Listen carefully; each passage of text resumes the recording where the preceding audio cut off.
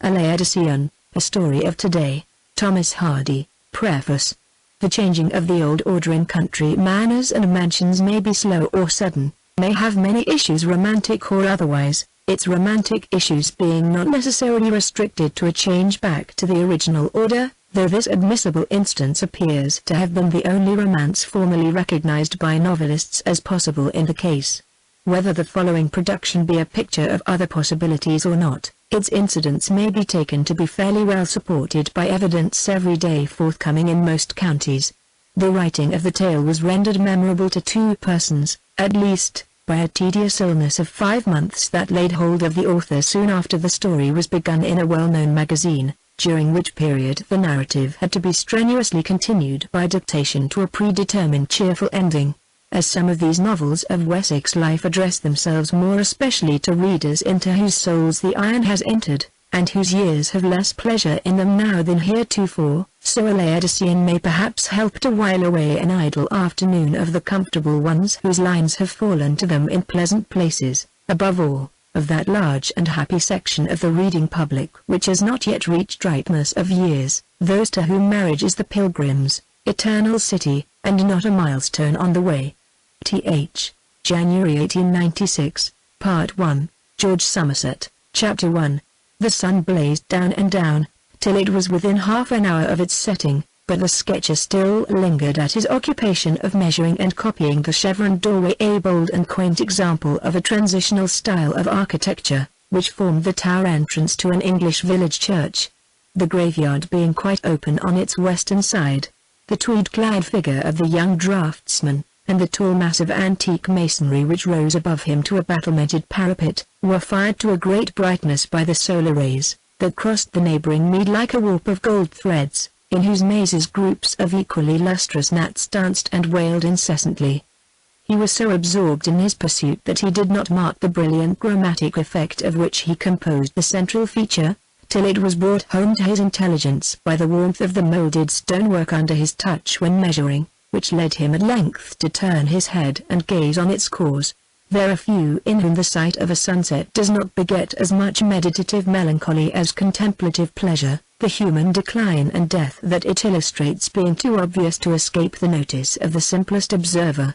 The sketcher, as if he had been brought to this reflection many hundreds of times before by the same spectacle, showed that he did not wish to pursue it just now, by turning away his face after a few moments, to resume his architectural studies.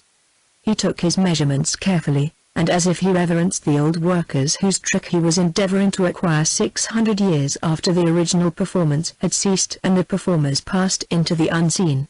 By means of a strip of lead called a leaden tape, which he pressed around and into the fillets and hollows with his finger and thumb, he transferred the exact contour of each moulding to his drawing, that lay on a sketching stool a few feet distant, where were also a sketching block, a small T-square, a bow pencil, and other mathematical instruments. When he had marked down the line thus fixed, he returned to the doorway to copy another as before.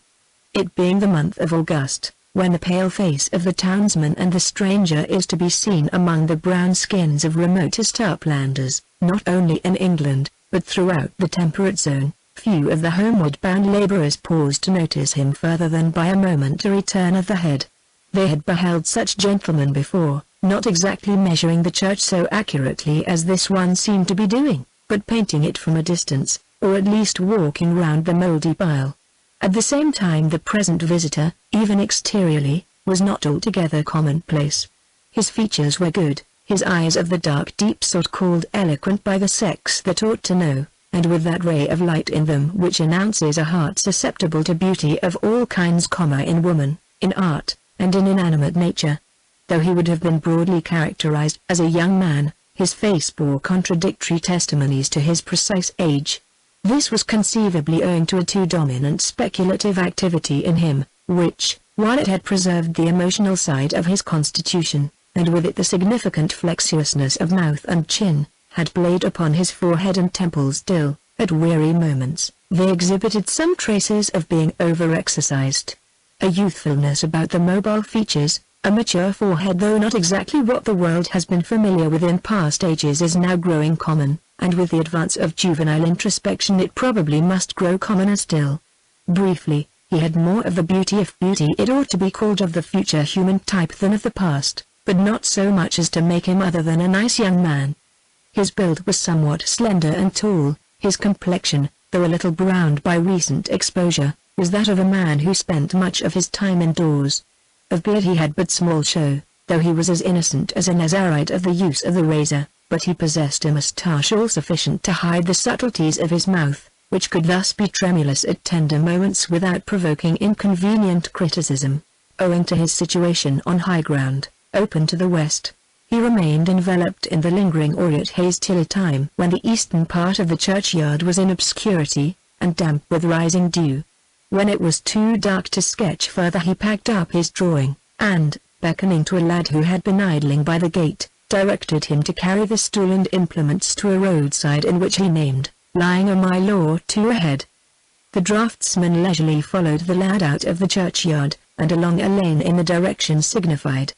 The spectacle of a summer traveller from London sketching medieval details in these neo-pagan days, when a lull has come over the study of English Gothic architecture, through a reawakening to the art forms of times that more nearly neighbour our own, is accounted for by the fact that George Somerset, son of the academician of that name, was a man of independent tastes and excursive instincts, who unconsciously, and perhaps unhappily, took greater pleasure in floating in lonely currents of thought than with the general tide of opinion.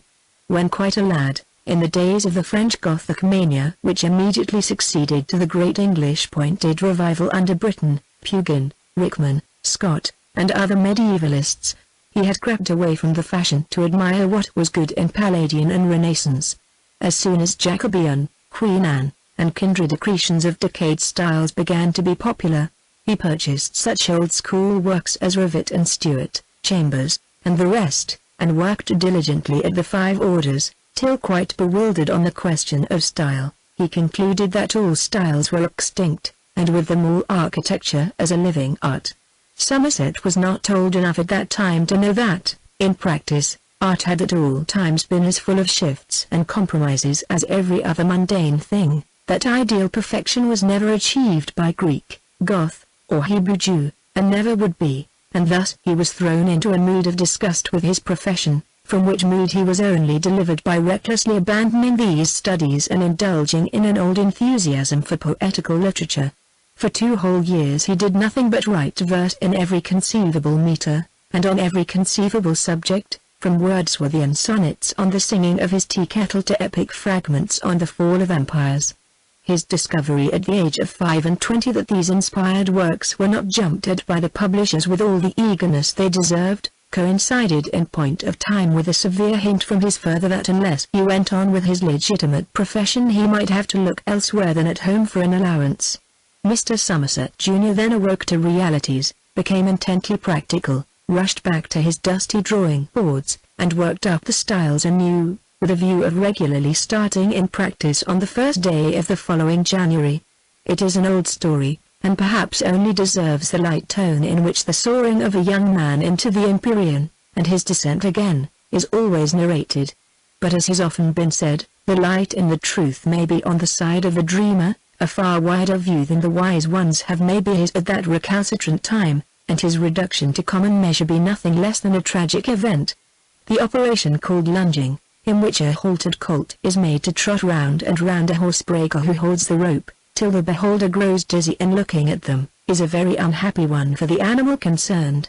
During its progress the colt springs upward, across the circle, stops, flies over the turf with the velocity of a bird, and indulges in all sorts of graceful antics, but he always ends in one way thanks to the knotted whipcord in a level trot round the lunger with the regularity of a horizontal wheel, and in the loss forever to his character of the bold contours which the fine hand of nature gave it. Yet the process is considered to be the making of him. Whether Somerset became permanently made under the action of the inevitable lunge, or whether he lapsed into mere dabbling with the artistic side of his profession only, it would be premature to say, but at any rate it was his contrite return to architecture as a calling that sent him on the sketching excursion under notice. Feeling that something still was wanting to round off his knowledge before he could take his professional line with confidence, he was led to remember that his own native Gothic was the one form of design that he had totally neglected from the beginning, through its having greeted him with wearisome iteration at the opening of his career. Now it had again returned to silence. Indeed, such is the surprising instability of art principles, as they are facetiously called. It was just as likely as not to sink into the neglect and oblivion which had been its lot in Georgian times. This accident of being out of vogue lent English Gothic an additional charm to one of his proclivities, and away he went to make it the business of a summer circuit in the West. The quiet time of evening, the secluded neighborhood, the unusually gorgeous liveries of the clouds packed in a pile over that quarter of the heavens in which the sun had disappeared, were such as to make a traveler loiter on his walk. Coming to a stile, Somerset mounted himself on the top bar, to imbibe the spirit of the scene and hour. The evening was so still that every trifling sound could be heard for miles. There was the rattle of a returning wagon, mixed with the smacks of the wagoner's whip. The team must have been at least 3 miles off. From far over the hill came the faint periodic yell of kennelled hounds, while from the nearest village resounded the voices of boys at play in the twilight. Then a powerful clock struck the hour. It was not from the direction of the church, but rather from the wood behind him, and he thought it must be the clock of some mansion that way. But the mind of man cannot always be forced to take up subjects by the pressure of their material presence, and Somerset's thoughts were often, to his great loss, apartment to be even more than common truants from the tones and images that met his outer senses on walks and rides. He would sometimes go quietly through the queerest, gayest, most extraordinary town in Europe, and let it alone, provided it did not meddle with him by its beggars, beauties, innkeepers, police, coachmen, mongrels, bad smells, and such like obstructions. This feat of questionable utility he began performing now. Sitting on a 3-inch ash rail that had been peeled and polished like glass by the rubbings of all the small clothes in the parish, he forgot the time, the place, forgot that it was August, in short, everything of the present altogether. His mind flew back to his past life, and deplored the waste of time that had resulted from his not having been able to make up his mind which of the many fashions of art that were coming and going in kaleidoscopic change was the true point of departure from himself. He had suffered from the modern malady of unlimited appreciativeness as much as any living man of his own age. Dozens of his fellows in years and experience, who had never thought specially of the matter, but had blunderingly applied themselves to whatever form of art confronted them at the moment of their making a move, were by this time acquiring renown as new lights, while he was still unknown. He wished that some accident could have hemmed in his eyes between inexorable blinkers, and sped him on in a channel ever so worn. Thus balanced between believing and not believing in his own future, he was recalled to the scene without by hearing the notes of a familiar hymn, rising in subdued harmonies from a valley below. He listened more heedfully. It was his old friend the New Sabbath, which he had never once heard since the lisping days of childhood, and whose existence, much as it had then been to him, he had till this moment quite forgotten. Where the New Sabbath had kept itself all these years, why that sound and hearty melody had disappeared from all the cathedrals, parish churches, minsters and chapels of ease that he had been acquainted with during his apprenticeship to life, and until his ways had become irregular and uncongregational, he could not, at first, say. But then he recollected that the tune appertained to the Old West Gallery period of church music, anterior to the great choral reformation and the rule of Monk, that old time when the repetition of a word, or half-line of a verse, was not considered a disgrace to an ecclesiastical choir. Willing to be interested in anything which would keep him out of doors, Somerset dismounted from the stile and descended the hill before him, to learn whence the singing proceeded. Chapter 2. He found that it had its origin in a building standing alone in a field, and though the evening was not yet dark without, lights shone from the windows. In a few moments Somerset stood before the edifice.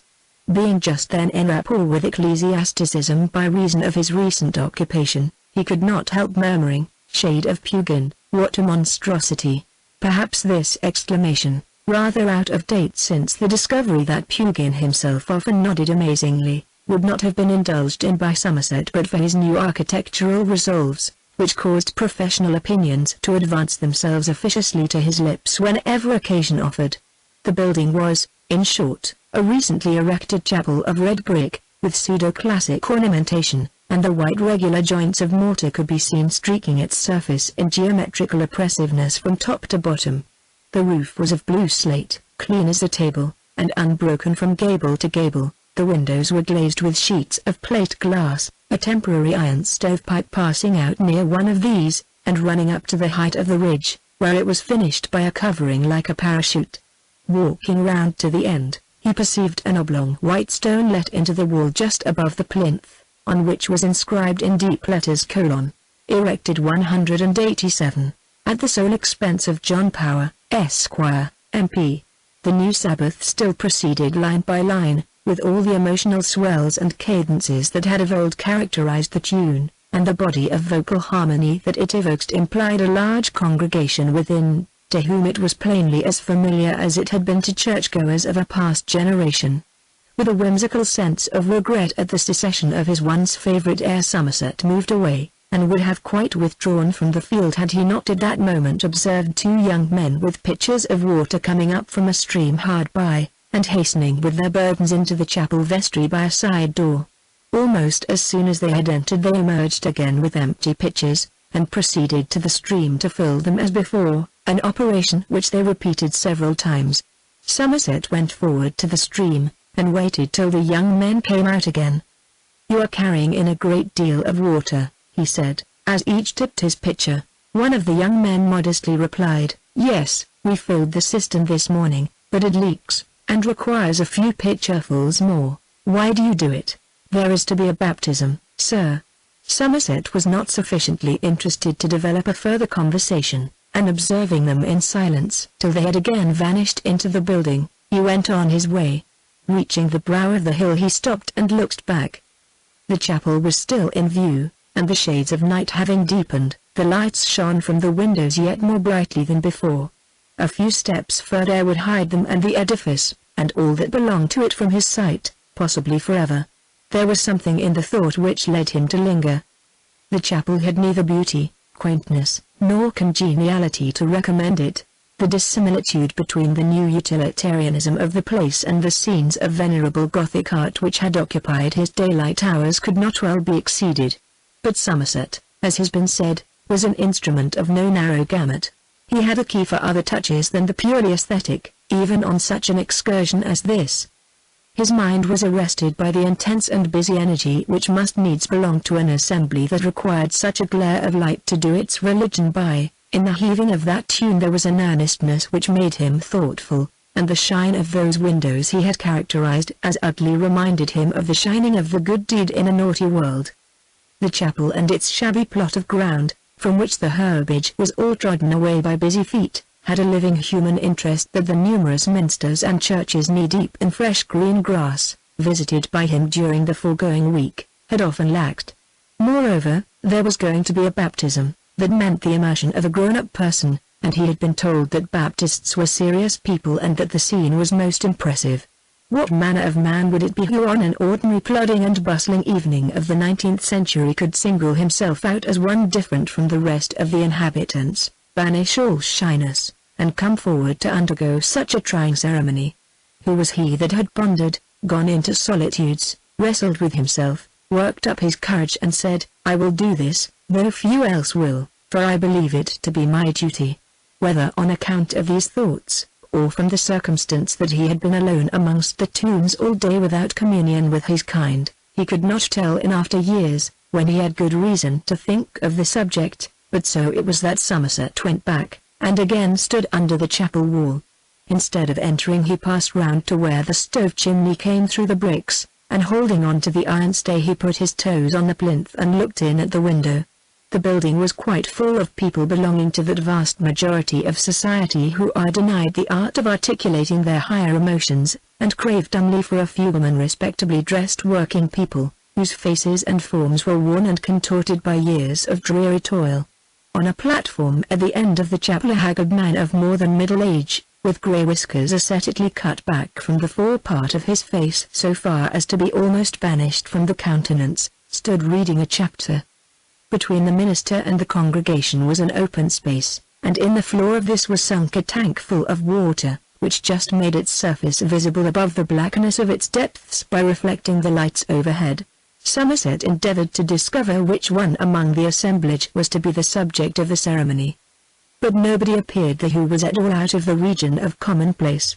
The people were all quiet and settled, yet he could discern on their faces something more than attention, though it was less than excitement, perhaps it was expectation. And as if to bear out his surmise he heard at that moment the noise of wheels behind him. His gaze into the lighted chapel made what had been an evening scene when he looked away from the landscape night itself on looking back, but he could see enough to discover that a brougham had driven up to the side door used by the young water-bearers, and that a lady in white and black half-mourning was in the act of alighting, followed by what appeared to be a waiting woman carrying wraps. They entered the vestry room of the chapel, and the door was shut. The service went on as before till at a certain moment the door between vestry and chapel was opened, when a woman came out clothed in an ample robe of flowing white, which descended to her feet. Somerset was unfortunate in his position. He could not see her face, but her gait suggested at once that she was the lady who had arrived just before. She was rather tall than otherwise, and the contour of her head and shoulders denoted a girl in the heyday of youth and activity. His imagination, stimulated by this beginning, set about filling in the meager outline with most attractive details. She stood upon the brink of the pool, and the minister descended the steps at its edge till the soles of his shoes were moistened with the water. He turned to the young candidate, but she did not follow him. Instead of doing so she remained rigid as a stone. He stretched out his hand, but she still showed reluctance. Still, with some embarrassment, he went back, and spoke softly in her ear. She approached the edge, looked into the water, and turned away shaking her head.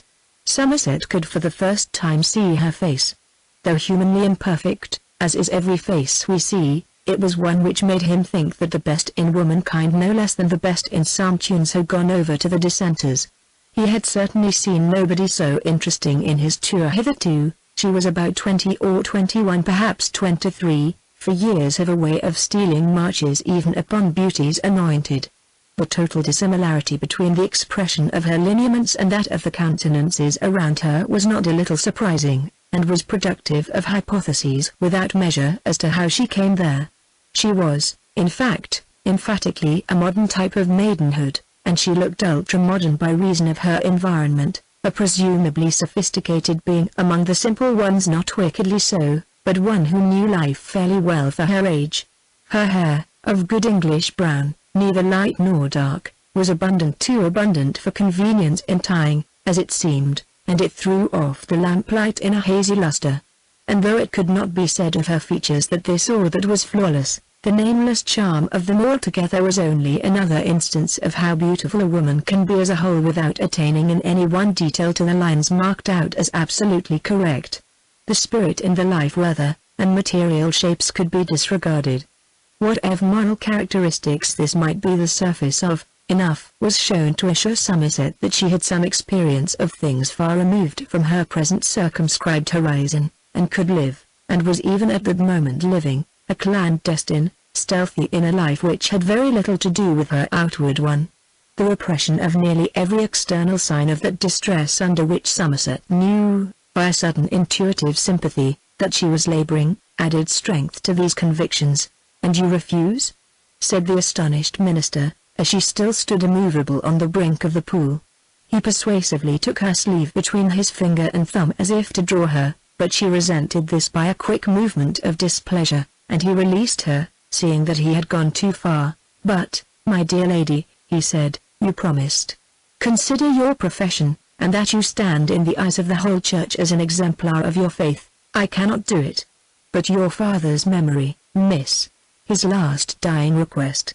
"I cannot help it," she said, turning to get away. "You came here with the intention to fulfill the word?" "But I was mistaken." "Then why did you come?" She tacitly implied that to be a question she did not care to answer.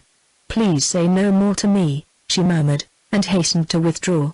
During this unexpected dialogue, which had reached Somerset's ears through the open windows, that young man's feelings had flown hither and thither between minister and lady in a most capricious manner. It had seemed at one moment a rather uncivil thing of her, charming as she was, to give the minister and the water-bearers so much trouble for nothing. The next, it seemed like reviving the ancient cruelties of the ducking stool to try to force a girl into that dark water if she had not a mind to it. But the minister was not without insight. and he had seen that it would be useless to say more. The crestfallen old man had to turn round upon the congregation and declare officially that the baptism was postponed. She passed through the door into the vestry. During the exciting moments of her occupancy there had been a perceptible flutter among the sensitive members of the congregation, nervous dissenters seeming to be at one with nervous Episcopalians in this at least, that they heartily disliked a scene during service. Calm was restored to their minds by the minister starting a rather long hymn in minims and semi-breves, amid the singing of which he ascended the pulpit. His face had a severe and even denunciatory look as he gave out his text, and Somerset began to understand that this meant mischief to the young person who had caused the hitch. In the 3rd chapter of Revelation and the 15th and following verses, you will find these words: I know thy works, that thou art neither cold nor hot. I would thou wert cold or hot. So then, because thou art lukewarm, and neither cold nor hot, I will spew thee out of my mouth. Thou sayest, I am rich, and increased with goods, and have need of nothing, and knowest not that thou art wretched, and miserable, and poor, and blind, and naked. The sermon straightway began, and it was soon apparent that the commentary was to be no less forcible than the text. It was also apparent that the words were, virtually, not directed forward in the line in which they were uttered, but through the chink of the vestry door, that had stood slightly ajar since the exit of the young lady. The listeners appeared to feel this no less than Somerset did, for their eyes, one and all, became fixed upon that vestry door as if they would almost push it open by the force of their gazing. The preacher's heart was full and bitter, no book or note was wanted by him, never was spontaneity more absolute than here. It was no timid reproof of the ornamental kind, but a direct denunciation, all the more vigorous perhaps from the limitation of mind and language under which the speaker labored. Yet, fool that he had been made by the candidate, there was nothing acrid in his attack. Genuine flashes of rhetorical fire were occasionally struck by that plain and simple man, who knew what straightforward conduct was, and who did not know the illimitable caprice of a woman's mind. At this moment there was not in the whole chapel a person whose imagination was not centered on what was invisibly taking place within the vestry. The thunder of the minister's eloquence echoed, of course, through the weak sister's cavern of retreat no less than round the public assembly. What she was doing inside there, whether listening contritely, or haughtily hastening to put on her things and get away from the chapel and all it contained, was obviously the thought of each member. What changes were tracing themselves upon that lovely face? Did it rise to phases of Raphaelesque resignation or sink so low as to flush and frown? Was Somerset's inquiry, and a half-explanation occurred when, during the discourse, the door which had been ajar was gently pushed to. Looking on as a stranger, it seemed to him more than probable that this young woman's power of persistence in her unexpected repugnance to the right was strengthened by wealth and position of some sort, and was not the unassisted gift of nature. The manner of her arrival, and her dignified bearing before the assembly, strengthened the belief. A woman who did not feel something extraneous to her mental self to fall back upon would be so far overawed by the people in the crisis as not to retain sufficient resolution for a change of mind. The sermon ended, the minister wiped his steaming face and turned down his cuffs, and nods and sagacious glances went round. Yet many, even of those who had presumably passed the same ordeal with credit, exhibited gentler judgment than the preachers on a tergiversation of which they had probably recognized some germ in their own bosoms when in the lady's situation. For Somerset there was but one scene, the imagined scene of the girl herself as she sat alone in the vestry. The fervent congregation rose to sing again, and then Somerset heard a slight noise on his left hand which caused him to turn his head. The brougham, which had retired into the field to wait, was back again at the door. The subject of his rumination came out from the chapel not in her mystic robe of white, but dressed in ordinary fashionable costume, followed as before by the attendant with other articles of clothing on her arm, including the white gown. Somerset fancied that the younger woman was drying her eyes with her handkerchief, but there was not much time to see. They quickly entered the carriage, and it moved on.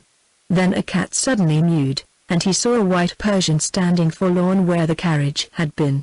The door was opened, the cat taken in, and the carriage drove away. The stranger's girlish form stamped itself deeply on Somerset's soul. He strolled on his way quite oblivious to the fact that the moon had just risen. and that the landscape was one for him to linger over, especially if there were any Gothic architecture in the line of the lunar rays. The inference was that though this girl must be of a serious turn of mind, willfulness was not foreign to her composition, and it was probable that her daily doings evinced without much abatement by religion the unbroken spirit and pride of life natural to her age. The little village inn at which Somerset intended to pass the night lay a mile further on, and retracing his way up to the stile he rambled along the lane, now beginning to be streaked like a zebra with the shadows of some young trees that edged the road. But his attention was attracted to the other side of the way by a hum as of a night bee, which arose from the play of the breezes over a single wire of telegraph running parallel with his track on tall poles that had appeared by the road. He hardly knew when, from a branch route, probably leading from some town in the neighborhood to the village he was approaching. He did not know the population of Sleeping Green, as the village of his search was called, but the presence of this mark of civilization seemed to signify that its inhabitants were not quite so far in the rear of their age as might be imagined. A glance at the still ungrassed heap of earth round the foot of each post was, however, sufficient to show that it was at no very remote period that they had made their advance. Aided by this friendly wire, Somerset had no difficulty in keeping his course, till he reached a point in the ascent of a hill at which the telegraph branched off from the road, passing through an opening in the hedge, to strike across an undulating down, while the road wound round to the left. For a few moments Somerset doubted and stood still. The wire sang on overhead with dying falls and melodious rises that invited him to follow, while above the wire rode the stars in their courses, the low nocturne of the former seeming to be the voices of those stars, still choiring to the young-eyed cherubim. Recalling himself from these reflections, Somerset decided to follow the lead of the wire. It was not the first time during his present tour he had found his way at night by the help of these musical threads which the post office authorities had erected all over the country for quite another purpose than to guide belated travelers. Plunging with it across the down, he came to a hedgeless road that entered a park or chase, which flourished in all its original wildness. Tufts of rushes and brakes of fern rose from the hollows, and the road was in places half overgrown with green, as if it had not been tended for many years, so much so that, where shaded by trees, he found some difficulty in keeping it. Though he had noticed the remains of a deer fence further back, no deer were visible, and it was scarcely possible that there should be any in the existing state of things, but rabbits were multitudinous, every hillock being dotted with their seated figures till Somerset approached and sent them limping into their burrows. The road next wound round a clump of underwood beside which lay heaps of faggots for burning, and then there appeared against the sky the walls and towers of a castle, half ruin, half residence, standing on an eminence hard by. Somerset stopped to examine it. The castle was not exceptionally large, but it had all the characteristics of its most important fellows. Irregular, dilapidated, and muffled in creepers as a great portion of it was, some part a comparatively modern wing was inhabited, for a light or two steadily gleamed from some upper windows, in others a reflection of the moon denoted that unbroken glass yet filled their casements. Over all rose the keep, a square solid tower apparently not much injured by wars or weather, and darkened with ivy on one side, wherein wings could be heard flapping uncertainly, as if they belonged to a bird unable to find a proper perch. Hissing noises supervened, and then a hoot, proclaiming that a brood of young owls were residing there in the company of older ones. In spite of the habitable and more modern wing, neglect and decay had set their mark upon the outworks of the pile, unfitting them for a more positive light than that of the present hour. He walked up to a modern arch spanning the ditch now dry and green over which the drawbridge once had swung. The large door under the porter's archway was closed and locked. While standing here the singing of the wire, which for the last few minutes he had quite forgotten, again struck upon his ear, and retreating to a convenient place he observed its final course. From the poles amid the trees it leapt across the moat, over the girdling wall, and thence by a tremendous stretch towards the keep where, to judge by sound, it vanished through an arrow slit into the interior. This fossil of feudalism, then, was the journey's end of the wire, and not the village of Sleeping Green. There was a certain unexpectedness in the fact that the hoary memorial of a stolid antagonism to the interchange of ideas, the monument of hard distinctions in blood and race, of deadly mistrust of one's neighbor in spite of the Church's teaching, and of a sublime unconsciousness of any other force than a brute one, should be the goal of a machine which beyond everything may be said to symbolize cosmopolitan views and the intellectual and moral kinship of all mankind.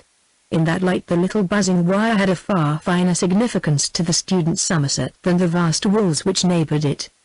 But the modern fever and fret which consumes people before they can grow old was also signified by the wire, and this aspect of today did not contrast well with the fairer side of feudalism. Leisure, light-hearted generosity, intense friendships, hawks, hounds, revels, healthy complexions, freedom from care, and such a living power in architectural art as the world may never again see.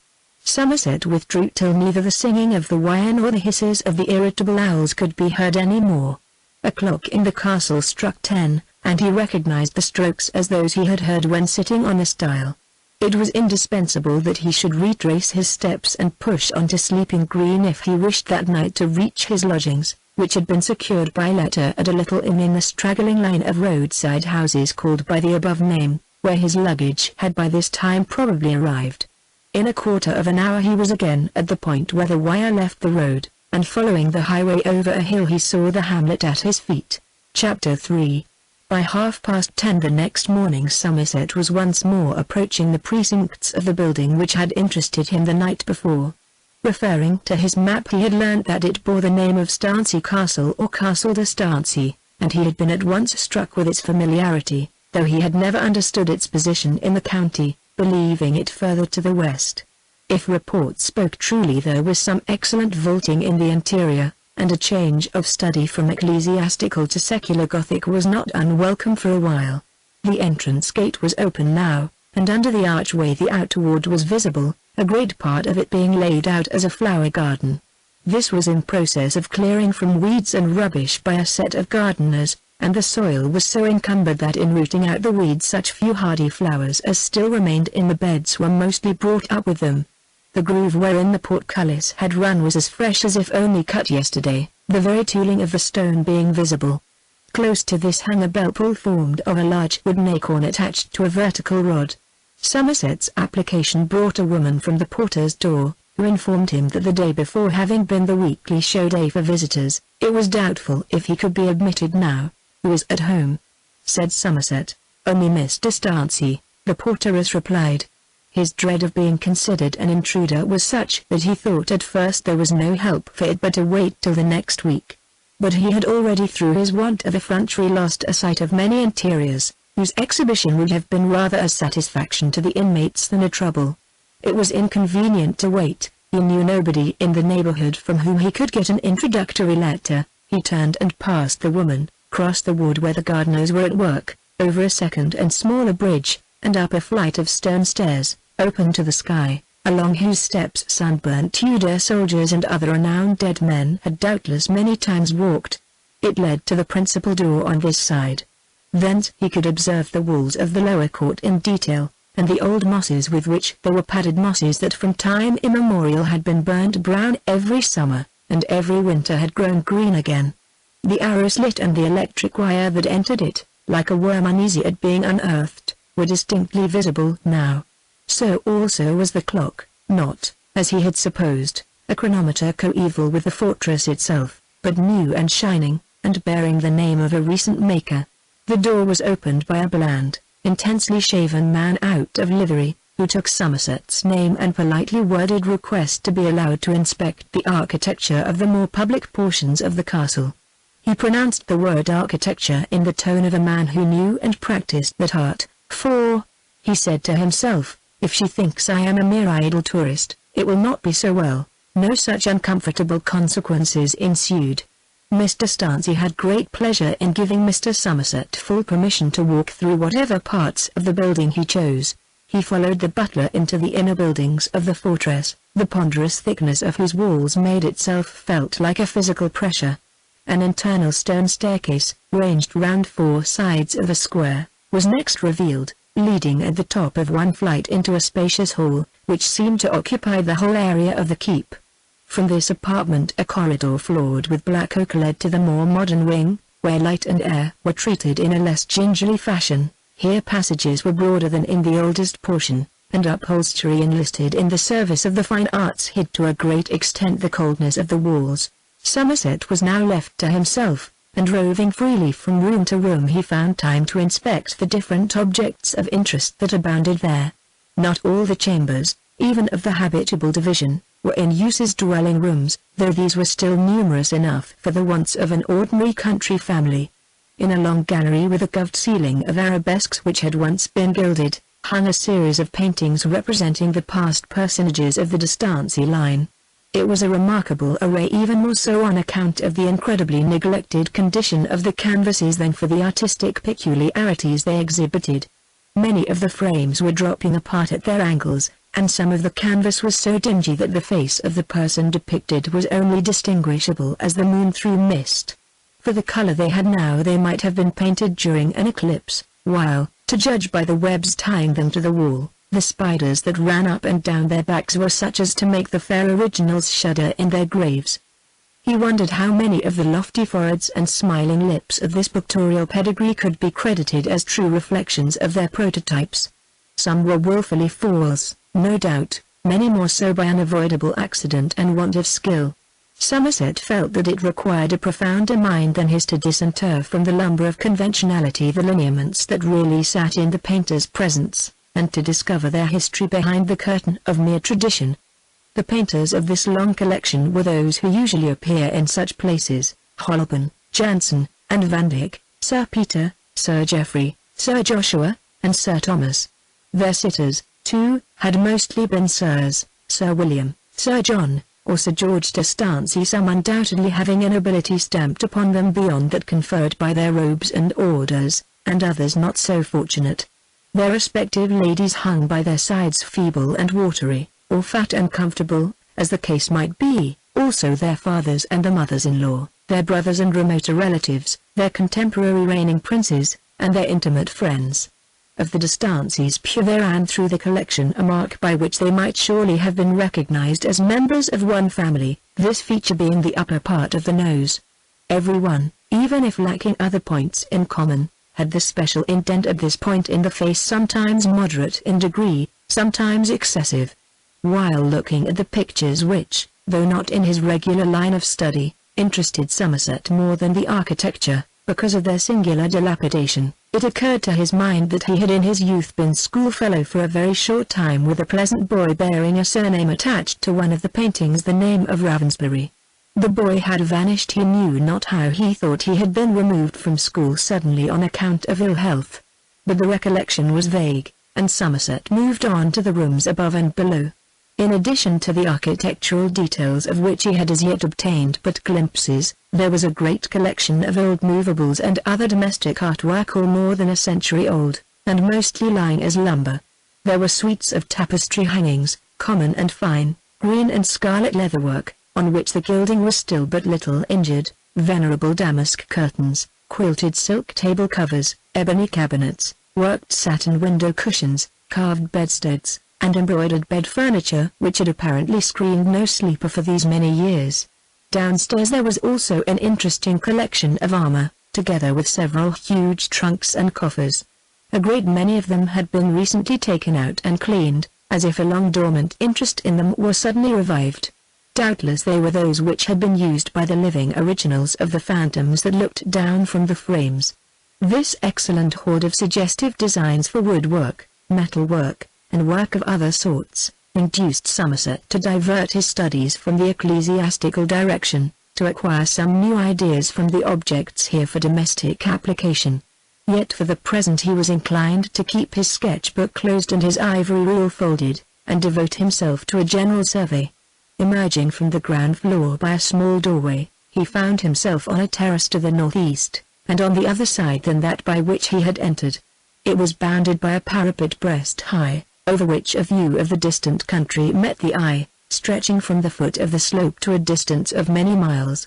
Somerset went and leaned over, and looked down upon the tops of the bushes beneath.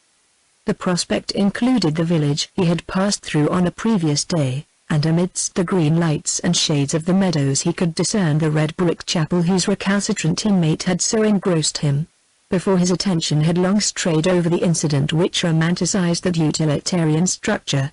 He became aware that he was not the only person who was looking from the terrace towards that point of the compass. At the right-hand corner, in a niche of the curtain wall, reclined a girlish shape, and asleep on the bench over which she leaned was a white cat, the identical Persian as it seemed that had been taken into the carriage at the chapel door. Somerset began to muse on the probability or otherwise of the backsliding Baptist and this young lady resulting in one and the same person, and almost without knowing it he found himself deeply hoping for such a unity. The object of his inspection was idly leaning, and this somewhat disguised her figure. It might have been tall or short, curvilinear or angular. She carried a light sunshade which she fitfully twirled until, thrusting it back over her shoulder, her head was revealed sufficiently to show that she wore no hat or bonnet. This token of her being an inmate of the castle, and not a visitor, rather damped his expectations, but he persisted in believing her look towards the chapel must have a meaning in it, till she suddenly stood erect, and revealed herself as short in stature, almost dumpy, at the same time giving him a distinct view of her profile. She was not at all like the heroine of the chapel. He saw the dinted nose of the Distances outlined with hollow shadowlessness against the blue-green of the distant wood. It was not the Distancy face with all its original specialities, it was, so to speak, a defective reprint of that face, for the nose tried hard to turn up and deal utter confusion to the family shape. As for the rest of the countenance, Somerset was obliged to own that it was not beautiful. Nature had done there many things that she ought not to have done, and left undone much that she should have executed. It would have been decidedly plain but for a precious quality which no perfection of chiseling can give when the temperament denies it, and which no facial irregularity can take away, a tender affectionateness which might almost be called yearning, such as is often seen in the women of Correggio when they are painted in profile. But the plain features of Miss Distancy, who she undoubtedly was, were rather severely handled by Somerset's judgment owing to his impression of the previous night.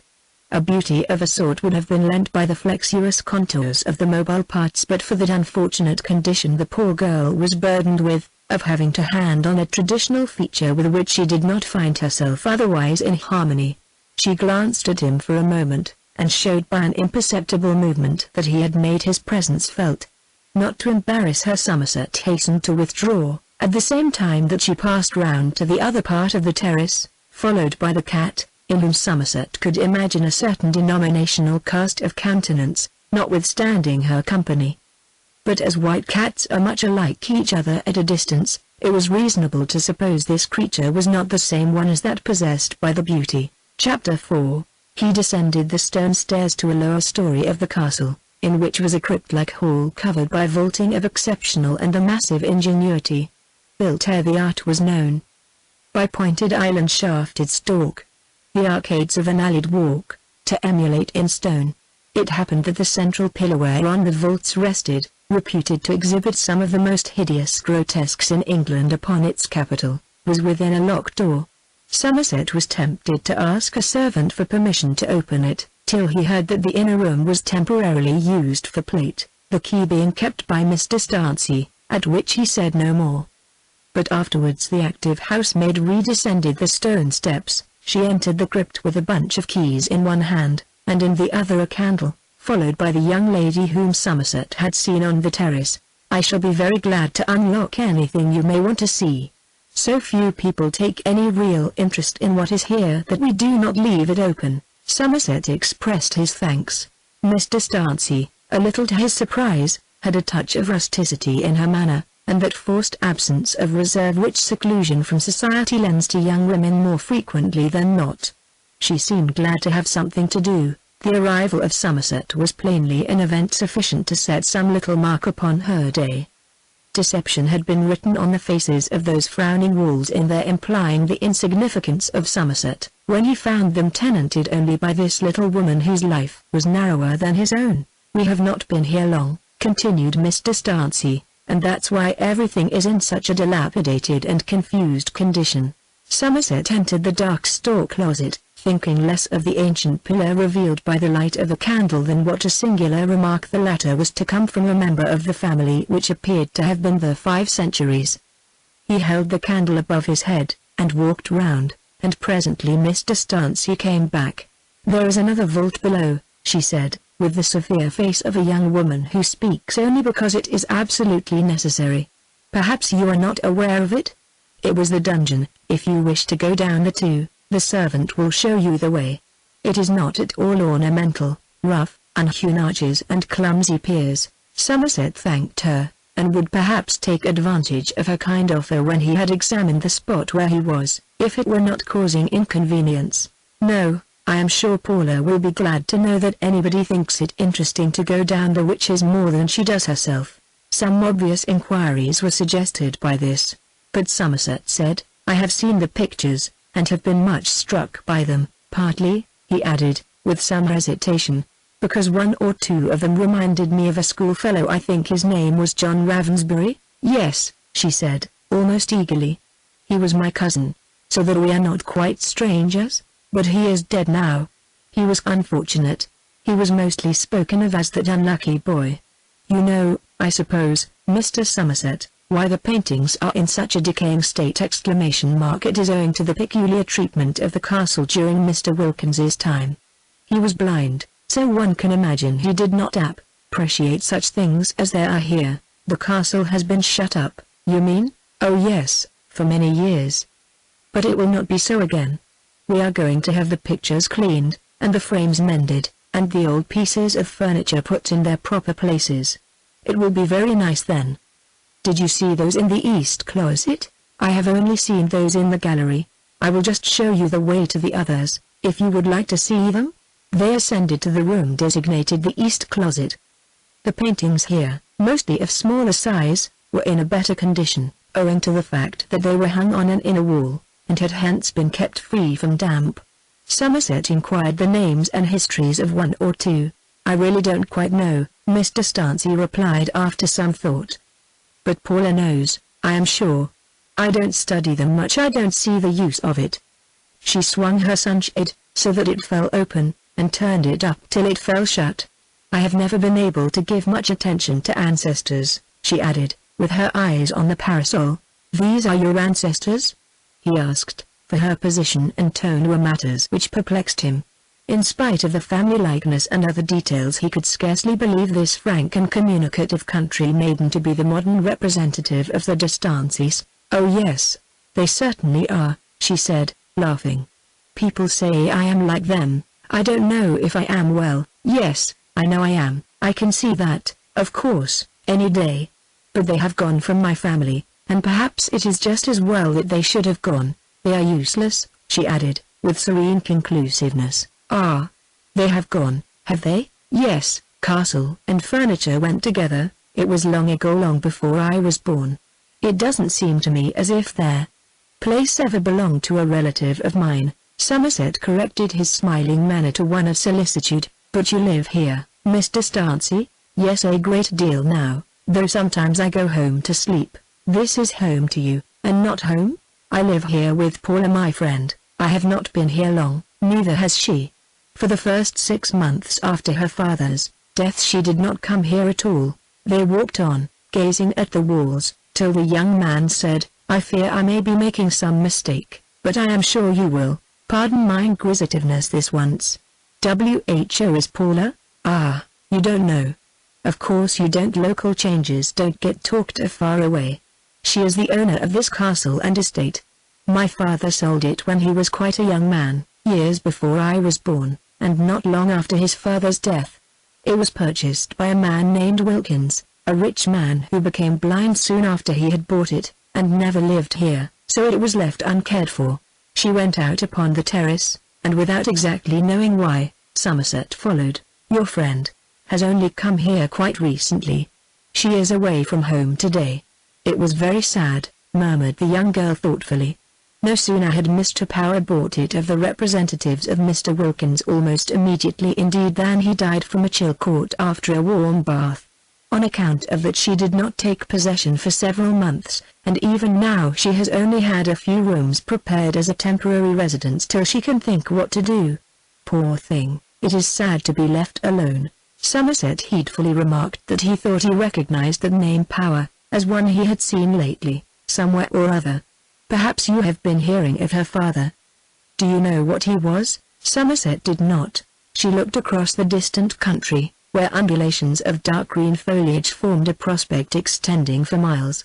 And as she watched, and Somerset's eyes, led by hers, watched also, a white streak of steam, thin as a cotton thread, could be discerned ploughing that green expanse. "Her father made that," Mr. Stancy said, directing her finger towards the object. "That what?" "That railway. He was Mr. John Power, the great railway contractor. And it was through making the railway that he discovered this castle. The railway was diverted a little on its account, a clash between ancient and modern." "Yes, but he took an interest in the locality long before he purchased the estate. And he built the people a chapel on a bit of freehold he bought for them. He was a great nonconformist, a staunch Baptist up to the day of his death, a much stauncher one," she said significantly, "than his daughter is." "Ah, I begin to spot her. You have heard about the baptism." "I know something of it. Her conduct has given mortal offense to the scattered people of the denomination that her father was at such pains to unite into a body." Somerset could guess the remainder, and in thinking over the circumstances did not state what he had seen.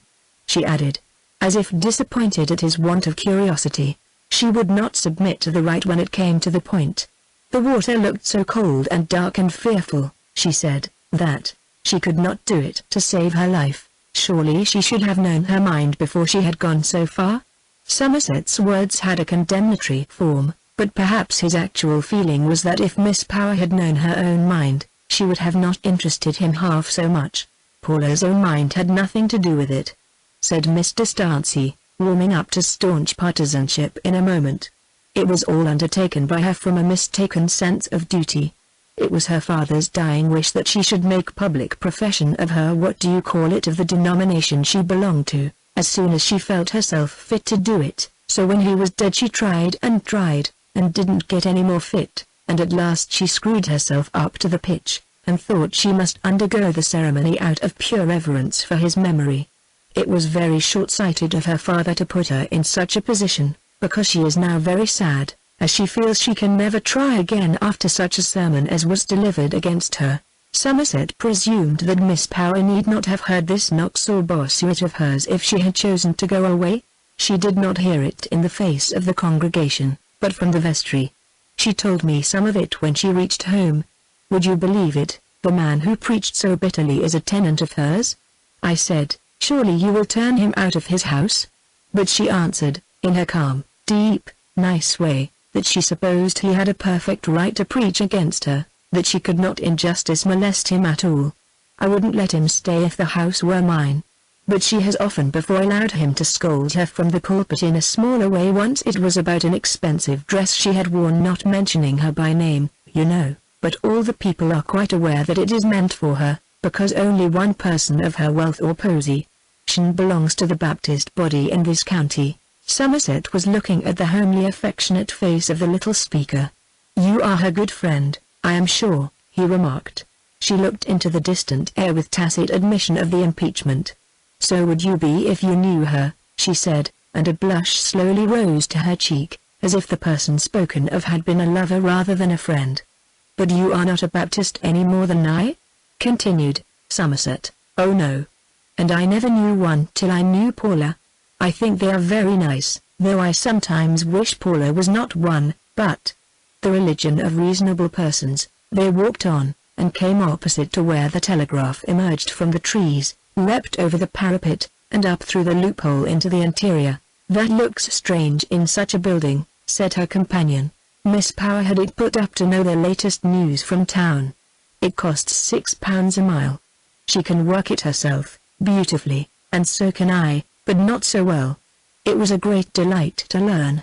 Miss Power was so interested at first that she was sending messages from morning till night. "And did you hear the new clock? Is it a new one?" "Yes, I heard it. The old one was quite worn out, so Paula has put it in the cellar, and had this new one made, though it still strikes on the old bell.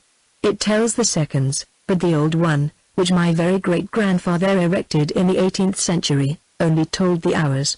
Paula says that time, being so much more valuable, now, must of course be cut up into smaller pieces. She does not appear to be much impressed by the spirit of this ancient bile, Mr. Stancy shook her head too slightly to express absolute negation. "Do you wish to come through this door?" she asked. "There is a singular chimney-piece in the kitchen, which is considered a unique example of its kind, though I myself don't know enough about it to have an opinion on the subject."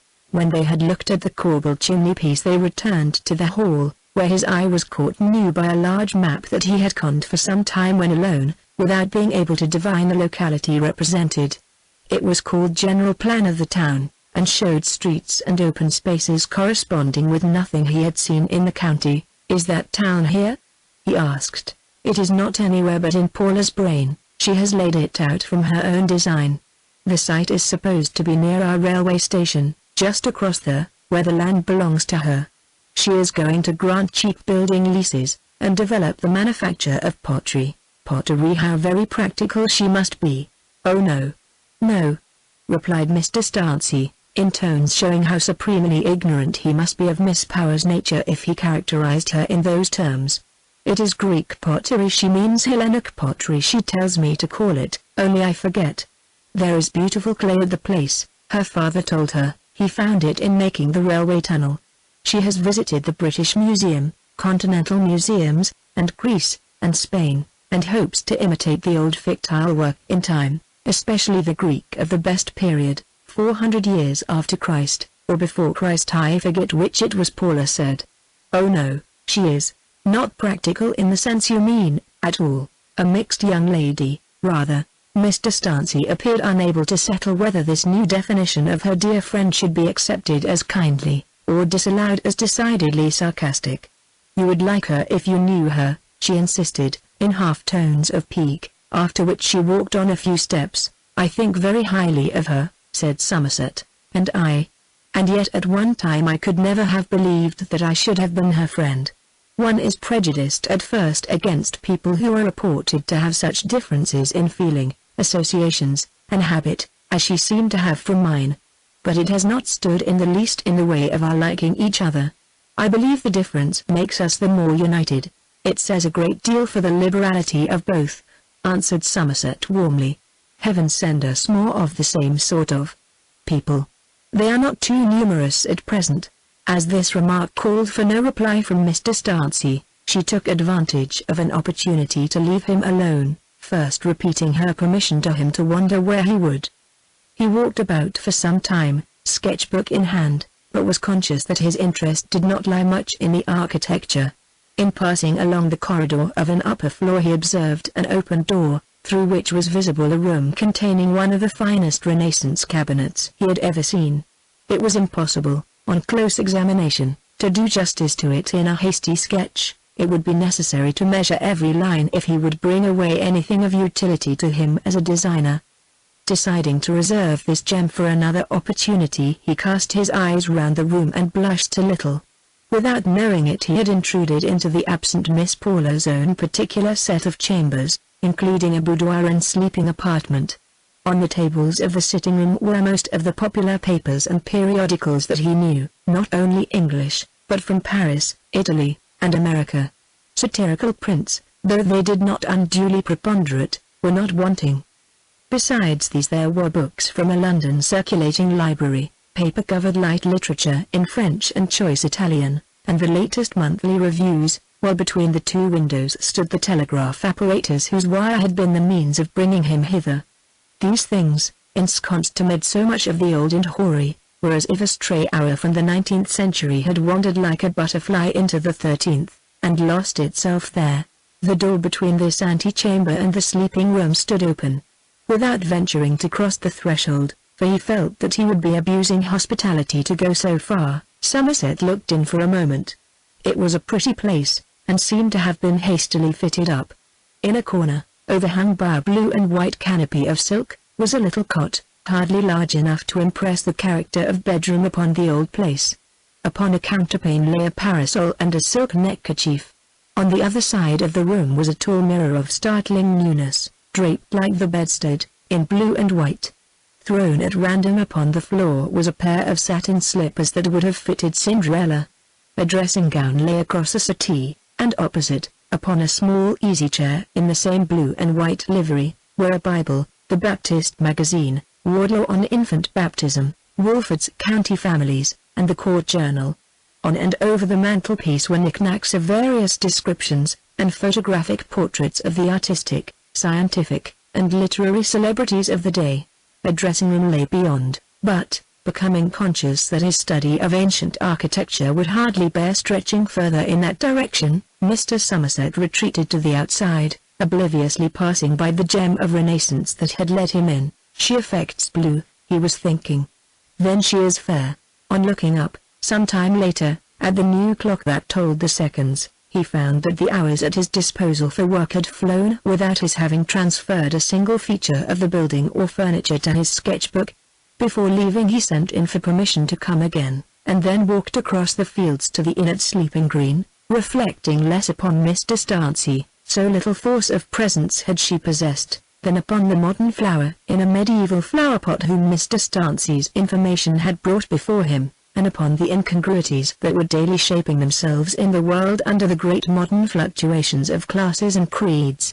Somerset was still full of the subject when he arrived at the end of his walk, and he fancied that some loungers at the bar of the inn were discussing the heroine of the chapel scene just at the moment of his entry. On this account, when the landlord came to clear away the dinner, Somerset was led to inquire of him, by way of opening a conversation, if there were many Baptists in the neighborhood. The landlord, who was a serious man on the surface, though he occasionally smiled beneath, replied that there were a great many, far more than the average in country parishes. Even here, in my house, now, he added, when folks get a drop of drink into and their feelings rise to a song, some man will strike up a hymn by preference. But I find no fault with that, for though 'tis hardly human nature to be so calculating in your cups, a fellow may as well sing to gain something as sing to waste. How do you account for there being so many? Well, you see, sir, some says one thing, and some another. I think they does it to save the expense of a Christian burial for children.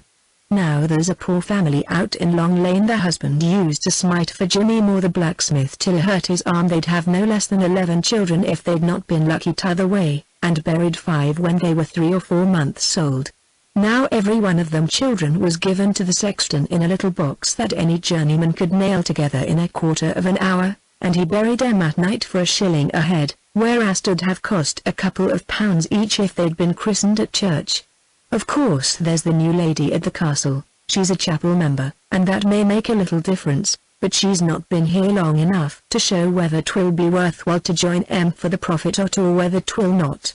No doubt if it turns out that she's of a sort to relieve folks in trouble, more will join her set than belongs to it already. Any port in a storm, of course, as the saying is. As for yourself, you're a churchman at present, I presume? Yes, not but I was a Methodist once, for a length of time. 'Twas owing to my taking a house next door to a chapel, so that what with hearing the organ biz like a bee through the wall, and what with finding it saved umbrellas on wet Sundays, I went over to that faith for 2 years, though I believe I dropped money by it. I wouldn't be the man to say so if I hadn't. Howsomever, when I moved into this house I turned back again to my old religion. Faith, I don't see much difference, be you one, or be you t'other, you've got to get your living. The Distancies, of course, have not much influence here, now, for that, or any other thing. Oh no, no, not any at all. They be very low upon ground, and always will be now, I suppose. It was thought it worthy of being recorded in history. You've read it, sir, no doubt? Not a word. Oh, then, you shall. I've got the history somewhere. 'Twas gay manners that did it. The only bit of luck they have had of late years is Miss Powers taking to little Miss Distancy, and making her company keeper. I hope 'twill continue. That the 2 daughters of these Antipodean families should be such intimate friends was a situation which pleased Somerset as much as it did the landlord. It was an engaging instance of that human progress on which he had expended many charming dreams in the years when poetry, theology, and the reorganization of society had seemed matters of more importance to him than a profession which should help him to a big house, an income, a fair diapayer, and a lovely progeny. When he was alone he poured out a glass of wine, and silently drank the healths of the 2 generous-minded young women who, in this lonely district, had found sweet communion a necessity of life. and by pure and instinctive good sense had broken down a barrier which men thrice their age and repute would probably have felt it imperative to maintain. But perhaps this was premature. The omnipotent Miss Power's character, practical or ideal, politic or impulsive, he as yet knew nothing of, and giving over reasoning from insufficient data he lapsed into mere conjecture. Chapter 5. The next morning Somerset was again at the castle. He passed some interval on the walls before encountering Mr. Stancy, whom at last he observed going towards a pony carriage that waited near the door. A smile gained strength upon her face at his approach, and she was the first to speak. "I am sorry Miss Power has not returned," she said, and accounted for that lady's absence by her distress at the event of 2 evenings earlier. "But I have driven over to my father Sir William de Stancy's house this morning," she went on. "And on mentioning your name to him, I found he knew it quite well. You will you not, forgive my ignorance in having no better knowledge of the elder Mr. Somerset's works than a dim sense of his fame as a painter? But I was going to say that my father would much like to include you in his personal acquaintance, and wishes me to ask if you will give him the pleasure of lunching with him today. My cousin John, whom you once knew, was a great favorite of his, and used to speak of you sometimes. It will be so kind if you can come. My father is an old man, out of society, and he would be glad to hear the news of town." Somerset said he was glad to find himself among friends where he had only expected strangers, and promised to come that day, if she would tell him the way. That she could easily do. The short way was across that glade he saw there, then over the stile into the wood, following the path till it came out upon the turnpike road. He would then be almost close to the house. The distance was about 2.5 miles, but if he thought it too far for a walk, she would drive on to the town, where she had been going when he came, and instead of returning straight to her father's would come back and pick him up. It was not at all necessary, he thought. He was a walker, and could find the path. At this moment a servant came to tell Miss de Stancy that the telegraph was calling her. "Ah, it is lucky that I was not gone again," she exclaimed. "John seldom reads it right if I am away." It now seemed quite in the ordinary course that, as a friend of her father's, he should accompany her to the instrument. So up they went together, and immediately on reaching it she applied her ear to the instrument, and began to gather the message. Somerset fancied himself like a person overlooking another's letter, and moved aside. "It is no secret," she said, smiling. "Paula to Charlotte, it begins. That's very pretty." "Oh, and it is about you," murmured Mr. Stancy. "Me?" The architect blushed a little. She made no answer, and the machine went on with its story. There was something curious in watching this utterance about himself, under his very nose, in language unintelligible to him. He conjectured whether it were inquiry, praise, or blame, with a sense that it might reasonably be the latter, as the result of his surreptitious look into that blue bedroom, possibly observed and reported by some servant of the house.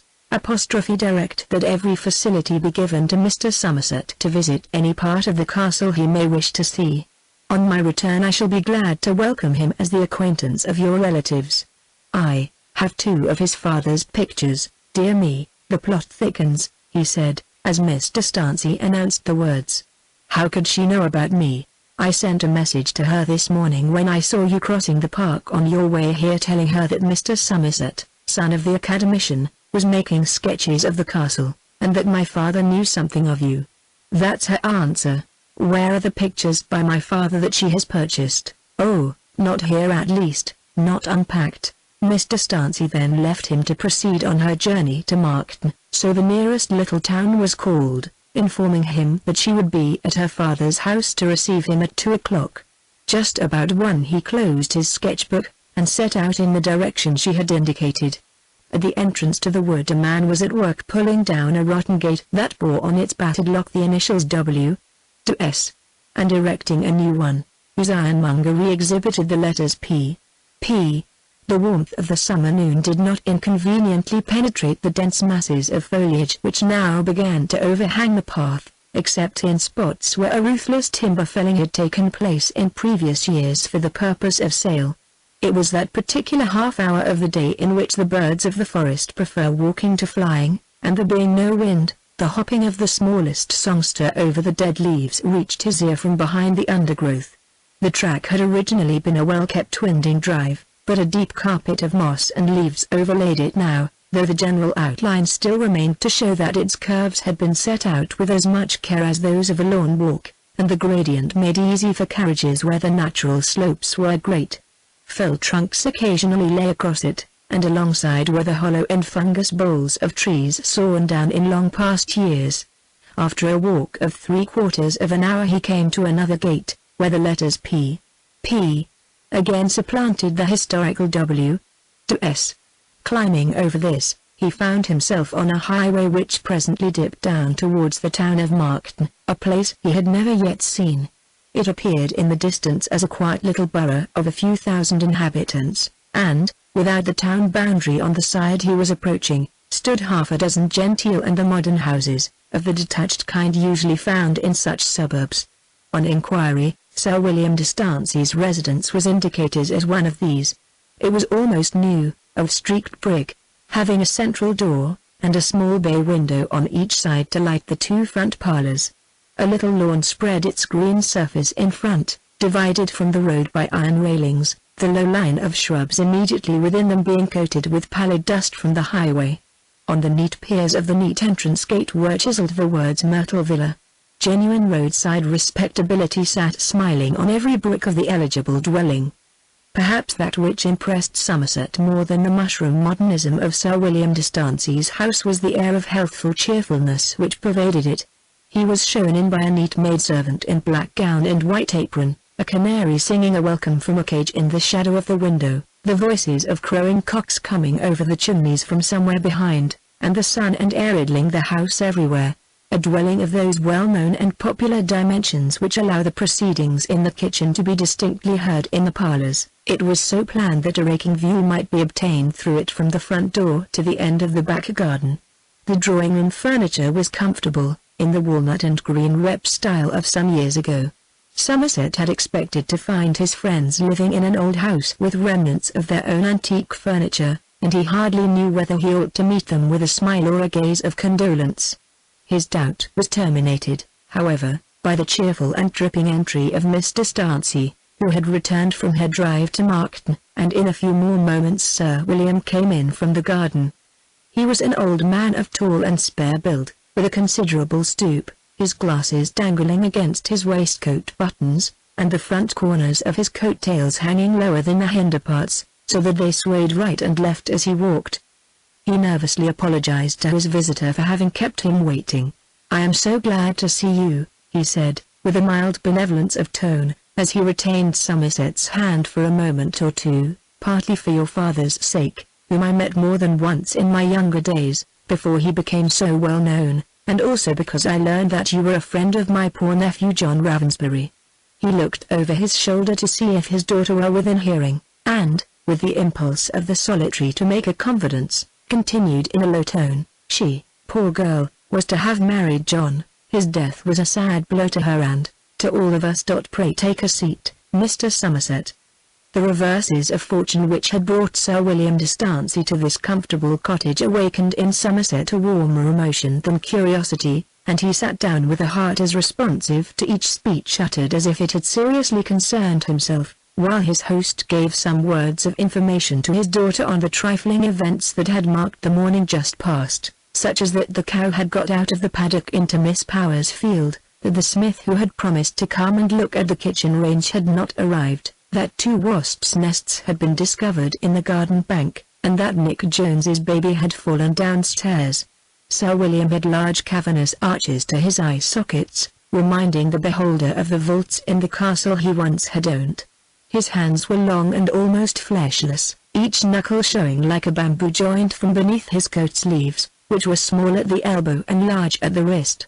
All the colour had gone from his beard and locks, except in the case of a few isolated hairs of the former, which retained dashes of their original shade at sudden points in their length, revealing that all had once been raven black. But to study a man to his face for long is a species of ill nature which requires a colder temperament, or at least an older heart, than the architect's was at that time. Incurious unobservance is the true attitude of cordiality, and Somerset blamed himself for having fallen into an act of inspection even briefly. He would wait for his host's conversation, which would doubtless be of the essence of historical romance. The favorable bank returns have made the money market much easier today, as I learn," said Sir William. "Oh, have they?" said Somerset.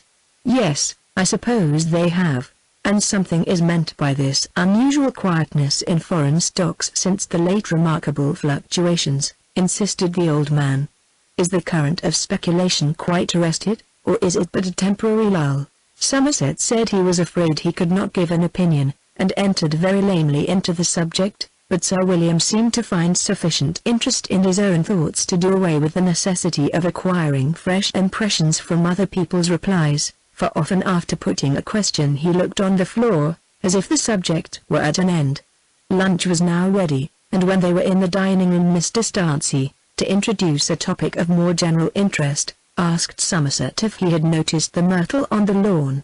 Somerset had noticed it, and thought he had never seen such a full-blown one in the open air before.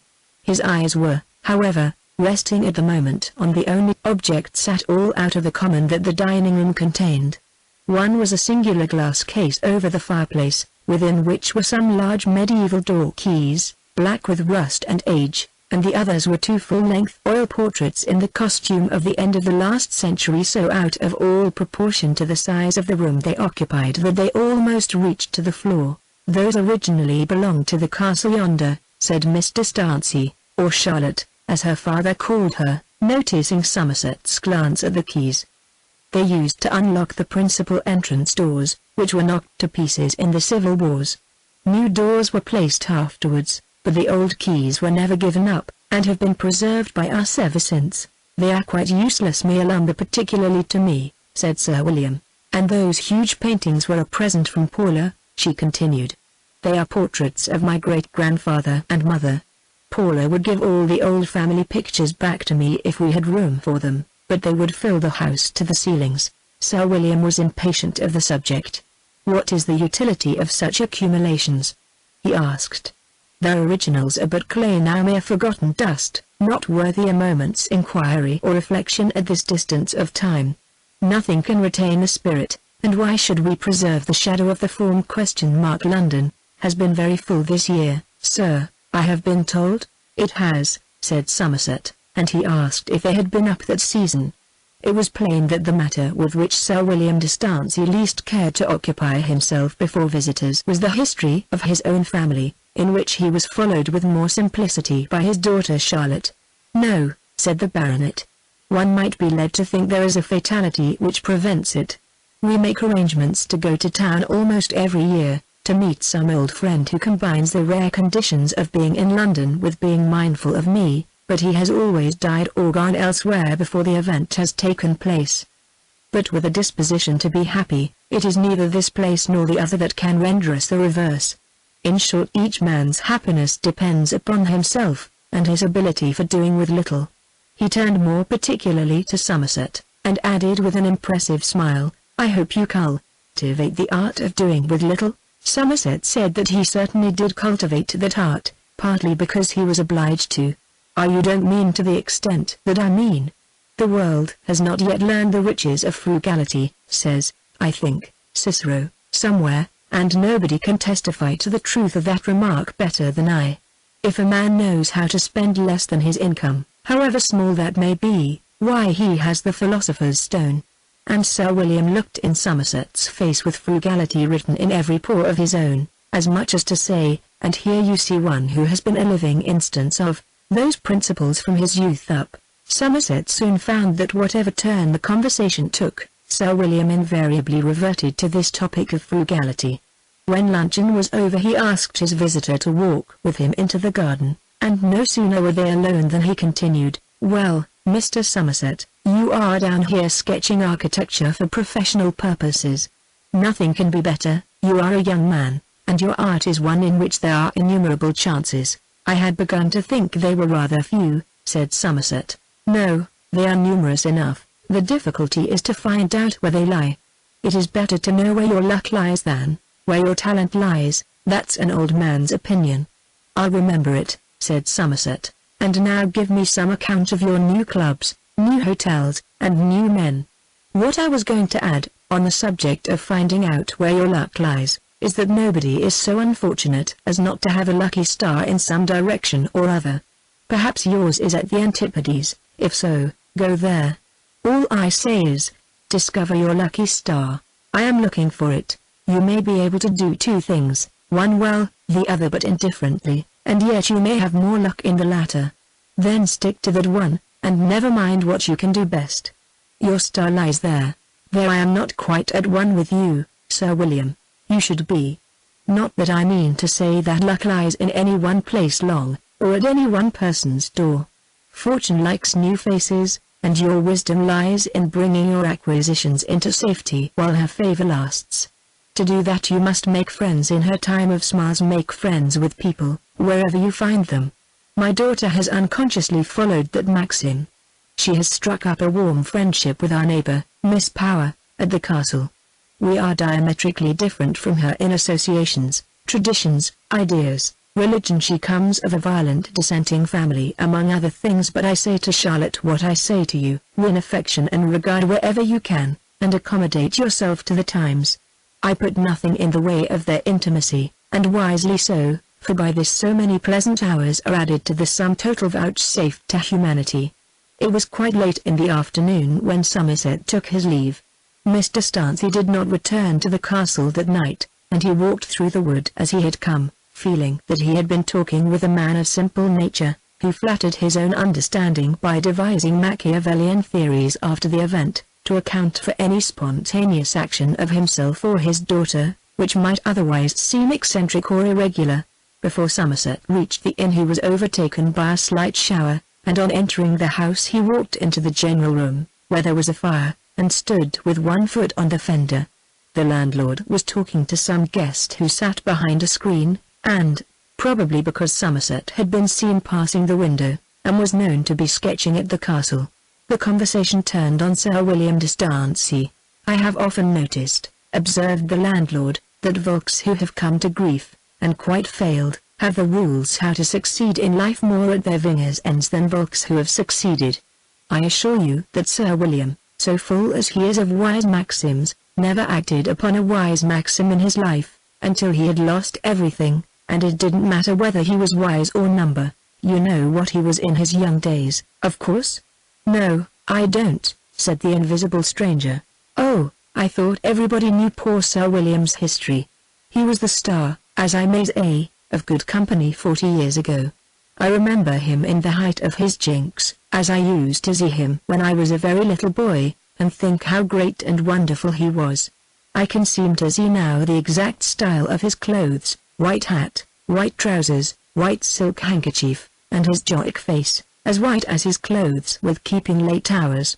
There was nothing black about him but his hair and his eyes. He wore no beard at that time, and they were black as sloughs. The like of his coming on the racecourse was never seen thereafore nor since. He drove his equipage himself, and it was always hauled by 4 beautiful white horses, and 2 outriders rode in harness bridles. There was a groom behind him, and another at the rubbing post, all in livery as glorious as New Jerusalem. What a stablishment he kept up at that time! I can mind him, sir, with 30 race horses in training at once, 17 coach horses, 12 hunters at his box t'other side of London, 4 chargers at Budmouth, and ever so many hacks. And he lost all by his racing speculations? The stranger observed, and Somerset fancied that the voice had in it something more than the languid carelessness of a casual sojourner. Partly by that, partly in other ways. He spent a mint o' money in a wild project of founding a watering place, and sunk thousands in a useless silver mine, so 'twas no wonder that the castle named after him fell into other hands. The way it was done was curious. Mr. Wilkins, who was the first owner after it went from Sir William, actually sat down as a guest at his table, and got up as the owner. He took off, at a round sum, everything saleable, furniture, plate, pictures, even the milk and butter in the dairy. That's how the pictures and furniture come to be in the castle still, worm-eaten rubbish so mow it, and hardly worth moving. And off went the baronet to Myrtle Villa? Oh no. He went away for many years.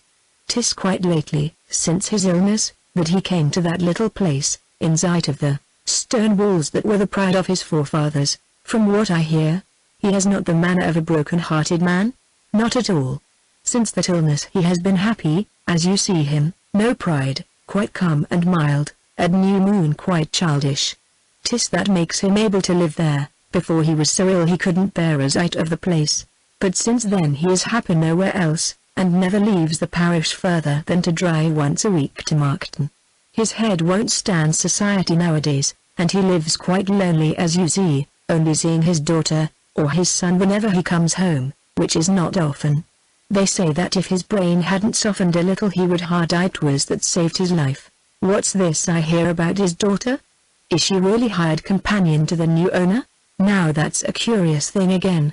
These two girls being so fond of one another, one of 'em a dissenter, and all that, and t'other a distancey.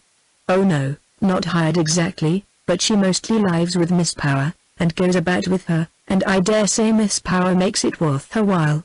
One can't move a step without the other following, though judging by ordinary volks you'd think 'twould be a cat and dog friendship rather, but 'tis not, they be more like lovers than maid and maid. Miss Power is looked up to by little Distancey as if she were a godamighty, and Miss Power lets her love her to her heart's content.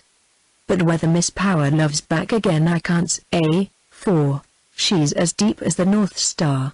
The landlord here left the stranger to go to some other part of the house, and Somerset drew near to the glass partition to gain a glimpse of a man whose interest in the neighborhood seemed to have arisen so simultaneously with his own. But the inner room was empty. The man had apparently departed by another door. Chapter 6. The telegraph had almost the attributes of a human being at Stancy Castle. When its bell rang people rushed to the old tapestried chamber allotted to it, and waited its pleasure with all the deference due to such a novel inhabitant of that ancestral pile. This happened on the following afternoon about 4 o'clock, while Somerset was sketching in the room adjoining that occupied by the instrument. Hearing its call, he looked in to learn if anybody were attending, and found Mr. Stancy bending over it. She welcomed him without the least embarrassment. "Another message," she said. Poor later Charlotte. Have returned to Markton. "Am starting for home. Will be at the gate between 4 and 5 if possible." Mr. Stancy blushed with pleasure when she raised her eyes from the machine. "Is she not thoughtful to let me know beforehand?" Somerset said she certainly appeared to be, feeling at the same time that he was not in possession of sufficient data to make the opinion of great value. "Now I must get everything ready, and order what she will want, as Mrs. Goodman is away." "What will she want?"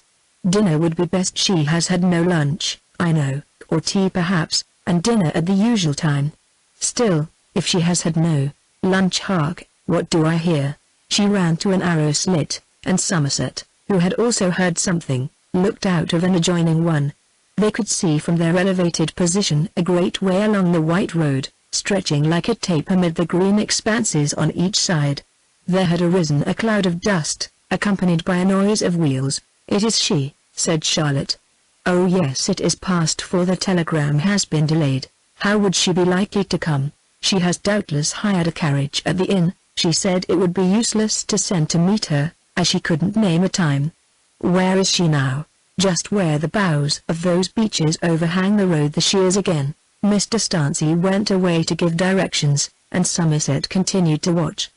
The vehicle, which was of no great pretension, soon crossed the bridge and stopped. There was a ring at the bell, and Mr. Stancy reappeared.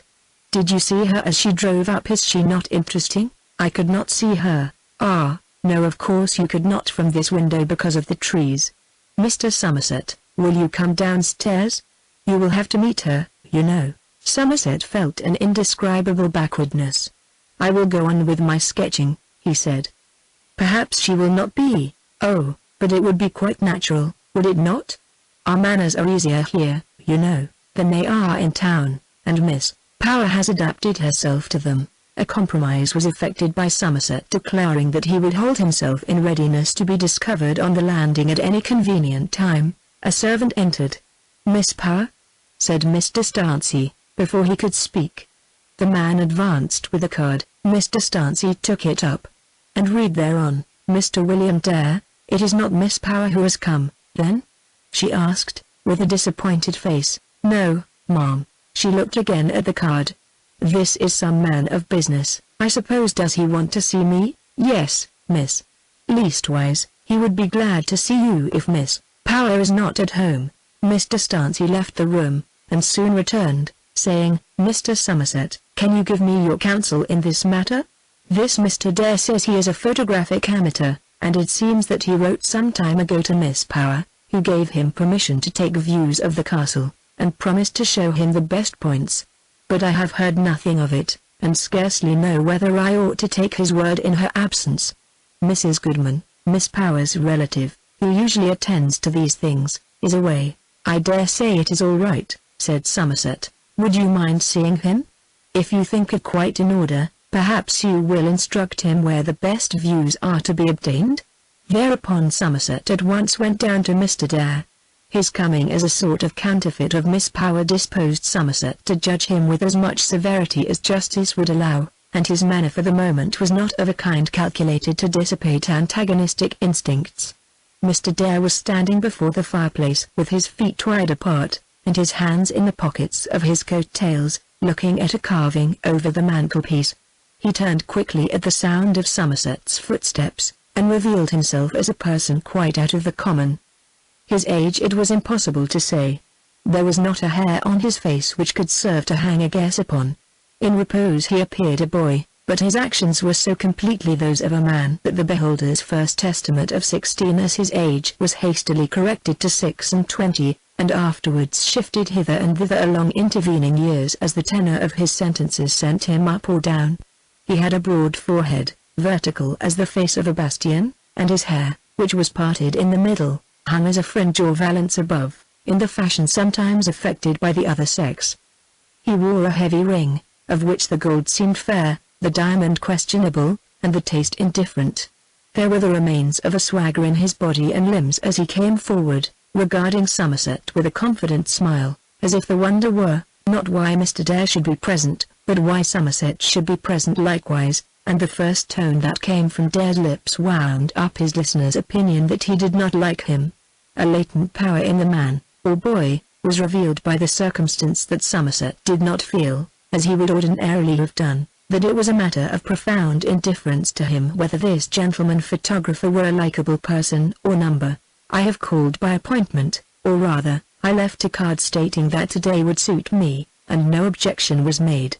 Somerset recognized the voice. It was that of the invisible stranger who had talked with the landlord about the Stancies. Mr. Dare then proceeded to explain his business. Somerset found from his inquiries that the man had unquestionably been instructed by somebody to take the views he spoke of, and concluded that Dare's curiosity at the inn was, after all, naturally explained by his errand to this place. Blaming himself for a too hasty condemnation of the stranger, who though visually a little too assured was civil enough verbally, Somerset proceeded with the young photographer to sundry corners of the outer ward, and thence across the moat to the field, suggesting advantageous points of view. The office, being a shadow of his own pursuits, was not uncongenial to Somerset, and he forgot other things in attending to it. Now in our country we should stand further back than this, and so get a more comprehensive coup d'eil, said Dare, as Somerset selected a good situation. "You are not an Englishman, then," said Somerset. "I have lived mostly in India, Malta, Gibraltar, the Ionian Islands, and Canada. I there invented a new photographic process, which I am bent upon making famous. Yet I am but a dilettante, and do not follow this art at the base dictation of what men call necessity." "Oh indeed," Somerset replied, as soon as this business was disposed of, and Mr. Dare had brought up his van and assistant to begin operations, Somerset returned to the castle entrance.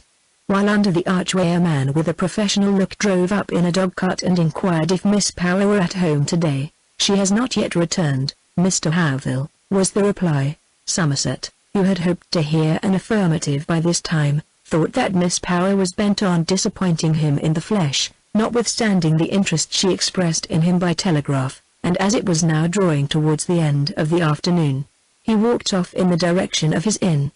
There were 2 or 3 ways to that spot, but the pleasantest was by passing through a rambling shrubbery, between whose bushes trickled a broad shallow brook, occasionally intercepted in its course by a transverse chain of old stones, evidently from the castle walls, which formed a miniature waterfall. The walk lay along the river brink. Soon Somerset saw before him a circular summer house formed of short sticks nailed to ornamental patterns. Outside the structure, and immediately in the path, stood a man with a book in his hand, and it was presently apparent that this gentleman was holding a conversation with some person inside the pavilion, but the back of the building being towards Somerset, the second individual could not be seen. The speaker at one moment glanced into the interior, and at another at the advancing form of the architect, whom, though distinctly enough beheld, the other scarcely appeared to heed in the absorbing interest of his own discourse. Somerset became aware that it was the Baptist minister, whose rhetoric he had heard in the chapel yonder. "Now," continued the Baptist minister, "will you express to me any reason or objection whatever which induces you to withdraw from our communion? It was that of your father, and of his father before him.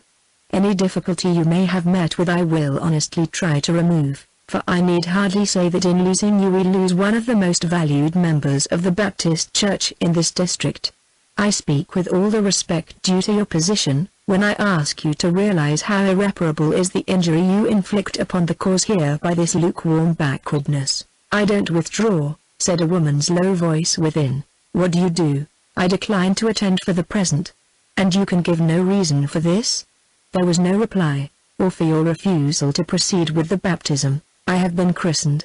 "My dear young lady, it is well known that your christening was the work of your aunt, who did it unknown to your parents when she had you in her power, out of pure obstinacy to a church with which she was not in sympathy, taking you surreptitiously, and indefensibly, to the fond of the establishment, so that the right meant and could mean nothing at all.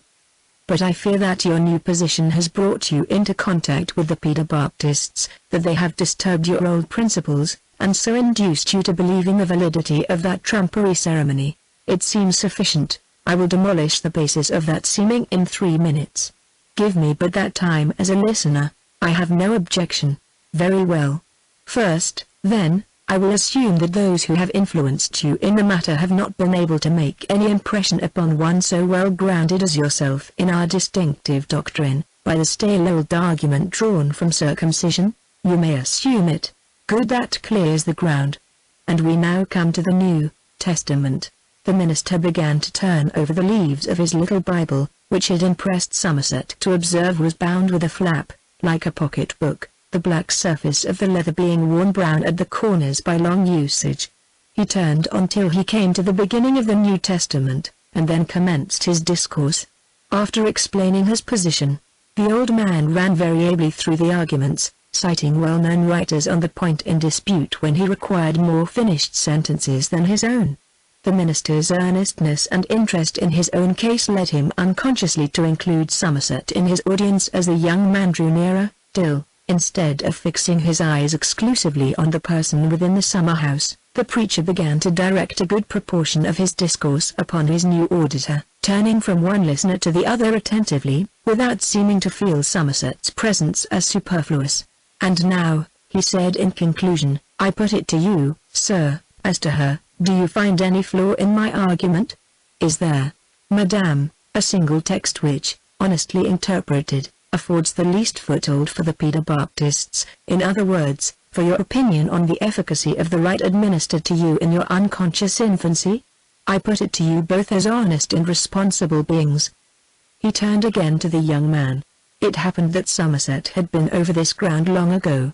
Born, so to speak, a high church infant, in his youth he had been of a thoughtful turn, till at one time an idea of his entering the church had been entertained by his parents. He had formed acquaintance with men of almost every variety of doctrinal practice in this country, and, as the pleadings of each assailed him before he had arrived at an age of sufficient mental stability to resist new impressions, however badly substantiated, he inclined to each denomination as it presented itself, was everything by starts, and nothing long, till he had travelled through a great many beliefs and doctrines without feeling himself much better than when he set out. A study of fonts and their origin had qualified him in this particular subject. Fully conscious of the inexpediency of contests on minor ritual differences, he yet felt a sudden impulse towards a mild intellectual tournament with the eager old man purely as an exercise of his wits in the defence of a fair girl. "Sir, I accept your challenge to us," said Somerset, advancing to the minister's side. Chapter 7. At the sound of a new voice the lady in the bower started, as he could see by her outline through the crevices of the woodwork and creepers. The minister looked surprised. "You will lend me your Bible, sir, to assist my memory?" he continued. The minister held out the Bible with some reluctance, but he allowed Somerset to take it from his hand. The latter, stepping upon a large moss-covered stone which stood near, and laying his hat on a flat beech bough that rose and fell behind him, pointed to the minister to seat himself on the grass. The minister looked at the grass, and looked up again at Somerset, but did not move.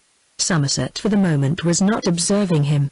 His new position had turned out to be exactly opposite the open side of the bower, and now for the first time he beheld the interior. On the seat was the woman who had stood beneath his eyes in the chapel, the Paula of Mr. Stancy's enthusiastic eulogies. She wore a summer hat, beneath which her fair curly hair formed a thicket round her forehead. It would be impossible to describe her as she then appeared. Not sensuous enough for an Aphrodite, and too subdued for a Hebe, she would yet, with the adjunct of doves or nectar, have stood sufficiently well for either of those personages, if presented in a pink morning light, and with mythological scarcity of attire. Half in surprise she glanced up at him, and lowering her eyes again, as if no surprise were ever let influence her actions for more than a moment, she sat on as before, looking past Somerset's position at the view down the river, visible for a long distance before her till it was lost under the bending trees. Somerset turned over the leaves of the minister's Bible, and began colon, in the first epistle to the Corinthians, the 7th chapter and the 14th verse. Here the young lady raised her eyes in spite of her reserve, but it being, apparently, too much labor to keep them raised, allowed her glance to subside upon her jet necklace, extending it with the thumb of her left hand. "Sir," said the Baptist excitedly, "I know that passage well. It is the last refuge of the Pedobaptists. I foresee your argument. I have met it dozens of times, and it is not worth that snap of the fingers. It is worth no more than the argument from circumcision, or the suffer little children argument."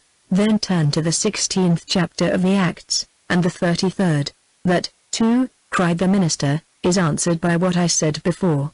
I perceive, sir, that you adopt the method of a special pleader, and not that of an honest inquirer. Is it, or is it not, an answer to my proofs from the 8th chapter of the Acts, the 36th and 37th verses, the 16th of Mark, 16th verse, 2nd of Acts, 41st verse, the 10th and the 47th verse, or the 18th and 8th verse? Very well, then. Let me prove the point by other reasoning, by the argument from apostolic tradition." He threw the minister's book upon the grass, and proceeded with his contention, which comprised a fairly good exposition of the earliest practice of the Church and inferences therefrom. When he reached this point an interest in his offhand arguments was revealed by the mobile bosom of Miss Paula Power, though she still occupied herself by drawing out the necklace. Testimony from Justin Martyr followed, with inferences from Ioannis in the expression, omnes enim venet possumet ipsum salve, omnes inquam, quipum renus concha indum, infans et parvulos et puros et juvens.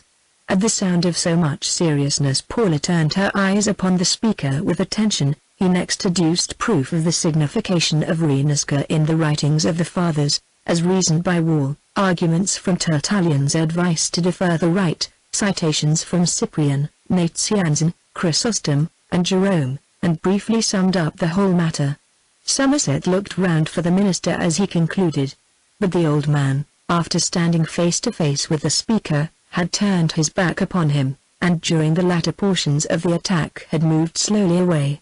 He now looked back. His countenance was full of commiserating reproach as he lifted his hand, twice shook his head, and said, in the Epistle to the Philippians, 1st chapter and 16th verse, "It is written that there are some who preach in contention and not sincerely."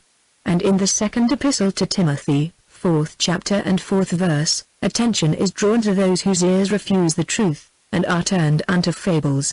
I wish you good afternoon, sir, and that priceless gift, sincerity.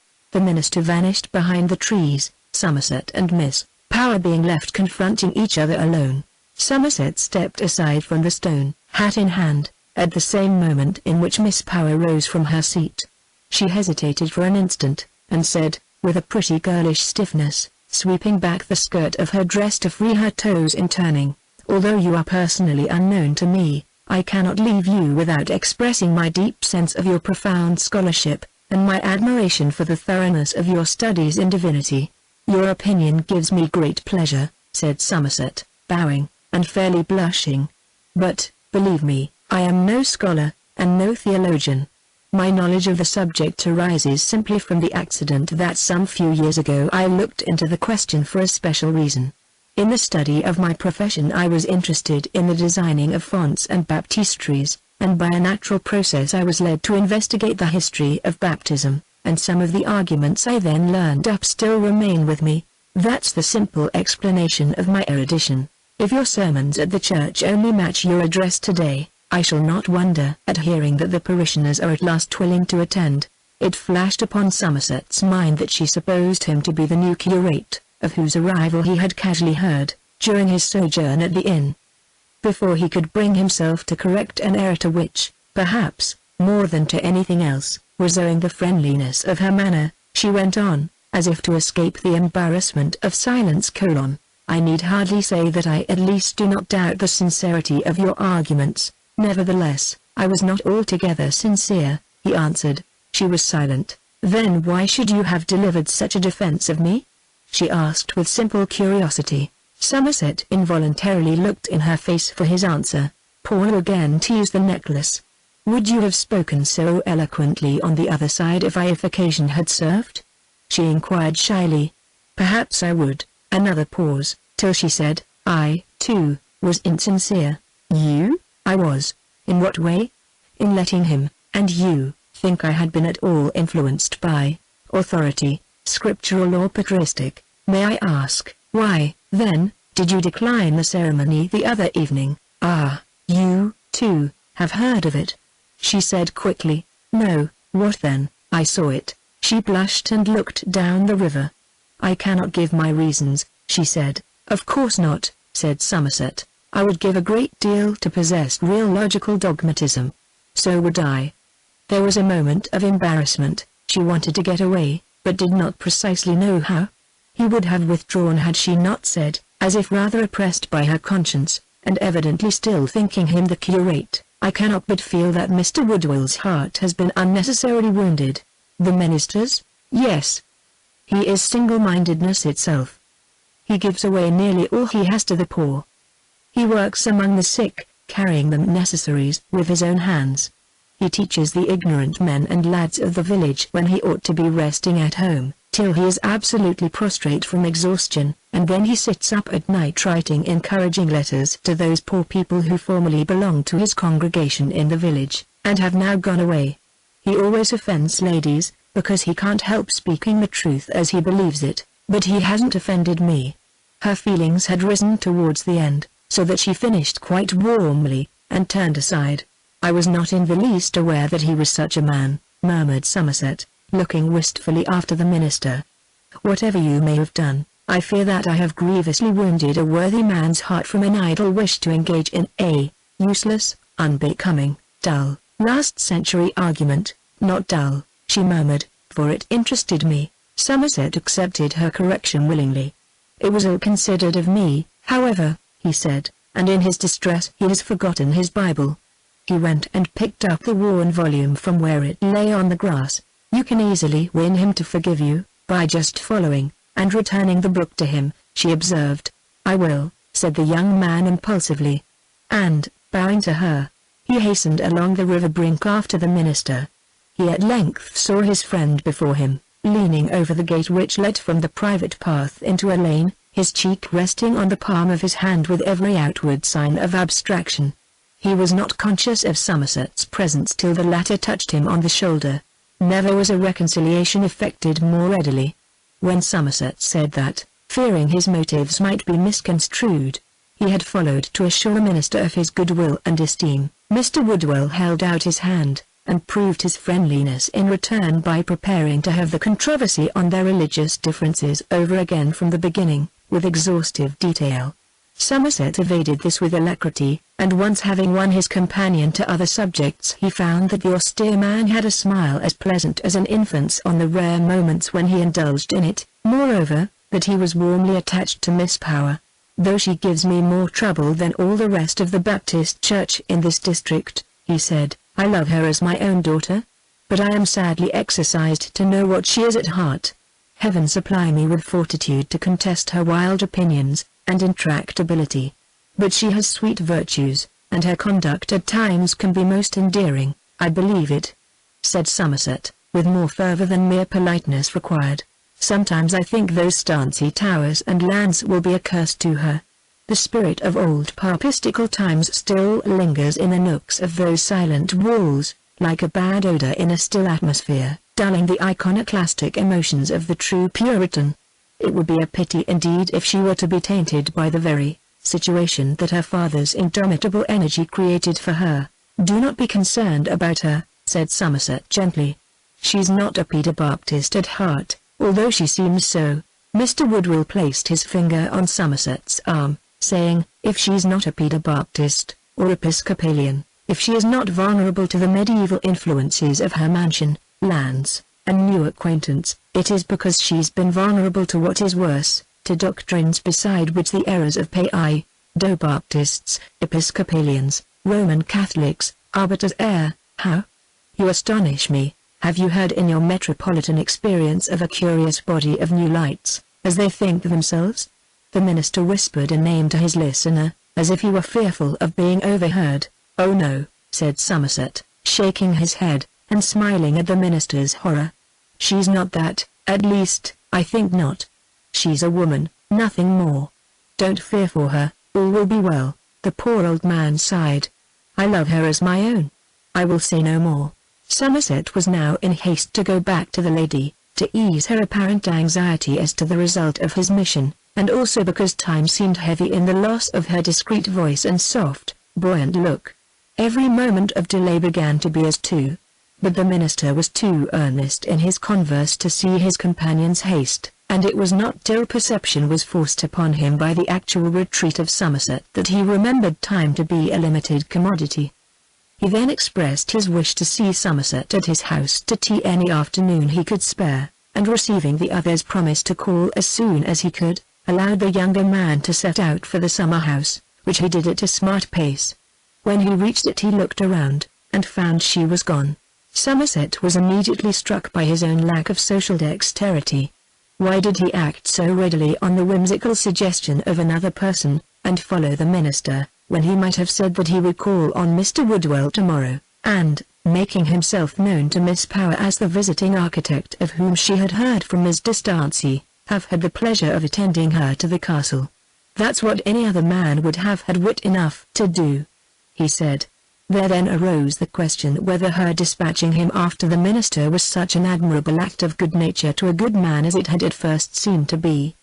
Perhaps it was simply a maneuver for getting rid of himself, and he remembered his doubt whether a certain light in her eyes when she inquired concerning his sincerity were innocent earnestness or the reverse. As the possibility of levity crossed his brain, his face warmed. It pained him to think that a woman so interesting could condescend to a trick of even so mild a complexion as that. He wanted to think her the soul of all that was tender, and noble, and kind. The pleasure of setting himself to win a minister's goodwill was a little tarnished now. Chapter 8. That evening Somerset was so preoccupied with these things that he left all his sketching implements out of doors in the castle grounds. The next morning he hastened thither to secure them from being stolen or spoiled. Meanwhile he was hoping to have an opportunity of rectifying Paula's mistake about his personality, which, having served a very good purpose in introducing them to a mutual conversation, might possibly be made just as agreeable as a thing to be explained away.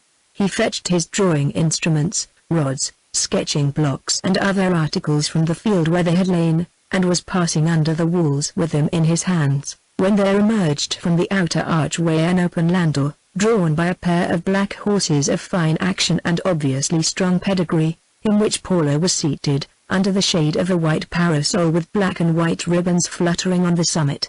The morning sun sparkled on the equipage, its newness being made all the more noticeable by the ragged old arch behind.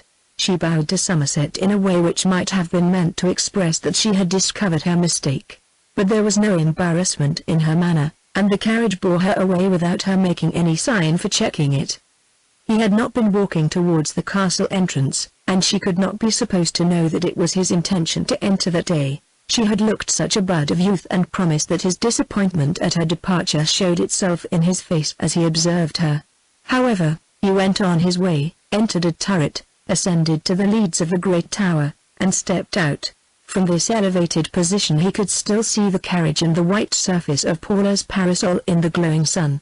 While he watched, the landau stopped, and in a few moments the horses were turned, the wheels and the panels flashed, and the carriage came bowling along towards the castle again. Somerset descended the stone stairs. Before he had quite got to the bottom he saw Mr. Stansey standing in the outer hall. "When did you come, Mr. Somerset?" she gaily said, looking up surprised. "How industrious you are to be at work so regularly every day.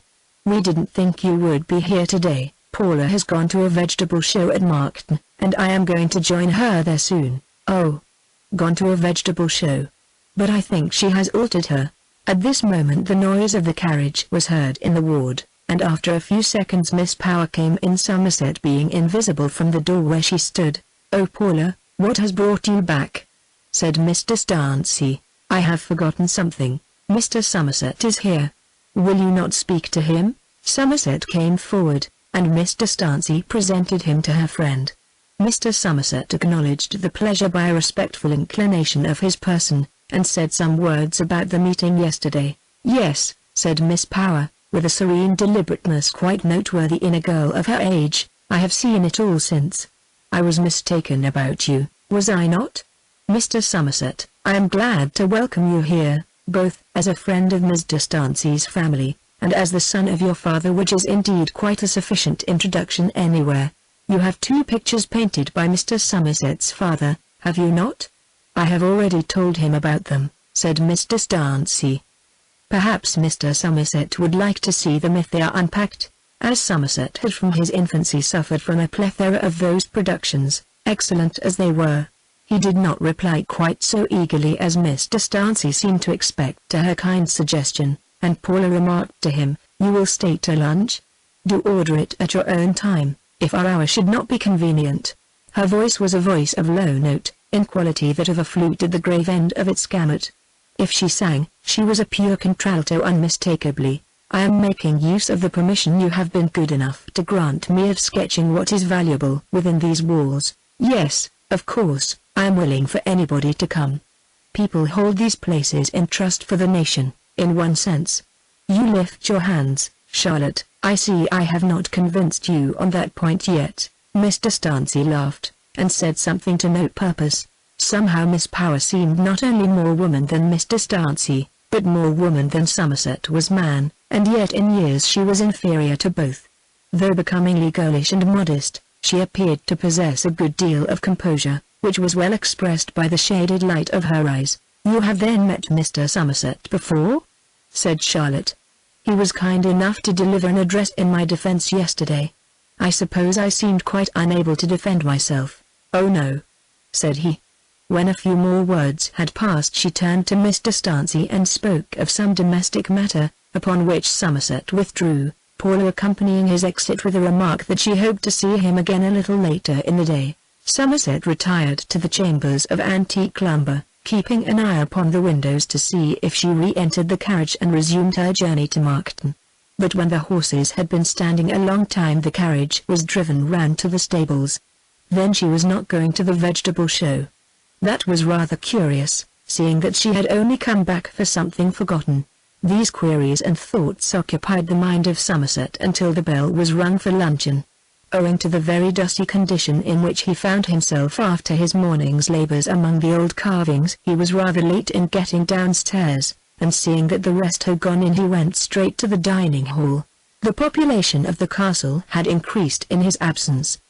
There were assembled Paula and her friend Charlotte, a bearded man some years older than himself, with a cold grey eye, who was cursorily introduced to him in sitting down as Mr. Howville, an architect of Markton, also an elderly lady of dignified aspect, in a black satin dress, of which she apparently had a very high opinion.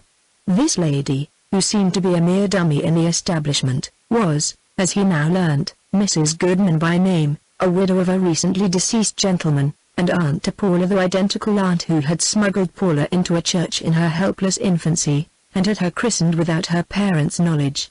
Having been left in narrow circumstances by her husband, she was at present living with Miss Power as chaperone and adviser on practical matters, in a word, as ballast to the management. Beyond her Somerset discerned his new acquaintance Mr. Woodwell, who on sight of Somerset was for hastening up to him and performing a laboured shaking of hands in earnest recognition.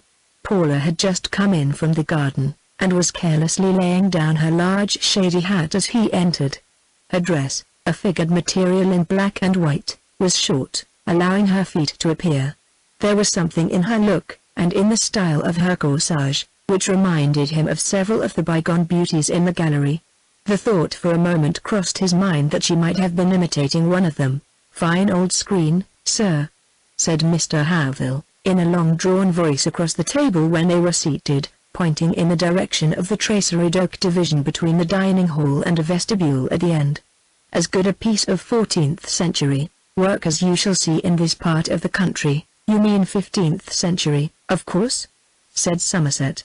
Havil was silent. "You are one of the profession, perhaps?" asked the latter, after a while. "You mean that I am an architect?"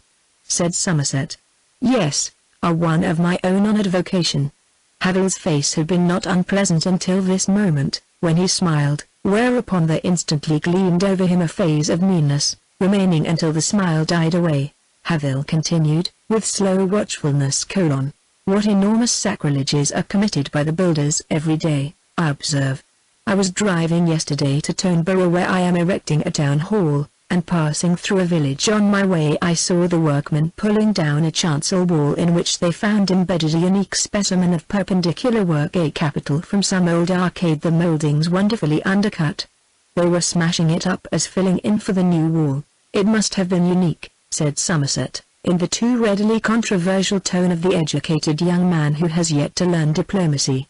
"I have never seen much undercutting in perpendicular stone work, nor anybody else, I think." "Oh yes, lots of it," said Mr. Havil, nettled. Paula looked from one to the other. "Which am I to take as guide?" she asked. "Are perpendicular capitals undercut, as you call it, Mr. Havil, or no?" "It depends upon circumstances," said Mr. Havil.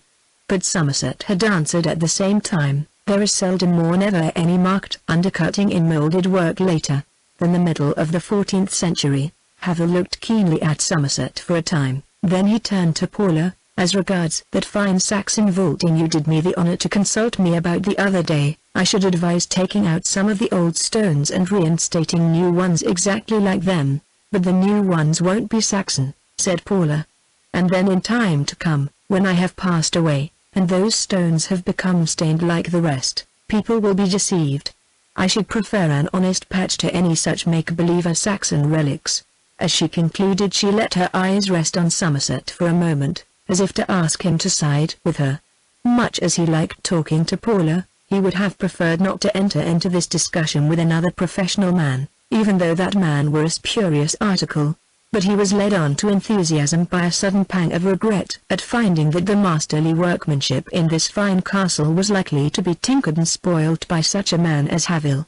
"You will deceive nobody into believing that anything is Saxon here," he said warmly. "There is not a square inch of Saxon work, as it is called, in the whole castle." Paula, in doubt, looked to Mr. Havil. "Oh yes, sir. You are quite mistaken," said the gentleman slowly.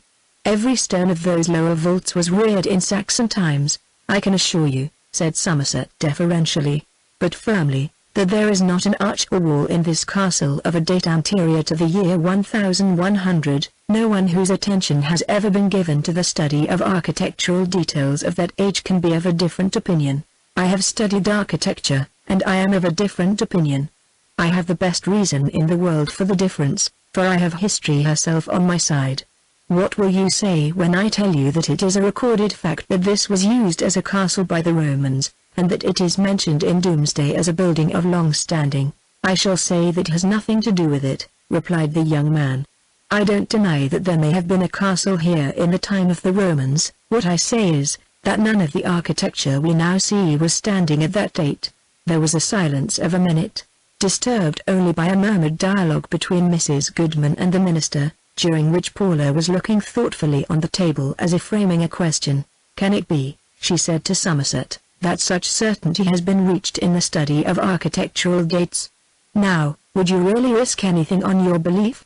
Would you agree to be shut up in the vaults and fed upon bread and water for a week if I could prove you wrong?" "Willingly," said Somerset. "The date of those towers and arches is matter of absolute certainty from the details. That they should have been built before the conquest is as unlikely as, say, that the rustiest old gun with a percussion lock should be older than the date of Waterloo. How I wish I knew something precise of an art which makes one so independent of written history." Mr. Havel had lapsed into a mannerly silence that was only sullenness disguised. Paula turned her conversation to Mr. Starnsey, who had simply looked from one to the other during the discussion, though she might have been supposed to have a prescriptive right to a few remarks on the matter. A commonplace talk ensued, till Havel, who had not joined in it, privately began at Somerset again with a mixed manner of cordiality, contempt, and misgiving. "You have a practice, I suppose, sir?" "I'm not in practice just yet." "Just beginning?" "I am about to begin." "In London, or near here?" "In London probably. H.M. "I am practicing in Markton." "Indeed. Have you been at it long?" "Not particularly. I designed the chapel built by this lady's late father. It was my first undertaking. I owe my start, in fact, to Mr. Power." "Ever build a chapel?" "Never. I have sketched a good many churches." "Either we differ.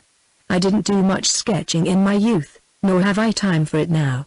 Sketching and building are two different things, to my mind. I was not brought up to the profession, got into it through sheer love of it. I began as a landscape gardener, then I became a builder, then I was a road contractor.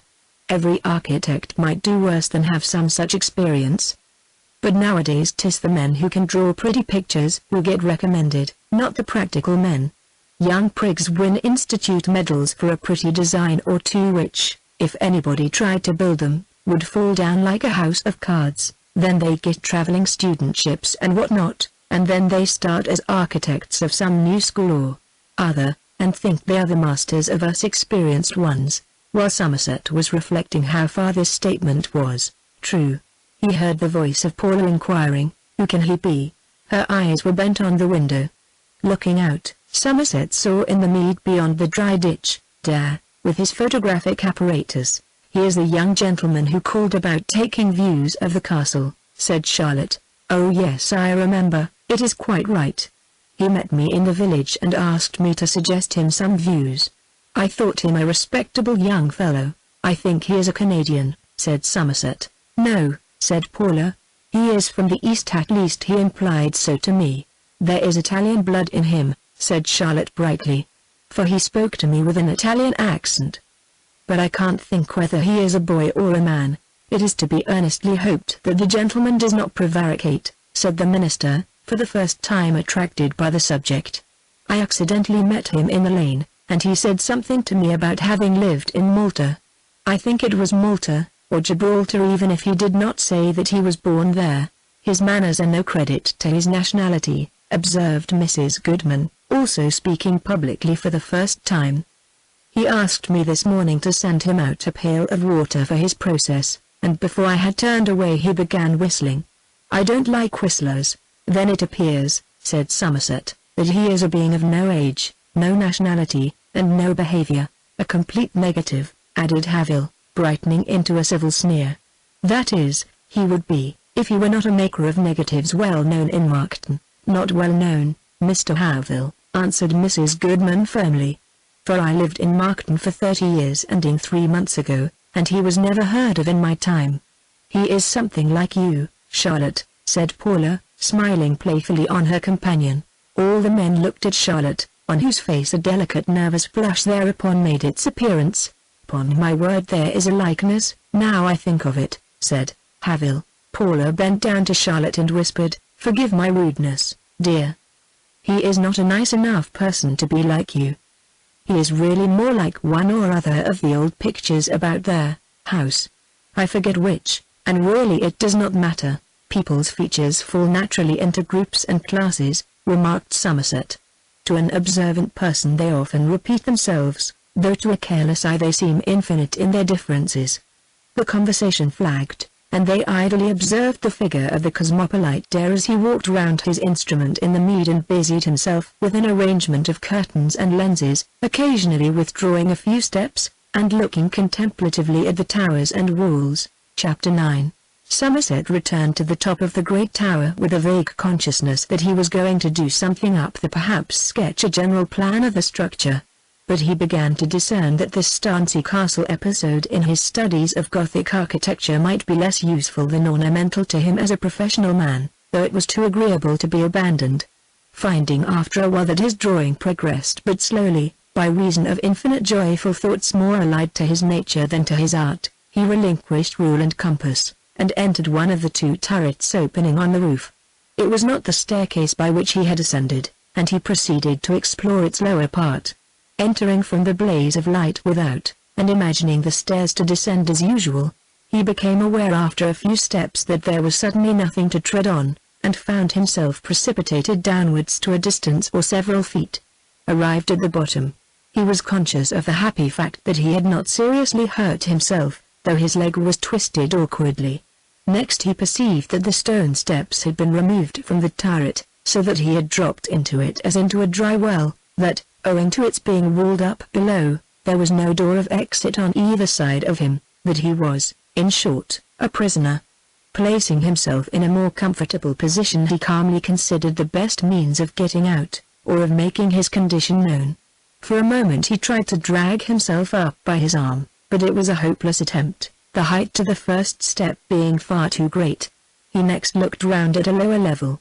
Not far from his left elbow, in the concave of the outer wall, was a slit for the admission of light, and he perceived at once that through this slit alone lay his chance of communicating with the outer world. At first it seemed as if it were to be done by shouting, but when he learnt what little effect was produced by his voice in the midst of such a mass of masonry, his heart failed him for a moment.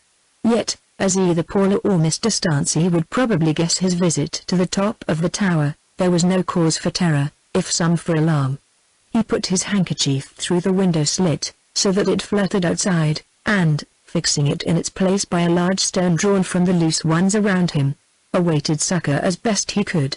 To begin this course of procedure was easy, but to abide in patience till it should produce fruit was an irksome task. As nearly as he could guess, for his watch had been stopped by the fall, it was now about 4 o'clock, and it would be scarcely possible for evening to approach without some eye or other noticing the white signal. So Somerset waited, his eyes lingering on the little world of objects around him, till they all became quite familiar. Spiders' webs in plenty were there, and one in particular just before him was in full use as a snare, stretching across the arch of the window, with radiating threads as its ribs. Somerset had plenty of time, and he counted their number 15. He remained so silent that the owner of this elaborate structure soon forgot the disturbance which had resulted in the breaking of his diagonal ties, and crept out from the corner to mend them.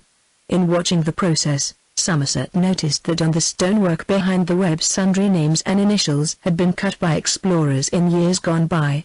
Among these antique inscriptions he observed 2 bright and clean ones, consisting of the words De Stancy and W. Dare, crossing each other at right angles. From the state of the stone they could not have been cut more than a month before this date, and, musing on the circumstance, Somerset passed the time until the sun reached the slit in that side of the tower, where, beginning by throwing in a streak of fire as narrow as a cornstalk, it enlarged its width till the dusty nook was flooded with cheerful light. It disclosed something lying in the corner, which on examination proved to be a dry bone. Whether it was human, or had come from the castle larder in bygone times, he could not tell. One bone was not a whole skeleton, but it made him think of Ginevra of Modena, the heroine of the mistletoe bough, and other cribbed and confined wretches, who had fallen into such traps and been discovered after a cycle of years. The sun's rays had travelled some way round the interior when Somerset's waiting ears were at last attracted by footsteps above, each tread being brought down by the hollow turret with great fidelity. He hoped that with these sounds would arise that of a soft voice he had begun to like well. Indeed, during the solitary hour or two of his waiting here he had pictured Paula straying alone on the terrace of the castle, looking up, noting his signal, and ascending to deliver him from his painful position by her own exertions. It seemed that at length his dream had been verified. The footsteps approached the opening of the turret, and, attracted by the call which Somerset now raised, began to descend towards him. In a moment, not Paula's face, but that of a dreary footman of her household, looked into the hole. Somerset mastered his disappointment, and the man speedily fetched a ladder, by which means the prisoner of 2 hours ascended to the roof in safety.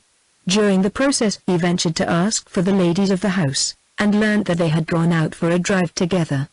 Before he left the castle, however, they had returned, a circumstance unexpectedly made known to him by his receiving a message from Miss Power, to the effect that she would be glad to see him at his convenience. Wondering what it could possibly mean, he followed the messenger to her room, a small modern library in the Jacobean wing of the house, adjoining that in which the telegraph stood. She was alone, sitting behind a table littered with letters and sketches, and looking fresh from her drive. Perhaps it was because he had been shut up in that dismal dungeon all the afternoon that he felt something in her presence which at the same time charmed and refreshed him. She signified that he was to sit down, but finding that he was going to place himself on a straight-backed chair some distance off, she said, "Will you sit nearer to me?"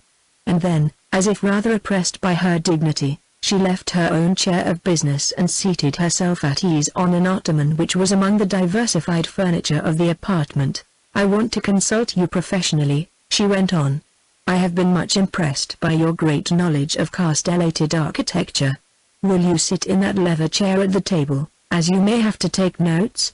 The young man assented, expressed his gratification, and went to the chair she designated. "But, Mr. Somerset," she continued, "from the ottoman the width of the table only dividing them, I first should just like to know, and I trust you will excuse my inquiry, if you are an architect in practice, or only as yet studying for the profession?" "I am just going to practice. I open my office on the 1st of January next," he answered. "You would not mind having me as a client, your first client?" She looked curiously from her sideway face across the table as she said this. "Can you ask it?" said Somerset warmly. "What are you going to build?" "I am going to restore the castle." "What, all of it?" said Somerset, astonished at the audacity of such an undertaking. "Not the parts that are absolutely ruinous. The walls battered by the Parliament artillery had better remain as they are, I suppose. But we have begun wrong. It is I who should ask you, not you me. I fear," she went on, in that low note which was somewhat difficult to catch at a distance, "I fear what the antiquarians will say if I am not very careful. They come here a great deal in summer, and if I were to do the work wrong they would put my name in the papers as a dreadful person. But I must live here, as I have no other house, except the one in London, and hence I must make the place habitable. I do hope I can trust to your judgment?" "I hope so," he said, with diffidence, for, far from having much professional confidence, he often mistrusted himself. "I am a fellow of the Society of Antiquaries, and a member of the Institute of British Architects, not a fellow of that body yet, though I soon shall be." "Then I am sure you must be trustworthy," she said, with enthusiasm. "Well, what am I to do? How do we begin?"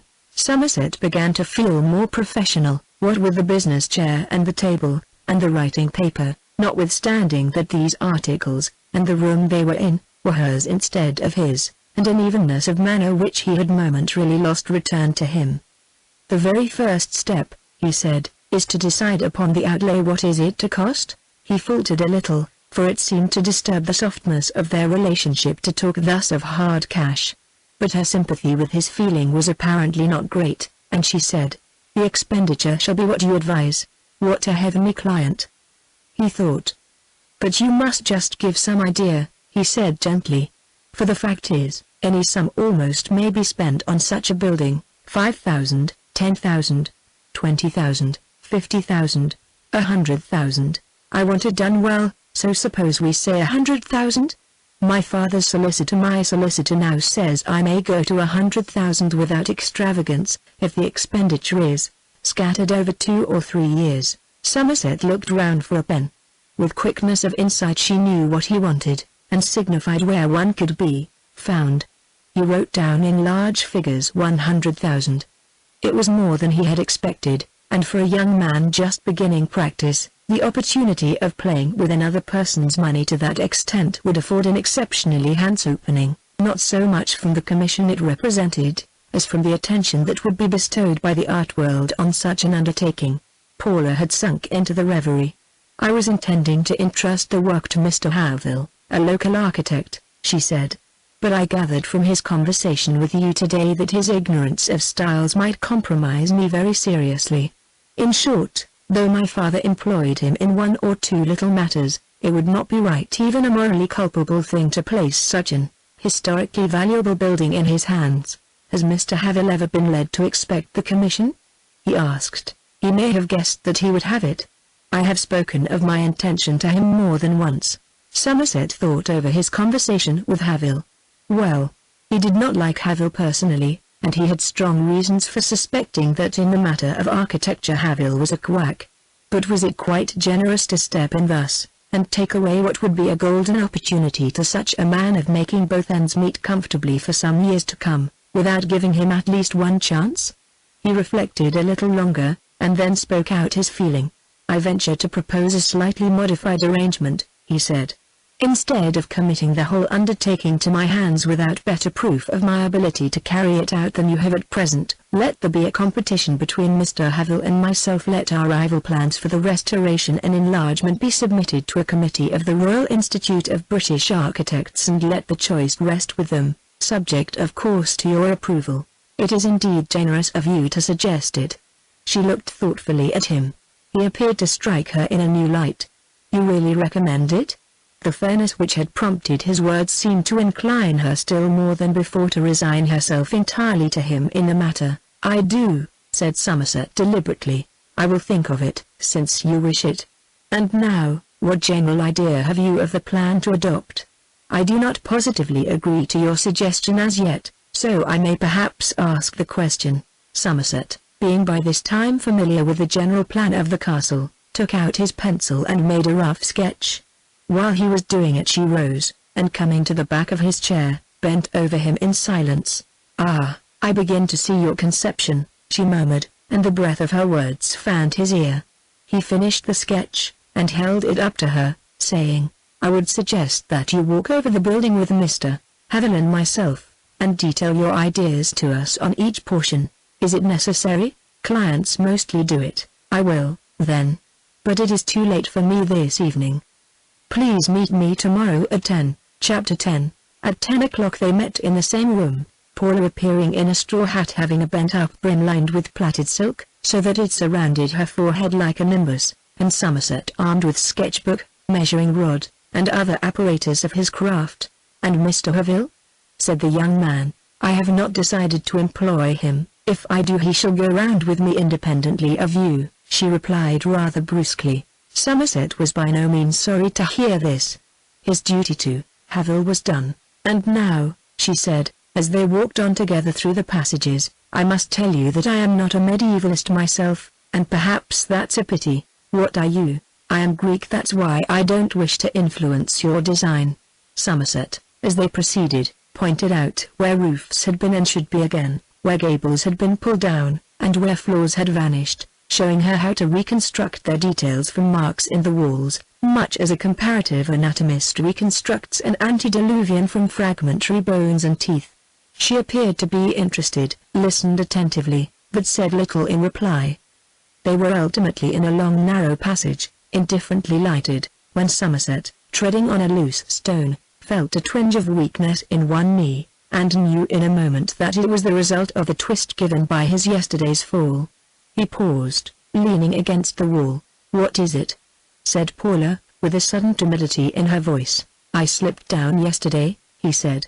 It will be right in a moment. Can I help you? Said Paula. But she did not come near him. Indeed, she withdrew a little. She looked up the passage, and down the passage, and became conscious that it was long and gloomy, and that nobody was near.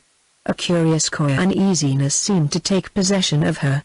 Whether she thought, for the first time, that she had made a mistake, that to wander about the castle alone with him was compromising, or whether it was the mere shy instinct of maidenhood, nobody knows, but she said suddenly, "I will get something for you, and return in a few minutes. Pray don't, it has quite passed," he said, stepping out again, but Paula had vanished. When she came back it was in the rear of Charlotte de Stancy. Miss de Stancy had a tumbler in one hand, half full of wine, which she offered him, Paula remaining in the background. He took the glass, and, to satisfy his companions, drank a mouthful or two, though there was really nothing whatever the matter with him beyond the slight ache above mentioned. Charlotte was going to retire, but Paula said, quite anxiously, "You will stay with me, Charlotte, won't you? Surely you are interested in what I am doing?" "What is it?" said Miss de Stancy. "Planning how to mend and enlarge the castle. Tell Mr. Somerset what I want done in the quadrangle you know quite well, and I will walk on." She walked on, but instead of talking on the subject as directed, Charlotte and Somerset followed, chatting on indifferent matters. They came to an inner court and found Paula standing there. She met Miss de Stancy with a smile. "Did you explain?" she asked. "I have not explained yet." Paula seated herself on a stone bench, and Charlotte went on. "Miss Power thought of making a Greek court of this. But she will not tell you so herself, because it seems such dreadful anachronism." "I said I would not tell any architect myself," interposed Paula correctingly. "I did not then know that he would be Mr. Somerset." "It is rather startling," said Somerset. "A Greek colonnade all round, you said, Paula," continued her less reticent companion. "A peristyle you called it. You saw it in a book, don't you remember? And then you were going to have a fountain in the middle, and statues like those in the British Museum." "I did say so," remarked Paula, pulling the leaves from a young sycamore tree that had sprung up between the joints of the paving. From the spot where they sat they could see over the roofs the upper part of the great tower wherein Somerset had met with his misadventure. The tower stood boldly up in the sun, and from one of the slits in the corner something white waved in the breeze. "What can that be?" said Charlotte. "Is it the fluff of owls, or a handkerchief?" "It is my handkerchief," Somerset answered. "I fixed it there with a stone to attract attention, and forgot to take it away." All three looked up at the handkerchief with interest. "Why did you want to attract attention?" said Paula. "Oh, I fell into the turret, but I got out very easily." "Oh Paula," said Charlotte, turning to her friend, "that must be the place where the man fell in, years ago, and was starved to death." "Starved to death?" said Paula. "They say so." "Oh Mr. Somerset, what an escape!" And Charlotte de Stancy walked away to a point from which she could get a better view of the treacherous turret. "Whom did you think to attract?" asked Paula, after a pause. "I thought you might see it, me personally." And, blushing faintly, her eyes rested upon him. "I hoped for anybody." "I thought of you," said Somerset. She did not continue. In a moment she arose and went across to Miss de Stancy. "Don't you go falling down and becoming a skeleton," she said. Somerset overheard the words, though Paula was unaware of it, after which she clasped her fingers behind Charlotte's neck, and smiled tenderly in her face. It seemed to be quite unconsciously done, and Somerset thought it a very beautiful action. Presently Paula returned to him and said, "Mr. Somerset, I think we have had enough architecture for today." The two women then wished him good morning and went away.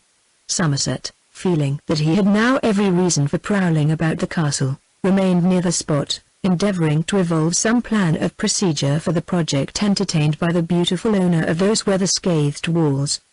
But for a long time the mental perspective of his new position so excited the emotional side of his nature that he could not concentrate it on feet and inches.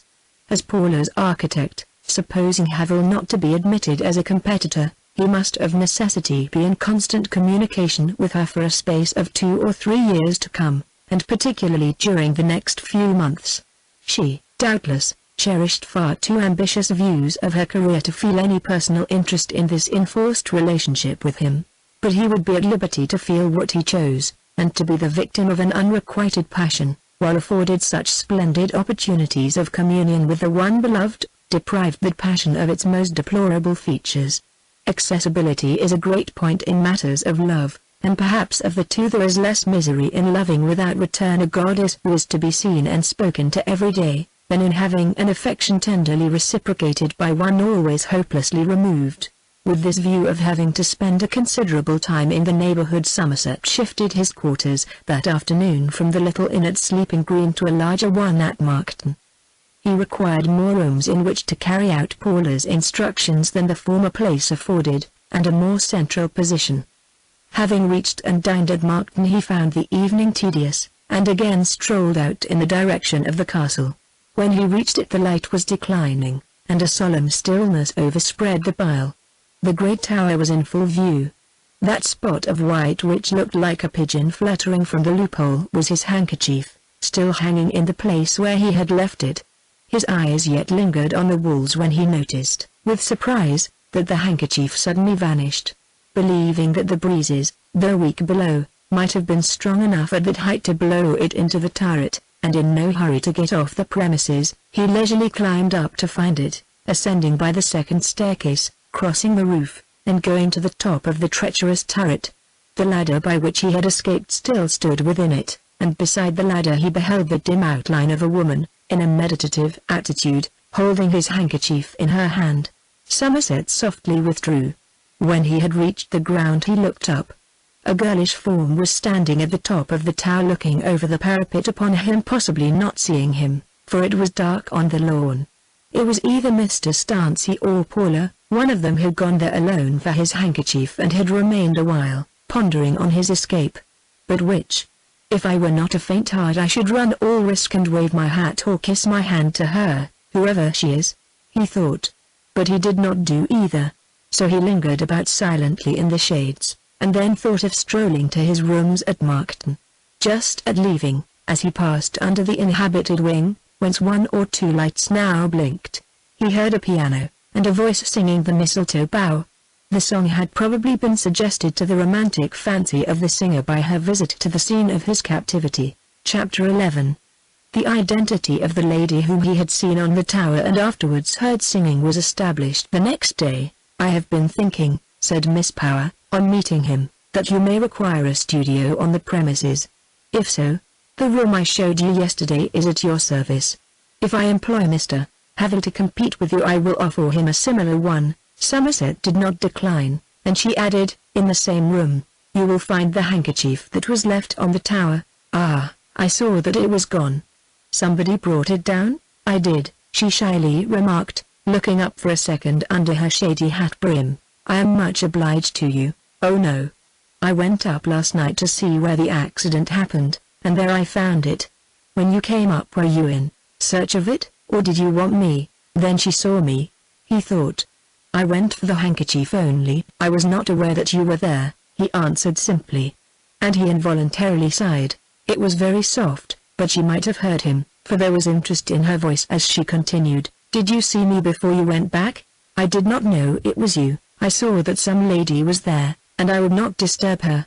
I wondered all the evening if it were you." Paula hastened to explain. "We understood that you would stay to dinner, and as you did not come in we wondered where you were. That made me think of your accident, and after dinner, ere I went up to the place where it happened." Somerset almost wished she had not explained so lucidly. And now followed the piquant days to which his position as her architect, or, at worst, as one of her two architects, naturally led. His anticipations were for once surpassed by the reality. Perhaps Somerset's inherent unfitness for a professional life under ordinary circumstances was only proved by his great zest for it now. Had he been in regular practice, with numerous other clients, instead of having merely made a start with this one, he would have totally neglected their business in his exclusive attention to Paula's. The idea of a competition between Somerset and Havel had been highly approved by Paula's solicitor, but she would not assent to it as yet, seeming quite vexed that Somerset should not have taken the good the gods provided without questioning her justice to Havel. The room she had offered him was prepared as a studio. Drawing boards and workman's paper were sent for, and in a few days Somerset began serious labor. His first requirement was a clerk or two, to do the drudgery of measuring and figuring, but for the present he preferred to sketch alone. Sometimes, in measuring the outworks of the castle, he ran against Havel strolling about with no apparent object, who bestowed on him an envious nod, and passed by. "I hope you will not make your sketches," she said, looking in upon him one day, "and then go away to your studio in London and think of your other buildings and forget mine. I am in haste to begin, and wish you not to neglect me. I have no other building to think of," said Somerset, rising and placing a chair for her. "I had not begun practice, as you may know. I have nothing else in hand but your castle. I suppose I ought not to say I am glad of it, but it is an advantage to have an architect all to oneself. The architect whom I at first thought of told me before I knew you that if I placed the castle in his hands he would undertake no other commission till its completion." "I agree to the same," said Somerset. "I don't wish to bind you. But I hinder you now. Do pray go on without reference to me. When will there be some drawing for me to see? I will take care that it shall be soon." He had a metallic tape in his hand, and went out of the room to take some dimension in the corridor.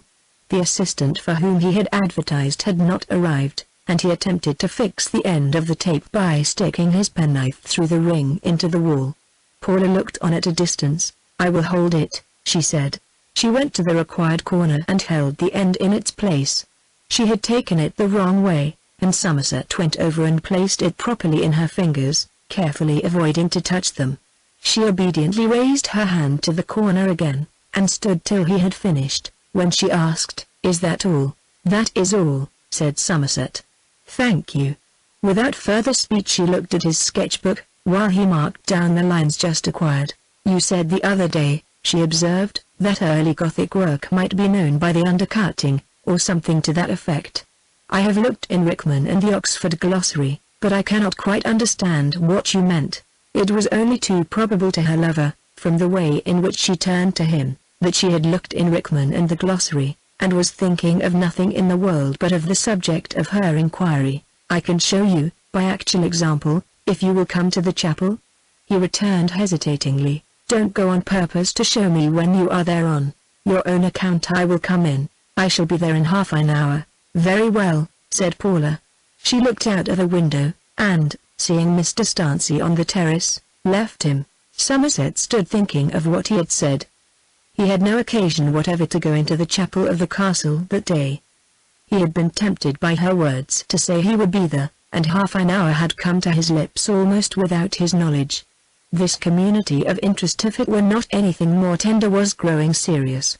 What had passed between them amounted to an appointment. They were going to meet in the most solitary chamber of the whole solitary pile.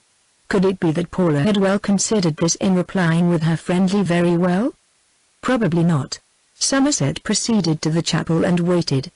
With the progress of the seconds towards the half hour he began to discover that a dangerous admiration for this girl had risen within him. Yet so imaginative was his passion that he hardly knew a single feature of her countenance well enough to remember it in her absence. The meditative judgment of things and men which had been his habit up to the moment of seeing her in the Baptist chapel seemed to have left him nothing remained but a distracting wish to be always near her, and it was quite with dismay that he recognized what immense importance he was attaching to the question whether she would keep the trifling engagement or not. The chapel of Stancy Castle was a silent place, heaped up in corners with a lumber of old panels, framework, and broken colored glass. Here no clock could be heard beating out the hours of the day. Here no voice of priest or deacon had for generations uttered the daily service denoting how the year rolls on. The stagnation of the spot was sufficient to draw Somerset's mind for a moment from the subject which absorbed it, and he thought, "So, too, will time triumph over all this fervor within me." Lifting his eyes from the floor on which his foot had been tapping nervously, he saw Paula standing at the other end. It was not so pleasant when he also saw that Mrs. Goodman accompanied her. The latter lady, however, obligingly remained where she was resting, while Paula came forward, and, as usual, paused without speaking. "It is in this little arcade that the example occurs," said Somerset. "Oh yes," she answered, turning to look at it. Early piers, capitals, and mouldings, generally alternated with deep hollows, so as to form strong shadows. Now look under the abacus of this capital. You will find the stone hollowed out wonderfully, and also in this arch mold.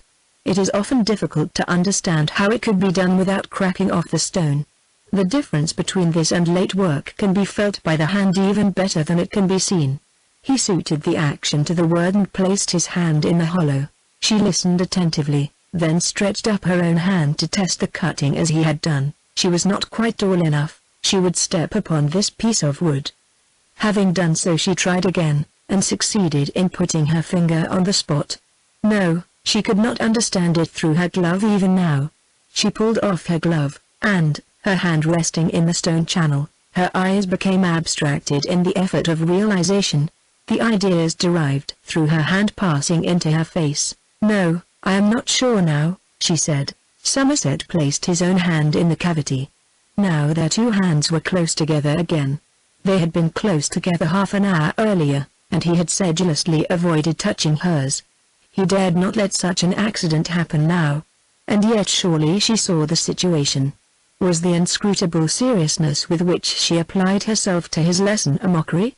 There was such a bottomless depth in her eyes that it was impossible to guess truly. Let it be that destiny alone had ruled that their hands should be together a second time. All rumination was cut short by an impulse.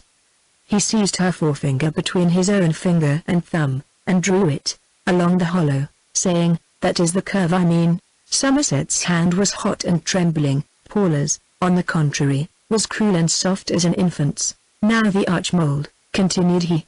"But the depth of that cavity is tremendous, and it is not geometrical, as in later work." He drew her unresisting fingers from the capital to the arch, and laid them in the little trench as before.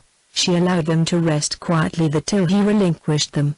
"Thank you," she then said, withdrawing her hand, brushing the dust from her fingertips, and putting on her glove. Her imperception of his feeling was the very sublimity of maiden innocence if it were real. If not, well, the coquetry was no great sin. "Mr. Somerset, will you allow me to have the Greek court I mentioned?" she asked tentatively, after a long break in their discourse, as she scanned the green stones along the base of the arcade, with a conjectural countenance as to his reply. "Will your own feeling for the genius of the place allow you? I'm not a medievalist, I am an eclectic. You don't dislike your own house on that account?" "I did at first, I don't so much now. I should love it, and adore every stone, and think feudalism the only true romance of life, if I were a de Stancy, and the castle the long home of my forefathers."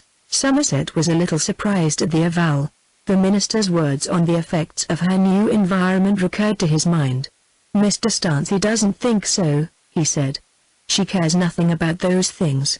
Paula now turned to him. Hitherto her remarks had been sparingly spoken, her eyes being directed elsewhere. "Yes, that is very strange, is it not?" she said. "But it is owing to the joyous freshness of her nature which precludes her from dwelling on the past. Indeed, the past is no more to her than it is to a sparrow or robin. She is scarcely an instance of the wearing out of old families. For a younger mental constitution than hers I never knew, unless that very simplicity represents the second childhood of her line, rather than her own exclusive character." Paula shook her head. "In spite of the Greek court, she is more Greek than I. You represent science rather than art, perhaps." "How?" she asked, glancing up under her hat. "I mean," replied Somerset, "that you represent the march of mind, the steamship, and the railway, and the thoughts that shake mankind." She weighed his words, and said, "Ah, yes, you allude to my father. My father was a great man, but I am more and more forgetting his greatness. That kind of greatness is what a woman can never truly enter into. I am less and less his daughter every day that goes by." She walked away a few steps to rejoin the excellent Mrs. Goodman, who, as Somerset still perceived, was waiting for Paula at the discreetest of distances in the shadows at the farther end of the building. Surely Paula's voice had faltered, and she had turned to hide a tear? She came back again. "Did you know that my father made half the railways in Europe, including that one over there?" she said, waving her little gloved hand in the direction whence low rumbles were occasionally heard during the day. "Yes, how did you know?" "Mr. Stancy told me a little, and I then found his name, and doings were quite familiar to me." Curiously enough, with his word there came through the broken windows the murmur of a train in the distance, sounding clearer and more clear. It was nothing to listen to, yet they both listened, till the increasing noise suddenly broke off into dead silence. "It has gone into the tunnel," said Paula. "Have you seen the tunnel my father made? The curves are said to be a triumph of science. There is nothing else like it in this part of England." "There is not, I have heard so. But I have not seen it. Do you think it a thing more to be proud of that one's father should have made a great tunnel and railway like that, than that one's remote ancestor should have built a great castle like this?" What could Somerset say? It would have required a casuist to decide whether his answer should depend upon his conviction, or upon the family ties of such a questioner.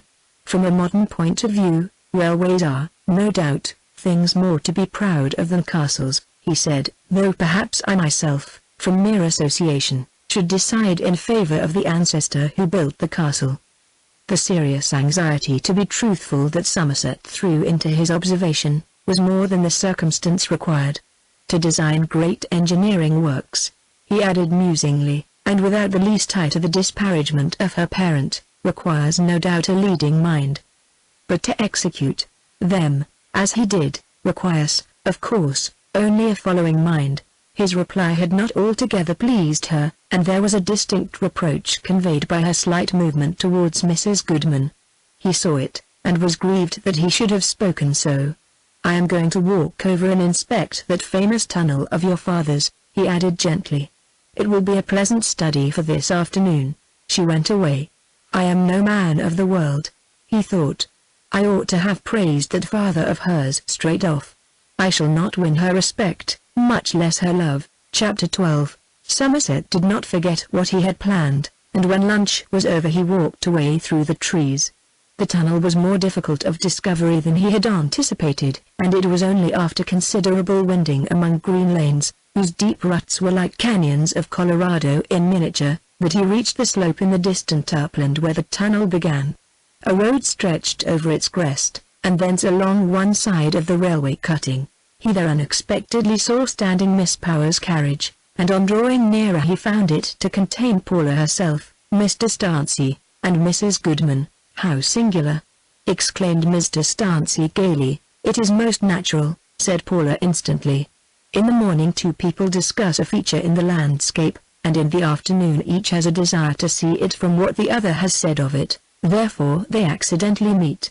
Now Paula had distinctly heard Somerset declare that he was going to walk there. How then could she say this so coolly?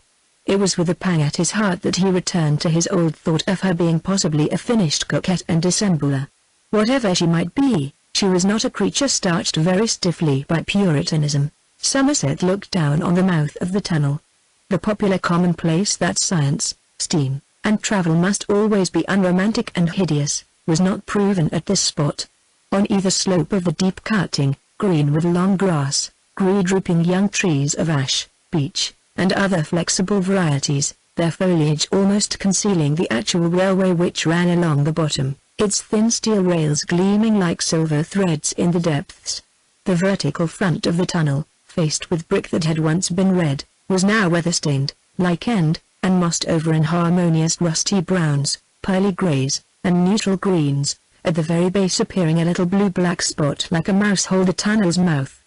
The carriage was drawn up quite close to the wood railing, and Paula was looking down at the same time with him, but he made no remark to her. Mrs. Goodman broke the silence by saying, "If it were not a railway we should call it a lovely dell." Somerset agreed with her, adding that it was so charming that he felt inclined to go down. "If you do, perhaps Miss Power will order you up again, as a trespasser," said Charlotte de Stansey. "You are one of their largest shareholders in the railway, are you not, Paula?" Miss Power did not reply. "I suppose as the road is partly yours you might walk all the way to London along the rails, if you wished, might you not, dear?" Charlotte continued. Paula smiled, and said, "No, of course not." Somerset, feeling himself superfluous, raised his hat to his companions as if he meant not to see them again for a while, and began to descend by some steps cut in the earth. Mr. Stansey asked Mrs. Goodman to accompany her to a barrow over the top of the tunnel, and they left the carriage, Paula remaining alone. Down Somerset plunged through the long grass, bushes, late summer flowers, moths, and caterpillars, vexed with himself that he had come there, since Paula was so inscrutable, and humming the notes of some song he did not know. The tunnel that had seemed so small from the surface was a vast archway when he reached its mouth, which emitted, as a contrast to the sultry heat on the slopes of the cutting, a cool breeze that had traveled a mile underground from the other end. Far away in the darkness of this silent subterranean corridor he could see that other end as a mere speck of light. When he had conscientiously admired the construction of the massive archivolt, and the majesty of its nude ungarnished walls, he looked up the slope at the carriage. It was so small to the eye that it might have been made for a performance by canaries, Paula's face being still smaller, as she leaned back in her seat, idly looking down at him. There seemed something roguish in her attitude of criticism, and to be no longer the subject of her contemplation he entered the tunnel out of her sight. In the middle of the speck of light before him appeared a speck of black, and then a shrill whistle, dulled by millions of tons of earth, reached his ears from thence. It was what he had been on his guard against all the time, a passing train, and instead of taking the trouble to come out of the tunnel he stepped into a recess, till the train had rattled past and vanished onward round a curve. Somerset still remained where he had placed himself, mentally balancing science against art, the grandeur of this fine piece of construction against that of the castle, and thinking whether Paula's father had not, after all, the best of it, when all at once he saw Paula's form confronting him at the entrance of the tunnel. He instantly went forward into the light. To his surprise she was as pale as a lily. "Oh, Mr. Somerset!" she exclaimed. "You ought not to frighten me so, indeed you ought not. The train came out almost as soon as you had gone in, and as you did not return an accident was possible." Somerset at once perceived that he had been to blame in not thinking of this. "Please do forgive my thoughtlessness in not reflecting how it would strike you," he pleaded. I see I have alarmed you." Her alarm was, indeed, much greater than he had at first thought. She trembled so much that she was obliged to sit down, at which he went up to her full of solicitousness. "You ought not to have done it," she said. "I naturally thought any person would." Somerset, perhaps wisely, said nothing at this outburst. The cause of her vexation was, plainly enough, his perception of her discomposure. He stood looking in another direction, till in a few moments she had risen to her feet again, quite calm. "It would have been dreadful," she said with faint gaiety, as the color returned to her face, "if I had lost my architect, and been obliged to engage Mr. Havel without an alternative. I was really in no danger, but of course I ought to have considered," he said. "I forgive you," she returned good-naturedly. "I knew there was no great danger to a person exercising ordinary discretion, but artists and thinkers like you are indiscreet for a moment sometimes. I am now going up again. What do you think of the tunnel?"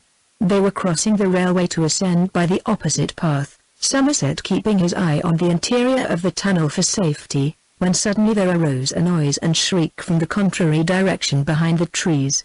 Both knew in a moment what it meant, and each seized the other as they rushed off the permanent way. The ideas of both had been so centered on the tunnel as the source of danger, that the probability of a train from the opposite quarter had been forgotten. It rushed past them, causing Paula's dress, hair, and ribbons to flutter violently, and blowing up the fallen leaves in a shower over their shoulders. Neither spoke, and they went up several steps, holding each other by the hand, till, becoming conscious of the fact, she withdrew hers, whereupon Somerset stopped and looked earnestly at her, but her eyes were averted towards the tunnel wall. "What an escape!" he said. "We were not so very near, I think, were we?" she asked quickly. "If we were, I think you were very good to take my hand." They reached the top at last, and the new level and open air seemed to give her a new mind. "I don't see the carriage anywhere," she said, in the common tones of civilization. He thought it had gone over the crest of the hill. He would accompany her till they reached it. "No, please, I would rather not. I can find it very well." Before he could say more she had inclined her head and smiled and was on her way alone. The tunnel cutting appeared a dreary gulf enough now to the young man, as he stood leaning over the rails above it, beating the herbage with his stick. For some minutes he could not criticize or weigh her conduct. The warmth of her presence still encircled him. He recalled her face as it had looked out at him from under the white silk puffing of her black hat, and the speaking power of her eyes at the moment of danger. the breadth of that clear-complexioned forehead almost concealed by the masses of brown hair bundled up around it signified that if her disposition were oblique and insincere enough for trifling, coquetting, or in any way making a fool of him, she had the intellect to do it cruelly well. But it was ungenerous to ruminate so suspiciously. A girl not an actress by profession could hardly turn pale artificially as she had done, though perhaps mere fright meant nothing, and would have arisen in her just as readily had he been one of the labourers on her estate. The reflection that such feeling as she had exhibited could have no tender meaning returned upon him with masterful force when he thought of her wealth and the social position into which she had drifted. Somerset, being of a solitary and studious nature, was not quite competent to estimate precisely the disqualifying effect, if any, of her nonconformity, her newness of blood, and other things, among the old county families established round her, but the toughest prejudices, he thought, were not likely to be long invulnerable to such cheerful beauty and brightness of intellect as Paula's. When she emerged, as she was plainly about to do, from the seclusion in which she had been living since her father's death, she would inevitably win her way among her neighbors. She would become the local topic. Fortune hunters would learn of her existence and draw near in shoals. What chance would there then be for him? The points in his favor were indeed few, but they were just enough to keep a tantalizing hope alive. Modestly leaving out of account his personal and intellectual qualifications, he thought of his family. It was an old stock enough, though not a rich one. His great-uncle had been the well-known Vice Admiral Sir Armstrong Somerset, who served his country well in the Baltic, the Indies, China, and the Caribbean Sea. His grandfather had been a notable metaphysician. His father, the Royal Academician, was popular. But perhaps this was not the sort of reasoning likely to occupy the mind of a young woman. The personal aspect of the situation was in such circumstances of far more import. He had come as a wandering stranger that possibly lent some interest to him in her eyes.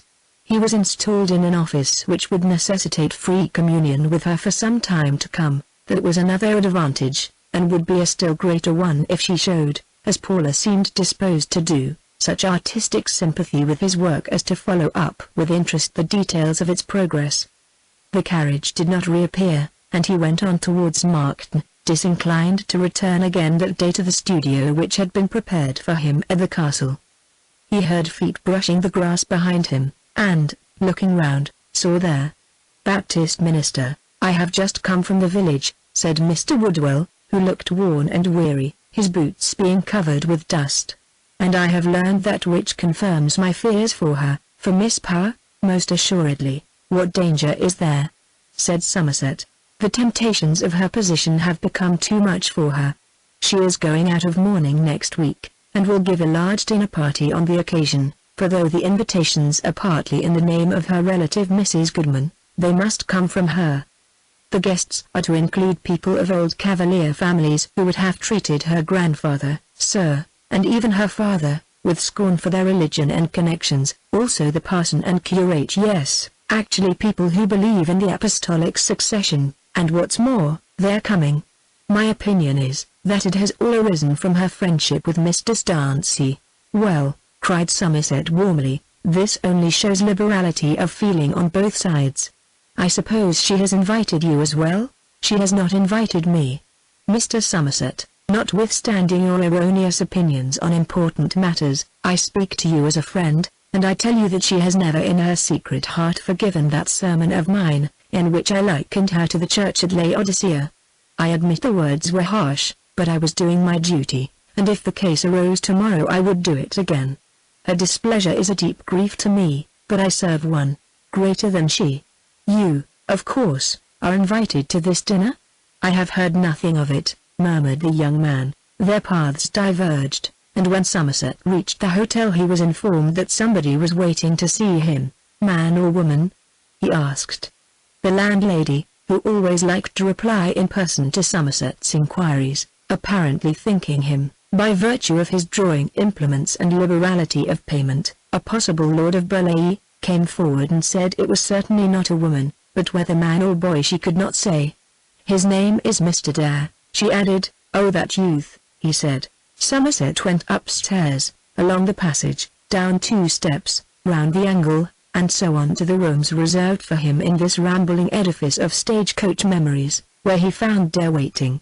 Dare came forward, pulling out the cutting of an advertisement. "Mr. Somerset, this is yours, I believe, from the Architectural World." Somerset said that he had inserted it. "I think I should suit your purpose as assistant very well. Are you an architect's draftsman?" "Not specially. I have some knowledge of the same, and want to increase it." "I thought you were a photographer." "Also of photography," said Dare with a bow. "Though but an amateur in that art, I can challenge comparison with Regent Street or Broadway." Somerset looked upon his table. 2 letters only, addressed in initials, were lying there as answers to his advertisement. He asked Dare to wait, and looked them over. Neither was satisfactory. On this account he overcame his slight feeling against Mr. Dare, and put a question to test the gentleman's capacities.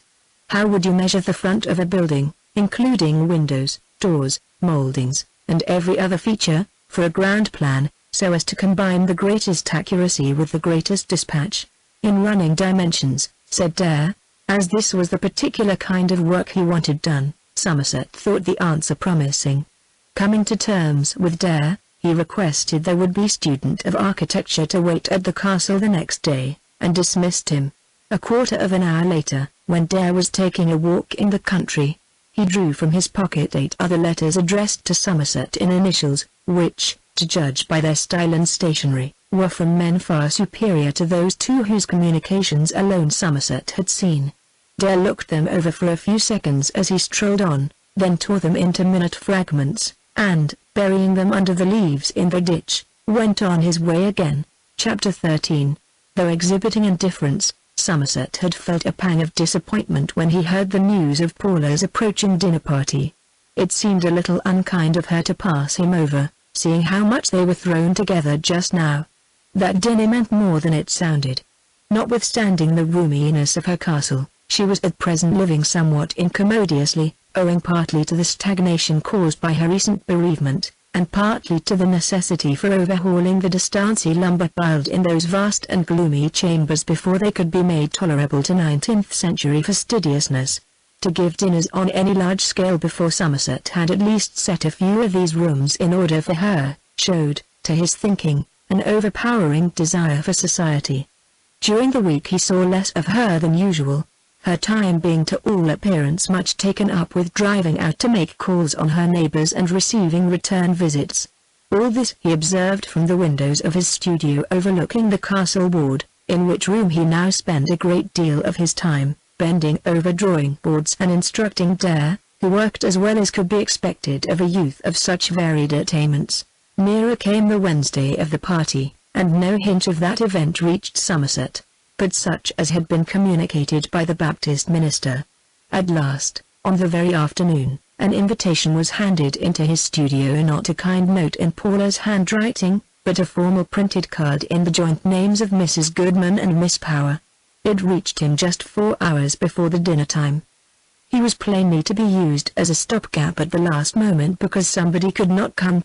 Having previously arranged to pass a quiet evening in his rooms at the Lord Quantock Arms, in reading up chronicles of the castle from the county history, with a view of gathering some ideas as to the distribution of rooms therein before the demolition of a portion of the structure, he decided offhand that Paula's dinner was not of sufficient importance to him as a professional man and student of art to justify a waste of the evening by going. He accordingly declined Mrs. Goodman's and Miss Power's invitation, and at 5 o'clock left the castle and walked across the fields to the little town. He dined early, and, clearing away heaviness with a cup of coffee, applied himself to that volume of the county history which contained the record of Stancy Castle. Here he read that when this picturesque and ancient structure was founded, or by whom, is extremely uncertain.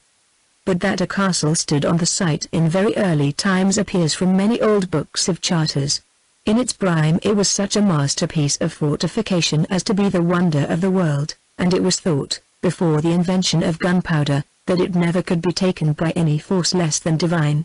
He read on to the times when it first passed into the hands of Distancy, Chivilla, and received the family name, and so on from distancy to distancy till he was lost in the reflection whether Paula would or would not have thought more highly of him if he had accepted the invitation to dinner. Applying himself again to the tome, he learned that in the year 1504 Stephen the carpenter was paid 11 pence for necessary repairs, and William the mastermason 8 shillings for white lining of the kitchen, and the lime to do it with, including a new rope for the fire bell, also the sundry charges for vig crocks, xage little pans, a pair of pot hooks, a fire pane, a lantern, a chaffinch dish, and xage candlesticks. Bang went 8 strokes of the clock. It was the dinner hour. There, now I can't go, anyhow, he said bitterly, jumping up, and picturing her receiving her company. How would she look, what would she wear? Profoundly indifferent to the early history of the noble fabric, he felt a violent reaction towards modernism, eclecticism, new aristocracies, everything, in short, that Paula represented. He even gave himself up to consider the Greek court that she had wished for, and passed the remainder of the evening in making a perspective view of the same. The next morning he awoke early, and, resolving to be at work betimes, started promptly. It was a fine calm hour of day, the grass slopes were silvery with excess of dew, and the blue mists hung in the depths of each tree for want of wind to blow them out. Somerset entered the drive on foot, and when near the castle he observed in the gravel the wheel marks of the carriages that had conveyed the guests thither the night before. There seemed to have been a large number, for the road when newly repaired was quite cut up. Before going indoors he was tempted to walk round to the wing in which Paula slept. Rooks were cawing, sparrows were chattering there, but the blind of her window was as closely drawn as if it were midnight. Probably she was sound asleep, dreaming of the compliments which had been paid her by her guests, and of the future triumphant pleasures that would follow in their train. Reaching the outer stone stairs leading to the great hall he found them shadowed by an awning brilliantly striped with red and blue, within which rows of flowering plants in pots bordered the pathway. She could not have made more preparation had the gathering been a ball. He passed along the gallery in which his studio was situated, entered the room, and seized a drawing board to put into correct drawing the sketch for the Greek court that he had struck out the night before, thereby abandoning his art principles to please the whim of a girl. Dare had not yet arrived, and after a time Somerset threw down his pencil and leant back. His eye fell upon something that moved. It was white, and lay in the folding chair on the opposite side of the room. On near approach he found it to be a fragment of swan's down fanned into motion by his own movements, and partially squeezed into the chink of the chair as though by some person sitting on it. None but a woman would have worn or brought that swan's down into his studio, and it made him reflect on the possible one. Nothing interrupted his conjectures till 10 o'clock, when Dare came. Then one of the servants tapped at the door to know if Mr. Somerset had arrived. Somerset asked if Miss Power wished to see him, and was informed that she had only wished to know if he had come. Somerset sent a return message that he had a design on the board which he should soon be glad to submit to her, and the messenger departed. "Fine doings here last night, sir," said Dare, as he dusted his T-square. "Oh indeed, a dinner party, I hear, 18 guests." "Ah," said Somerset. The young lady was magnificent. Sapphires and opals. She carried as much as £1,000 upon her head and shoulders during that 3 or 4 hour. Of course they call her charming, compuest no hay mugafia, as they say at Madrid. "I don't doubt it for a moment," said Somerset, with reserve. Dare said no more, and presently the door opened, and there stood Paula. Somerset nodded to Dare to withdraw into an adjoining room, and offered her a chair. "You wish to show me the design you have prepared?" she asked, without taking the seat. "Yes, I have come round to your opinion. I have made a plan for the Greek court you were anxious to build." And he elevated the drawing board against the wall. She regarded it attentively for some moments, her finger resting lightly against her chin, and said, "I have given up the idea of a Greek court."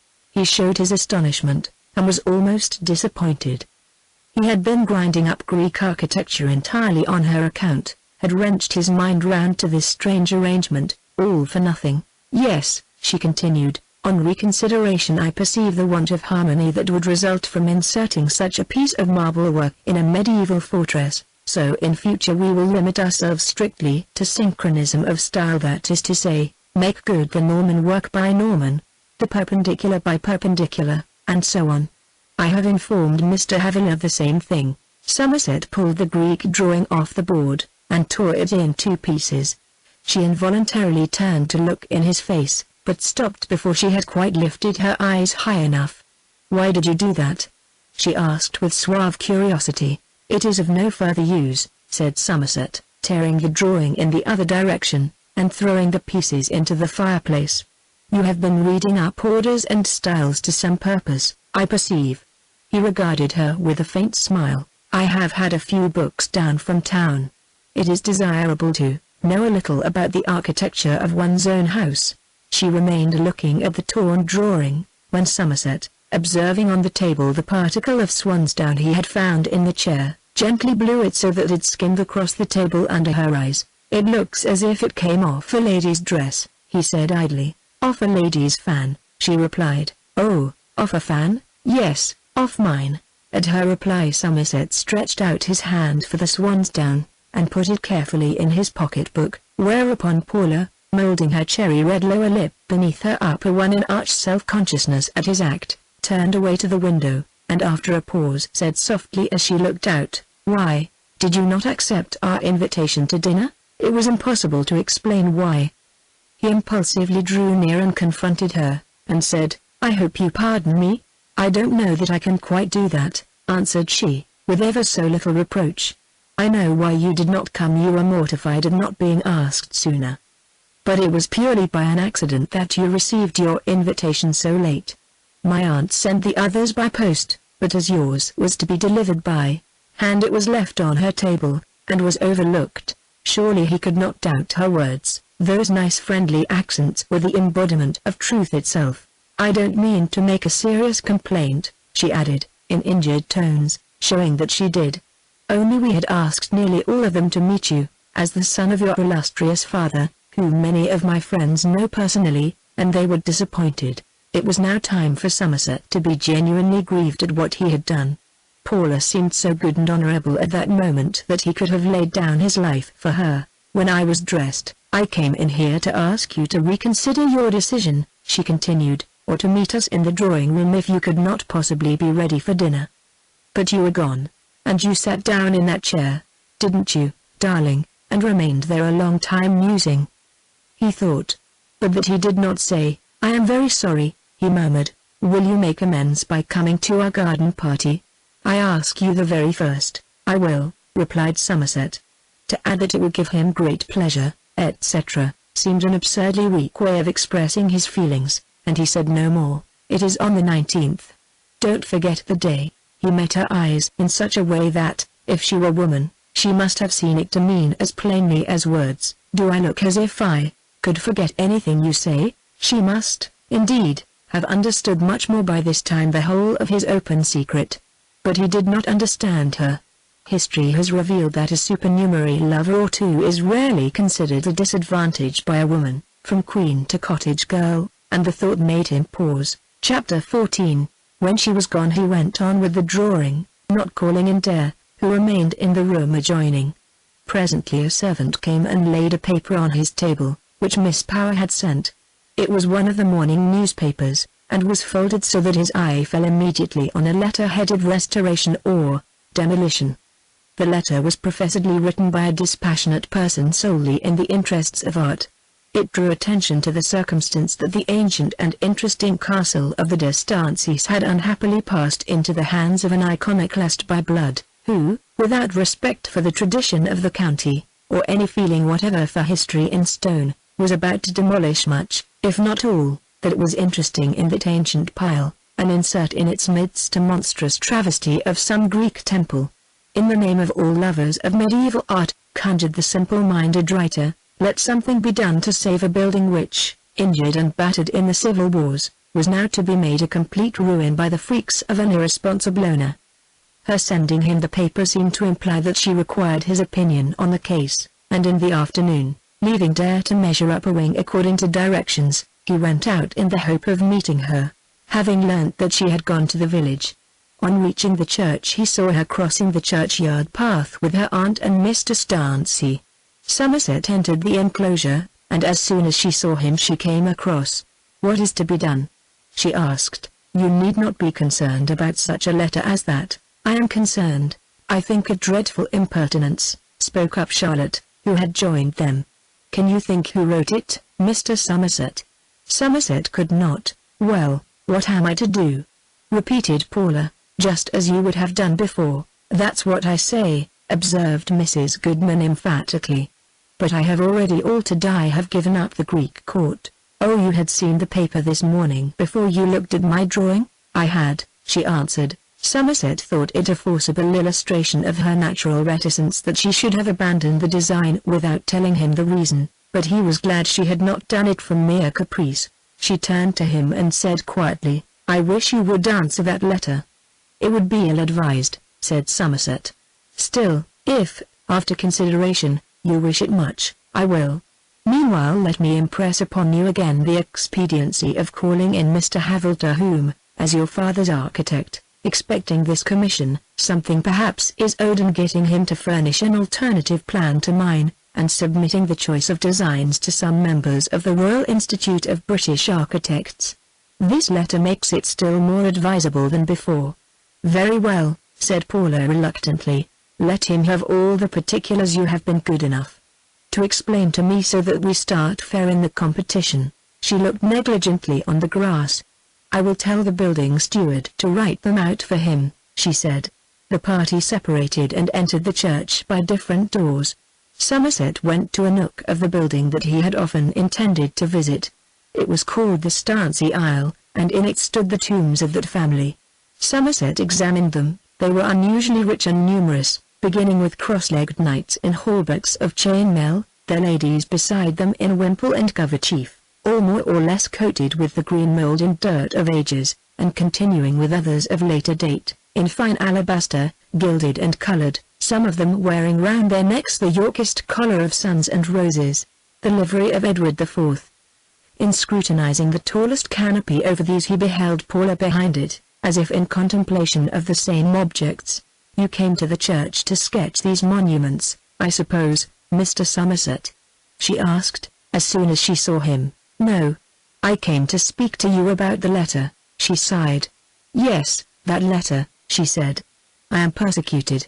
If I had been one of these it would never have been written." She tapped the alabaster effigy of a recumbent lady with her parasol. "They are interesting, are they not?" he said. "She is beautifully preserved.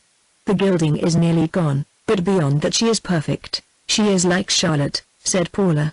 And what was much like another sigh escaped her lips. Somerset admitted that there was a resemblance, while Paula drew her forefinger across the marble face of the effigy, and at length took out her handkerchief, and began wiping the dust from the hollows of the features. He looked on, wondering what her sigh had meant, but guessing that it had been somehow caused by the sight of these sculptures in connection with the newspaper writer's denunciation of her as an irresponsible outsider.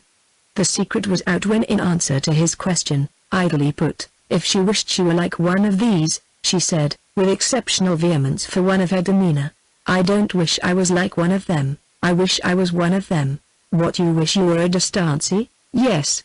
It is very dreadful to be denounced as a barbarian.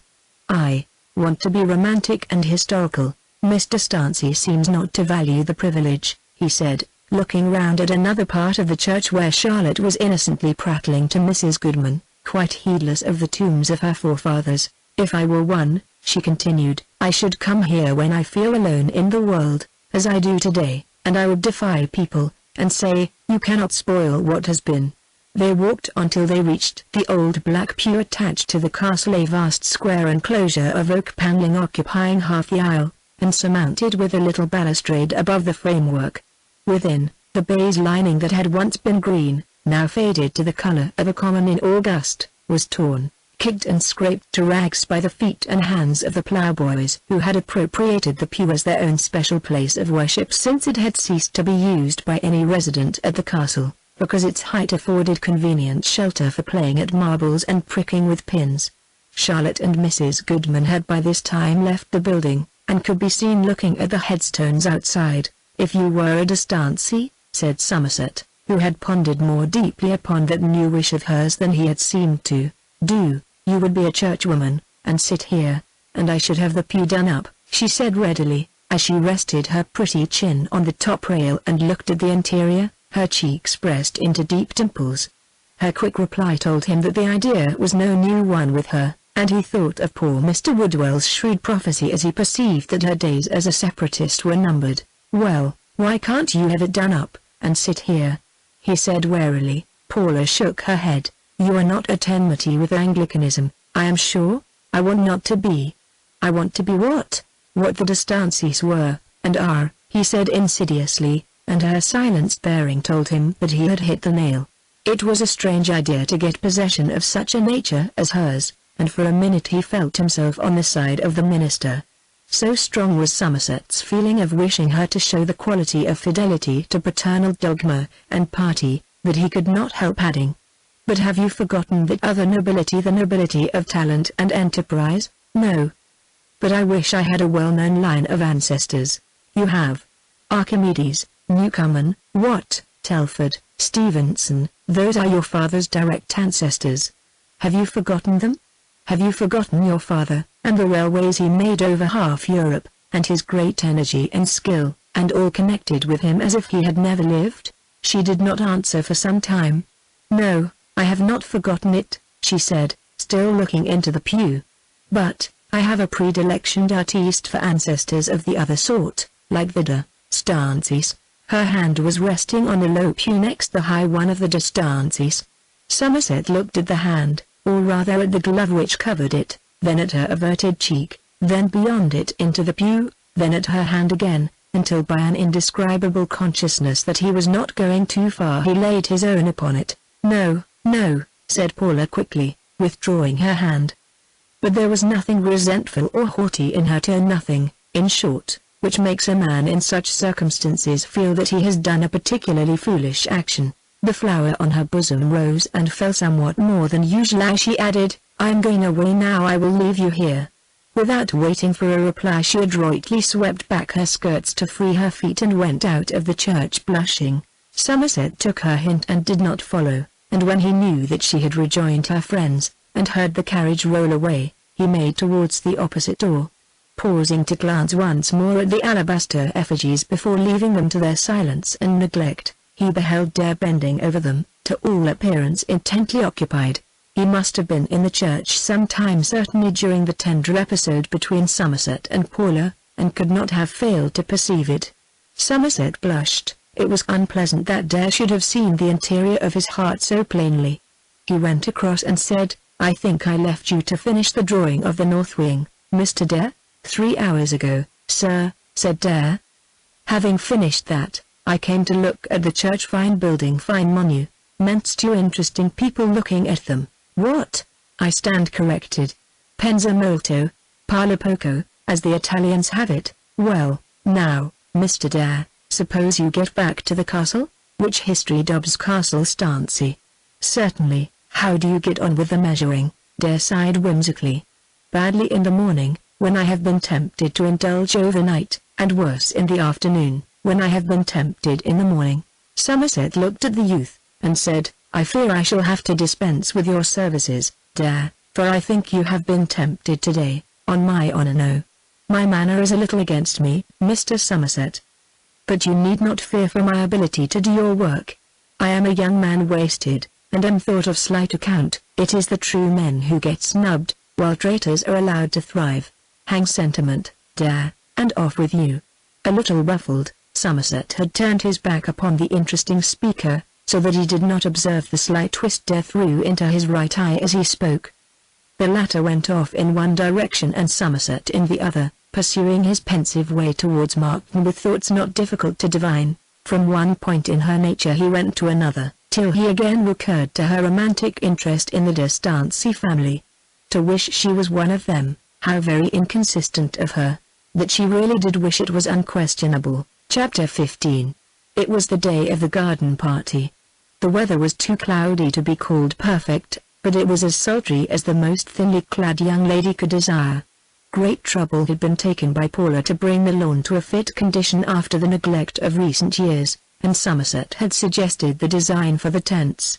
As he approached the precincts of the castle he discerned a flag of newest fabric floating over the keep, and soon his fly fell in with the stream of carriages that were passing over the bridge into the outer ward. Mrs. Goodman and Paula were receiving the people in the drawing-room. Somerset came forward in his turn, but as he was immediately followed by others there was not much opportunity, even had she felt the wish, for any special mark of feeling in the younger lady's greeting of him.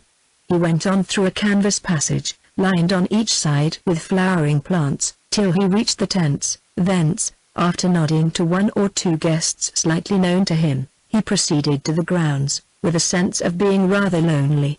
Few visitors had as yet got so far in, and as he walked up and down a shady alley his mind dwelt upon the new aspect under which Paula had greeted his eyes that afternoon. Her black and white costume had finally disappeared, and in its place she had adopted a picturesque dress of ivory white, with satin enrichments of the same hue, while upon her bosom she wore a blue flower. Her days of infestivity were plainly ended, and her days of gladness were to begin. His reverie was interrupted by the sound of his name, and looking round he beheld Havel, who appeared to be as much alone as himself. Somerset already knew that Havel had been appointed to compete with him, according to his recommendation. In measuring a dark corner a day or two before, he had stumbled upon Havel engaged in the same pursuit with a view to the rival design. Afterwards he had seen him receiving Paula's instructions precisely as he had done himself. It was as he had wished, for fairness' sake, and yet he felt a regret, for he was less Paula's own architect now. "Well, Mr. Somerset," said Havel, "since we first met an unexpected rivalry has arisen between us. But I dare say we shall survive the contest, as it is not one arising out of love. Ha ha ha." He spoke in a level voice of fierce pleasantry, and uncovered his regular white teeth. Somerset supposed him to allude to the castle competition. "Yes," said Havel. Her proposed undertaking brought out some adverse criticism till it was known that she intended to have more than one architectural opinion. An excellent stroke of hers to disarm criticism. "You saw the second letter in the morning papers?" "No," said the other. "The writer states that he has discovered that the competent advice of two architects is to be taken, and withdraws his accusations." Somerset said nothing for a minute. "Have you been supplied with the necessary data for your drawings?" he asked, showing by the question the track his thoughts had taken. Havel said that he had. "But possibly not so completely as you have," he added, again smiling fiercely. Somerset did not quite like the insinuation, and the two speakers parted, the younger going towards the musicians, who had now begun to fill the air with their strains from the embowered enclosure of a drooping ash. When he got back to the marquees they were quite crowded, and the guests began to pour out upon the grass. The toilets of the ladies presenting a brilliant spectacle here being colored dresses with white devices, the white dresses with colored devices, and yonder transparent dresses with no device at all. A lavender haze hung in the air. The trees were as still as those of a submarine forest, while the sun, in color like a brass plaque, had a hairy outline in the livid sky. After watching a while some young people who were so madly devoted to lawn tennis that they set about it like day laborers at the moment of their arrival, he turned and saw approaching a graceful figure in cream-colored hues, whose gloves lost themselves beneath her lace ruffles, even when she lifted her hand to make firm the blue flower at her breast, and whose hair hung under her hat in great knots so well compacted that the sun gilded the convexity of each knot like a ball. "You seem to be alone," said Paula, who had at last escaped from the duty of receiving guests. "I don't know many people." "Yes, I thought of that while I was in the drawing-room. But I could not get out before. I'm now no longer a responsible being. Mrs. Goodman is mistress for the remainder of the day. Will you be introduced to anybody? Whom would you like to know? I am not particularly unhappy in my solitude, but you must be made to know a few." "Very well, I submit readily." She looked away from him, and while he was observing upon her cheek the moving shadow of leaves cast by the declining sun, she said, "Oh, there is my aunt," and beckoned with her parasol to that lady, who approached in the comparatively youthful guise of a grey silk dress that whistled at every touch. Paula left them together, and Mrs. Goodman then made him acquainted with a few of the best people, describing what they were in a whisper before they came up, among them being the radical member for Markton, who had succeeded to the seat rendered vacant by the death of Paula's father. While talking to this gentleman on the proposed enlargement of the castle, Somerset raised his eyes and hand towards the walls, the better to point out his meaning. In so doing he saw a face in the square of darkness formed by one of the open windows, the effect being that of a highlight portrait by Van Dyck or Rembrandt. It was his assistant Dare, leaning on the windowsill of the studio, as he smoked his cigarette and surveyed the gay groups promenading beneath. After holding a chattering conversation with some ladies from a neighboring country seat who had known his father in bygone years, and handing them ices and strawberries till they were satisfied, he found an opportunity of leaving the grounds, wishing to learn what progress Dare had made in the survey of the castle. Dare was still in the studio when he entered. Somerset informed the youth that there was no necessity for his working later that day, unless to please himself, and proceeded to inspect Dare's achievements thus far. To his vexation, Dare had not plotted 3 dimensions during the previous 2 days. This was not the first time that Dare, either from incompetence or indolence, had shown his inutility as a house surveyor and draftsman. "Mr. Dare," said Somerset, "I fear you don't suit me well enough to make it necessary that you should stay after this week." Dare removed the cigarette from his lips and bowed. "If I don't suit, the sooner I go the better. Why wait a week?" he said. "Well, that's as you like." Somerset drew the inkstand towards him, wrote out a check for Dare's services, and handed it across the table. "I'll not trouble you tomorrow," said Dare, seeing that the payment included the week in advance. "Very well," replied Somerset. "Please lock the door when you leave." Shaking hands with Dare and wishing him well, he left the room and descended to the lawn below. There he contrived to get near Miss Power again, and inquired of her for Mr. Darcy. "Oh, did you not know?" said Paula. "Her father is unwell, and she preferred staying with him this afternoon. I hoped he might have been here." "Oh no, he never comes out of his house to any party of this sort. It excites him, and he must not be excited." "Poor Sir William," muttered Somerset. "No," said Paula. "He is grand and historical." "That is hardly an orthodox notion for a Puritan," said Somerset mischievously. "I am not a Puritan," insisted Paula. The day turned to dusk, and the guests began going in relays to the dining hall. When Somerset had taken in 2 or 3 ladies to whom he had been presented, and attended to their wants, which occupied him 3/4 of an hour, he returned again to the lodger's tent, with a view to finding Paula and taking his leave. It was now brilliantly lighted up, and the musicians, who during daylight had been invisible behind the ash tree, were ensconced at one end with their harps and violins. It reminded him that there was to be dancing. The tent had in the meantime half filled with a new set of young people who had come expressly for that pastime. Behind the girls gathered numbers of newly arrived young men with low shoulders and diminutive moustaches, who were evidently prepared for once to sacrifice themselves as partners. Somerset felt something of a thrill at the sight. He was an infrequent dancer, and particularly unprepared for dancing at present, but to dance once with Paula Power he would give a year of his life. He looked round, but she was nowhere to be seen. The first set began. Old and middle-aged people gathered from the different rooms to look on at the gyrations of their children, but Paula did not appear. When another dance or 2 had progressed, and an increase in the average age of the dancers was making itself perceptible, especially on the masculine side, Somerset was aroused by a whisper at his elbow. "You dance, I think? Miss Deville is disengaged. She has not been asked once this evening." The speaker was Paula. Somerset looked at Miss Deville, a sallow lady with black twinkling eyes, yellow costume, and gay laugh, who had been there all the afternoon and said something about having thought of going home. "Is that because I asked you to dance?" she murmured. "But she is appropriated." A young gentleman had at that moment approached the uninviting Miss Deville, claimed her hand and led her off. "That's right," said Somerset. "I ought to leave room for younger men." "You need not say so. That bald-headed gentleman is 45. He does not think of younger men. Have you a dance to spare for me?" Her face grew stealthily redder in the candlelight. "Oh!" I have no engagement at all. I have refused. I hardly feel at liberty to dance. It would be as well to leave that to my visitors. Why, my father, though he allowed me to be taught, never liked the idea of my dancing." "Did he make you promise anything on the point?" He said he was not in favor of such amusements no more. I think you are not bound by that, on an informal occasion like the present. She was silent. You will just once? Said he. Another silence. If you like, she venturesomely answered at last. Somerset closed the hand which was hanging by his side, and somehow hers was in it. The dance was nearly formed, and he led her forward. Several persons looked at them significantly, but he did not notice it then, and plunged into the maze. Never had Mr. Somerset passed through such an experience before.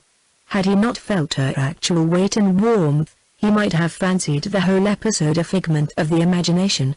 It seemed as if those musicians had thrown a double sweetness into their notes on seeing the mistress of the castle in the dance, that a perfumed southern atmosphere had begun to pervade the marquee, and that human beings were shaking themselves free of all inconvenient gravitation. Somerset's feelings burst from his lips.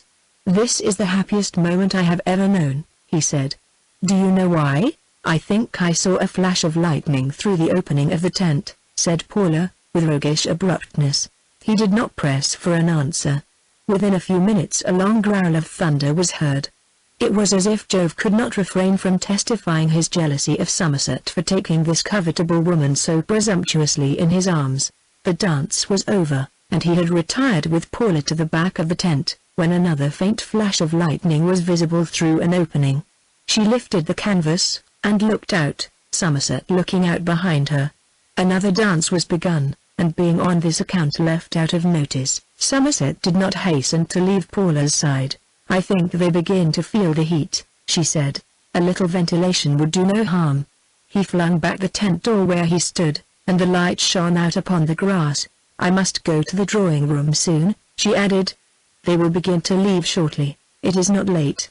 The thundercloud has made it seem dark seether. A line of pale yellow stretches along the horizon from west to north. That's evening not gone yet. Shall we go into the fresh air for a minute?" She seemed to signify assent, and he stepped off the tent floor upon the ground. She stepped off also. The air out of doors had not cooled, and without definitely choosing a direction they found themselves approaching a little wooden tea house that stood on the lawn a few yards off. Arrived here, they turned, and regarded the tent they had just left, and listened to the strains that came from within it. "I feel more at ease now," said Paula. "So do I," said Somerset. "I mean," she added in an undeceiving tone, "because I saw Mrs. Goodman enter the tent again just as we came out here. So I have no further responsibility. I meant something quite different." "Try to guess what," she teasingly demurred, finally breaking the silence by saying, "The rain is come at last," as great drops began to fall upon the ground with a smack, like pellets of clay. In a moment the storm poured down with sudden violence, and they drew further back into the summer house.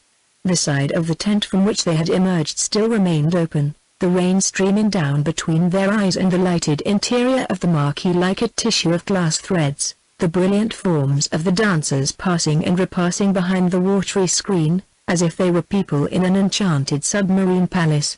"How happy they are," said Paula. "They don't even know that it is raining. I am so glad that my aunt had the tent lined, otherwise such a downpour would have gone clean through it." The thunderstorm showed no symptoms of abatement, and the music and dancing went on more merrily than ever. "We cannot go in," said Somerset. "And we cannot shout for umbrellas. We will stay till it is over, will we not?" "Yes," she said, "if you care to." "Ah, what is it? Only a big drop came upon my head. Let us stand further in." Her hand was hanging by her side, and Somerset's was close by. He took it, and she did not draw it away. Thus they stood a long while, the rain hissing down upon the grass plot, and not a soul being visible outside the dancing tent save themselves. "May I call you Paula?" asked he. There was no answer. "May I?" he repeated. "Yes, occasionally," she murmured. "Dear Paula!" ! "May I call you that?" "Oh no, not yet." "But you know I love you?" "Yes," she whispered. "And shall I love you always, if you wish to? And will you love me?" Paula did not reply. "Will you, Paula?" he repeated. "You may love me. But don't you love me in return?" "I love you to love me. Won't you say anything more explicit?" "I would rather not." Somerset emitted half a sigh. He wished she had been more demonstrative. yet felt that this passive way of assenting was as much as he could hope for. Had there been anything cold in her passivity he might have felt repressed, but her stillness suggested the stillness of motion imperceptible from its intensity. "We must go in," said she.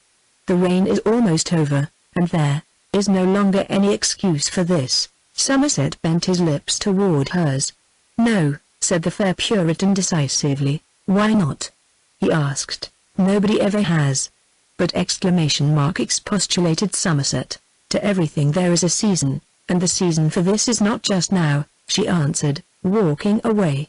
They crossed the wet and glistening lawn, stepped under the tent and parted. She vanished, he did not know whither, and, standing with his gaze fixed on the dancers, the young man waited, till, being in no mood to join them, he went slowly through the artificial passage lined with flowers, and entered the drawing-room. Mrs. Goodman was there, bidding good night to the early-goers, and Paula was just behind her, apparently in her usual mood.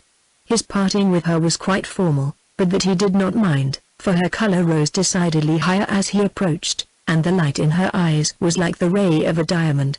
When he reached the door he found that his brougham from the Quantock Arms, which had been waiting more than an hour, could not be heard of. That the vagrancy of spirit which love induces would not permit him to wait, and, leaving word that the man was to follow him when he returned, he went past the glare of carriage lamps ranked in the ward, and under the outer arch.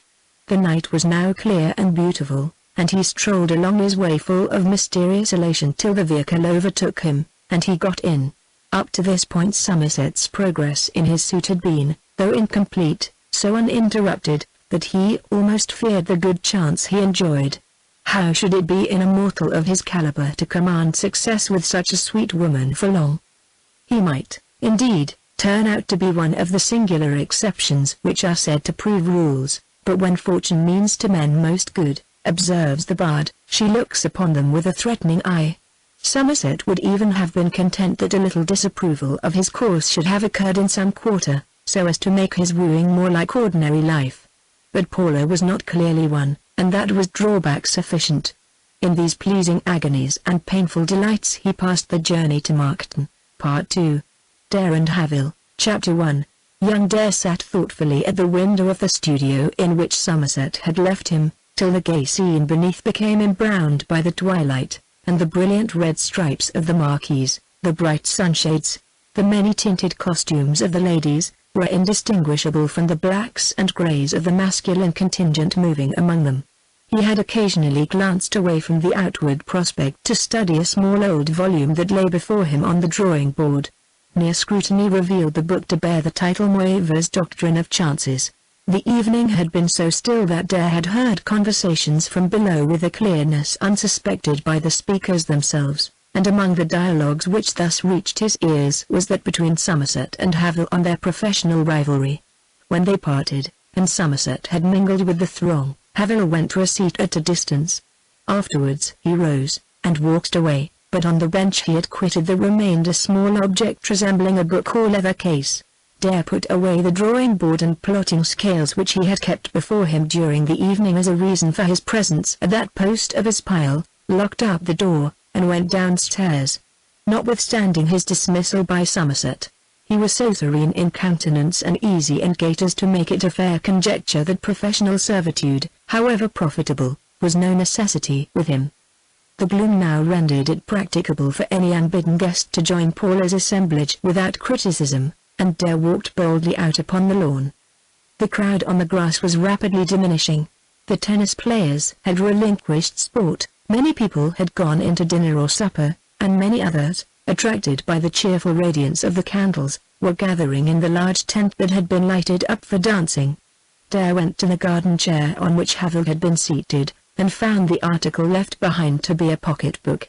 Whether because it was unclasped and fell open in his hand, or otherwise, he did not hesitate to examine the contents. Among a mass of architects' customary memoranda occurred a draft of the letter abusing Paula as an iconoclast or vandal by blood, which had appeared in the newspaper. The draft was so interlined and altered as to bear evidence of being the original conception of that ungentlemanly attack. The lad read the letter, smiled, and strolled about the grounds, only met by an occasional pair of individuals of opposite sex in deep conversation. the state of whose emotions led them to prefer the evening shade to the publicity and glare of the tents and rooms. At last he observed the white waistcoat of the man he sought. "Mr. Havel, the architect, I believe?" said Dare. "The author of most of the noteworthy buildings in this neighborhood?" Havel assented blandly. "I have long wished for the pleasure of your acquaintance, and now an accident helps me to make it. This pocketbook, I think, is yours?" Havel clapped his hand to his pocket, examined the book Dare held out to him, and took it with thanks. "I see I am speaking to the artist, archaeologist, Gothic photographer Mr. Dare. Professor Dare." "Professor? Pardon me, I should not have guessed it so young as you are. Well, it is merely ornamental, and in truth, I dropped the title in England, particularly under present circumstances. Are they peculiar, perhaps? Ah, I remember. I have heard that you are assisting a gentleman in preparing a design in opposition to my design, apostrophe that he is not competent to prepare himself, you were perhaps going to add? Not precisely that. You could hardly be blamed for such words. However, you are mistaken. I did assist him to gain a little further insight into the working of architectural plans, but our views on art are antagonistic, and I assist him no more. Mr. Havel, it must be very provoking to a well-established professional man to have a rival sprung at him in a grand undertaking which he had a right to expect as his own. Professional sympathy is often accepted from those whose condolence on any domestic matter would be considered intrusive. Havel walked up and down beside Dare for a few moments in silence, and at last showed that the words had told, by saying, "Everyone may have his opinion.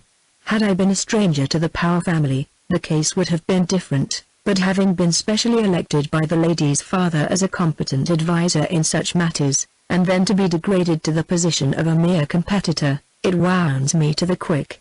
Both in purse and in person, like the illused hostess of their garter, a lady to whom I have been a staunch friend," continued Havel, not heeding the interruption. At that moment sounds seemed to come from Dare which bore a remarkable resemblance to the words, "Ha, ha, Havel." It was hardly credible, and yet, could he be mistaken? Havel turned. Dare's eye was twisted comically upward. "What does that mean?" said Havel coldly, and with some amazement. "Ha, ha, Havel. Staunch friend is good especially after an iconoclast and vandal by blood, monstrosity in the form of a Greek temple, and so on. Sir, you have the advantage of me. Perhaps you allude to that anonymous letter?" "Oh ho, Havel," repeated the boy-man, turning his eyes yet further towards the zenith. "To an outsider such conduct would be natural, but to a friend who finds your pocketbook, and looks into it before returning it, and kindly removes a leaf bearing the draft of a letter which might injure you if discovered there, and carefully conceals it in his own pocket, why, such conduct is unkind." Dare held up the abstracted leaf. Havel trembled. "I can explain," he began. "It is not necessary, we are friends," said Dare assuringly. Havel looked as if he would like to snatch the leaf away, but altering his mind, he said grimly, "Well, I take you at your word, we are friends. That letter was concocted before I knew of the competition, it was during my first disgust, when I believed myself entirely supplanted. I am not in the least surprised. But if she knew you to be the writer, I should be ruined as far as this competition is concerned," said Havel carelessly.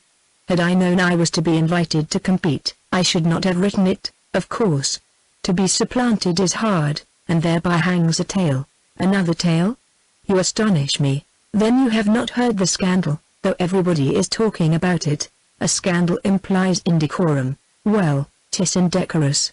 Her infatuated partiality for him is patent to the eyes of a child, a man she has only known a few weeks, and one who obtained admission to her house in the most irregular manner.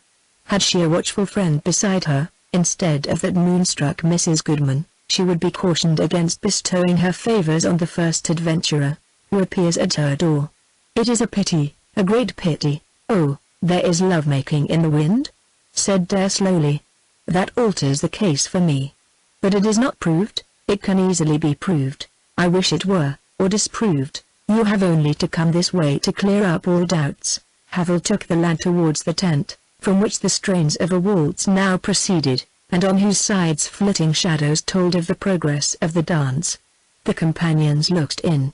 The rosy silk lining of the marquee, and the numerous coronas of wax lights, formed a canopy to a radiant scene which, for two at least of those who composed it, was an intoxicating one. Paula and Somerset were dancing together.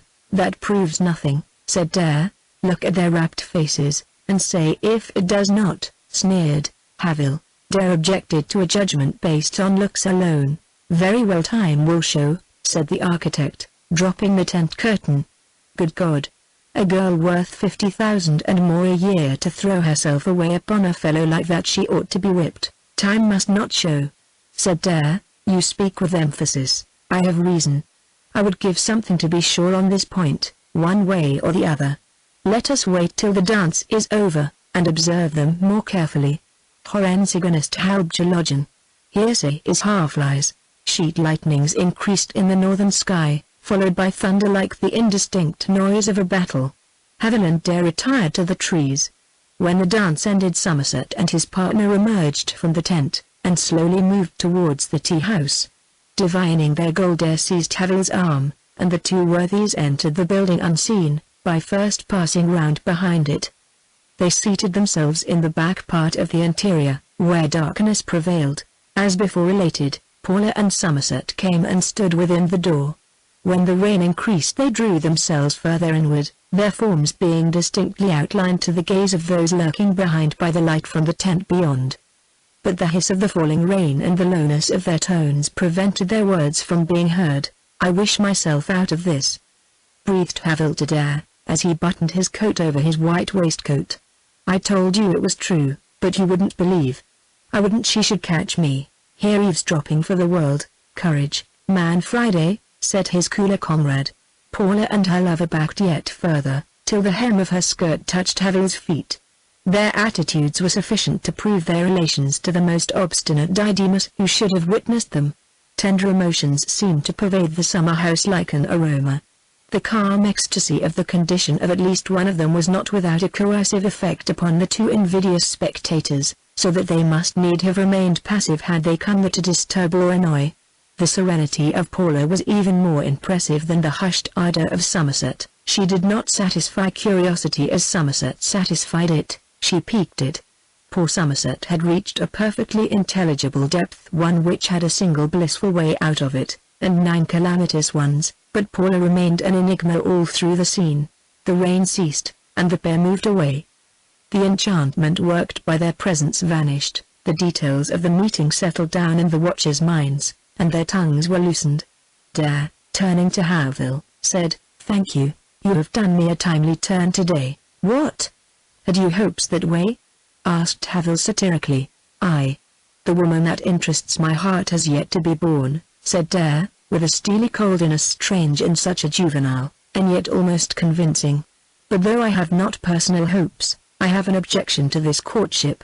Now I think we may as well fraternize, the situation being what it is." "What is the situation?" "He is in your way as her architect. He is in my way as her lover. We don't want to hurt him, but we wish him clean out of the neighborhood." "I'll go as far as that," said Havel. "I have come here at some trouble to myself, merely to observe. I find I ought to stay to act. If you were myself, a married man with people dependent on him, who has had a professional certainty turned to a miserably remote contingency by these events, you might say you ought to act. But what conceivable difference it can make to you who it is the young lady takes to her heart and home, I fail to understand." "Well, I'll tell you this much at least. I want to keep their place vacant for another man." "The place?" "The place of husband to Miss Power, and proprietor of the castle and domain. That's a scheme with a vengeance." "Who is the man?" "It is my secret at present." "Certainly."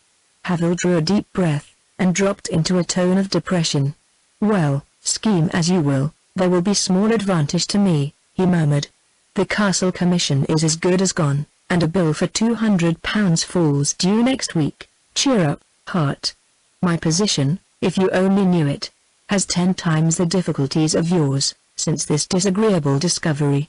Let us consider if we can assist each other. The competition drawings are to be sent in when? In something over 6 weeks, say fortnight before she returns from the Scilly Isles, for which place she leaves here in a few days." "Oh, she goes away, that's better." Our lover will be working here at his drawings, and she not present, exactly. Perhaps she is a little ashamed of the intimacy. And if your design is considered best by the committee, he will have no further reason for staying, assuming that they are not definitely engaged to marry by that time? I suppose so, murmured Havel discontentedly. The conditions, as sent to me, state that the designs are to be adjudicated on by 3 members of the institute called in for the purpose, so that she may return, and have seemed to show no favor. Then it amounts to this: your design must be best. It must combine the excellencies of your invention with the excellencies of his. Meanwhile a coolness should be made to arise between her and him, and as there would be no artistic reason for his presence here after the verdict is pronounced, he would perforce hie back to town. Do you see? I see the ingenuity of the plan, but I also see 2 insurmountable obstacles to it. The first is, I cannot add the excellencies of his design to mine without knowing what those excellencies are, which he will of course keep a secret. Second, it will not be easy to promote a coolness between such hot ones as they. You make a mistake. It is only he who is so ardent. She is only lukewarm.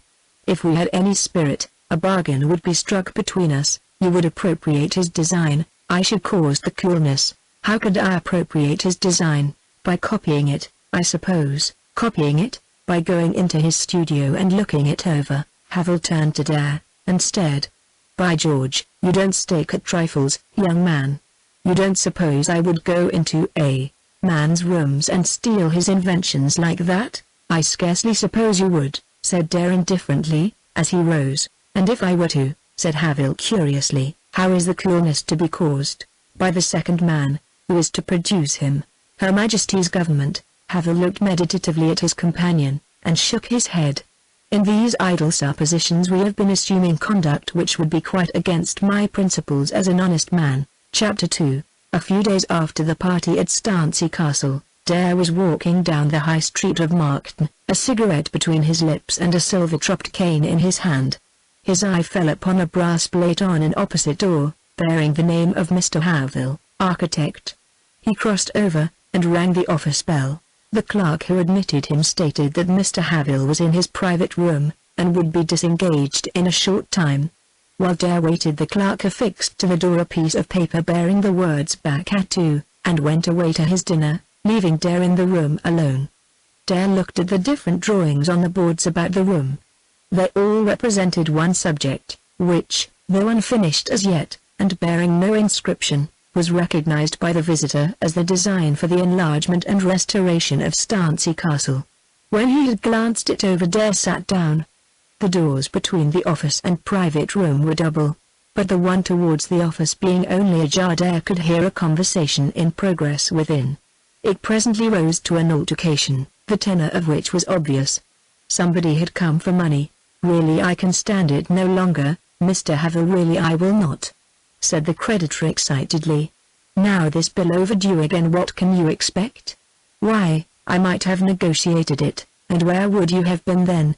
Instead of that, I have locked it up out of consideration for you, and what do I get for my consider-ateness? I shall let the law take its course. You'll do me inexpressible harm, and get nothing whatever, said Havel. If you would renew for another 3 months there would be no difficulty in the matter. You have said so before. I will do no such thing. There was a silence, whereupon Dare arose without hesitation, and walked boldly into the private office. Havel was standing at one end, as gloomy as a thundercloud, and at the other was the unfortunate creditor with his hat on. Though Dare's entry surprised them, both parties seemed relieved. I have called in passing to congratulate you, Mr. Havel, said Dare gaily. Such a commission as has been entrusted to you will make you famous. How do you do? ? I wish it would make me rich, said Havel dryly. It will be a lift in that direction, from what I know of the profession. What is she going to spend? 100,000. Your commission as architect, 5,000. Not bad, for making a few sketches. Consider what other great commissions such a work will lead to. What great work is this? Asked the creditor. Stancy Castle, said Dare, since Havel seemed too agape to answer. You have not heard of it, then?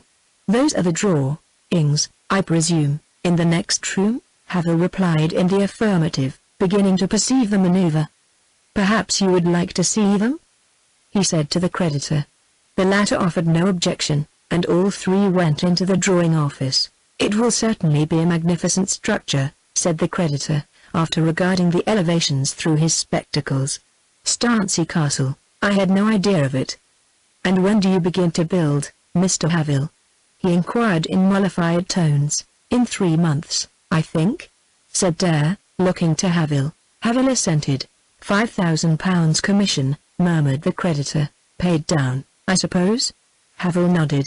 "And the works will not linger for lack of money to carry them out, I imagine," said Dare. 200,000 will probably be spent before the work is finished.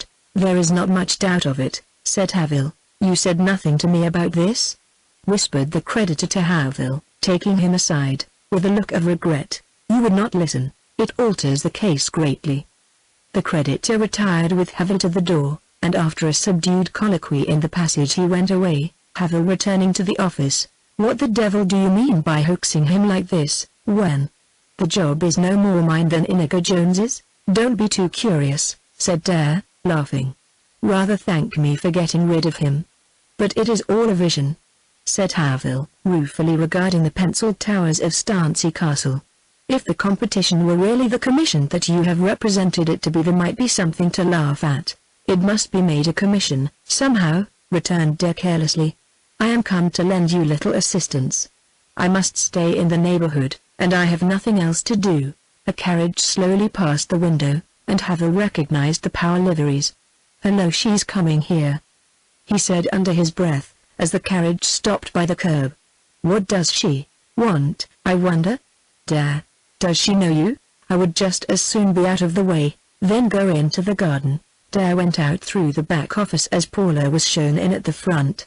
She wore a grey traveling costume, and seemed to be in some haste. "I am on my way to the railway station," she said to Havel. "I shall be absent from home for several weeks, and since you requested it, I have called to inquire how you are getting on with the design." "Please look it over," said Havel, placing a seat for her. "No," said Paula. "I think it would be unfair. I have not looked at Mr. the other architect's plans since he has begun to design seriously, and I will not look at yours. Are you getting on quite well, and do you want to know anything more? If so, go to the castle, and get anybody to assist you. Why would you not make use of the room at your disposal in the castle, as the other architect has done?" In asking the question her face was towards the window, and suddenly her cheeks became a rosy red. She instantly looked another way. "Having my own office so near, it was not necessary, thank you," replied Havel, as, noting her countenance, he allowed his glance to stray into the street. Somerset was walking past on the opposite side. "The time is the time fixed for sending in the drawings is the 1st of November, I believe," she said confusedly, "and the decision will be come to by 3 gentlemen who are prominent members of the Institute of Architects." Havel then accompanied her to the carriage, and she drove away. Havel went to the back window to tell Dare that he need not stay in the garden, but the garden was empty. The architect remained alone in his office for some time. At the end of a quarter of an hour, when the scream of a railway whistle had echoed down the still street, he beheld Somerset repassing the window in a direction from the railway, with somewhat of a sad gait. In another minute Dare entered, humming the latest air of Offenbach. "'Tis a mere piece of duplicity," said Havel. "What is?" "Her pretending indifference as to which of us comes out successful in the competition, when she colors come in the moment Somerset passes by." He described Paula's visit, and the incident. "It may not mean Cupid's entire 30 after all," said Dare judicially. "The mere suspicion that a certain man loves her would make a girl blush at his unexpected appearance. Well, she's gone from him for a time, the better for you.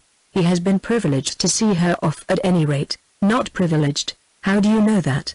"I went out of your garden by the back gate, and followed her carriage to the railway. He simply went to the first bridge outside the station, and waited.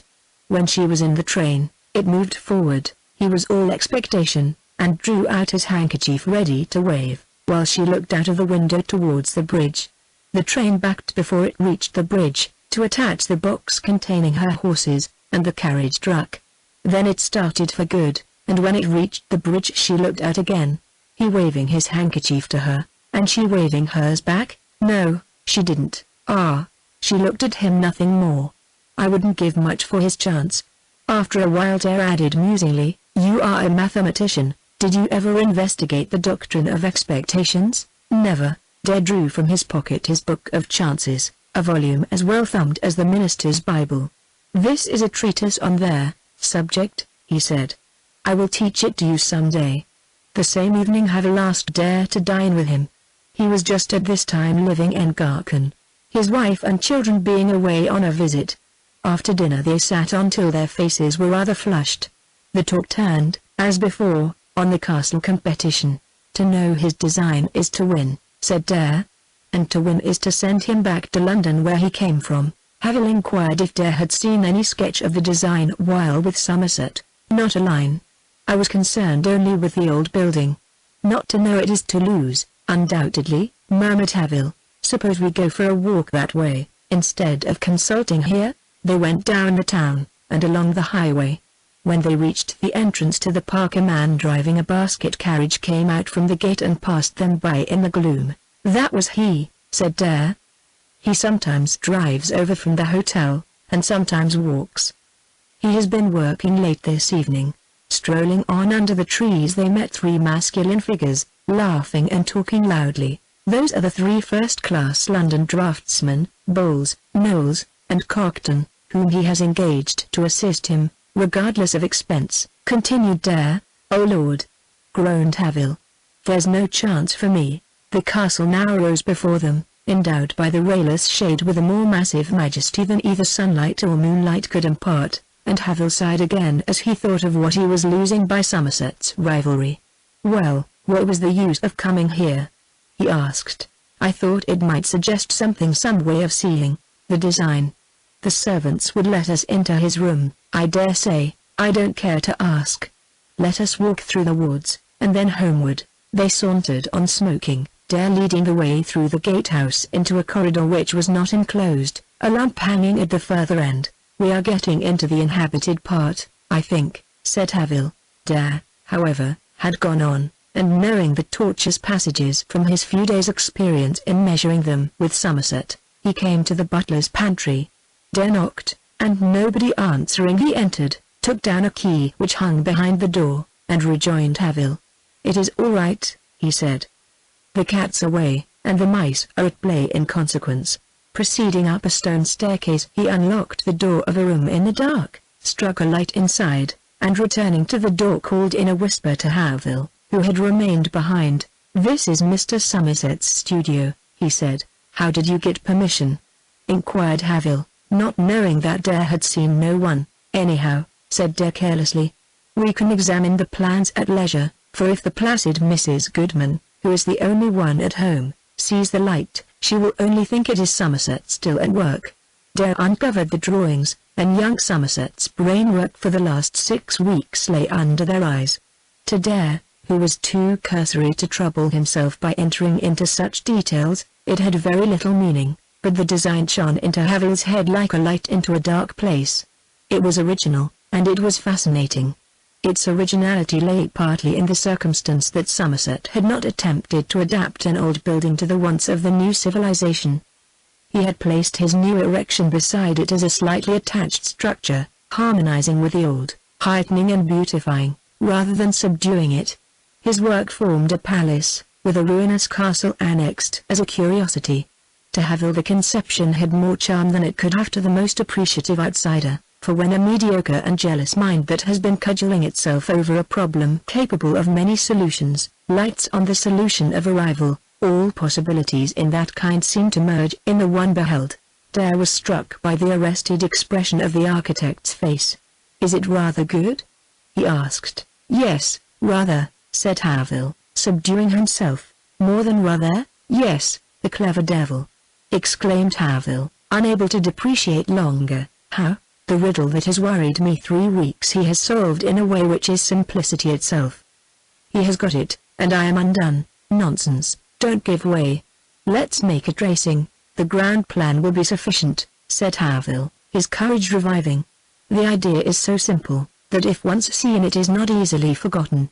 A rough tracing of Somerset's design was quickly made, and blowing out the candle with a wave of his hand, the younger gentleman locked the door, and they went downstairs again. "I should never have thought of it," said Havil, as they walked homeward.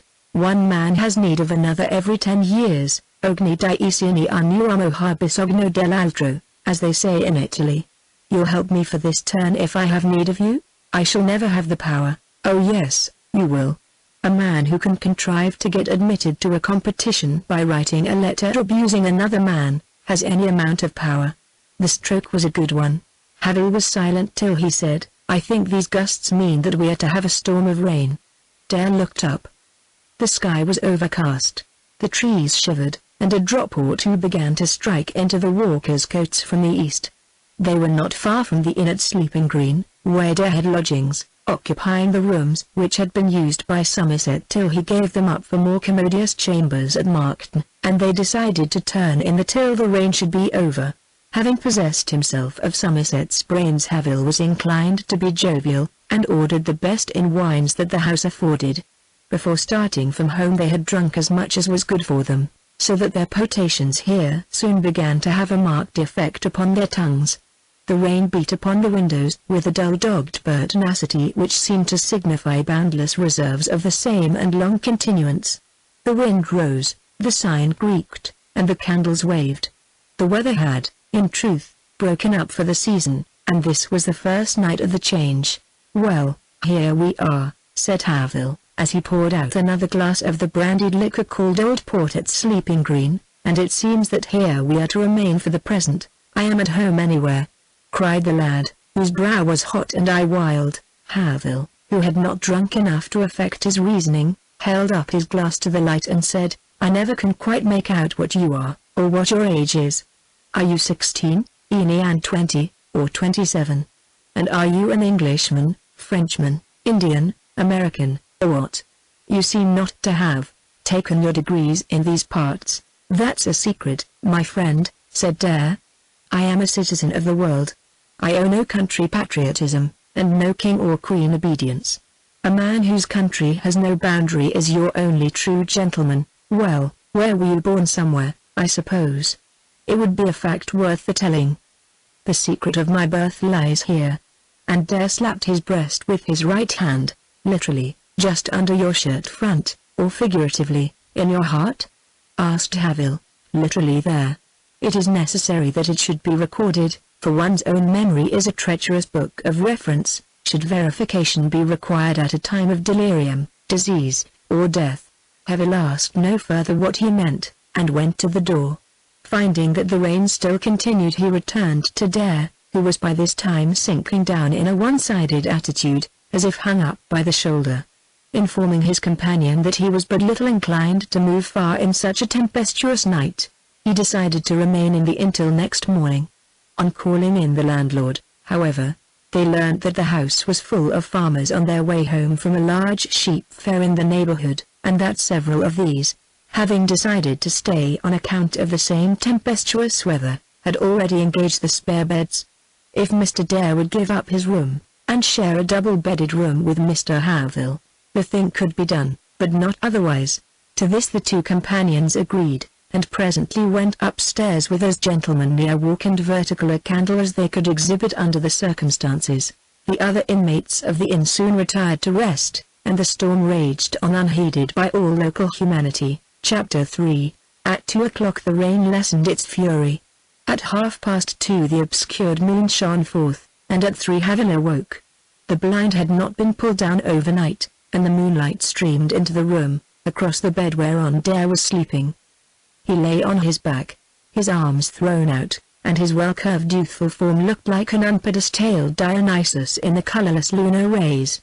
Sleep had cleared Havil's mind from the drowsing effects of the last night's sitting, and he thought of Dare's mysterious manner in speaking of himself. This lad resembled the Etruscan youth-takers, in one respect, that of being a boy with, seemingly, the wisdom of a sage, and the effect of his presence was now heightened by all those sinister and mystic attributes which are lent by nocturnal environment. He who in broad daylight might be but a young chevalier d'industry was now an unlimited possibility in social phenomena. Havel remembered how the lad had pointed to his breast, and said that his secret was literally kept there. The architect was too much of a provincial to have quenched the common curiosity that was part of his nature by the acquired metropolitan indifference to other people's lives which, in essence more unworthy even than the former, causes less practical inconvenience in its exercise. Dare was breathing profoundly. Instigated as above mentioned, Havel got out of bed and stood beside the sleeper. After a moment's pause he gently pulled back the unfastened collar of Dare's nightshirt and saw a word tattooed in distinct characters on his breast. Before there was time for Havel to decipher it, Dare moved slightly, as if conscious of disturbance, and Havel hastened back to bed. Dare bestirred himself yet more, whereupon Havel breathed heavily, though keeping an intent glance on the lad through his half-closed eyes to learn if he had been aware of the investigation. Dare was certainly conscious of something, for he sat up, rubbed his eyes, and gazed around the room. Then after a few moments of reflection he drew some article from beneath his pillow. A blue gleam shone from the object as Dare held it in the moonlight, and Havel perceived that it was a small revolver. A clammy dew broke out upon the face and body of the architect when, stepping out of bed with the weapon in his hand, Dare looked under the bed, behind the curtains, out of the window, and into a closet, as if convinced that something had occurred, but in doubt as to what it was. He then came across to where Havel was lying and still keeping up the appearance of sleep. Watching him a while and mistrusting the reality of this semblance, Dare brought it to the test by holding the revolver within a few inches of Havel's forehead. Havel could stand no more. Crystallized with terror, he said, without however moving more than his lips, in dread of hasty action on the part of Dare. "Oh, good Lord, Dare, I have done nothing." The youth smiled and lowered the pistol. "I was only finding out whether it was you or some burglar who had been playing tricks upon me. I find it was you. Do put away the thing. It is too ghastly to produce in a respectable bedroom. Why do you carry it? Cosmopolites always do. Now answer my questions. What were you up to?" And Dare as he spoke played with the pistol again. Havel had recovered some coolness. "You could not use it upon me," he said sardonically, watching Dare. "It would be risking your neck for too little an object. I did not think you were shrewd enough to see that," replied Dare carelessly, as he returned the revolver to its place. "Well, whether you have outwitted me or no, you will keep the secret as long as I choose." "Why?" said Havel. "Because I keep your secret of the letter abusing Miss P, and of the pilfered tracing you carry in your pocket." "It is quite true," said Havel. They went to bed again.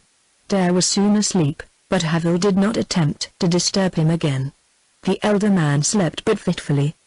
He was aroused in the morning by a heavy rumbling and jingling along the highway overlooked by the window, the front wall of the house being shaken by the reverberation. "There is no rest for me here," he said, rising and going to the window, carefully avoiding the neighborhood of Mr. Dare. When Havel had glanced out he returned to dress himself. "What's that noise?"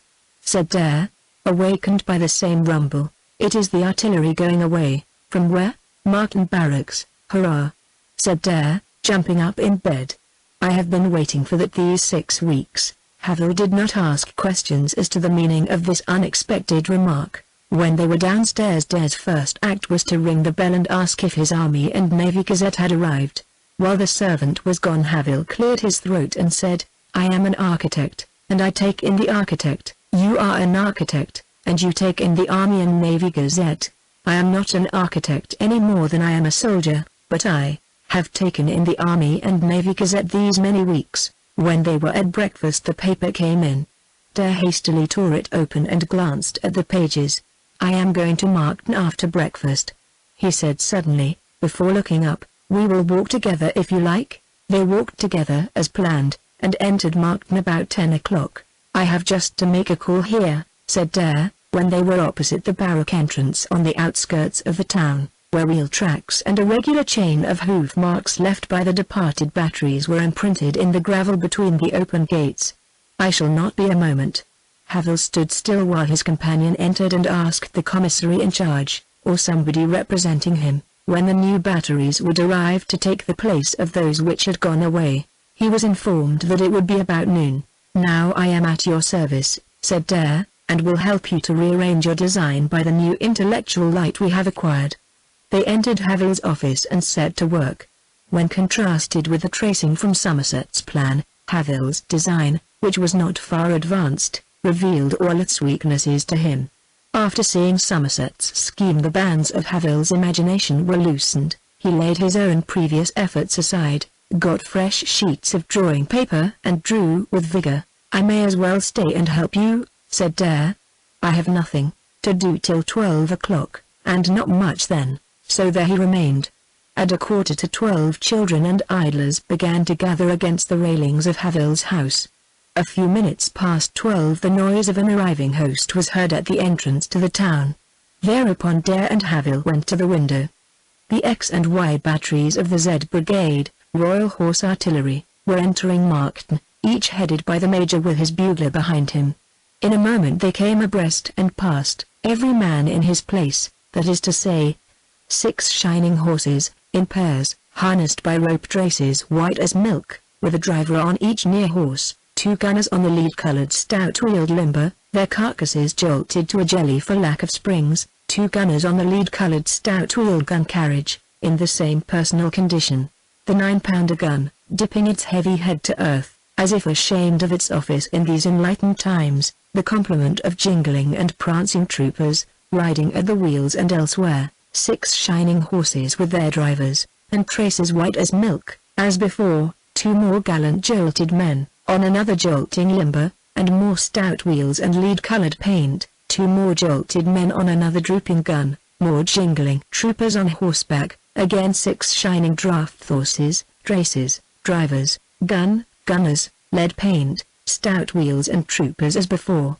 So each detachment lumbered slowly by, all eyes martially forward, except when wandering in quest of female beauty. "He's a fine fellow, is he not?"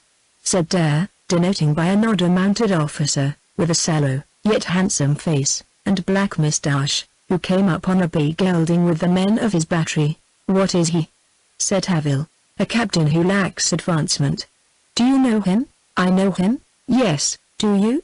Dare made no reply, and they watched the captain as he rode past with his drawn sword in his hand, the sun making a little sun upon its blade, and upon his brilliantly polished long boots and bright spurs, also warming his gold cross-belt and braidings, white gloves, Busby with its red bag, and tall white plume.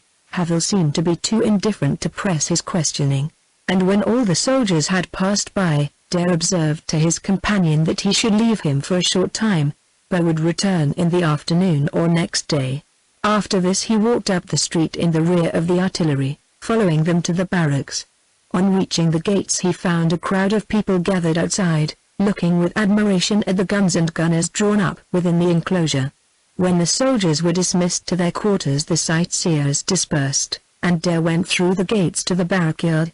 The guns were standing on the green, the soldiers and horses were scattered about, and the handsome captain whom Dare had pointed out to Havil was inspecting the buildings in the company of the quartermaster.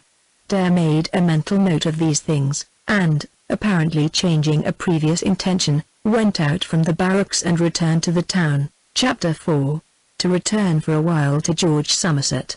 The sun of his later existence having vanished from that young man's horizon, he confined himself closely to the studio, superintending the exertions of his draftsmen Bowles, Knowles, and Cockton, who were now in the full swing of working out Somerset's creations from the sketches he had previously prepared.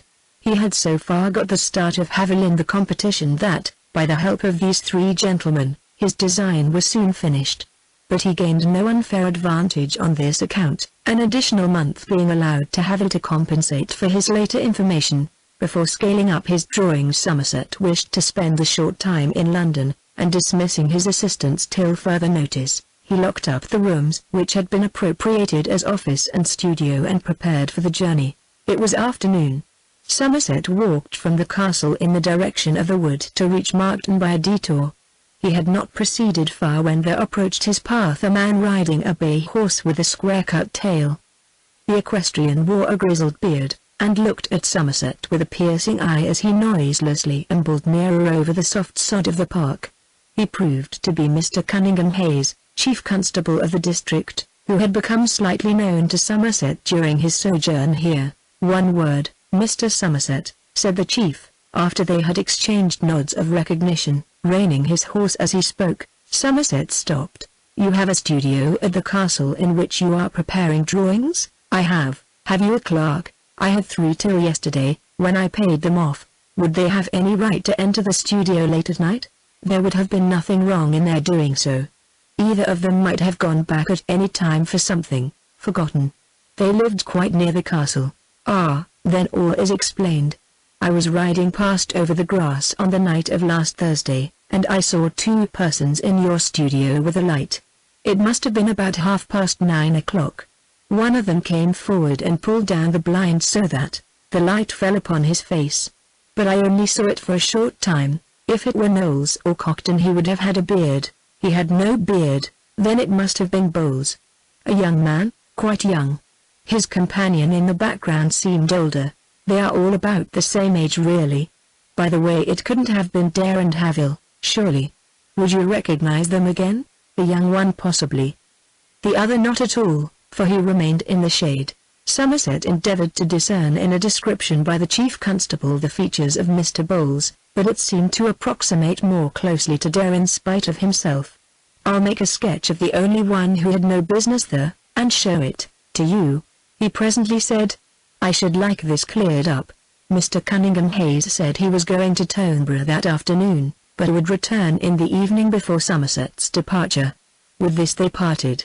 A possible motive for Dare's presence in the rooms had instantly presented itself to Somerset's mind, for he had seen Dare enter Haville's office more than once, as if he were at work there. He accordingly sat on the next stile, and taking out his pocket-book began a pencil sketch of Dare's head, to show to Mr. Hayes in the evening, for if Dare had indeed found admission with Haville, or as his agent, the design was lost, but he could not make a drawing that was a satisfactory likeness. Then he luckily remembered that Dare, in the intense warmth of admiration he had affected for Somerset on the first day or 2 of their acquaintance, had begged for his photograph, and in return for it had left one of himself on the mantelpiece, taken as he said by his own process. Somerset resolved to show this production to Mr. Hayes, as being more to the purpose than a sketch, and instead of finishing the latter, proceeded on his way. He entered the old overgrown drive which wound indirectly through the wood to Markton. The road, having been laid out for idling rather than for progress, bent sharply hither and thither among the fissured trunks and layers of horny leaves which lay there all the year round, interspersed with cushions of vivid green moss that formed oases in the rust-red expanse. Reaching a point where the road made one of its bends between 2 large beeches, a man and woman revealed themselves at a few yards' distance, walking slowly towards him. In the short and quaint lady he recognized Charlotte D'Estancey, whom he remembered not to have seen for several days. She slightly blushed and said, "Oh, this is pleasant, Mr. Somerset. Let me present my brother to you, Captain D'Estancey of the Royal Horse Artillery." Her brother came forward and shook hands heartily with Somerset, and they all 3 rambled on together, talking of the season, the place, the fishing, the shooting, and whatever else came uppermost in their minds. Captain D'Estancey was a personage who would have been called interesting by women well out of their teens. He was ripe, without having declined a digit towards fogyism. He was sufficiently old and experienced to suggest a goodly accumulation of touching amourets in the chambers of his memory, and not too old for the possibility of increasing the store. He was apparently about 38, less tall than his father had been, but admirably made, and his every movement exhibited a fine combination of strength and flexibility of limb. His face was somewhat thin and thoughtful, its complexion being naturally pale, though darkened by exposure to a warmer sun than ours. His features were somewhat striking. His moustache and hair raven black, and his eyes, denied the attributes of military keenness by reason of the largeness and darkness of their aspect, acquired thereby a softness of expression that was in part womanly. His mouth, as far as it could be seen, reproduced this characteristic, which might have been called weakness, or goodness, according to the mental attitude of the observer. It was large but well formed, and showed an unimpaired line of teeth within. His dress at present was a heather-coloured rural suit, cut close to his figure. "You knew my cousin, Jack Ravensbury?" he said to Somerset, as they went on. "Poor Jack, he was a good fellow. He was a very good fellow. He would have been made a parson if he had lived. It was his great wish." as his senior, and a man of the world as I thought myself, used to chaff him about it when he was a boy, and tell him not to be a milksop, but to enter the army. But I think Jack was right. The Parsons have the best of it, I see now. They would hardly admit that, said Somerset, laughing. Nor can I, nor I, said the captain's sister. See how lovely you all looked with your big guns and uniform when you entered Markton, and then see how stupid the Parsons look by comparison, when they flock into Markton at a visitation. Yes, said D'Estancey. Doubtless it is a brilliant masquerade. But when of the first sight you've had your fill, it palls, at least it does so upon me. This paradise of pleasure and ennui, when one is getting on for 40. When we have made our love, and gamed our gaming, dressed, voted, shone, and maybe, something more.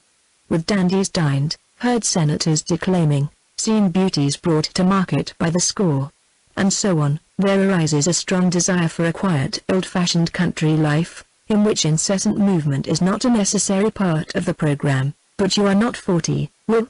Said Charlotte. My dear, I was 39 last January. Well, men about here are youths at that age. It was India used you up so, when you served in the line, was it not? I wish you had never gone there. So do I, said D'Estancey dryly. But I ought to grow a youth, again, like the rest. Now I am in my native air. They came to a narrow brook, not wider than a man's stride, and Miss D'Estancey halted on the edge. Why, Lottie, you used to jump it easily enough, said her brother. But we won't make her do it now. He took her in his arms, and lifted her over, giving her a gratuitous ride for some additional yards, and saying, You are not a pound heavier, Lot, than you were at 10 years old. What do you think of the country here, Mr. Somerset? Are you going to stay long? I think very well of it, said Somerset. But I leave tomorrow morning, which makes it necessary that I turn back in a minute or two from walking with you. That's a disappointment. I had hoped you were going to finish out the autumn with shooting. There's some, very fair, to be got here on reasonable terms, I've just heard, but you need not hire any. Spoke up Charlotte. Paula would let you shoot anything, I am sure. She has not been here long enough to preserve much game, and the poachers had it all in Mr. Wilkins' time. But what there is you might kill with pleasure to her. No, thank you, said D'Estancey grimly. I prefer to remain a stranger to Miss Steampower. She ought to be called into all her possessions. Charlotte was subdued, and did not insist further, while Somerset, before he could feel himself able to decide on the mood in which the gallant captain's joke at Paula's expense should be taken, wondered whether it were a married man or a bachelor who uttered it. He had not been able to keep the question of D'Estancey's domestic state out of his head from the first moment of seeing him. Assuming D'Estancey to be a husband, he felt there might be some excuse for his remark. If unmarried, Somerset liked the satire still better. In such circumstances there was a relief in the thought that Captain D'Estancey's prejudices might be infinitely stronger than those of his sister or father. Going tomorrow, did you say, Mr. Somerset? Asked Mr. D'Estancey. Then will you dine with us today? My father is anxious that you should do so before you go. I am sorry there will be only our own family present to meet you, but you can leave as early as you wish. Her brother seconded the invitation, and Somerset promised, though his leisure for that evening was short. He was in truth somewhat inclined to like D'Estancey, for though the captain had said nothing of any value either on war, commerce, science, or art, he had seemed attractive to the younger man. Beyond the natural interest a soldier has for imaginative minds in the civil walks of life, D'Estancey's occasional manifestations of tedium vitae were too poetically shaped to be repellent. Gallantry combined in him with a sort of ascetic self-repression in a way that was curious. He was a dozen years older than Somerset. His life had been passed in grooves remote from those of Somerset's own life, and the latter decided that he would like to meet the artillery officer again. Bidding them a temporary farewell, he went away to Markton by a shorter path than that pursued by the D'Estanceys, and after spending the remainder of the afternoon preparing for departure, he sallied forth just before the dinner hour towards the suburban villa. He had become yet more curious whether a Mrs. D'Estancey existed. If there were one he would probably see her tonight.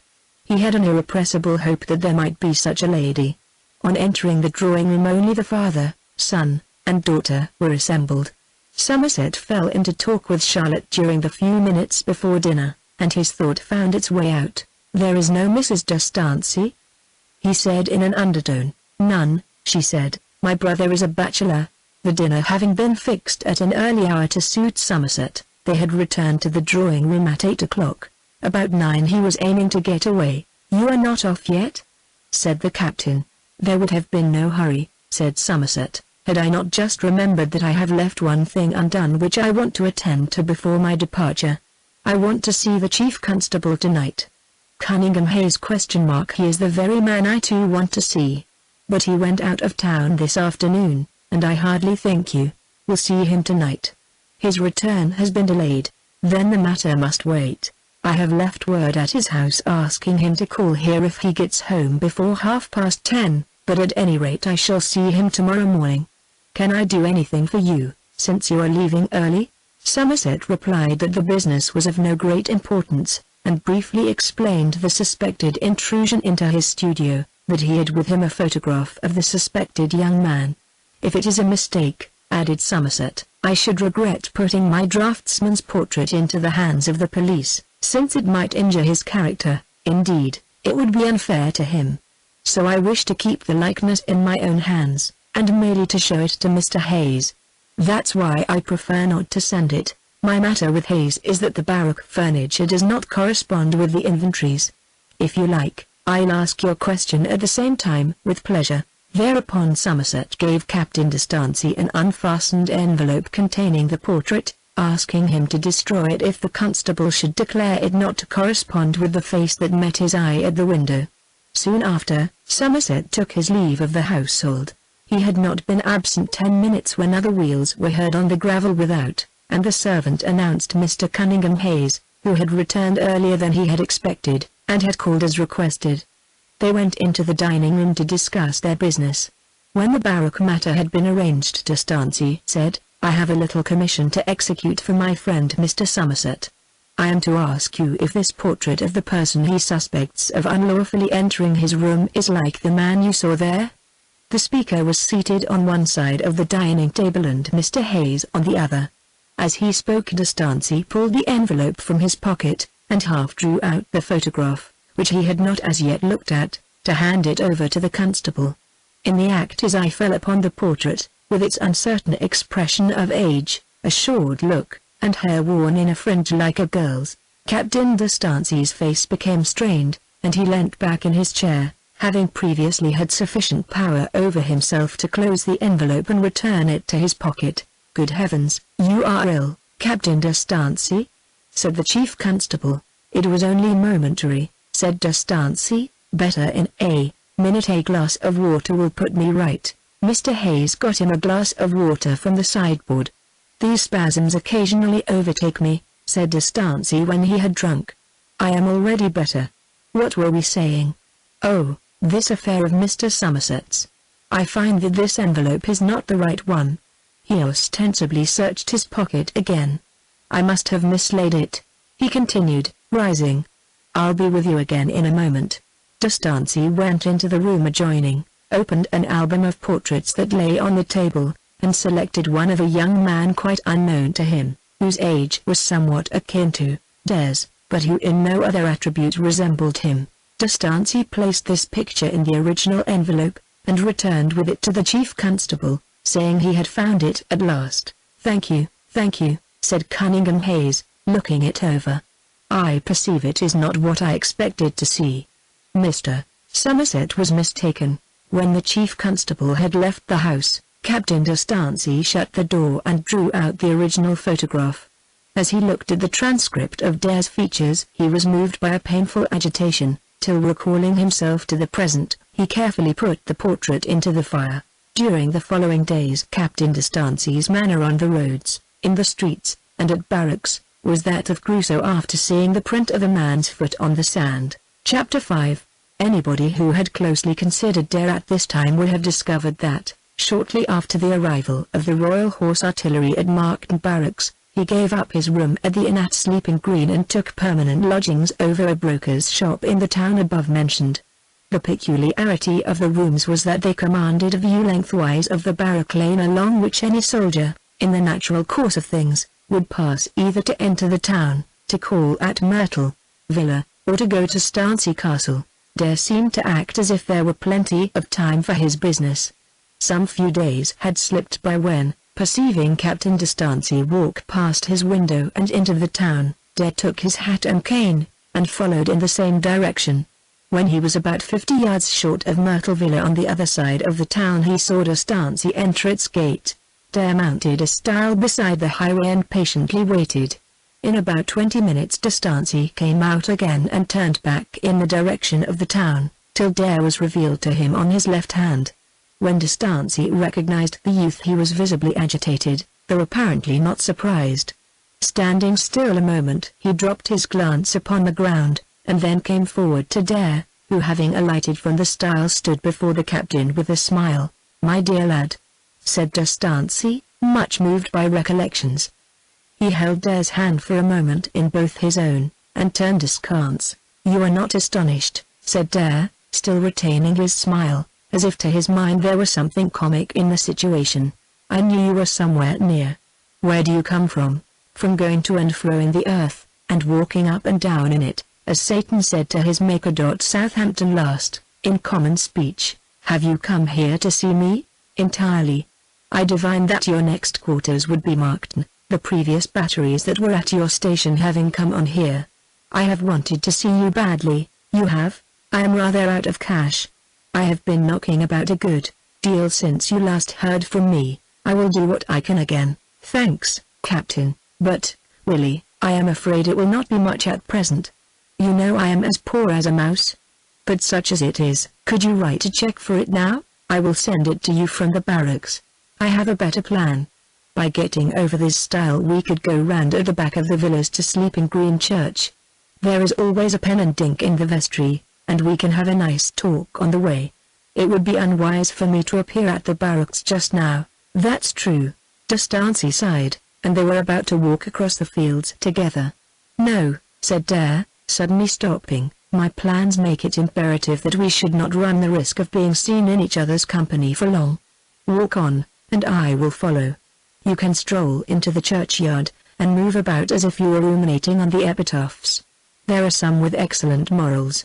I'll enter by the other gate, and we can meet easily in the vestry room." De Stancy looked gloomy, and was on the point of acquiescing when he turned back and said, "Why should your photograph be shown to the chief constable?" "By whom?" "Somerset the architect. He suspects your having broken into his office or something of the sort."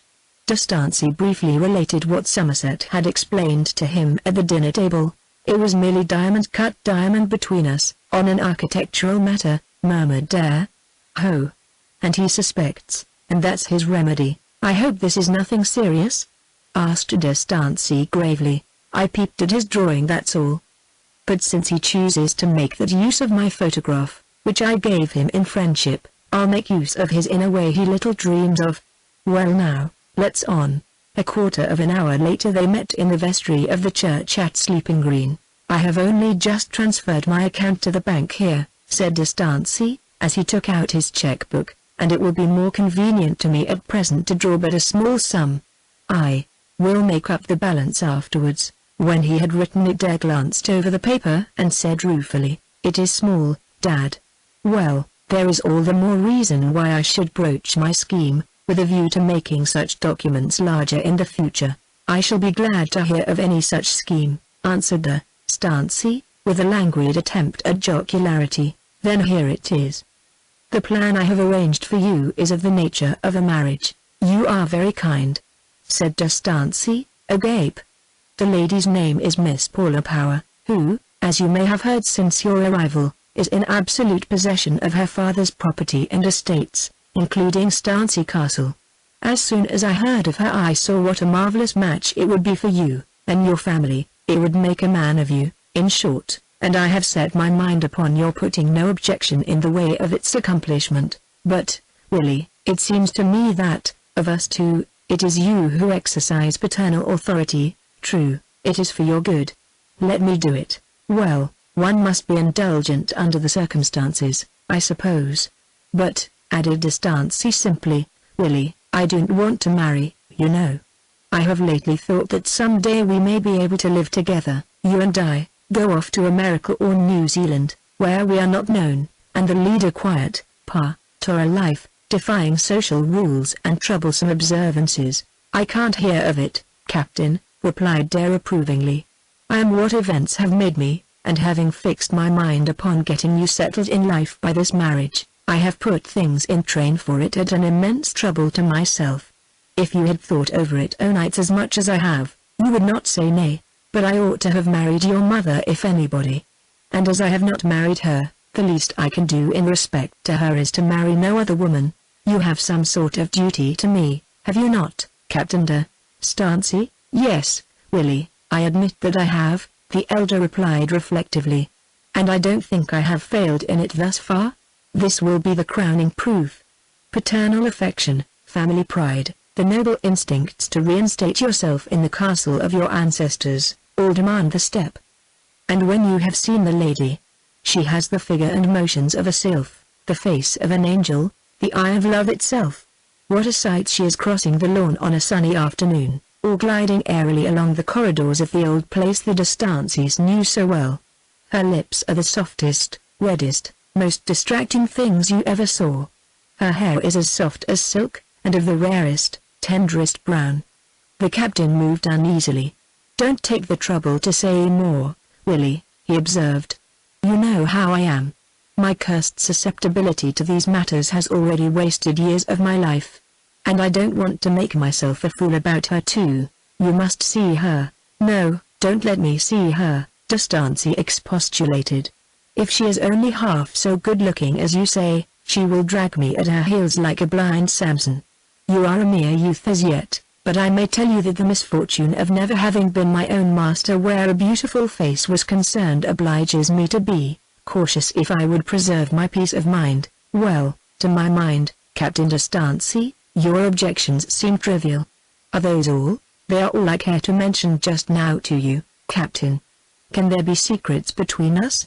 D'Estancey paused and looked at the lad as if his heart wished to confess what his judgment feared to tell.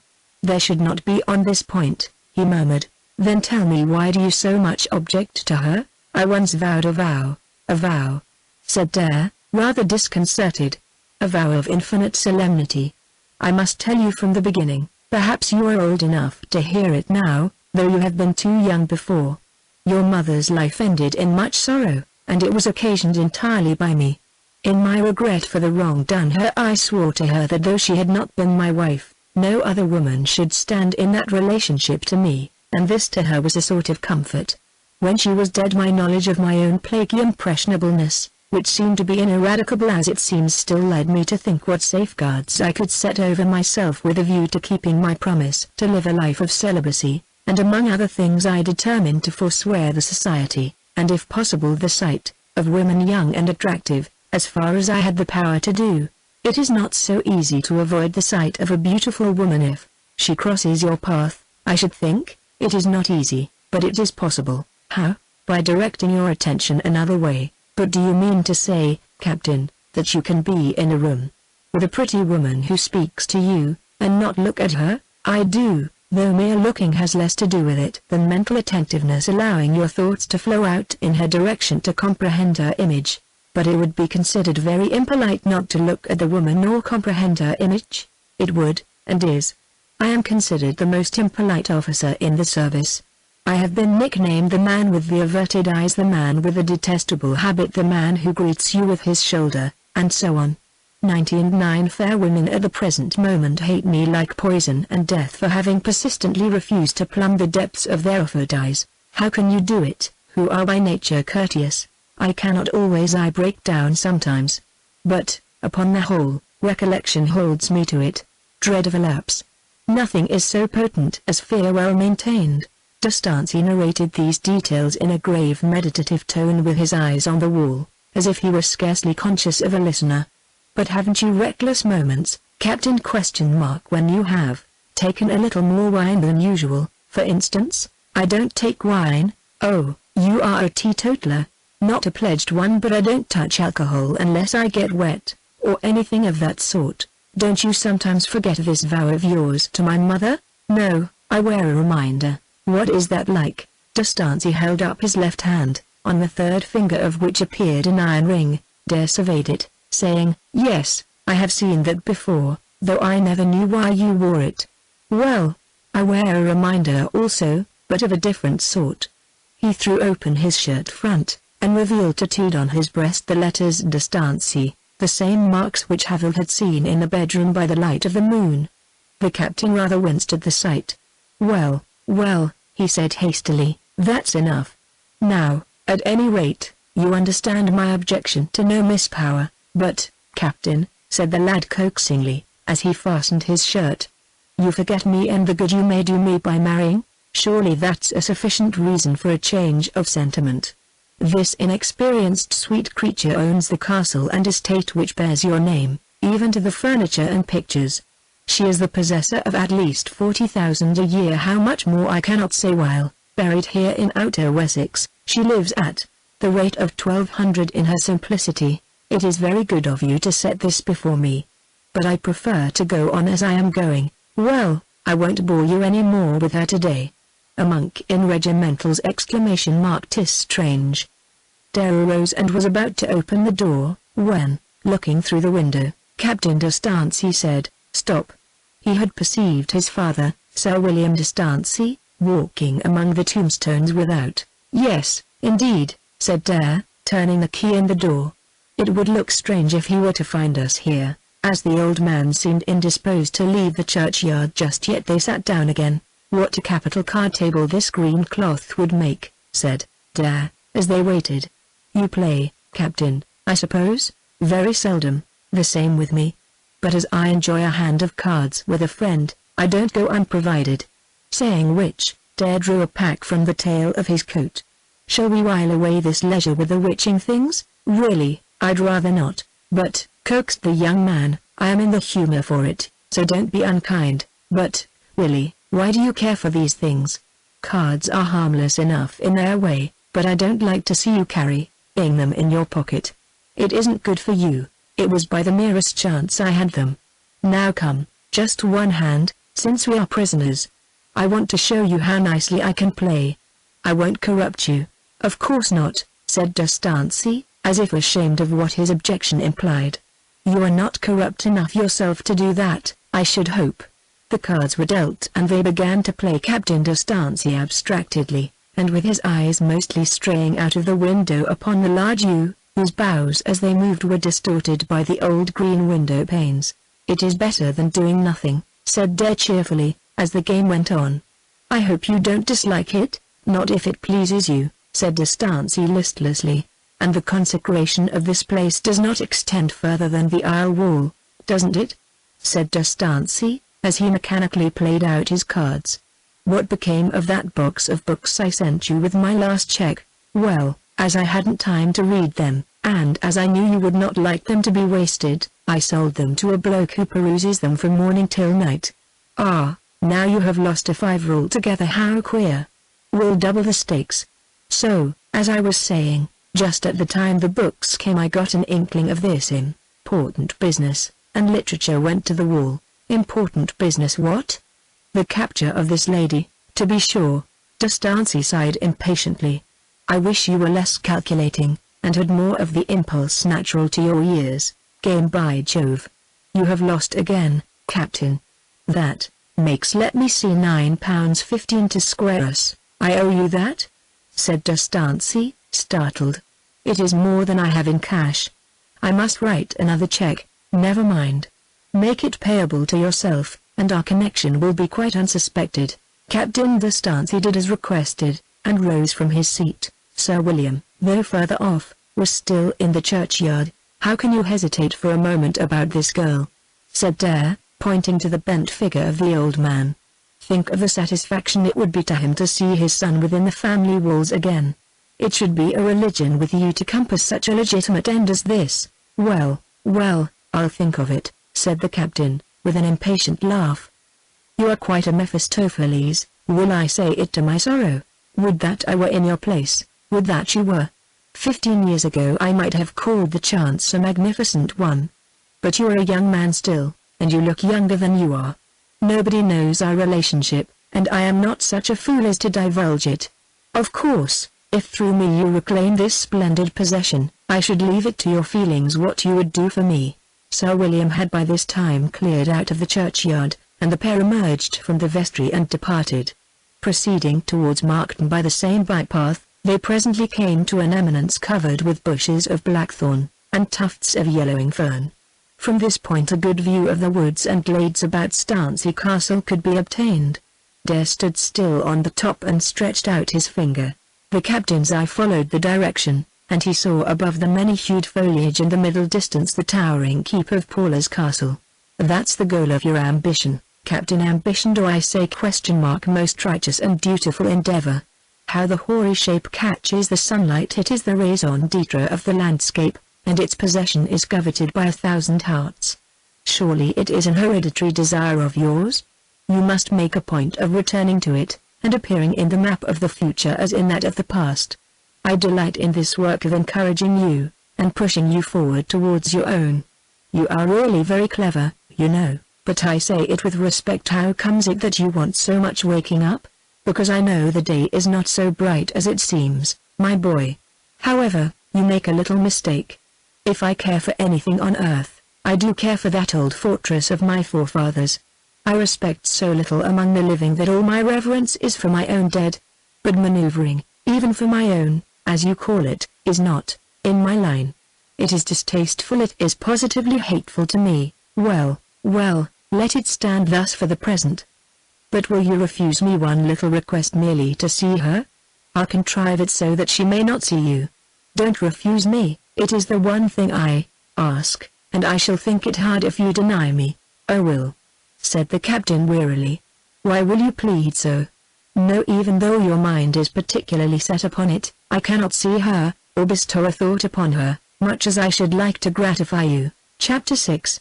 When they had parted, Dare walked along towards Markton with resolve on his mouth and an unscrupulous light in his prominent black eye.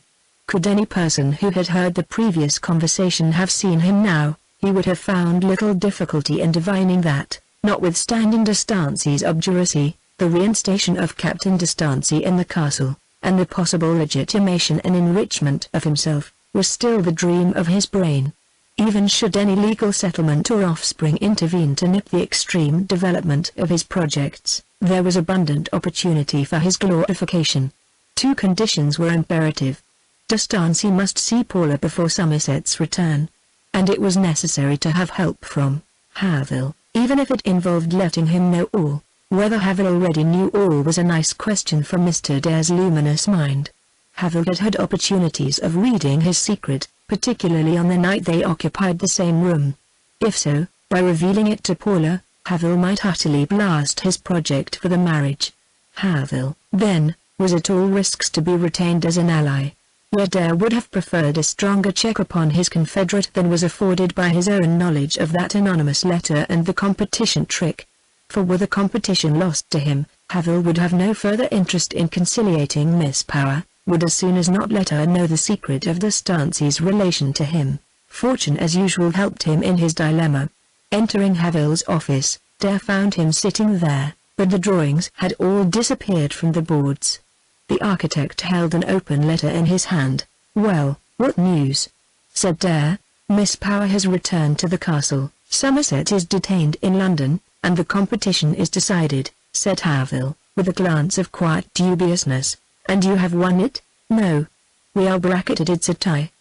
The judges say there is no choice between the designs, that they are singularly equal and singularly good. That she would do well to adopt either. Signed so-and-so, Fellows of the Royal Institute of British Architects. The result is that she will employ which she personally likes best. It is as if I had spun a sovereign in the air and it had alighted on its edge. The least false movement will make it tails, the least wise movement heads, singularly equal. Well, we owe that to a nocturnal visit, which must not be known." "Oh Lord, no," said Havel apprehensively. Dare felt secure of him at those words. Havel had much at stake. The slightest rumor of his trick in bringing about the competition would be fatal to Havel's reputation. "The permanent absence of Somerset then is desirable architecturally on your account, matrimonially on mine. Matrimonially? By the way, who was that captain you pointed out to me when the artillery entered the town? Captain de Stancy, son of Sir William de Stancy. He's the husband. Oh, you needn't look incredulous, it is practicable, but we won't argue that. In the first place, I want him to see her, and to see her in the most love-kindling, passion-begetting circumstances that can be thought of. And he must see her surreptitiously, for he refuses to meet her. Let him see her going to church or chapel? Dare shook his head. Driving out? Commonplace. Walking in the gardens? Ditto. At her toilet? Ah, if it were possible. Which it hardly is. Well, you had better think it over and make inquiries about her habits, and as to when she is in a favourable aspect for observation, as the almanacs say. Shortly afterwards Dare took his leave. In the evening he made it his business to sit smoking on the bole of a tree which commanded a view of the upper ward of the castle, and also of the old postern gate, now enlarged and used as a tradesman's entrance.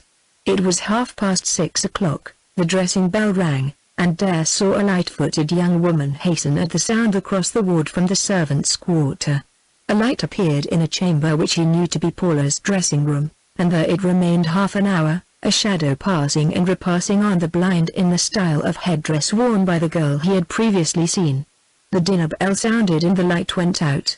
As yet it was scarcely dark out of doors, and in a few minutes Dare had the satisfaction of seeing the same woman cross the ward and emerge upon the slope without. This time she was bonneted, and carried a little basket in her hand.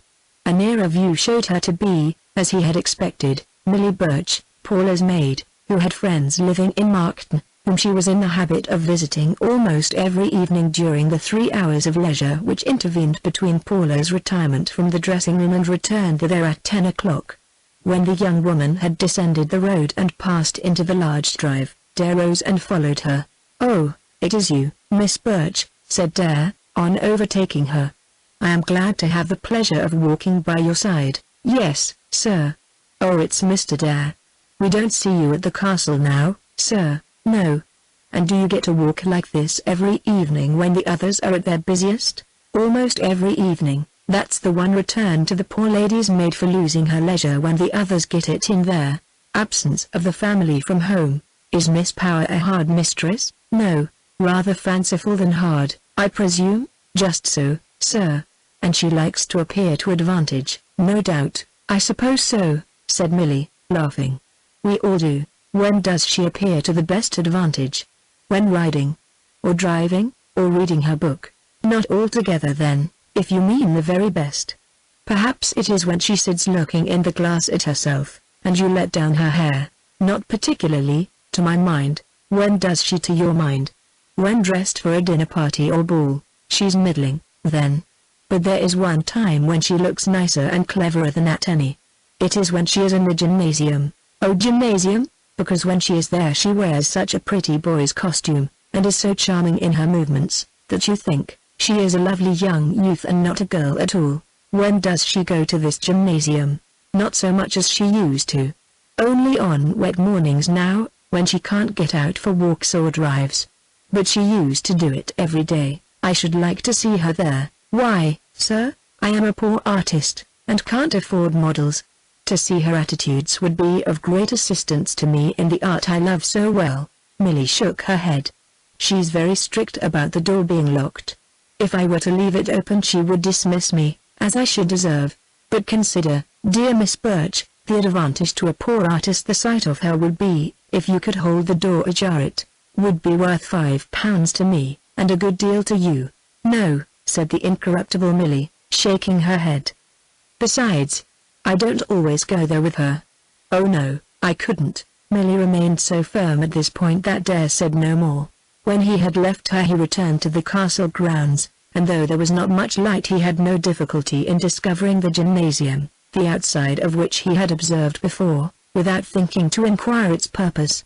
Like the erections in other parts of the shrubberies it was constructed of wood, the interstices between the framing being filled up with short billets of fir nailed diagonally.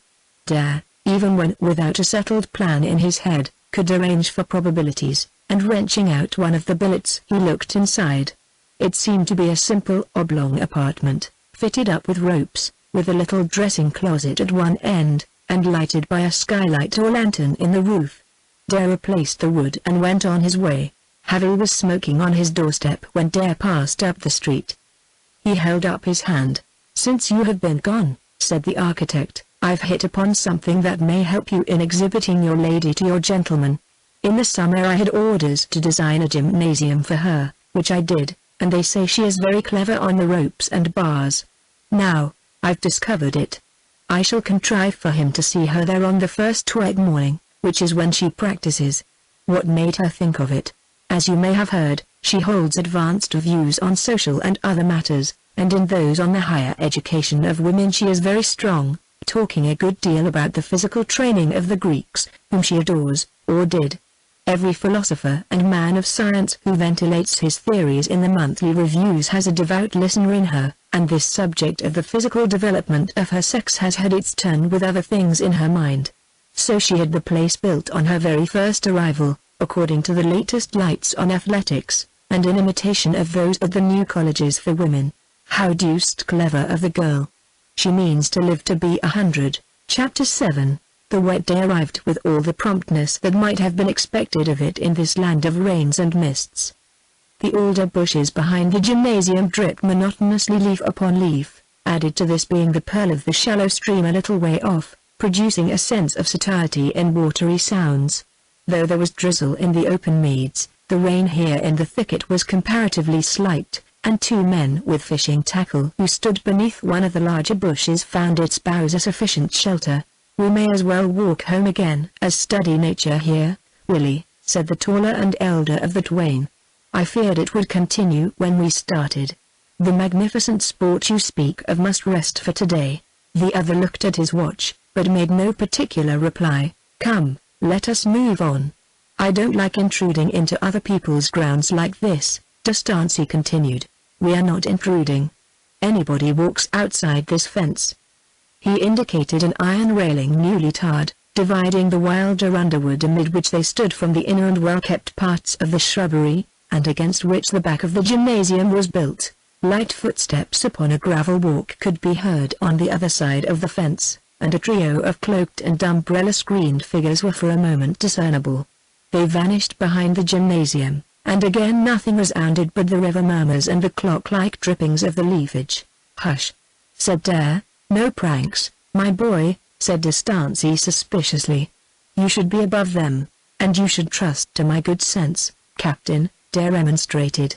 "I have not indulged in a prank since the 6th year of my pilgrimage. I have found them too damaging to my interests." "Well, it is not too dry here, and damp injures your health, you say. Have a pull for safety's sake." He presented a flask to D'Estancey. The artillery officer looked down at his nether garments. "I don't break my rule without good reason," he observed. "I am afraid that reason exists at present. I am afraid it does. What have you got?" "Only a little wine." "What wine?" "Do try it. I call it the blushful hippocene, that the poet describes as tasting of flora and the country green, dance, and provincial song, and sunburnt mirth." D'Estancey took the flask, and drank a little. "It warms, does it not?" said Dare. "Too much," said D'Estancey with misgiving. "I have been taken unawares. Why, it is 3 parts brandy, to my taste." "You scamp." Dare put away the wine. "Now you are to see something," he said. "Something? What is it?" Captain D'Estancey regarded him with a puzzled look. "It is quite a curiosity, and really worth seeing. Now just look in here." The speaker advanced to the back of the building, and withdrew the wood billet from the wall. "Well, I believe you're up to some trick," said D'Estancey, not, however, suspecting the actual truth in these unsuggestive circumstances, and with a comfortable resignation, produced by the potent liquor, which would have been comical to an outsider, but which, to one who had known the history and relationship of the two speakers, would have worn a sadder significance. "I am too big a fool about you to keep you down as I ought. That's the fault of me, worse luck." He pressed the youth's hand with a smile, went forward, and looked through the hole into the interior of the gymnasium. Dare withdrew to some little distance, and watched Captain D'Estancey's face, which presently began to assume an expression of interest. What was the captain seeing? a sort of optical poem. Paula, in a pink flannel costume, was bending, reeling and undulating in the air like a goldfish in its globe, sometimes ascending by her arms nearly to the lantern, then lowering herself till she swung level with the floor.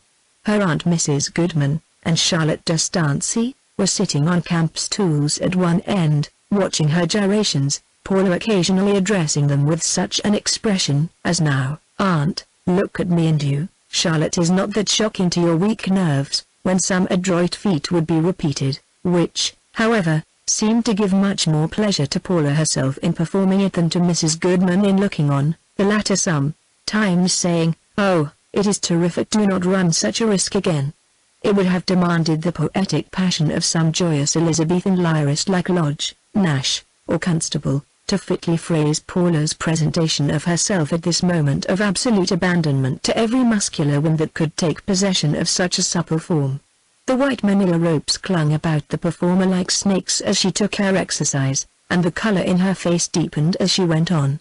Captain D'Estancey felt that, much as he had seen in early life of beauty in woman, he had never seen beauty of such a real and living sort as this. A recollection of his vow, together with a sense that to gaze on the festival of this Bonadier was, though so innocent and pretty a sight, hardly fair or gentlemanly, would have compelled him to withdraw his eyes, had not the sportive fascination of her appearance glued them there in spite of all. And as if to complete the picture of grace personified and add the one thing wanting to the charm which bound him, the clouds, till that time thick in the sky, broke away from the upper heaven, and allowed the noonday sun to pour down through the lantern upon her, irradiating her with a warm light that was incarnadined by her pink doublet and hose, and reflected in upon her face. She only required a cloud to rest on instead of the green silk net which actually supported her reclining figure for the moment, to be quite Olympian, save indeed that in place of haughty effrontery there sat on her countenance only the healthful sprightliness of an English girl. Dare had withdrawn to a point at which another path crossed the path occupied by D'Estancey. Looking in a side direction, he saw Havel idling slowly up to him over the silent grass. Havel's knowledge of the appointment had brought him out to see what would come of it. When he neared Dare, but was still partially hidden by the boughs from the third of the party, the former simply pointed to D'Estancey, upon which Havel stood and peeped at him. "Is she within there?" he inquired. Dare nodded, and whispered, "You need not have asked, if you had examined his face." "That's true. A fermentation is beginning in him," said Dare, half pitifully, "a purely chemical process, and when it is complete he will probably be clear, and fiery, and sparkling, and quite another man than the good, weak, easy fellow that he was." To precisely describe Captain D'Estancey's admiration was impossible. A sun seemed to rise in his face. By watching him they could almost see the aspect of her within the wall, so accurately were her changing faces reflected in him. He seemed to forget that he was not alone. "And is this," he murmured, in the manner of one only half apprehending himself, "and is this the end of my vow?" Paula was saying at this moment, "Ariel sleeps in this posture, does he not, Auntie?" Suiting the action to the word she flung out her arms behind her head as she lay in the green silk hammock, idly closed her pink eyelids, and swung herself to and fro. Part 3, D'Estancey, Chapter 1. Captain D'Estancey was a changed man. A hitherto well-oppressed energy was giving him motion towards long-shunned consequences. His features were, indeed, the same as before, though, had a physiognomist chosen to study them with the closeness of an astronomer scanning the universe, he would doubtless have discerned abundant novelty. In recent years D'Estancey had been an easy, melancholy, unaspiring officer, enervated and depressed by a parental affection quite beyond his control for the graceless lad Dare, the obtrusive memento of a shadowy period in D'Estancey's youth, who threatened to be the curse of his old age. Throughout a long space he had persevered in his system of rigidly incarcerating within himself all instincts towards the opposite sex, with a resolution that would not have disgraced a much stronger man. By this habit, maintained with fair success, a chamber of his nature had been preserved intact during many later years, like the one solitary sealed-up cell occasionally retained by bees in a lobe of drained honeycomb. And thus, though he had irretrievably exhausted the relish of society, of ambition, of action, and of his profession, the love force that he had kept immured alive was still a reproducible thing. The sight of Paula in her graceful performance, which the judicious Dare had so carefully planned, led up to and heightened by subtle accessories, operated on D'Estancey's surprised soul with a promptness almost magical. On the evening of the selfsame day, having dined as usual, he retired to his rooms, where he found a hamper of wine awaiting him. It had been anonymously sent, and the account was paid. He smiled grimly, but no longer with heaviness. In this he instantly recognized the handiwork of Dare, who, having at last broken down the barrier which D'Estancey had erected round his heart for so many years, acted like a skilled strategist, and took swift measures to follow up the advantage so tardily gained. Captain D'Estancey knew himself conquered. He knew he should yield to Paula, had indeed yielded, but there was now, in his solitude, an hour or two of reaction. He did not drink from the bottle's scent. He went early to bed, and lay tossing thereon till far into the night, thinking over the collapse. His teetotalism had, with the lapse of years, unconsciously become the outward and visible sign to himself of his secret vows, and a return to its opposite, however mildly done, signified with ceremonious distinctness the formal acceptance of delectations long forsworn. But the exceeding freshness of his feeling for Paula, which by reason of its long arrest was that of a man far under 30, and was a wonder to himself every instant, would not long brook weighing in balances. He wished suddenly to commit himself, to remove the question of retreat out of the region of debate. The clock struck 2, and the wish became determination. He arose, and wrapping himself in his dressing gown went to the next room, where he took from a shelf in the pantry several large bottles, which he carried to the window, till they stood on the sill a goodly row. There had been sufficient light in the room for him to do this without a candle. Now he softly opened the sash, and the radiance of a gibbous moon riding in the opposite sky flooded the apartment. It fell on the labels of the captain's bottles, revealing their contents to be simple aerated waters for drinking. D'Estancey looked out and listened.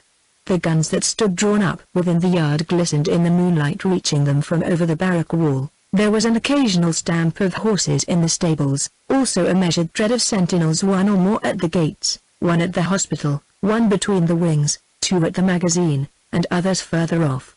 Recurring to his intention, he drew the corks of the mineral waters, and inverting each bottle one by one over the windowsill, heard its contents dribble in a small stream onto the gravel below.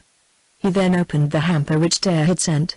Uncorking one of the bottles he murmured, "To Paula," and drank a glass of the ruby liquor. "A man again after 18 years, he said, shutting the sash and returning to his bedroom.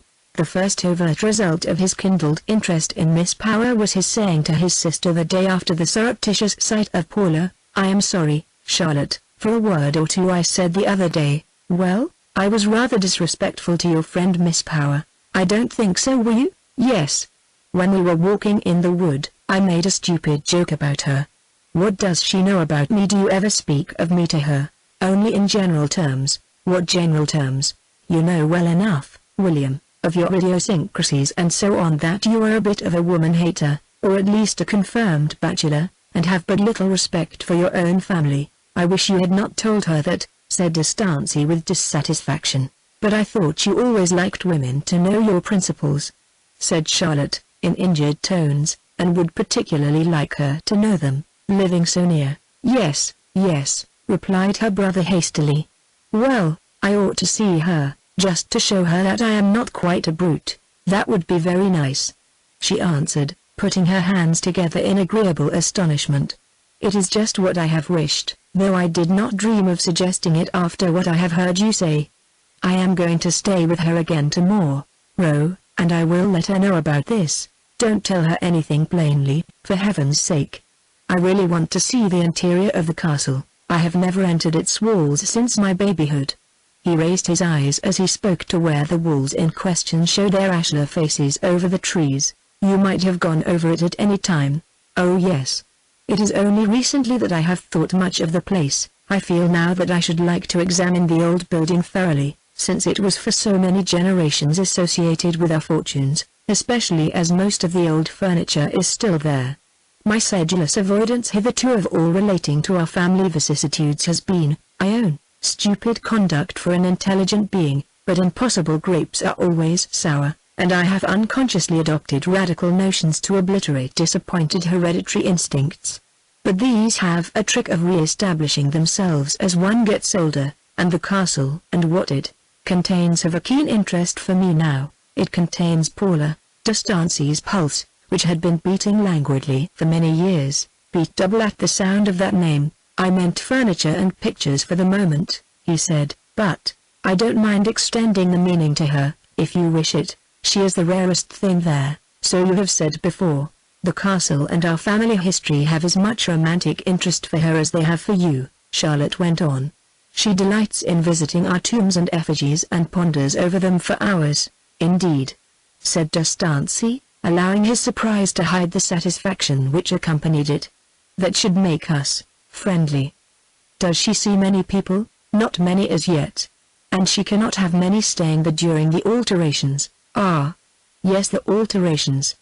Didn't you say that she has had a London architect stopping there on that account?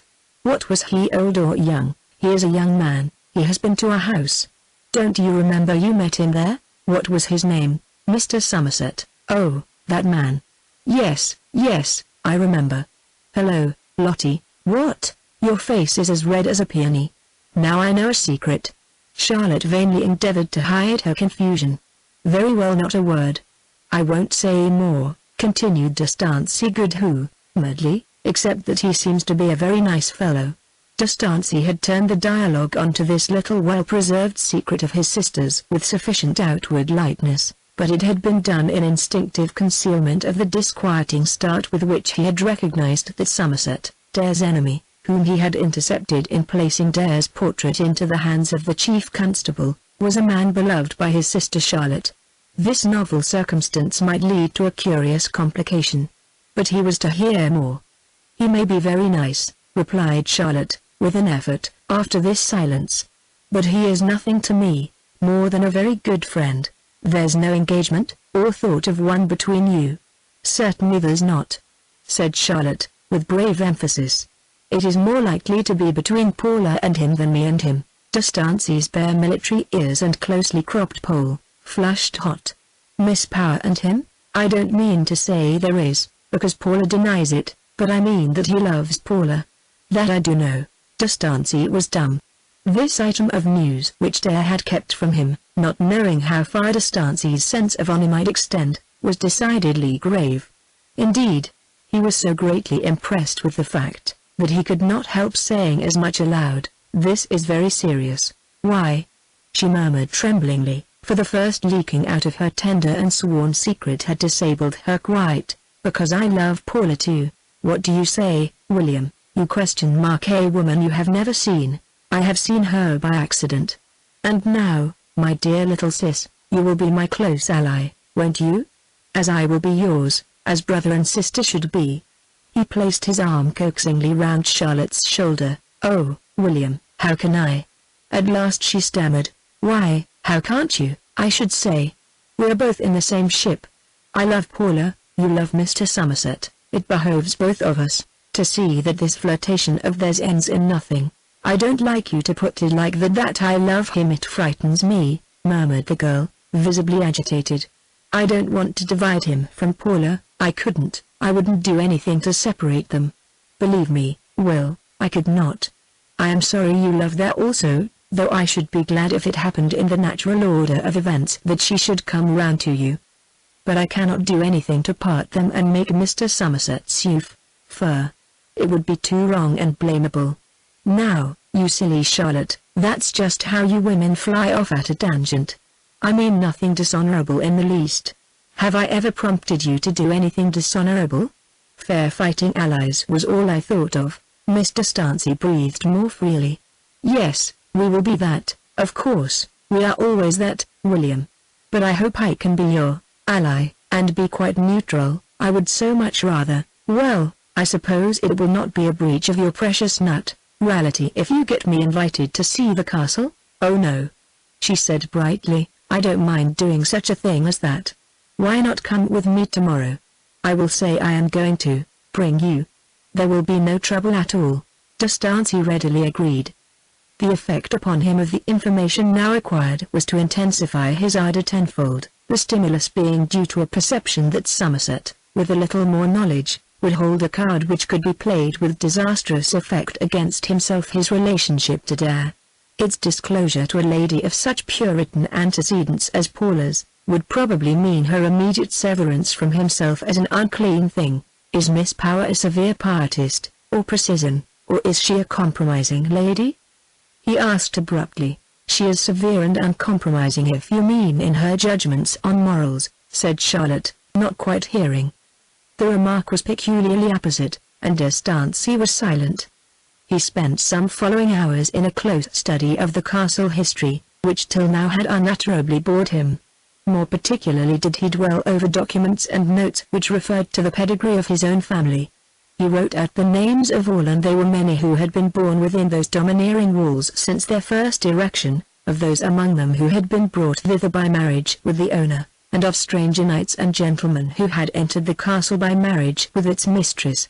He refreshed his memory on the strange loves and hates that had arisen in the course of the family history, on memorable attacks, and the dates of the same.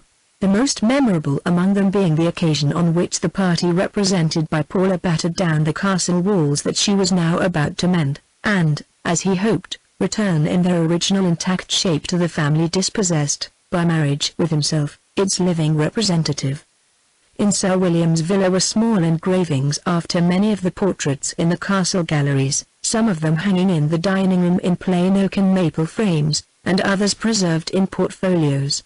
De Stancy spent much of his time over these, and in getting up the romances of their originals' lives from memoirs and other records, all which stories were as great novelties to him as they could possibly be to any stranger.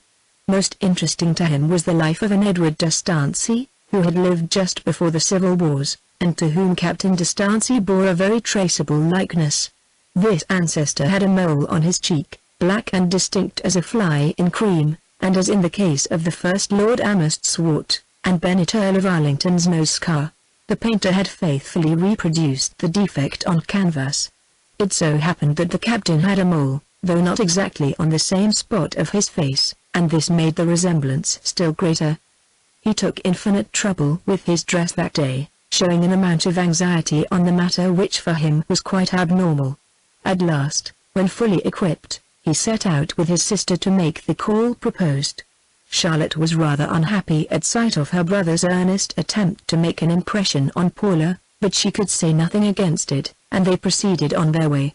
It was the darkest of November weather, when the days are so short that morning seems to join with evening without the intervention of noon. The sky was lined with low cloud, within whose dense substance tempests were slowly fermenting for the coming days. Even now a windy turbulence troubled the half-naked boughs, and a lonely leaf would occasionally spin downwards to rejoin on the grass the scathed multitude of its comrades which had preceded it in its fall. The river by the pavilion, in the summer so clear and purling, now slid onwards brown and thick and silent, and enlarged to double size. Chapter 2. Meanwhile Paula was alone.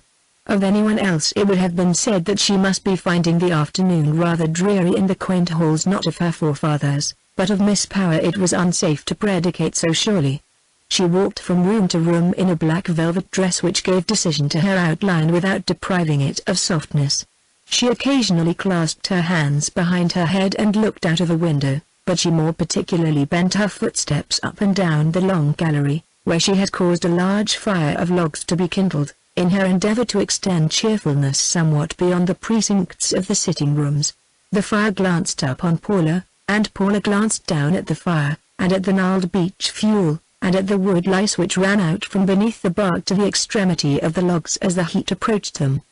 The low-down ruddy light spread over the dark floor like the setting sun over a moor, fluttering on the grotesque countenances of the bright andirons, and touching all the furniture on the underside.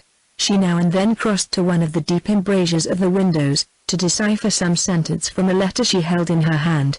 The daylight would have been more than sufficient for any bystander to discern that the capitals in that letter were of the peculiar semi-Gothic type affected at the time by Somerset and other young architects of his school in their epistolary correspondence. She was very possibly thinking of him, even when not reading his letter, for the expression of softness with which she perused the page was more or less with her when she appeared to examine other things. She walked about for a little time longer, then put away the letter, looked at the clock, and thence returned to the windows, straining her eyes over the landscape without, as she murmured, "I wish Charlotte was not so long coming." As Charlotte continued to keep away, Paula became less reasonable in her desires, and proceeded to wish that Somerset would arrive, then that anybody would come. Then, walking towards the portraits on the wall, she flippantly asked one of those cavaliers to oblige her fancy for company by stepping down from his frame. The temerity of the request led her to prudently withdraw it almost as soon as conceived. Old paintings had been said to play queer tricks in extreme cases, and the shadows this afternoon were funereal enough for anything in the shape of revenge on an intruder who embodied the antagonistic modern spirit to such an extent as she. However, Paula still stood before the picture which had attracted her, and this, by a coincidence common enough in fact, though scarcely credited in chronicles, happened to be that one of the 17th-century portraits of which de Stancy had studied the engraved copy at Myrtle Villa the same morning.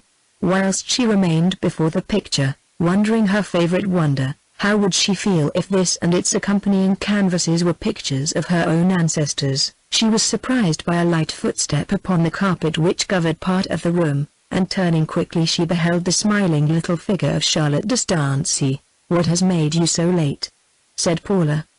"You are come to stay, of course?" Charlotte said she had come to stay. "But I have brought somebody with me." "Whom?" "My brother happened to be at home, and I have brought him."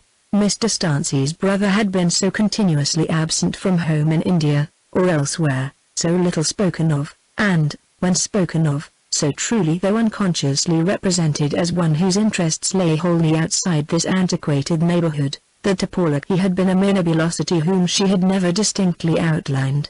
To have him thus cohere into substance at a moment's notice lent him the novelty of a new creation. "Is he in the drawing-room?" said Paula in a low voice. "No. He is here. He would follow me. I hope you will forgive him." And then Paula saw emerge into the red beams of the dancing fire, from behind a half-drawn hanging which screened the door, the military gentleman whose acquaintance the reader has already made. "You know the house, doubtless, Captain de Stancy?" said Paula, somewhat shyly, when he had been presented to her. "I have never seen the inside since I was 3 weeks old," replied the artillery officer gracefully, "and hence my recollections of it are not remarkably distinct. A year or 2 before I was born the entail was cut off by my father and grandfather, so that I saw the venerable place only to lose it. At least, I believe that's the truth of the case. But my knowledge of the transaction is not profound, and it is a delicate point on which to question one's father."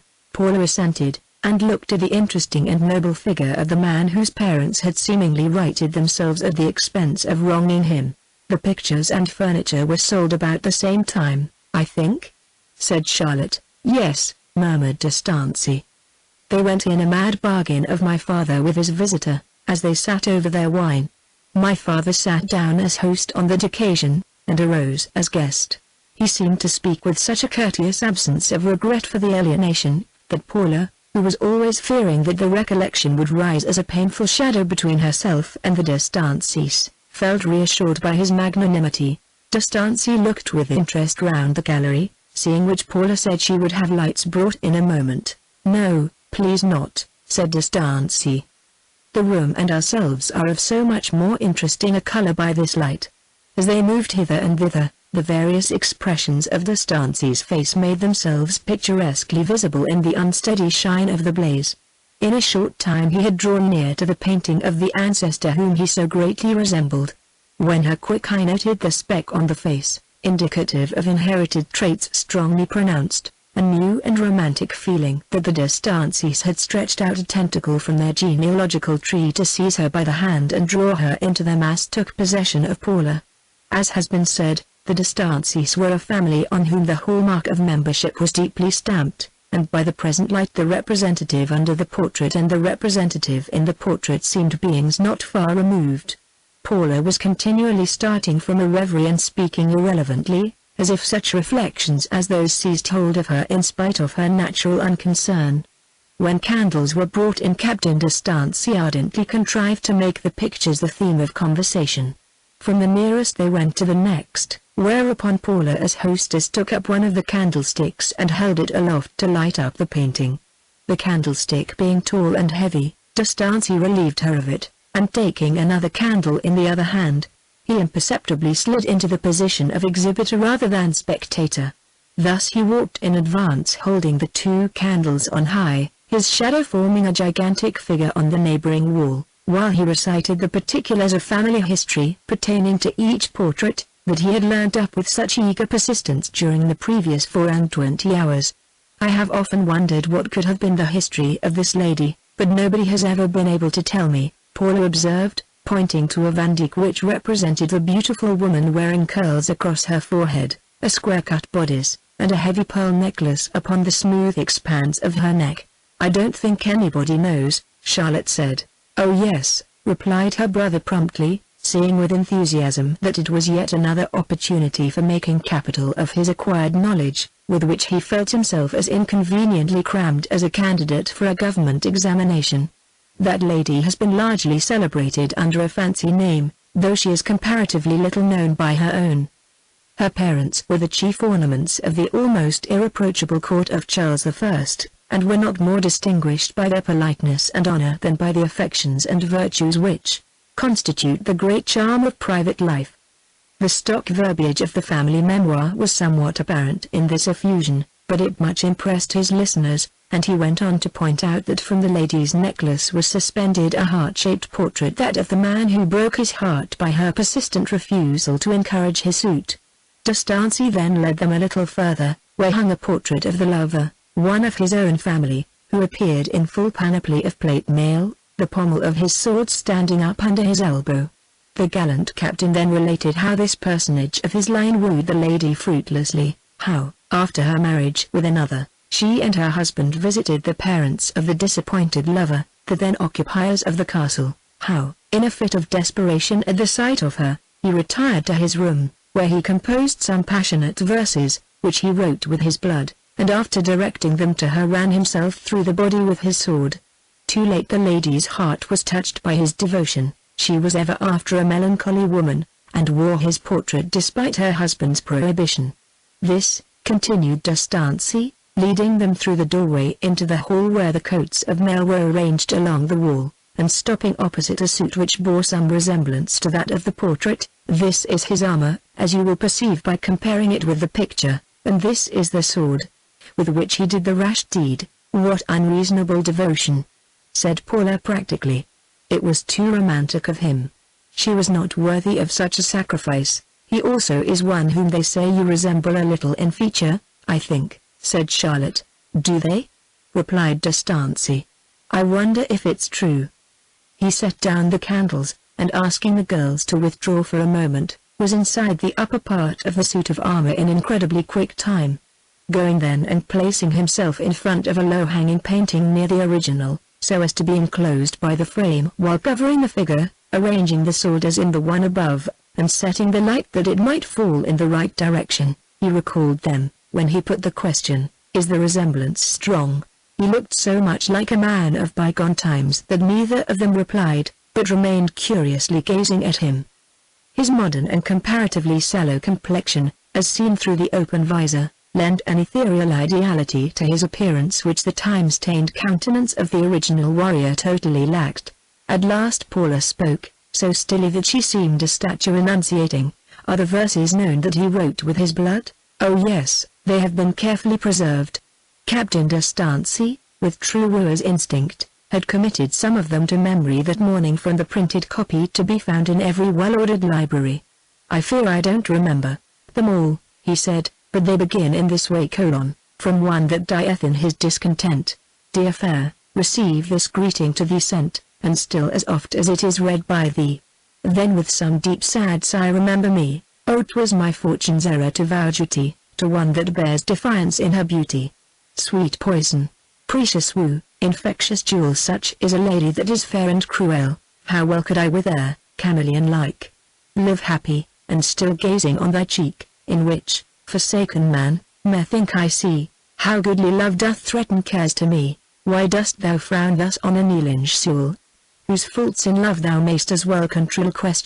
In love, but oh, that word I fear is hateful still both to thy heart and ear. Lady, in brief, my faith doth now intend the period of my days to have an end.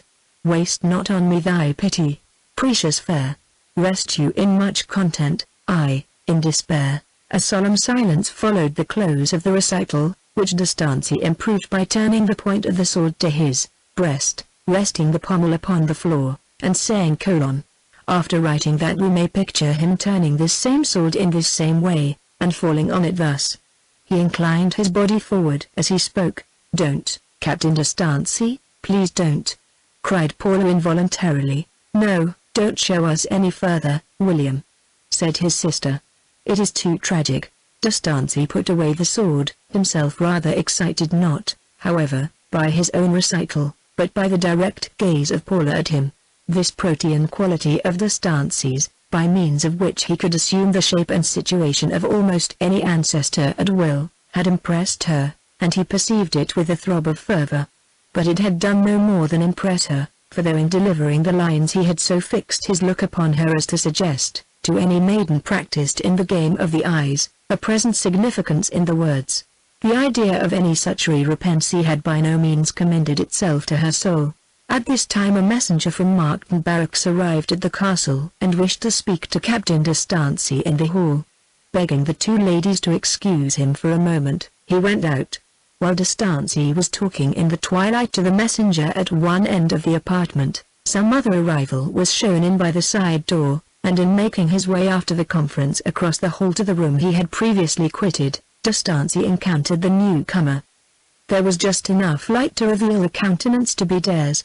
He bore a portfolio under his arm, and had begun to wear a moustache, in case the chief constable should meet him anywhere in his rambles, and be struck by his resemblance to the man in the studio.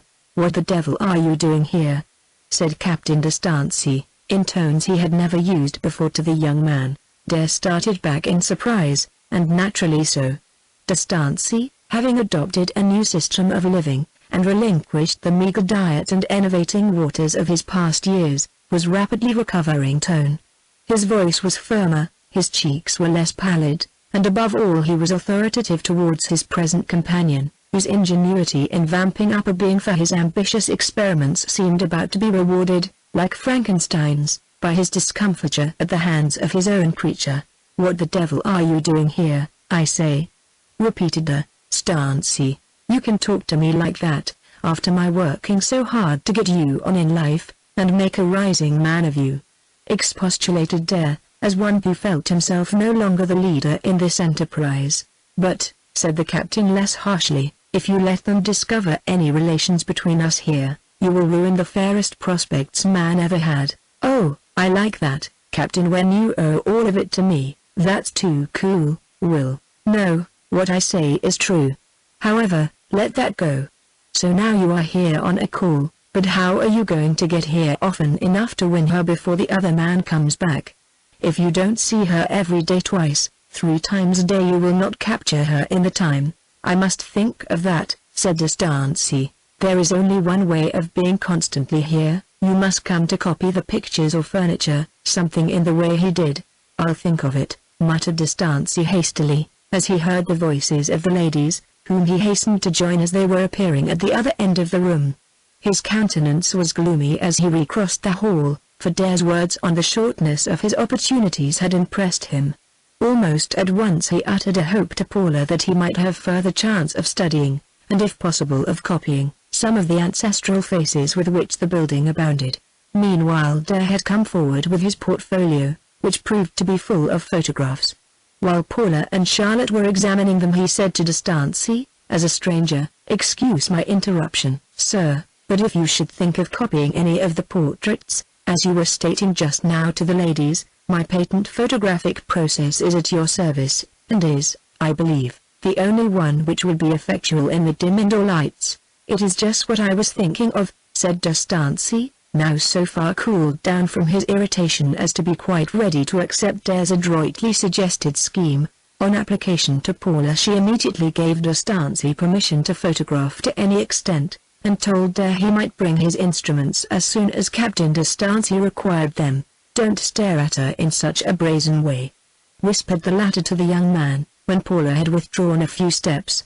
"Say, I shall highly value the privilege of assisting Captain D'Estancey in such a work," Dare obeyed, and before leaving D'Estancey arranged to begin performing on his venerated forefathers the next morning, the youth so accidentally engaged agreeing to be there at the same time to assist in the technical operations. Chapter 3. As he had promised, D'Estancey made use the next day of the coveted permission that had been brought about by the ingenious Dare.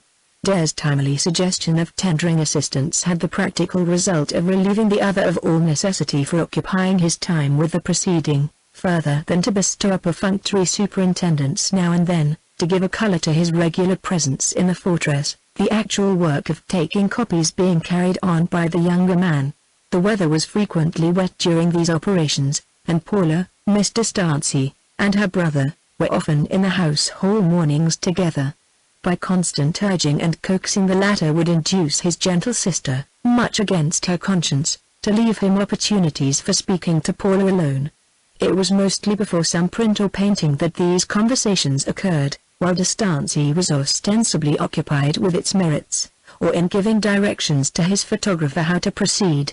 As soon as the dialogue began, the latter would withdraw out of earshot, leaving Paula to imagine him the most deferential young artist in the world.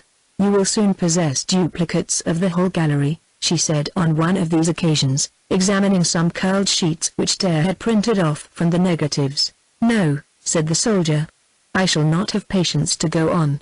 I get ill-humored and indifferent, and then leave off." "Why ill-humored? I scarcely know more than that I acquire a general sense of my own family's want of merit through seeing how meritorious the people are around me. I see them happy and thriving without any necessity for me at all, and then I regard these canvas grandfathers and grandmothers, and ask, why was a line so antiquated and out of date prolonged till now?" She chid him good-naturedly for such views. "They will do you an injury," she declared. "Do spare yourself, Captain D'Estancey." D'Estancey shook his head as he turned the painting before him a little further to the light. "But, do you know," said Paula, "that notion of yours of being a family out of date is delightful to some people. I talk to Charlotte about it often. I am never weary of examining those canopied effigies in the church, and almost wish they were those of my relations." "I will try to see things in the same light for your sake," said D'Estancey fervently. "Not for my sake, for your own was what I meant, of course," she replied with a repressive air. Captain D'Estancey bowed. "What are you going to do with your photographs when you have them?" she asked, as if still anxious to obliterate the previous sentimental lapse. "I shall put them into a large album, and carry them with me in my campaigns, and may I ask, now I have an opportunity, that you would extend your permission to copy a little further, and let me photograph one other painting that hangs in their castle, to fittingly complete my set?" "Which?" "That half-length of a lady which hangs in the morning room. I remember seeing it in the academy last year." Paula involuntarily closed herself up. The picture was her own portrait. "It does not belong to your series," she said somewhat coldly. D'Estancey's secret thought was, "I hope from my soul it will belong someday." He answered with mildness, "There is a sort of connection. You are my sister's friend." Paula assented. "And hence, might not your friend's brother photograph your picture?" Paula demurred. A gentle sigh rose from the bosom of D'Estancey. "What is to become of me?" he said, with a light distressed laugh. "I am always inconsiderate and inclined to ask too much. Forgive me. What was in my mind when I asked I dare not say. I quite understand your interest in your family pictures and all of it," she remarked more gently, willing not to hurt the sensitive feelings of a man so full of romance. "And in that one," he said, looking devotedly at her, "if I had only been fortunate enough to include it with the rest, my album would indeed have been a treasure to pore over by the bivouac fire." "Oh, Captain D'Estancey, this is provoking perseverance," cried Paula, laughing half crossly. "I expected that after expressing my decision so plainly the first time I should not have been further urged upon the subject." Saying which she turned and moved decisively away. It had not been a productive meeting, thus far. "One word," said D'Estancey, following and almost clasping her hand. "I have given offense, I know, But do let it all fall on my own head. Don't tell my sister of my misbehavior. She loves you, deeply, and it would wound her to the heart. You deserve to be told upon," said Paula as she withdrew, with just enough playfulness to show that her anger was not too serious. Charlotte looked at Paula uneasily when the latter joined her in the drawing room. She wanted to say, "What is the matter?" but guessing that her brother had something to do with it, forbore to speak at first. She could not contain her anxiety long. "Were you talking with my brother?" she said. "Yes," returned Paula, with reservation. "However," she soon added, "he not only wants to photograph his ancestors, but my portrait too. They are a dreadfully encroaching sex, and perhaps being in the army makes them worse. I'll give him a hint, and tell him to be careful. Don't say I have definitely complained of him. It is not worthwhile to do that. The matter is too trifling for repetition. Upon the whole, Charlotte, I would rather you said nothing at all." D'Estancey's hobby of photographing his ancestors seemed to become a perfect mania with him. Almost every morning discovered him in the larger apartments of the castle, taking down and rehanging the dilapidated pictures, with the assistance of the indispensable Dare, his fingers stained black with dust, and his face expressing a busy attention to the work in hand, though always reserving a look askance for the presence of Paula. Though there was something of subterfuge, there was no deep and double subterfuge in all this. D'Estancey took no particular interest in his ancestral portraits, but he was enamored of Pauletta weakness. Perhaps the composition of his love would hardly bear looking into, but it was recklessly frank and not quite mercenary. His photographic scheme was nothing worse than a lover's not too scrupulous contrivance. After the refusal of his request to copy her picture, he fumed and fretted at the prospect of Somerset's return before any impression had been made on her heart by himself. He swore at Dare, and asked him hotly why he had dragged him into such a hopeless dilemma as this. Hopeless? Somerset must still be kept away, so that it is not hopeless. I will consider how to prolong his stay. Thereupon Dare considered. The time was coming, had indeed come, when it was necessary for Paula to make up her mind about her architect, if she meant to begin building in the spring. The two sets of plans, Somerset's and Haville's, were hanging on the walls of the room that had been used by Somerset as his studio, and were accessible by anybody. Dare took occasion to go and study both sets, with a view to finding a flaw in Somerset's which might have been passed over unnoticed by the Committee of Architects, owing to their absence from the actual site. But not a blunder could he find. He next went to Haville, and here he was met by an amazing state of affairs. Haville's creditors, at last suspecting something mythical in Haville's assurance that the Grand Commission was his, had lost all patience. His house was turned upside down, and a poster gleamed on the front wall, stating that the excellent modern household furniture was to be sold by auction on Friday next. Troubles had apparently come in battalions, for Dare was informed by a bystander that Haville's wife was seriously ill also.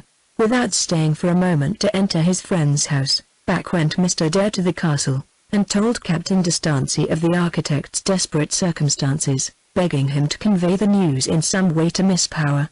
D'Estancey promised to make representations in the proper quarter without perceiving that he was doing the best possible deed for himself thereby. He told Paula of Haville's misfortunes in the presence of his sister, who turned pale. She discerned how this misfortune would bear upon the undecided competition. "Poor man," murmured Paula. "He was my father's architect, and somehow expected, though I did not promise it, the work of rebuilding the castle." Then D'Estancey saw Dare's aim in sending him to Miss Power with the news, and, seeing it, concurred. Somerset was his rival, and all was fair. "And is he not to have the work of the castle after expecting it?" he asked. Paula was lost in reflection. "The other architect's design and Mr. Haville's are exactly equal in merit, and we cannot decide how to give it to either," explained Charlotte. "That is our difficulty," Paula murmured. "A bankrupt, and his wife ill, dear me. I wonder what's the cause. He has borrowed on the expectation of having to execute the castle works, and now he is unable to meet his liabilities." "It is very sad," said Paula. "Let me suggest a remedy for this deadlock," said D'Estancey. "Do," said Paula. "Do the work of building in 2 halves or sections. Give Haville the first half, since he is in need. When that is finished, the second half can be given to your London architect. If, As I understand, the plans are identical, except in ornamental details. There will be no difficulty about it at all. Paula sighed just a little one, and yet the suggestion seemed to satisfy her by its reasonableness. She turned sad, wayward, but was impressed by D'Estancey's manner and words. She appeared indeed to have a smoldering desire to please him. In the afternoon she said to Charlotte, "I mean to do as your brother says." A note was dispatched to Havel that very day, and in an hour the crestfallen architect presented himself at the castle.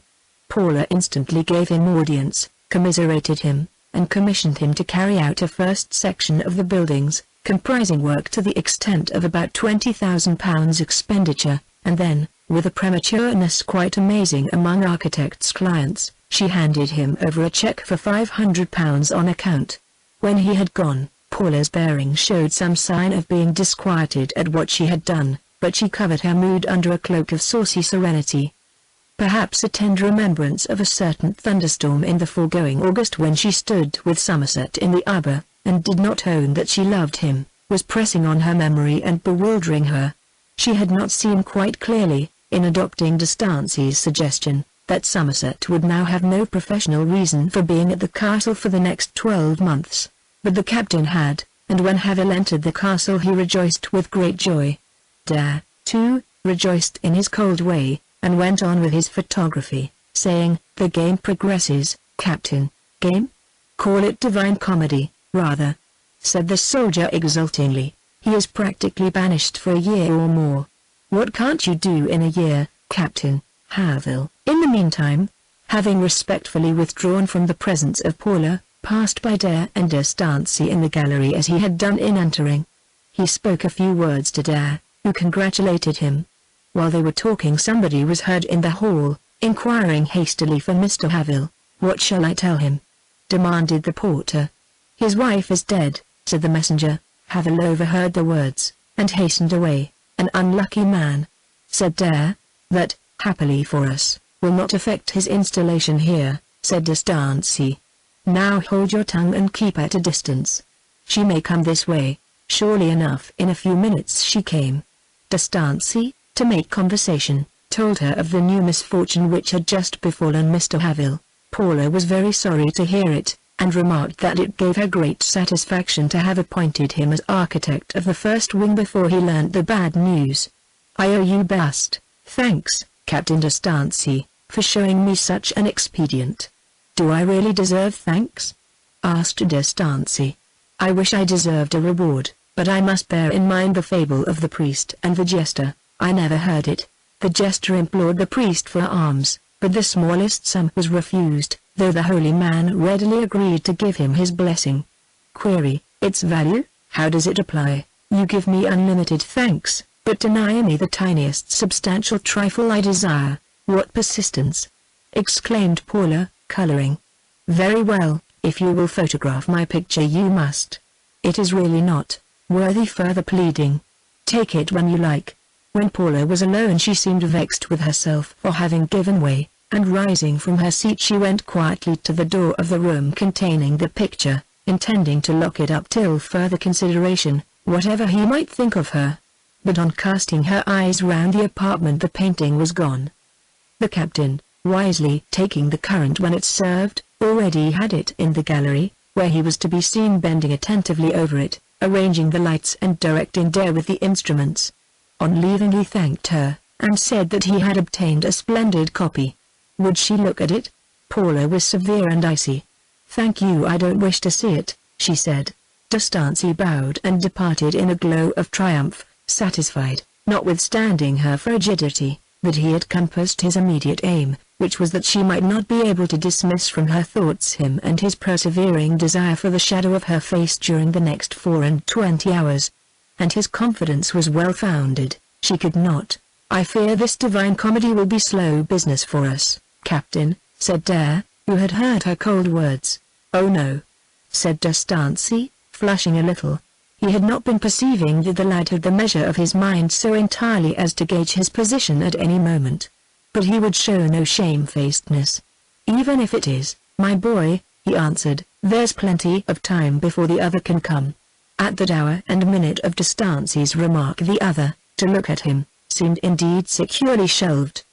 He was sitting lonely in his chambers far away, wondering why she did not write, and yet hoping to hear, wondering if it had all been but a short-lived strain of tenderness. He knew as well as if it had been stated in words that her serious acceptance of him as a suitor would be her acceptance of him as an architect, that her schemes in love would be expressed in terms of art, and conversely that her refusal of him as a lover would be neatly affected by her choosing Havel's plans for the castle, and returning his own with thanks. The position was so clear, he was so well walled in by circumstances, that he was absolutely helpless.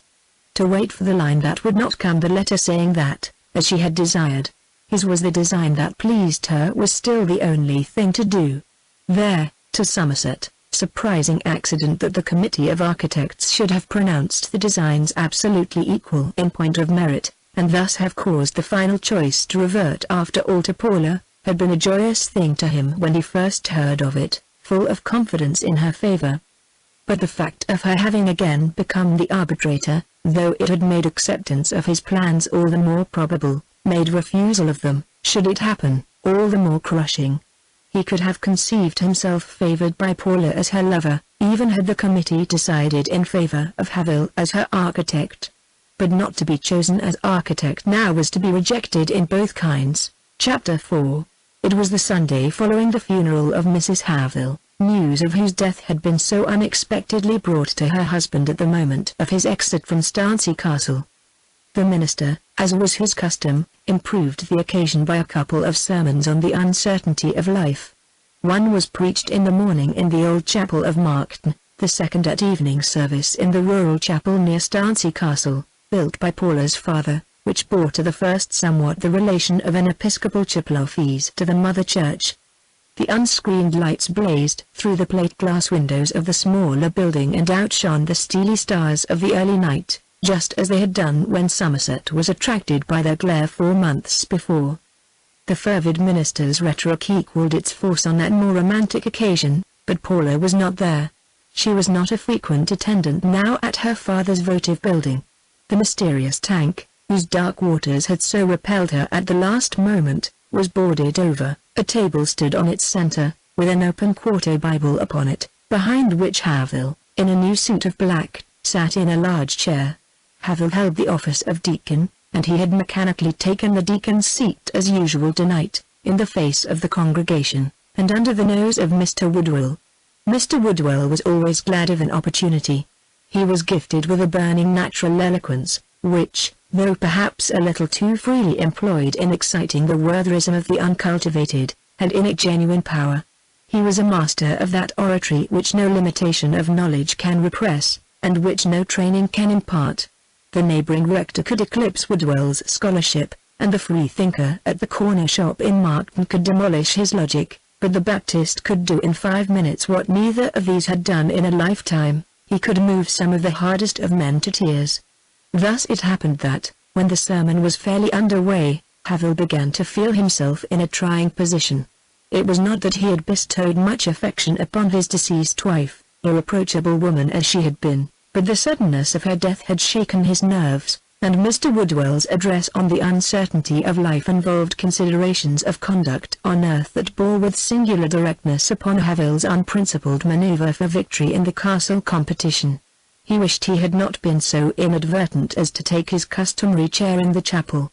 People who saw Havel's agitation did not know that it was most largely owing to his sense of the fraud which had been practiced on the unoffending Somerset, and when, unable longer to endure the torture of Woodwell's words, he rose from his place and went into the chapel vestry, the preacher little thought that remorse for a contemptibly unfair act, rather than grief for a dead wife, was the cause of the architect's withdrawal. When Havel got into the open air his morbid excitement calmed down, but a sickening self-abhorrence for the proceeding instigated by dead did not abate. To appropriate another man's design was no more nor less than to embezzle his money or steal his goods. The intense reaction from his conduct of the past 2 or 3 months did not leave him when he reached his own house and observed where the handbills of the countermanded sale had been torn down, as the result of a payment made in advance by Paula of money which should really have been Somerset's. The mood went on intensifying when he was in bed. He lay awake till the clock reached those still, small, ghastly hours when the vital fires burn at their lowest in the human frame, and death seizes more of his victims than in any other of the 24. Havel could bear it no longer. He got a light, went down into his office and wrote the note subjoined. Madam, the recent death of my wife necessitates a considerable change in my professional arrangements and plans with regard to the future.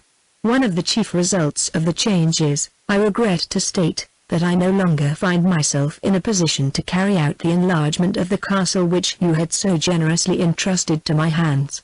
I beg leave therefore to resign all further connection with the same, and to express, if you will allow me, a hope that the commission may be placed in the hands of the other competitor.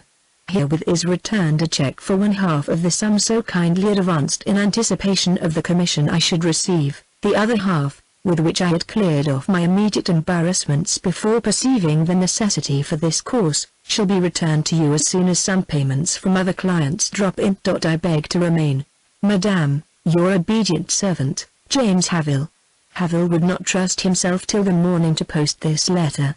He sealed it up, went out with it into the street, and walked through the sleeping town to the post office. At the mouth of the box he held the letter long. By dropping it, he was dropping at least £2,500 which, however obtained, were now securely his. It was a great deal to let go, and there he stood till another wave of conscience bore in upon his soul the absolute nature of the theft, and made him shudder. The footsteps of a solitary policeman could be heard nearing him along the deserted street. Hesitation ended, and he let the letter go. When he awoke in the morning he thought over the circumstances by the cheerful light of a Laodicean sun. The horrors of the situation seemed much less formidable, yet it cannot be said that he actually regretted his act. Later on he walked out, with the strange sense of being a man who, from one having a large professional undertaking in hand, had, by his own act, suddenly reduced himself to an unoccupied nondescript. From the upper end of the town he saw in the distance the grand grey towers of Stancy Castle looming over the leafless trees. He felt stupefied at what he had done, and said to himself with bitter discontent, well, what is more contemptible than a half-hearted rogue? That morning the post-bag had been brought to Paula and Mrs. Goodman in the usual way, and Miss Power read the letter. His resignation was a surprise. The question whether he would or would not repay the money was passed over. The necessity of installing Somerset after all as sole architect was an agitation, or emotion, the precise nature of which it is impossible to accurately define. However, she went about the house after breakfast with very much the manner of one who had had a weight removed either from her heart or from her conscience. Moreover, her face was a little flushed when, in passing by Somerset's slate studio, she saw the plans bearing his motto, and knew that his and not Havel's would be the presiding presence in the coming architectural turmoil. She went on further, and called to Charlotte, who was now regularly sleeping in the castle, to accompany her, and together they ascended to the telegraph room in the donjon tower. "Whom are you going to telegraph to?" said Mr. Stancy when they stood by the instrument. "My architect." "Oh, Mr. Havel." "Mr. Somerset." Mr. Stancy had schooled her emotions on that side cruelly well, and she asked calmly, "What, have you chosen him after all?" "There is no choice in it, read that," said Paula, handing Havel's letter, as if she felt that Providence had stepped in to shape hands that she was too undecided or unpracticed to shape for herself. "It is very strange," murmured Charlotte, while Paula applied herself to the machine and dispatched the words : "Miss Power, Stancy Castle, to G. Somerset, Esquire, FSA, FRIBA, Queen Anne's Chambers, St. James's. Your design is accepted in its entirety. It will be necessary to begin soon. I shall wish to see and consult you on the matter about the 10th instant." When the message was fairly gone out of the window, Paula seemed still further to expand. The strange spell cast over her by something or other, probably the presence of the Stancy, and the weird romanticism of his manner towards her, which was as if the historic past had touched her with a yet living hand, in a great measure became dissipated, leaving her the arch and serene maiden that she had been before. About this time Captain de Stancy and his achates were approaching the castle, and had arrived about 50 paces from the spot at which it was Dare's custom to drop behind his companion, in order that their appearance at the lodge should be that of master and man. Dare was saying, as he had said before, "I can't help fancying, Captain, that your approach to this castle and its mistress is by a very tedious system. Your trenches, zigzags, counterscarps, and ravelins may be all very well, and a very sure system of attack in the long run, but upon my soul they are almost as slow in maturing as those of Uncle Toby himself. For my part, one should be inclined to try an assault. Don't pretend to give advice, Willie, on matters beyond your years. I only meant it for your good, and your proper advancement in the world," said Dare in wounded tones. "Different characters, different systems," returned the soldier. "This lady is of a reticent, independent, complicated disposition, and any sudden proceeding would put her on her mettle. You don't dream what my impatience is, my boy. It is a thing transcending your utmost conceptions. But I proceed slowly, I know better than to do otherwise. Thank God there is plenty of time. As long as there is no risk of Somerset's return, my situation is sure, and professional etiquette will prevent him coming yet. Haviland he will change like the men in a sentry box. When Haviland walks out, he'll walk in, and not a moment before. That will not be till 18 months have passed. And as the Jesuit said, time and I against any two. Now drop to the rear," added Captain de Stancy authoritatively. And they passed under the walls of the castle. The grave fronts and bastions were wrapped in silence, so much so, that, standing a while in the inner ward, they could hear through an open window a faintly clicking sound from within. "She's at the telegraph," said Dare, throwing forward his voice softly to the captain. "What can that be for so early? That wire is a nuisance, to my mind. Such constant intercourse with the outer world is bad for our romance." The speaker entered to arrange his photographic apparatus, of which, in truth, he was getting weary, and de Stancy smoked on the terrace till Dare should be ready. While he waited, his sister looked out upon him from an upper casement, having caught sight of him as she came from Paula in the telegraph room. "Well, Lottie, what news this morning?" he said gaily. "Nothing of importance. We are quite well," she added with hesitation. "There is one piece of news, Mr. Haviland, but perhaps you have heard it in Markton." "Nothing. Mr. Haviland has resigned his appointment as architect to the castle." "What question mark? Who is it, then?" "Mr. Somerset." "Appointed?" "Yes, by telegraph." "When is he coming?" said de Stancy in consternation. "About the 10th, we think." Charlotte was concerned to see her brother's face, and withdrew from the window that he might not question her further. De Stancy went into the hall, and onto the gallery, where Dare was standing as still as a caryatid. "I have heard every word," said Dare. "Well, what does it mean? Has that fool Haviland done it on purpose to annoy me? What conceivable reason can the man have for throwing up an appointment he has worked so hard for, at the moment he has got it, and in the time of his greatest need?" Dare guessed, for he had seen a little way into Haviland's soul during the brief period of their confederacy. But he was very far from saying what he guessed. Yet he unconsciously revealed by other words the nocturnal shades in his character which had made that confederacy possible. "Somerset coming after all," he replied. "By God! That little six-barreled friend of mine, and a good resolution, and he would never arrive." "What?" said Captain de Stancy, paling with horror as he gathered the other's sinister meaning. Dare instantly recollected himself. "One is tempted to say anything at such a moment," he replied hastily. "Since he is to come, let him come. For me," continued de Stancy, with reactionary distinctness, and still gazing gravely into the young man's face, "the battle shall be fairly fought out. Fair play, even to a rival. Remember that, boy. Why are you here? Unnaturally concerning yourself with the passions of a man of my age, as if you were the parent, and I the son. Would to heaven, Willie, you had done as I wished you to do, and led the life of a steady, thoughtful young man. Instead of meddling here, you should now have been in some studio, college, or professional man's chambers, engaged in a useful pursuit which might have made one proud to own you. But you were so precocious and headstrong, and this is what you have come to. You promised to be worthless.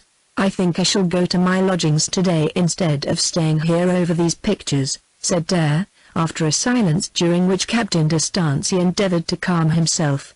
"I was going to tell you that my dinner today will unfortunately be one of herbs, for want of the needful. I have come to my last. Stiver. You dine at the mess, I suppose, Captain?" D'Estancey had walked away, but Dare knew that he played a pretty sure card in that speech. D'Estancey's heart could not withstand the suggested contrast between a lonely meal of bread and cheese and a well-ordered dinner amid cheerful companions. "Here," he said, emptying his pocket and returning to the lad's side. "Take this, and order yourself a good meal. You keep me as poor as a crow. There shall be more tomorrow." The peculiarly bifold nature of Captain D'Estancey, as shown in his conduct at different times, was something rare in life, and perhaps happily so. That mechanical admixture of black and white qualities without coalescence, on which the theory of men's characters was based by moral analysis before the rise of modern ethical schools, fictitious as it was in general application, would have almost hit off the truth as regards Captain D'Estancey. Removed to some half-known century, his deeds would have won a picturesqueness of light and shade that might have made him a fascinating subject for some gallery of illustrious historical personages. It was this tendency to moral checker-work which accounted for his varied bearings towards Dare. Dare withdrew to take his departure. When he had gone a few steps, despondent, he suddenly turned, and ran back with some excitement. "Captain, he's coming on the 10th, don't they say? Well, 4 days before the 10th comes the 6th. Have you forgotten what's fixed for the 6th? I had quite forgotten. That day will be worth 3 months of quiet attentions, with luck, skill, and a bold heart. What mayn't you do?" Captain D'Estancey's face softened with satisfaction. There is something in that. The game is not up after all. The 6th, it had gone clean out of my head, by gad. Chapter 5. The cheering message from Paula to Somerset sped through the loophole of Stancey Castle Keep, over the trees, along the railway, under bridges, across 4 counties from extreme antiquity of environment to sheer modernism, and finally landed itself on a table in Somerset's chambers in the midst of a cloud of fog. He read it and, in the moment of reaction from the depression of his past days, clapped his hands like a child. Then he considered the date at which she wanted to see him. Had she so worded her dispatch he would have gone that very day, but there was nothing to complain of in her giving him a week's notice. Pure maiden modesty might have checked her indulgence in a too ardent recall. Time, however, dragged somewhat heavily along in the interim, and on the 2nd day he thought he would call on his father and tell him of his success in obtaining the appointment. The elder Mr. Somerset lived in a detached house in the northwest part of fashionable London, and ascending the chief staircase the young man branched off from the first landing and entered his father's painting room. It was an hour when he was pretty sure of finding the well-known painter at work, and on lifting the tapestry he was not disappointed, Mr. Somerset being busily engaged with his back towards the door. Art and vitiated nature were struggling like wrestlers in that apartment, and art was getting the worst of it. The overpowering gloom pervading the clammy air, rendered still more intense by the height of the window from the floor, reduced all the pictures that were standing around to the wizened feebleness of corpses on end. The shadowy parts of the room behind the different easels were veiled in a brown vapor, precluding all estimate of the extent of the studio, and only subdued in the foreground by the ruddy glare from an open stove of Dutch tiles. Somerset's footsteps had been so noiseless over the carpeting of the stairs and landing, that his father was unaware of his presence. He continued at his work as before, which he performed by the help of a complicated apparatus of lamps, candles, and reflectors, so arranged as to eke out the miserable daylight, to a power apparently sufficient for the neutral touches on which he was at that moment engaged.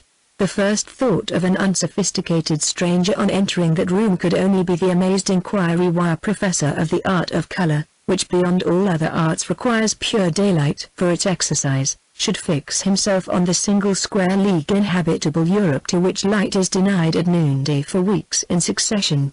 "Oh, it's you, George, is it?" said the academician, turning from the lamps, which shone over his bald crown at such a slant as to reveal every cranial irregularity. "How are you this morning? Still a dead silence about your grand castle competition?" Somerset told the news. His father duly congratulated him, and added genially, "It is well to be you, George. One large commission to attend to, and nothing to distract you from it. I am bothered by having a dozen irons in the fire at once. And people are so unreasonable. Only this morning, among other things, when you got your order to go on with your single study, I received a letter from a woman, an old friend whom I can scarcely refuse, begging me as a great favor to design her a set of theatrical costumes, in which she and her friends can perform for some charity. It would occupy me a good week to go into the subject and do the thing properly. Such are the sort of letters I get. I wish, George, you could knock out something for her before you leave town. It is positively impossible for me to do it with all this work in hand, and these eternal fogs to contend against. I fear costumes are rather out of my line, said the son. However, I'll do what I can. What period and country are they to represent? His father didn't know. He had never looked at the play of late years. It was Love's Labour's Lost. You had better read it for yourself, he said, and do the best you can. During the morning Somerset Jr. found time to refresh his memory of the play, and afterwards went and hunted up materials for designs to suit the same, which occupied his spare hours for the next 3 days. As these occupations made no great demands upon his reasoning faculties, he mostly found his mind wandering off to imaginary scenes at Stancy Castle. Particularly did he dwell at this time upon Paula's lively interest in the history, relics, tombs, architecture nay, the very Christian names of the de Stancy line, and her artistic preference for Charlotte's ancestors instead of her own.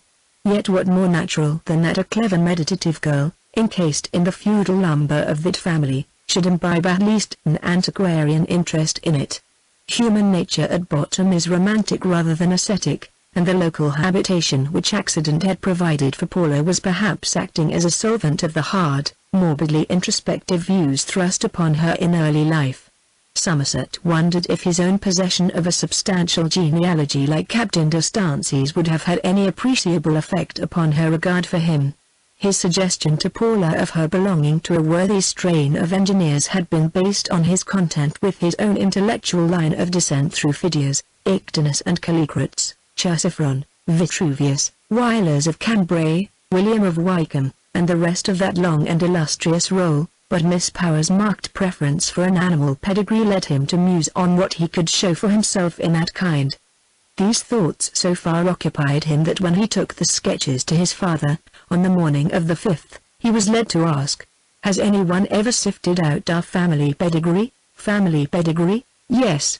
Have we any pedigree worthy to be compared with that of professedly old families? I never remember hearing of any ancestor further back than my great-grandfather." Somerset the elder reflected and said that he believed there was a genealogical tree about the house somewhere, reaching back to a very respectable distance. "Not that I ever took much interest in it," he continued, without looking up from his canvas, "but your great-uncle John was a man with a taste for those subjects, and he drew up such a sheet. He made several copies on parchment, and gave one to each of his brothers and sisters. The one he gave to my father is still in my possession, I think." Somerset said that he should like to see it, but half an hour's search about the house failed to discover the document, and the academician then remembered that it was in an iron box at his banker's. He had used it as a wrapper for some title deeds and other valuable writings which were deposited there for safety. "Why do you want it?" he inquired. The young man confessed his whim to know if his own antiquity would bear comparison with that of another person, whose name he did not mention, whereupon his father gave him a key that would fit the said chest, if he meant to pursue the subject further.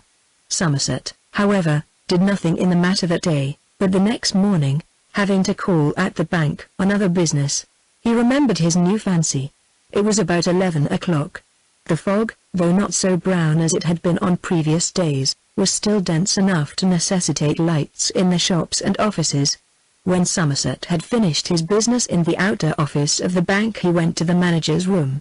The hour being somewhat early, the only persons present in that sanctuary of balances, besides the manager who welcomed him, were two gentlemen, apparently lawyers, who sat talking earnestly over a box of papers. The manager, on learning what Somerset wanted, unlocked a door from which a flight of stone steps led to the vaults, and sent down a clerk and a porter for the safe. Before, however, they had descended far, a gentle tap came to the door, and in response to an invitation to enter a lady appeared, wrapped up in furs to her very nose. The manager seemed to recognize her, for he went across the room in a moment, and set her a chair at the middle table, replying to some observation of hers with the words, "Oh yes, "Certainly," in a deferential tone. "I should like it brought up at once," said the lady. Somerset, who had seated himself at a table in a somewhat obscure corner, screened by the lawyers, started at the words. The voice was Miss Power's, and so plainly enough was the figure as soon as he examined it. Her back was towards him, and either because the room was only lighted in two places, or because she was absorbed in her own concerns, she seemed to be unconscious of anyone's presence on the scene except the banker and herself. The former called back the clerk, and two other porters having been summoned, they disappeared to get whatever she required. Somerset, somewhat excited, sat wondering what could have brought Paula to London at this juncture, and was in some doubt if the occasion were a suitable one for revealing himself, her errand to her banker being possibly of a very private nature. Nothing helped him to a decision. Paula never once turned her head, and the progress of time was marked only by the murmurs of the two lawyers, and the ceaseless clash of gold and rattle of scales from the outer room, where the busy heads of cashiers could be seen through the partition moving about under the globes of the gas lamps. Footsteps were heard upon the cellar steps, and the three men previously sent below staggered from the doorway, bearing a huge safe which nearly broke them down. Somerset knew that his father's box, or boxes, could boast of no such dimensions, and he was not surprised to see the chest deposited in front of Miss Power. When the immense accumulation of dust had been cleared off the lid, and the chest conveniently placed for her, Somerset was attended to, his modest box being brought up by one man unassisted, and without much expenditure of breath. His interest in Paula was of so emotional a cast that his attention to his own errand was of the most perfunctory kind.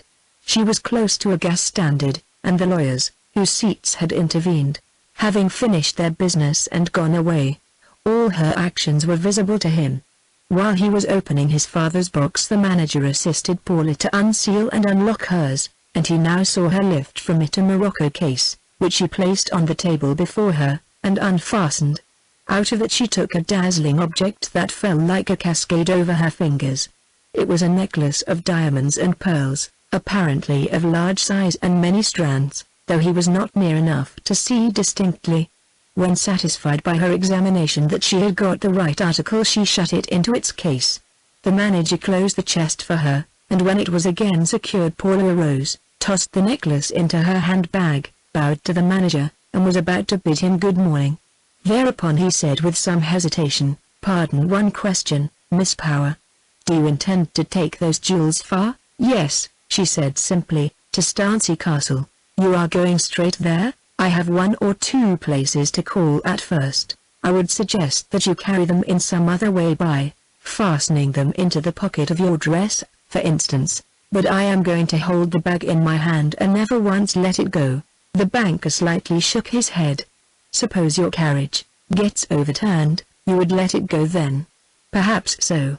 Or if you saw a child under the wheels just as you were stepping in, or if you accidentally stumbled in getting out, or if there was a collision on the railway, you might let it go." "Yes, I see I was too careless. I thank you." Paula removed the necklace from the bag, turned her back to the manager, and spent several minutes in placing her treasure in her bosom, pinning it and otherwise making it absolutely secure. "That's it," said the grey-haired man of caution, with evident satisfaction.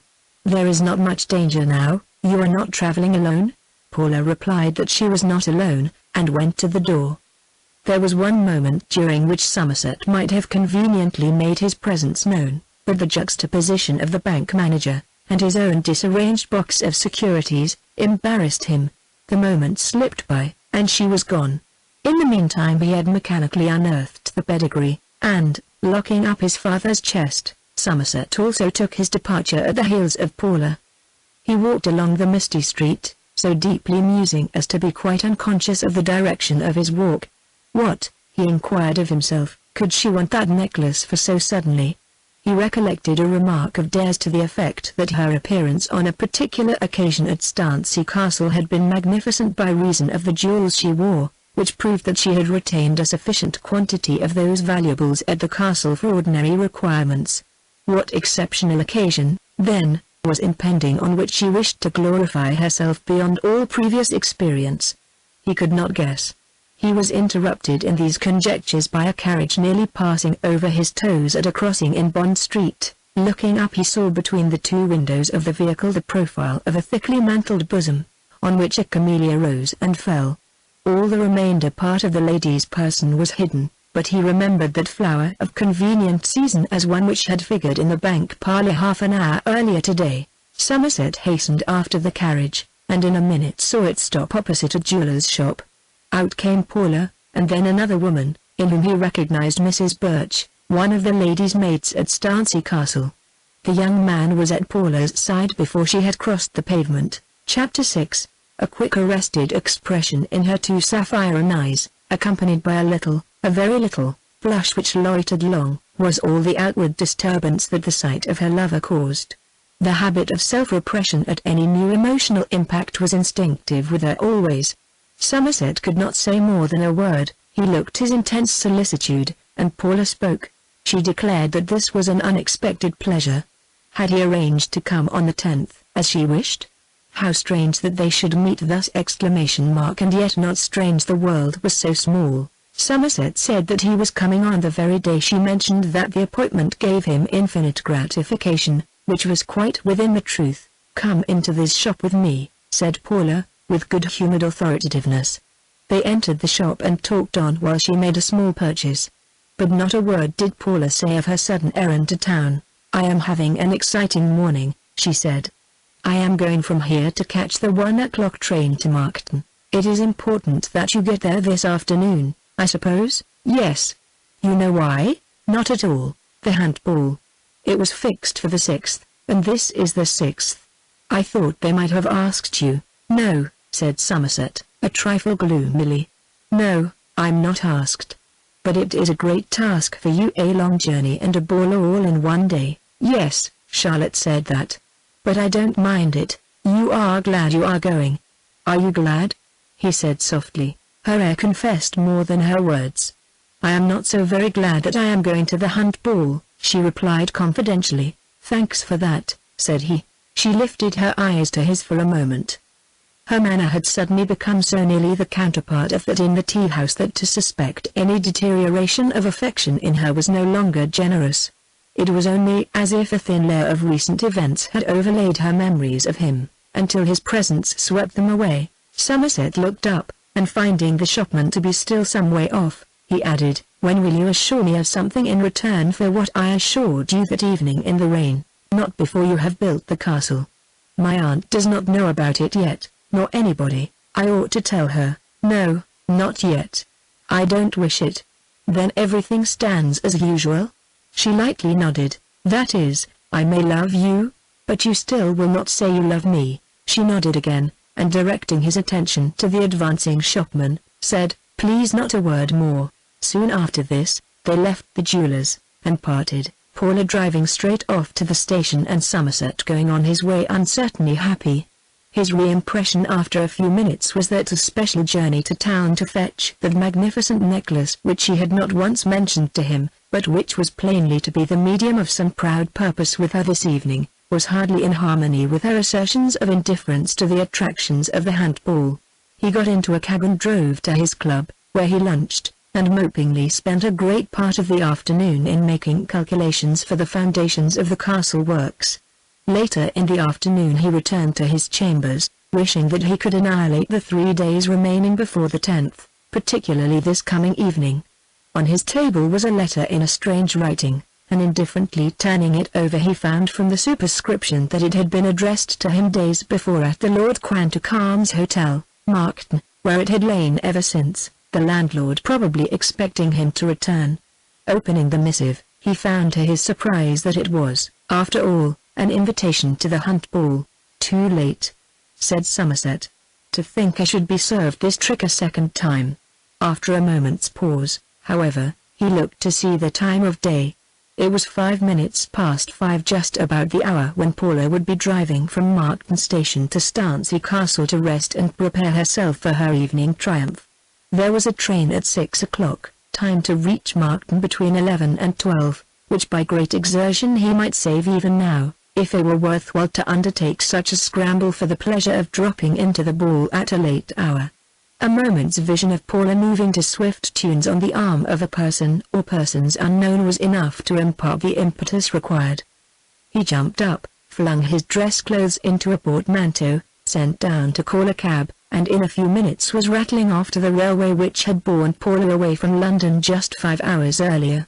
Once in the train, he began to consider where and how he could most conveniently dress for the dance. The train would certainly be half an hour late. Half an hour would be spent in getting to the town hall, and that was the utmost delay tolerable if he would secure the hand of Paula for one spin, or be more than a mere dummy behind the earlier arrivals. He looked for an empty compartment at the next stoppage, and finding the one next his own unoccupied, he entered it and changed his raiment for that in his portmanteau during the ensuing run of 20 miles. Thus prepared he awaited the marked platform, which was reached as the clock struck 12. Somerset called a fly and drove at once to the town hall. The borough natives had ascended to their upper floors, and were putting out their candles one by one as he passed along the streets, but the lively strains that proceeded from the central edifice revealed distinctly enough what was going on among the temporary visitors from the neighboring manors. The doors were opened for him, and entering the vestibule lined with flags, flowers, evergreens, and escutcheons, he stood looking into the furnace of gaiety beyond. It was some time before he could gather his impressions of the scene, so perplexing were the lights, the motions, the toilets, the full-dress uniforms of officers and the harmonies of sound. Yet light, sound, and movement were not so much the essence of that giddy scene as an intense aim at obliviousness in the beings composing it. For 2 or 3 hours at least those whirling young people meant not to know that they were mortal. The room was beating like a heart, and the pulse was regulated by the trembling strings of the most popular quadrille band in Wessex. But at last his eyes grew settled enough to look critically around. The room was crowded, too crowded. Every variety of fair one, beauties primary, secondary, and tertiary, appeared among the personages composing the throng. There were suns and moons, also pale planets of little account. Broadly speaking, these daughters of the county fell into 2 classes, one the pink-faced unsophisticated girls from neighboring rectories and small country houses, who knew not town except for an occasional fortnight, and who spent their time from Easter to Lammas Day much as they spent it during the remaining 9 months of the year. The other class were the children of the wealthy landowners who migrated each season to the townhouse.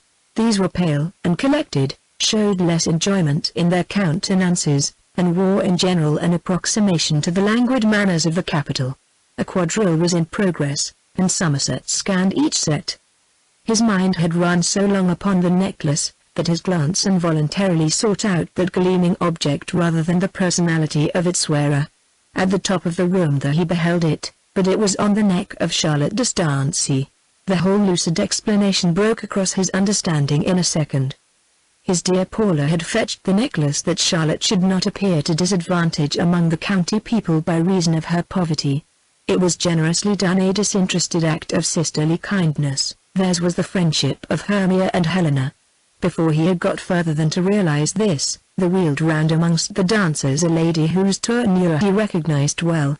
She was Paula, and to the young man's vision a superlative something distinguished her from all the rest. This was not dress or ornament, for she had hardly a gem upon her, her attire being a model of effective simplicity. Her partner was Captain de Stancy. The discovery of this latter fact slightly obscured his appreciation of what he had discovered just before. It was with rather a lowering brow that he asked himself whether Paula's predilection d'artiste, as she called it, for the de Stancy line might not lead to a predilection of a different sort for its last representative, which would be not at all satisfactory. The architect remained in the background till the dance drew to a conclusion, and then he went forward. The circumstance of having met him by accident once already that day seemed to quench any surprise in Miss Power's bosom at seeing him now. There was nothing in her parting from Captain de Stancy, when he led her to a seat, calculated to make Somerset uneasy after his long absence. Though, for that matter, this proved nothing, for, like all wise maidens, Paula never ventured on the game of the eyes with a lover in public, well knowing that every moment of such indulgence overnight might mean an hour's sneer at her expense by the indulged gentleman next day, when weighing womankind by the aid of a cold morning light and a bad headache. While Somerset was explaining to Paula and her aunt the reason of his sudden appearance, their attention was drawn to a seat a short way off by a fluttering of ladies round the spot. In a moment it was whispered that somebody had fallen ill, and in another that the sufferer was Mr. Stancy. Paula, Mrs. Goodman, and Somerset at once joined the group of friends who were assisting her. Neither of them imagined for an instant that the unexpected advent of Somerset on the scene had anything to do with the poor girl's indisposition. She was assisted out of the room, and her brother, who now came up, prepared to take her home, Somerset exchanging a few civil words with him, which the hurry of the moment prevented them from continuing, though on taking his leave with Charlotte, who was now better, de Stancy informed Somerset in answer to a cursory inquiry, that he hoped to be back again at the ball in half an hour. When they were gone, Somerset, feeling that now another dog might have his day, sounded Paula on the delightful question of a dance. Paula replied in the negative. "How is that?" asked Somerset with reproachful disappointment. "I cannot dance again," she said in a somewhat depressed tone. "I must be released from every engagement to do so, on account of Charlotte's illness. I should have gone home with her if I had not been particularly requested to stay a little longer, since it is as yet so early, and Charlotte's illness is not very serious." If Charlotte's illness was not very serious, Somerset thought, Paula might have stretched a point, but not wishing to hinder her in showing respect to a friend so well liked by himself, he did not ask it. De Stancy had promised to be back again in half an hour, and Paula had heard the promise. But at the end of 20 minutes, still seeming indifferent to what was going on around her, she said she would stay no longer, and reminding Somerset that they were soon to meet and talk over the rebuilding, drove off with her aunt to Stancy Castle. Somerset stood looking after the retreating carriage till it was enveloped in shades that the lamps could not disperse. The ballroom was now virtually empty for him, and feeling no great anxiety to return thither, he stood on the steps for some minutes longer, looking into the calm mild night, and at the dark houses behind whose blinds lay the burghers with their eyes sealed up in sleep. He could not but think that it was rather too bad of Paula to spoil his evening for a sentimental devotion to Charlotte which could do the latter no appreciable good, and he would have felt seriously hurt at her move if it had not been equally severe upon Captain de Stancy, who was doubtless hastening back, full of a belief that she would still be found there. The star of gas jets over the entrance threw its light upon the walls on the opposite side of the street, where there were notice boards of forthcoming events. In glancing over these for the 5th time, his eye was attracted by the first words of the placard in blue letters, of a size larger than the rest, and moving onward a few steps he read : Stancy Castle, by the kind permission of Miss Power. A play will shortly be performed at the above castle, in aid of the funds of the County Hospital, by the officers of their Royal Horse Artillery, Markton Barracks, assisted by several ladies of the neighborhood. The cast and other particulars will be duly announced in small bills. Places will be reserved on application to Mr. Clangham, High Street, Markton, where a plan of the room may be seen. N.B. The castle is about 20 minutes' drive from Markton Station, to which there are numerous convenient trains from all parts of the county. In a profound study Somerset turned and re-entered the ballroom, where he remained gloomily standing here and there for about 5 minutes, at the end of which he observed Captain de Stancy, who had returned punctually to his word, crossing the hall in his direction. The gallant officer darted glances of lively search over every group of dancers and sitters, and then with rather a blank look in his face, he came on to Somerset. Replying to the latter's inquiry for his sister that she had nearly recovered, he said, "I don't see my father's neighbors anywhere." "They have gone home," replied Somerset, a trifle dryly. "They asked me to make their apologies to you for leading you to expect they would remain. Miss Power was too anxious about Mr. Stancy to care to stay longer." The eyes of de Stancy and the speaker met for an instant. That curious guarded understanding, or inimical confederacy, which rises at moments between two men in love with the same woman, was present here, and in their mutual glances each said as plainly as by words that her departure had ruined his evening's hope. They were now about as much in one mood as it was possible for two such differing natures to be. Neither cared further for elaborating giddy curves on that town hall floor. They stood talking languidly about this and that local topic, Tilda Stancy turned aside for a short time to speak to a dapper little lady who had beckoned to him. In a few minutes he came back to Somerset. Mrs. Camperton, the wife of Major Camperton of my battery, would very much like me to introduce you to her. She is an old friend of your father's, and has wanted to know you for a long time. De Stancy and Somerset crossed over to the lady, and in a few minutes, thanks to her flow of spirits, she and Somerset were chatting with remarkable freedom. "It is a happy coincidence," continued Mrs. Camperton, "that I should have met you here, immediately after receiving a letter from your father. Indeed, it reached me only this morning. He has been so kind. We are getting up some theatricals, as you know, I suppose, to help the funds of the county hospital, which is in debt. I have just seen the announcement, nothing more."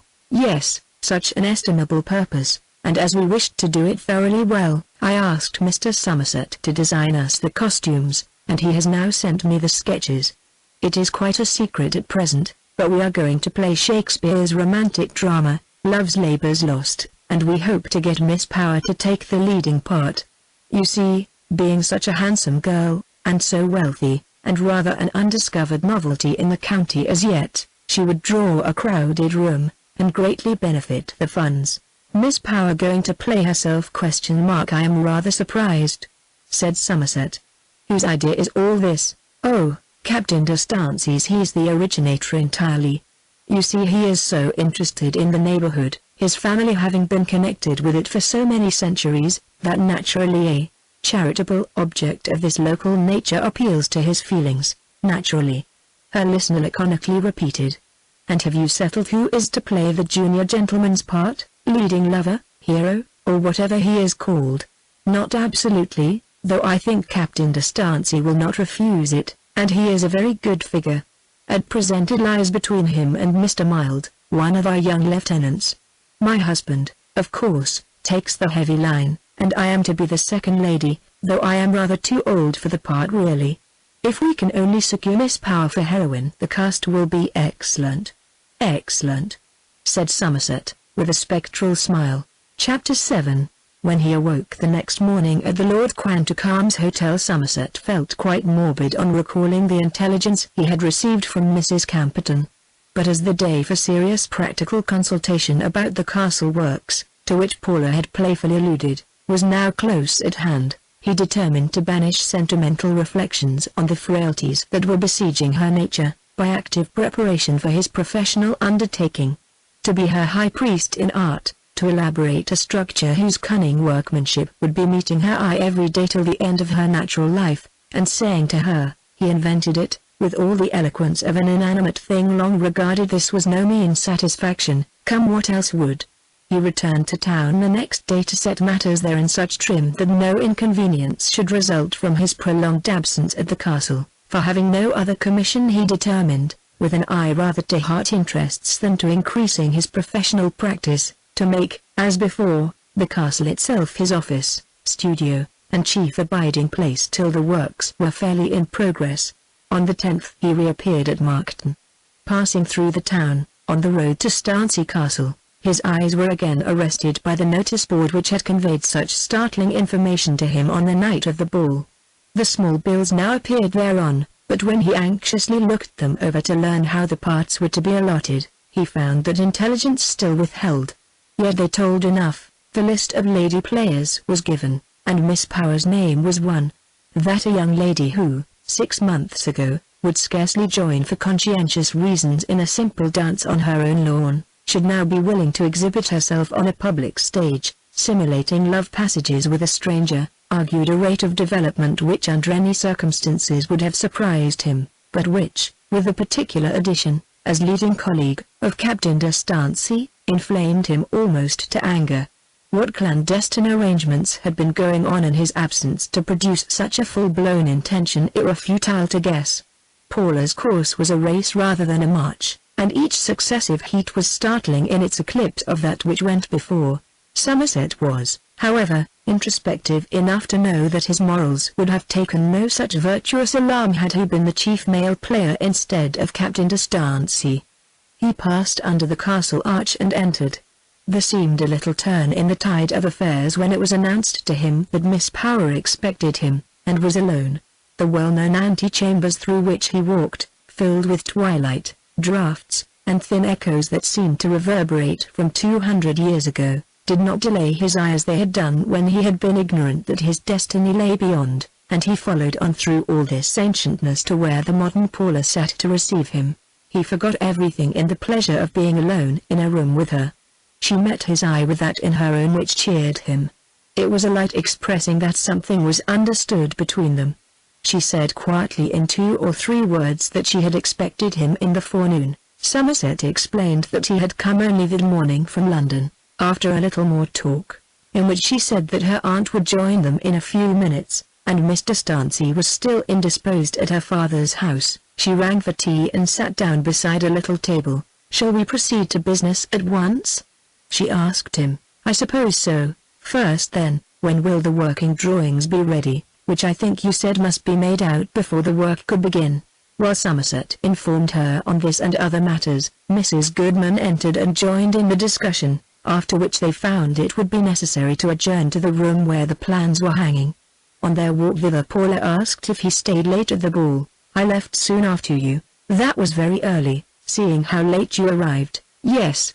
I did not dance." "What did you do then?" "I moped, and walked to the door, and saw an announcement. I know the play that is to be performed, in which you are to be the princess." "That's not settled, I have not agreed yet. I shall not play the Princess of France unless Mr. Mild plays the King of Navarre." This sounded rather well. The princess was the lady beloved by the king, and Mr. Mild, the young lieutenant of artillery, was a diffident, inexperienced, rather plain-looking fellow, whose sole interest in theatricals lay in the consideration of his costume and the sound of his own voice in the ears of the audience. With such an unobjectionable person to enact the part of lover, the prominent character of leading young lady or heroine, which Paula was to personate, was really the most satisfactory in the whole list for her.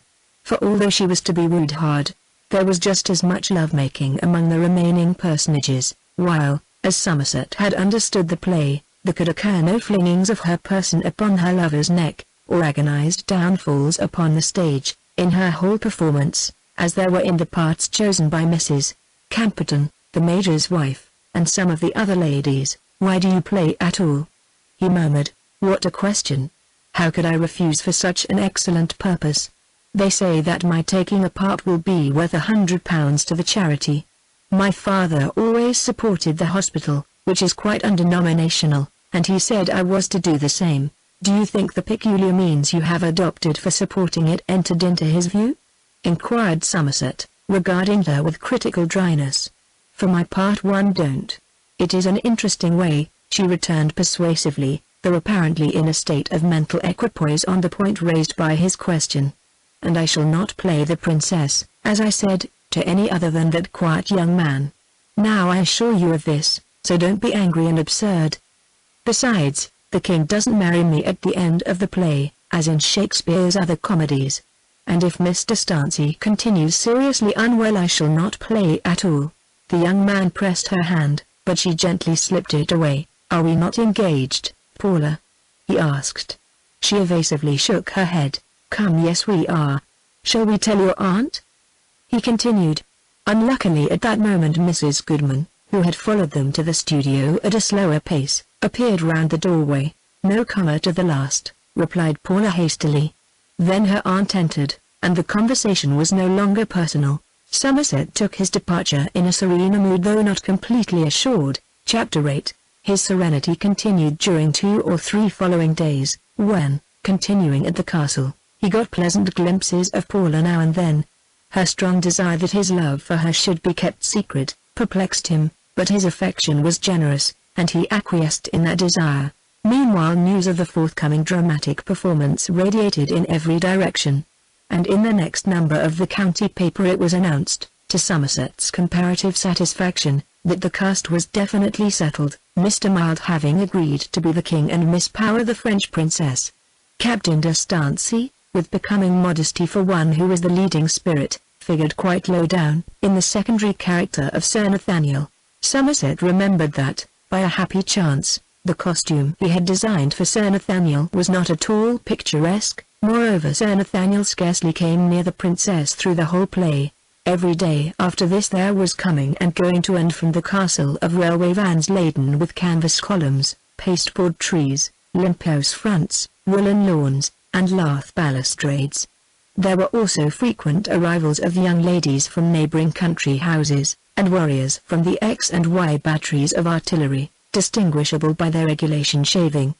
But it was upon Captain de Stancy and Mrs. Camperton that the weight of preparation fell. Somerset, through being much occupied in the drawing office, was seldom present during the consultations and rehearsals, until one day, tea being served in the drawing-room at the usual hour, he dropped in with the rest to receive a cup from Paula's table. The chatter was tremendous, and Somerset was at once consulted about some necessary carpentry which was to be specially made at Markton. After that he was looked on as one of the band, which resulted in a large addition to the number of his acquaintance in this part of England, but his own feeling was that of being an outsider still. This vagary had been originated, the play chosen, the parts allotted, all in his absence, and calling him in at the last moment might, if flirtation were possible in Paula, be but a sop to pacify him. What would he have given to impersonate her lover in the piece? But neither Paula nor anyone else had asked him. The eventful evening came. Somerset had been engaged during the day with the different people by whom the works were to be carried out, and in the evening went to his rooms at the Lord Quantockharm's, Markton, where he dined. He did not return to the castle till the hour fixed for the performance, and having been received by Mrs. Goodman, entered the large apartment, now transfigured into a theatre, like any other spectator. Rumours of the projected representation had spread far and wide. 6 times the number of tickets issued might have been readily sold.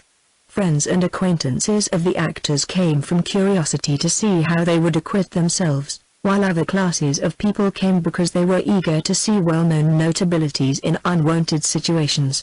When ladies, hitherto only beheld in frigid, impenetrable positions behind their coachmen in Markton High Street, were about to reveal their hidden traits, home attitudes, intimate smiles, nods, and perhaps kisses, to the public eye, it was a throwing open of fascinating social secrets not to be missed for money.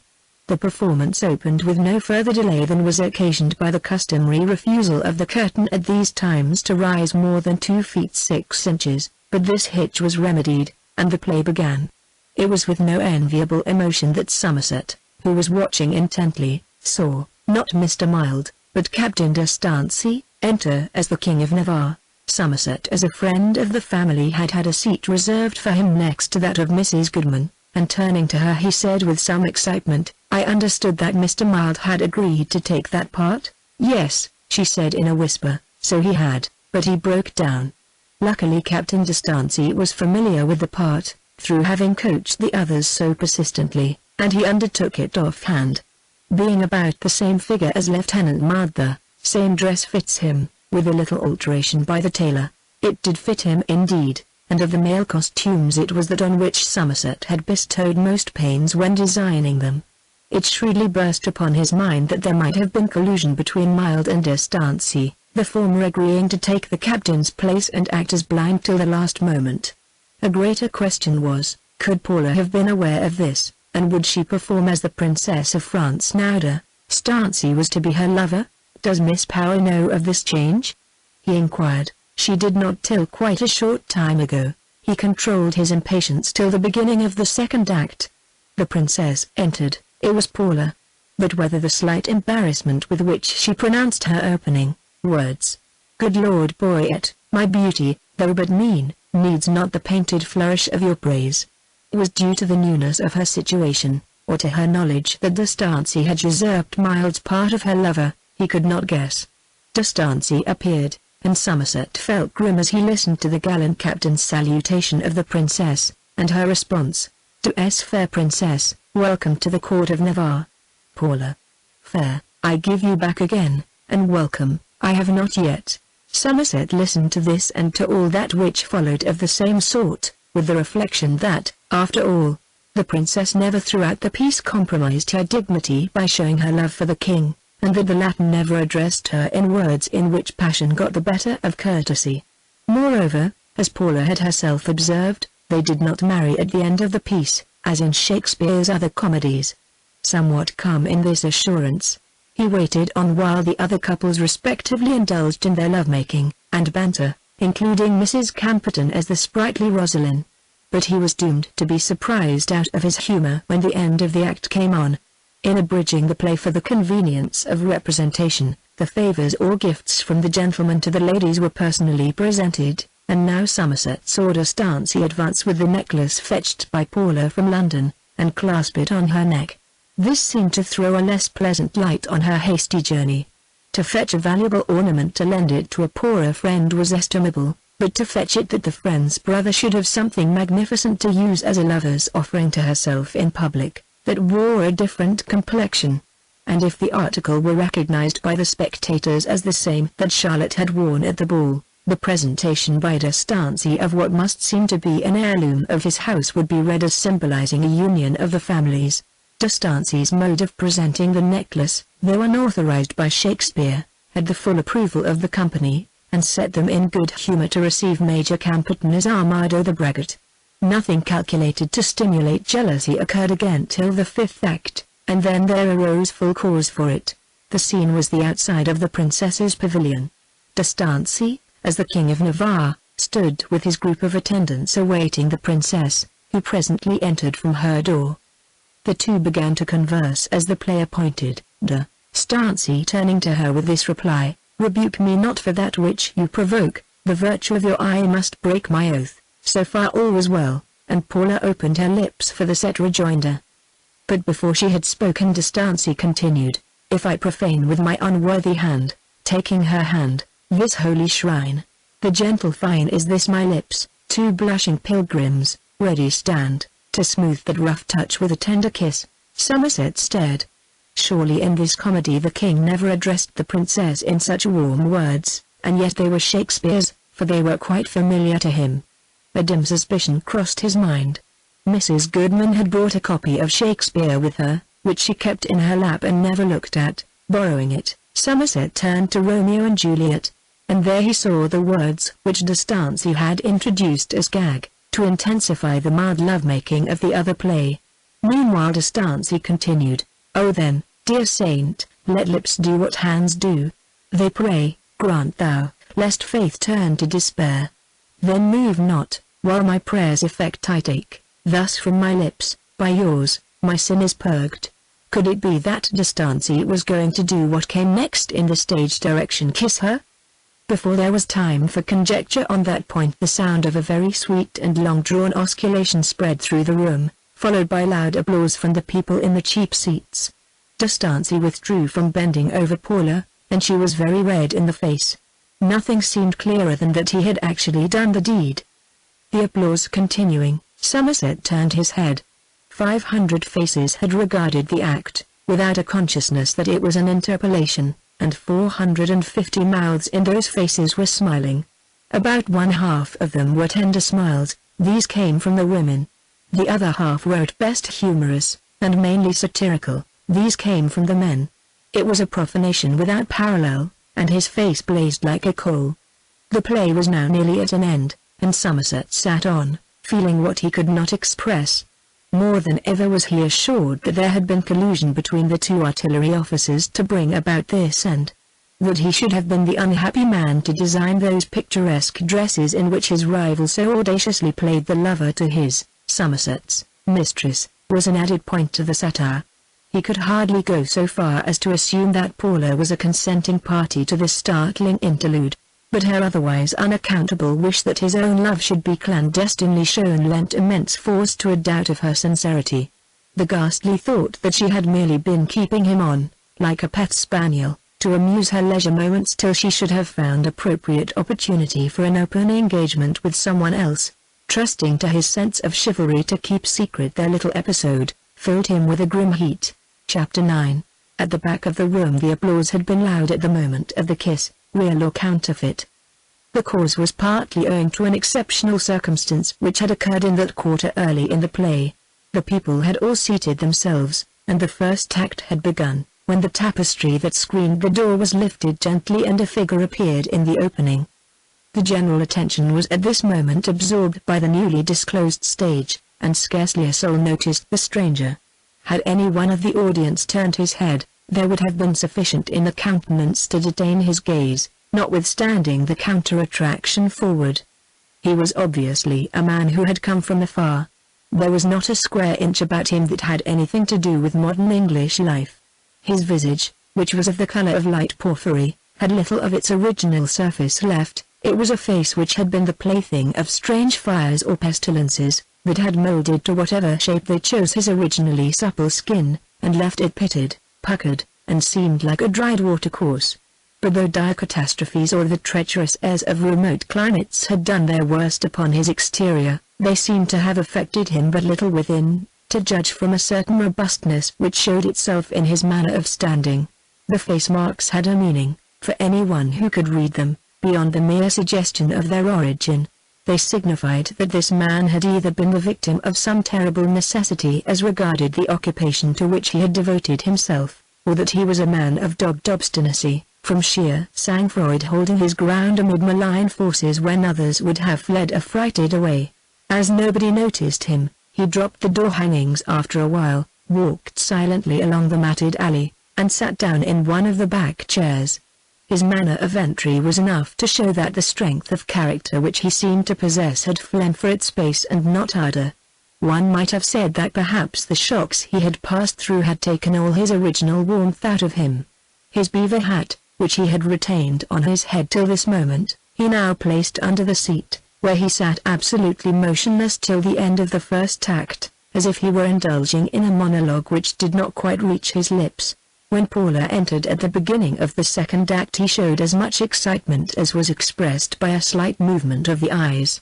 When she spoke he turned to his next neighbor, and asked him in cold level words which had once been English, but which seemed to have lost the accent of nationality, "Is that the young woman who is the possessor of this castle Power by name?"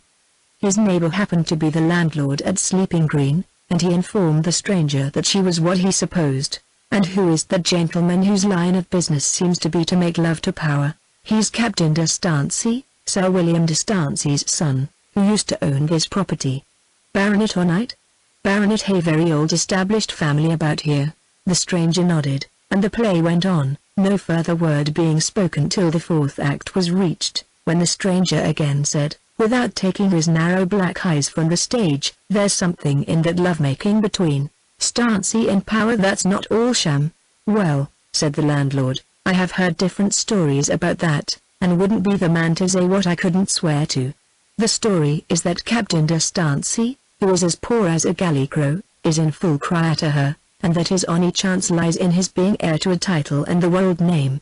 But she has not shown a genuine hanker for anybody yet.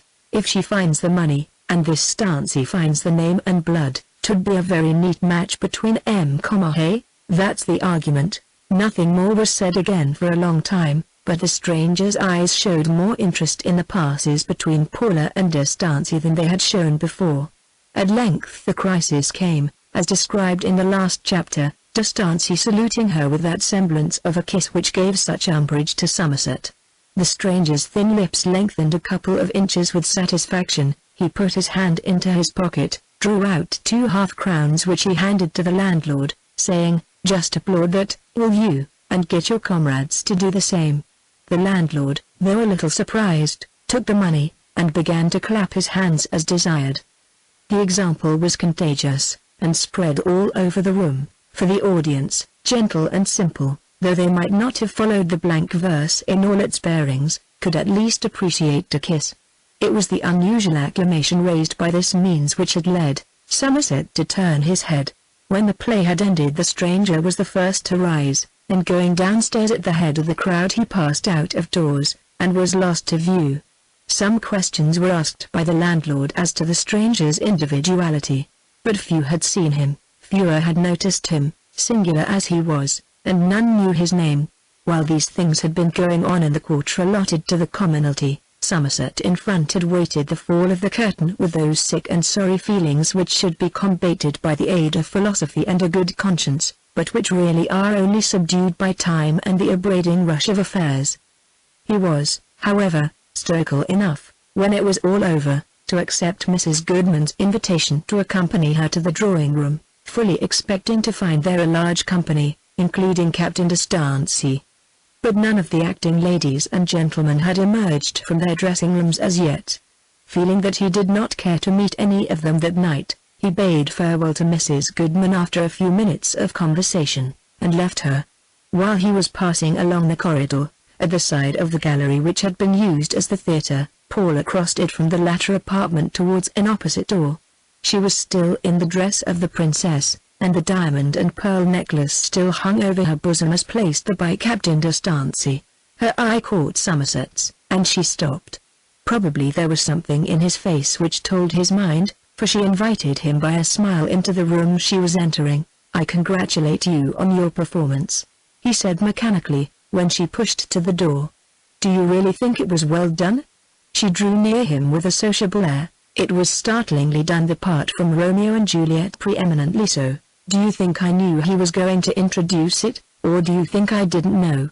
she said, with that gentle sauciness which shows itself in the loved one's manner when she has had a triumphant evening without the lover's assistance. "I think you may have known." "No," she averred, decisively shaking her head. "It took me as much by surprise as it probably did you." "But why should I have told?" Without answering that question, Somerset went on. "Then, what he did at the end of his gag was of course a surprise also. He didn't really do what he seemed to do," she serenely answered. "Well, I have no right to make observations. Your actions are not subject to my surveillance. You float above my plane," said the young man with some bitterness.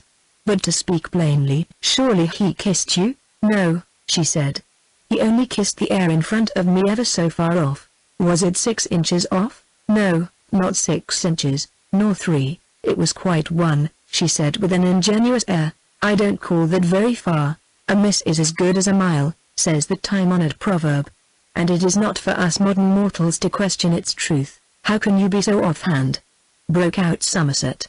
"I love you wildly and desperately, Paula, and you know it well."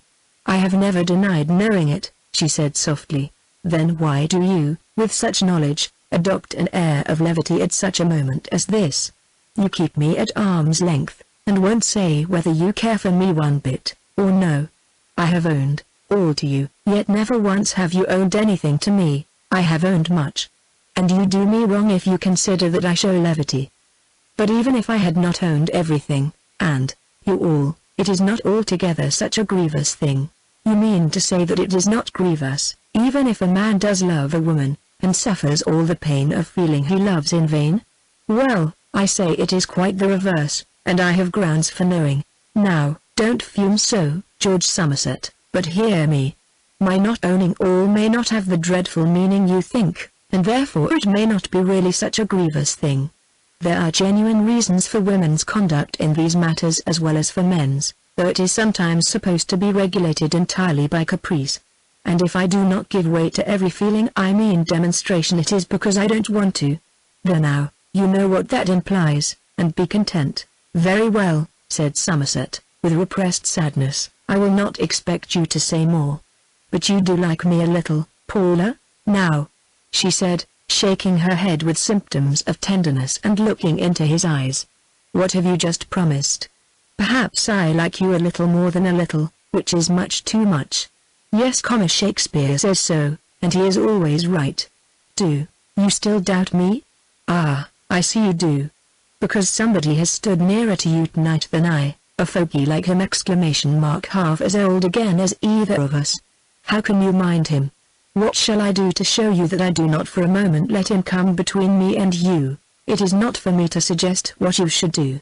Though what you should permit me to do is obvious enough." She dropped her voice. "You mean, permit you to do really, and in earnest, what he only seemed to do in the play?" Somerset signified by a look that such had been his thought. Paula was silent. "No," she murmured at last. "That cannot be, he did not, nor must you." It was said none the less decidedly for being spoken low. "You quite resent such a suggestion." "You have a right to." "I beg your pardon, not for speaking of it, but for thinking it. I don't resent it at all, and I am not offended one bit. But I am not the less of opinion that it is possible to be premature in some things, and to do this just now would be premature. I know what you would say, that you would not have asked it, but for that unfortunate improvisation of it in the play. But that I was not responsible for. and therefore owe no reparation to you now. Listen, Paula.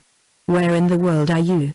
was heard resounding along the corridor in the voice of her aunt. "Our friends are all ready to leave, and you will surely bid them good night. I must be gone. I won't ring for you to be shown out. Come this way. But how will you get on in repeating the play tomorrow evening if that interpolation is against your wish?" he asked, looking her hard in the face.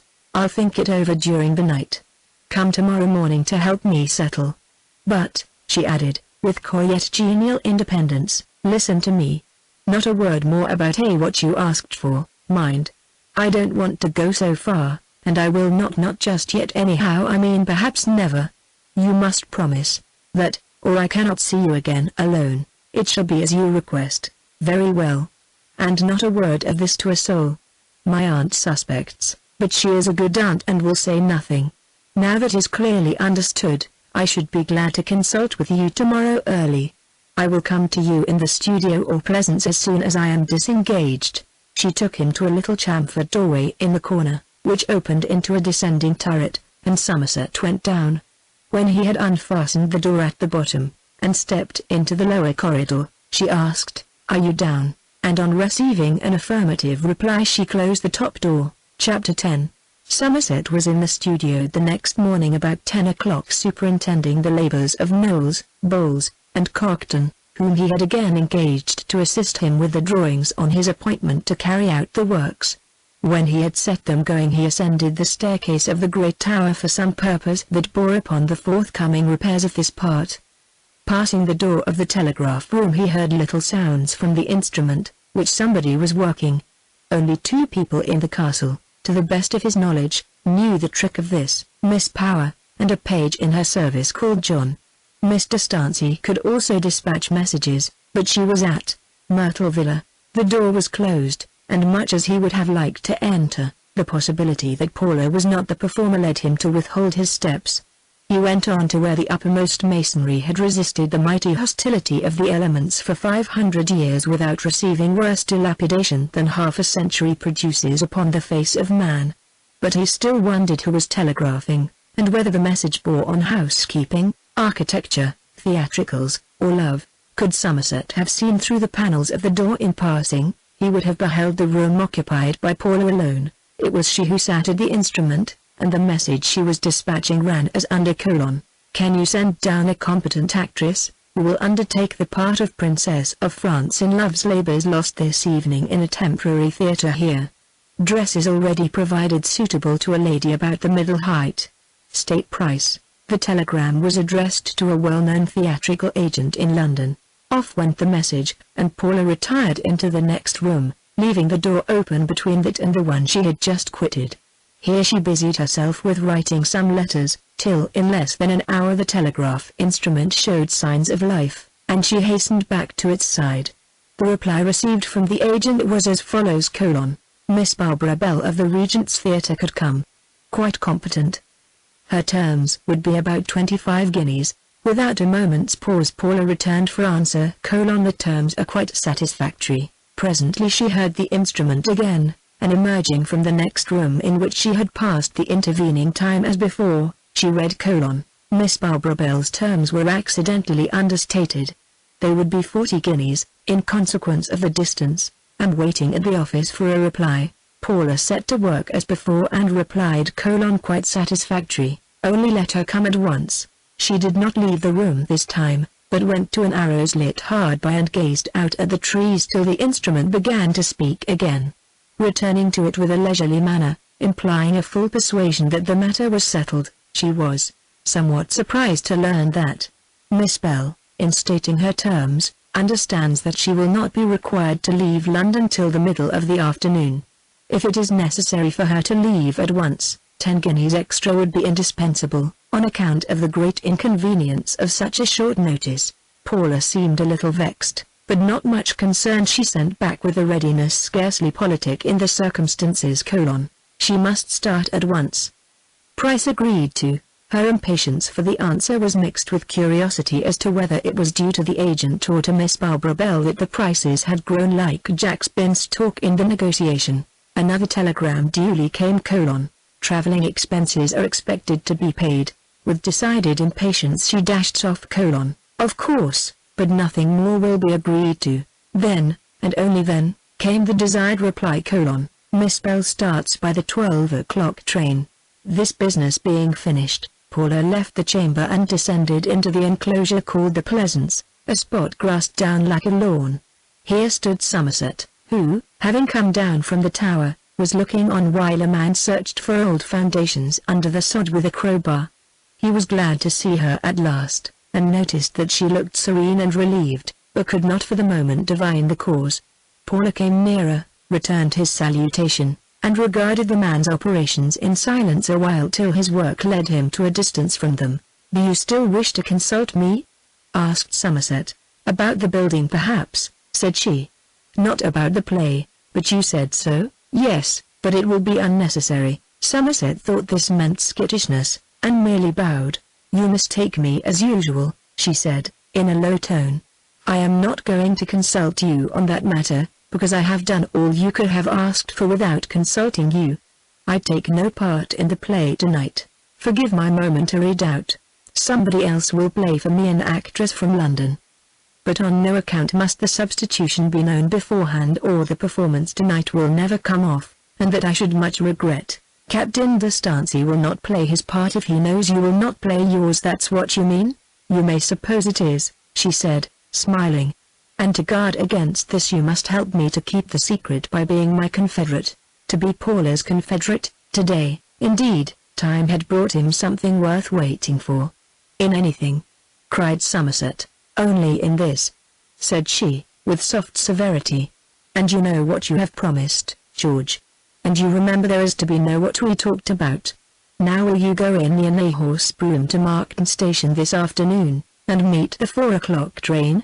Inquire for a lady for Stancy Castle, a Miss Bell, see her safely into the carriage, and send her straight on here.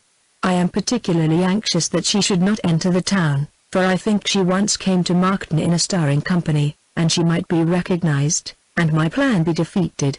Thus she instructed her lover and devoted friend, and when he could stay no longer he left her in the garden to return to his studio. As Somerset went in by the garden door he met a strange-looking personage coming out by the same passage, a stranger, with the manner of a Dutchman, the face of a smelter, and the clothes of an inhabitant of Guiana. The stranger, whom we have already seen sitting at the back of the theatre the night before, looked hard from Somerset to Paula, and from Paula again to Somerset, as he stepped out. Somerset had an unpleasant conviction that this queer gentleman had been standing for some time in the doorway unnoticed, quizzing him and his mistress as they talked together. If so, he might have learned the secret. When he arrived upstairs, Somerset went to a window commanding a view of the garden. Paula still stood in her place, and the stranger was earnestly conversing with her. Soon they passed round the corner and disappeared. It was now time for him to see about starting for Markton, an intelligible zest for circumventing the ardent and coercive captain of artillery saving him from any unnecessary delay in the journey. He was at the station 10 minutes before the train was due, and when it drew up to the platform the first person to jump out was Captain de Stancy in sportsman's attire and with a gun in his hand. Somerset nodded, and de Stancy spoke, informing the architect that he had been 10 miles up the line shooting waterfowl. "That's Miss Power's carriage, I think," he added. "Yes," said Somerset carelessly. "She expects a friend, I believe. We shall see you at the castle again tonight?" De Stancy assured him that they would, and the two men parted, Captain de Stancy, when he had glanced to see that the carriage was empty, going on to where a porter stood with a couple of spaniels. Somerset now looked again to the train. While his back had been turned to converse with the captain, a lady of 35 had alighted from the identical compartment occupied by de Stancy.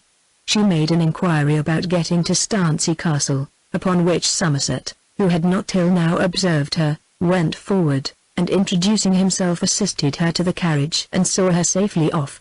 De Stancy had by this time disappeared, and Somerset walked on to his rooms at the Lord Quantock Arms, where he remained till he had dined, picturing the discomfiture of his alert rival when they should enter to him as Princess, not Paula Power, but Miss Bell of the Regent's Theatre, London. Thus the hour passed, till he found that if he meant to see the issue of the plot it was time to be off. On arriving at the castle, Somerset entered by the public door from the hall as before, a natural delicacy leading him to feel that though he might be welcomed as an ally at the stage door, in other words, the door from the corridor, it was advisable not to take too ready an advantage of a privilege which, in the existing secrecy of his understanding with Paula, might lead to an overthrow of her plans on that point. Not intending to sit out the whole performance, Somerset contented himself with standing in a window recess near the proscenium, whence he could observe both the stage and the front rows of spectators. He was quite uncertain whether Paula would appear among the audience tonight, and resolved to wait events. Just before the rise of the curtain, the young lady in question entered and sat down. When the scenery was disclosed and the King of Navarre appeared, what was Somerset's surprise to find that, though the part was the part taken by D'Estancey on the previous night, the voice was that of Mr. Mild. To him, at the appointed season, entered the princess, namely, Miss Barbara Bell. Before Somerset had recovered from his crestfallen sensation at D'Estancey's elusiveness, that officer himself emerged in evening dress from behind a curtain forming a wing to the proscenium, and Somerset remarked that the minor part originally allotted to him was filled by the subaltern who had enacted it the night before. D'Estancey glanced across, whether by accident or otherwise Somerset could not determine, and his glance seemed to say he quite recognized there had been a trial of wits between them, and that, thanks to his chance meeting with Miss Bell in the train, his had proved the stronger. The house being less crowded tonight, there were 1 or 2 vacant chairs in the best part. D'Estancey, advancing from where he had stood for a few moments, seated himself comfortably beside Miss Power. On the other side of her he now perceived the same queer elderly foreigner, as he appeared, who had come to her in the garden that morning. Somerset was surprised to perceive also that Paula with very little hesitation introduced him and D'Estancey to each other. A conversation ensued between the three, none the less animated for being carried on in a whisper, in which Paula seemed on strangely intimate terms with the stranger, and the stranger to show feelings of great friendship for D'Estancey, considering that they must be new acquaintances. The play proceeded, and Somerset still lingered in his corner. He could not help fancying that D'Estancey's ingenious relinquishment of his part, and its obvious reason, was winning Paula's admiration. His conduct was homage carried to unscrupulous and inconvenient lengths, a sort of thing which a woman may chide, but which she can never resent. Who could do otherwise than talk kindly to a man, incline a little to him, and condone his fault, when the sole motive of so audacious an exercise of his wits was to escape acting with any other heroine than herself? His conjectures were brought to a pause by the ending of the comedy, and the opportunity afforded him of joining the group in front. The mass of people were soon gone, and the knot of friends assembled around Paula were discussing the merits and faults of the 2 days' performance. "My uncle, Mr. Abner Power," said Paula suddenly to Somerset, as he came near, presenting the stranger to the astonished young man. "I could not see you before the performance, as I should have liked to do. The return of my uncle is so extraordinary that it ought to be told in a less hurried way than this. He has been supposed dead by all of us for nearly 10 years, ever since the time we last heard from him. For which I am to blame," said Mr. Power, nodding to Paula's architect. "Yet not I, but accident and a sluggish temperament. There are times, Mr. Somerset, when the human creature feels no interest in his kind, and assumes that his kind feels no interest in him. The feeling is not active enough to make him fly from their presence, but sufficient to keep him silent if he happens to be away. I may not have described it precisely, but this I know, that after my long illness, and the fancied neglect of my letters, for which my father was not to blame, since he did not receive them," said Paula, "for which nobody was to blame after that, I say, I wrote no more." "You have much pleasure in returning at last, no doubt," said Somerset. "Sir, as I remained away without particular pain, so I return without particular joy. I speak the truth, and no compliments. I may add that there is one exception to this absence of feeling from my heart, namely, that I do derive great satisfaction from seeing how mightily this young woman has grown and prevailed." This address, though delivered nominally to Somerset, was listened to by Paula, Mrs. Goodman, and D'Estancey also. After uttering it, the speaker turned away, and continued his previous conversation with Captain D'Estancey. From this time till the group parted he never again spoke directly to Somerset, paying him barely so much attention as he might have expected as Paula's architect, and certainly less than he might have supposed his due as her accepted lover. The result of the appearance, as from the tomb, of this wintry man was that the evening ended in a frigid informal way which gave little satisfaction to the sensitive Somerset, who was abstracted and constrained by reason of thoughts on how this resuscitation of the uncle would affect his relation with Paula. It was possibly also the thought of two at least of the others. There had, in truth, scarcely yet been time enough to adumbrate the possibilities opened up by this gentleman's return. The only private word exchanged by Somerset with anyone that night was with Mrs. Goodman, in whom he always recognized a friend to his cause, though the fluidity of her character rendered her but a feeble one at the best of times. She informed him that Mr. Power had no sort of legal control over Paula, or direction in her estates, but Somerset could not doubt that a near and only blood relation, even had he possessed but half the static force of character that made itself apparent in Mr. Power, might exercise considerable moral influence over the girl if he chose. And in view of Mr. Power's marked preference for D'Estancey, Somerset had many misgivings as to its operating in a direction favorable to himself. Chapter 11. Somerset was deeply engaged with his draftsmen and builders during the 3 following days, and scarcely entered the occupied wing of the castle. At his suggestion Paula had agreed to have the works executed as such operations were carried out in old times, before the advent of contractors. Each trade required in the building was to be represented by a master tradesman of that denomination, who should stand responsible for his own section of labor, and for no other, Somerset himself as chief technicist working out his designs on the spot. By this means the thoroughness of the workmanship would be greatly increased in comparison with the modern arrangement, whereby a nominal builder, seldom present, who can certainly know no more than one trade intimately and well, and who often does not know that, undertakes the whole. But notwithstanding its manifest advantages to the proprietor, the plan added largely to their responsibilities of the architect, who, with his master mason, master carpenter, master plumber, and what not, had scarcely a moment to call his own. Still, the method being upon the face of it the true one, Somerset supervised with a will. But there seemed to float across the court to him from the inhabited wing an intimation that things were not as they had been before, that an influence adverse to himself was at work behind the ashlar face of inner wall which confronted him. Perhaps this was because he never saw Paula at the windows, or heard her footfall in that half of the building given over to himself and his myrmidons. There was really no reason other than a sentimental one why he should see her. The uninhabited part of the castle was almost an independent structure, and it was quite natural to exist for weeks in this wing without coming in contact with residents in the other. A more pronounced cause than vague surmise was destined to perturb him, and this in an unexpected manner. It happened one morning that he glanced through a local paper while waiting at the Lord Quantock Arms for the pony carriage to be brought round in which he often drove to the castle.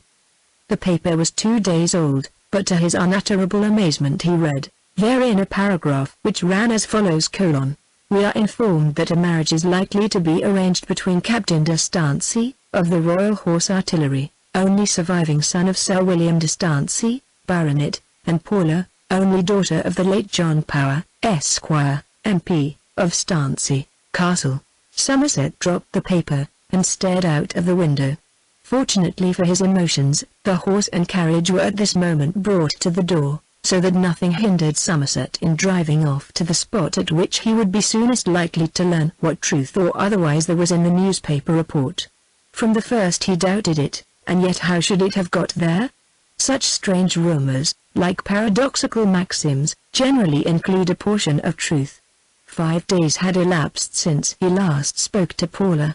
Reaching the castle he entered his own quarters as usual, and after setting the draftsman to work walked up and down pondering how he might best see her without making the paragraph the ground of his request for an interview, for if it were a fabrication, such a reason would wound her pride in her own honor towards him, and if it were partly true, he would certainly do better in leaving her alone than in reproaching her. It would simply amount to a proof that Paula was an arrant coquette. In his meditation he stood still, closely scanning one of the jamb-stones of a doorless entrance, as if to discover where the old hinge hook had entered the stonework. He heard a footstep behind him, and looking round saw Paula standing by. She held a newspaper in her hand. The spot was one quite hemmed in from observation, a fact of which she seemed to be quite aware. "I have something to tell you," she said, "something important. But you are so occupied with that old stone that I am obliged to wait. It is not true, surely?" he said, looking at the paper. "No, look here," she said, holding up the sheet. It was not what he had supposed, but a new one, the local rival to that which had contained the announcement, and was still damp, from the press. She pointed, and he read, "We are authorized to state that there is no foundation whatever for the assertion of our contemporary that a marriage is likely to be arranged between Captain de Stancy and Miss Power of Stancy Castle." Somerset pressed her hand. "It disturbed me," he said. "Though I did not believe it, it astonished me, as much as it disturbed you, and I sent this contradiction at once." "How could it have got there?" She shook her head. "You have not the least knowledge?" "Not the least. I wish I had."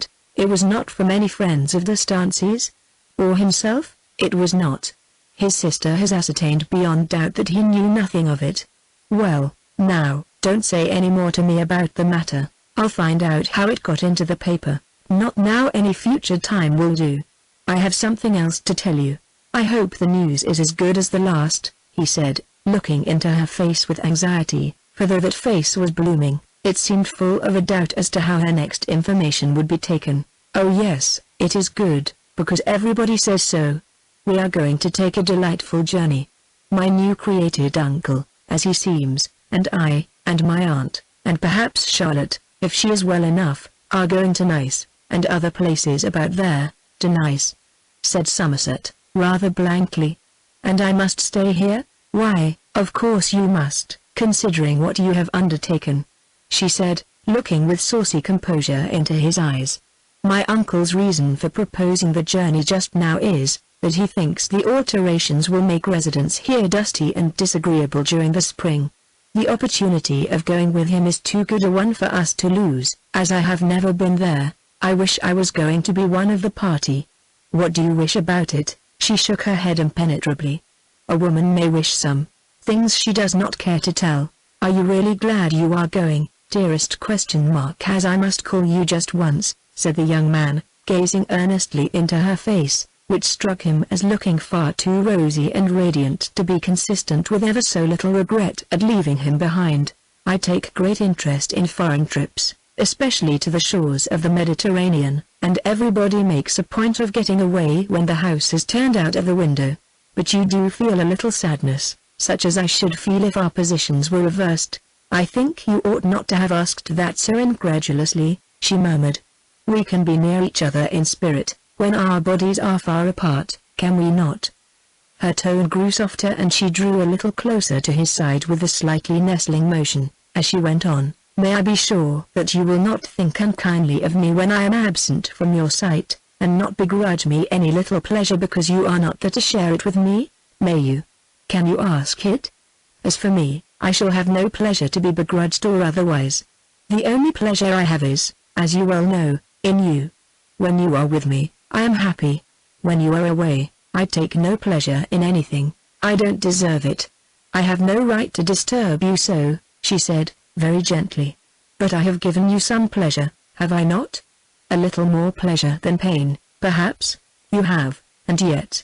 But I don't accuse you, dearest. Yes, you have given me pleasure. One truly pleasant time was when we stood together in the summer house on the evening of their garden party, and you said you liked me to love you." "Yes, it was a pleasant time," she returned thoughtfully.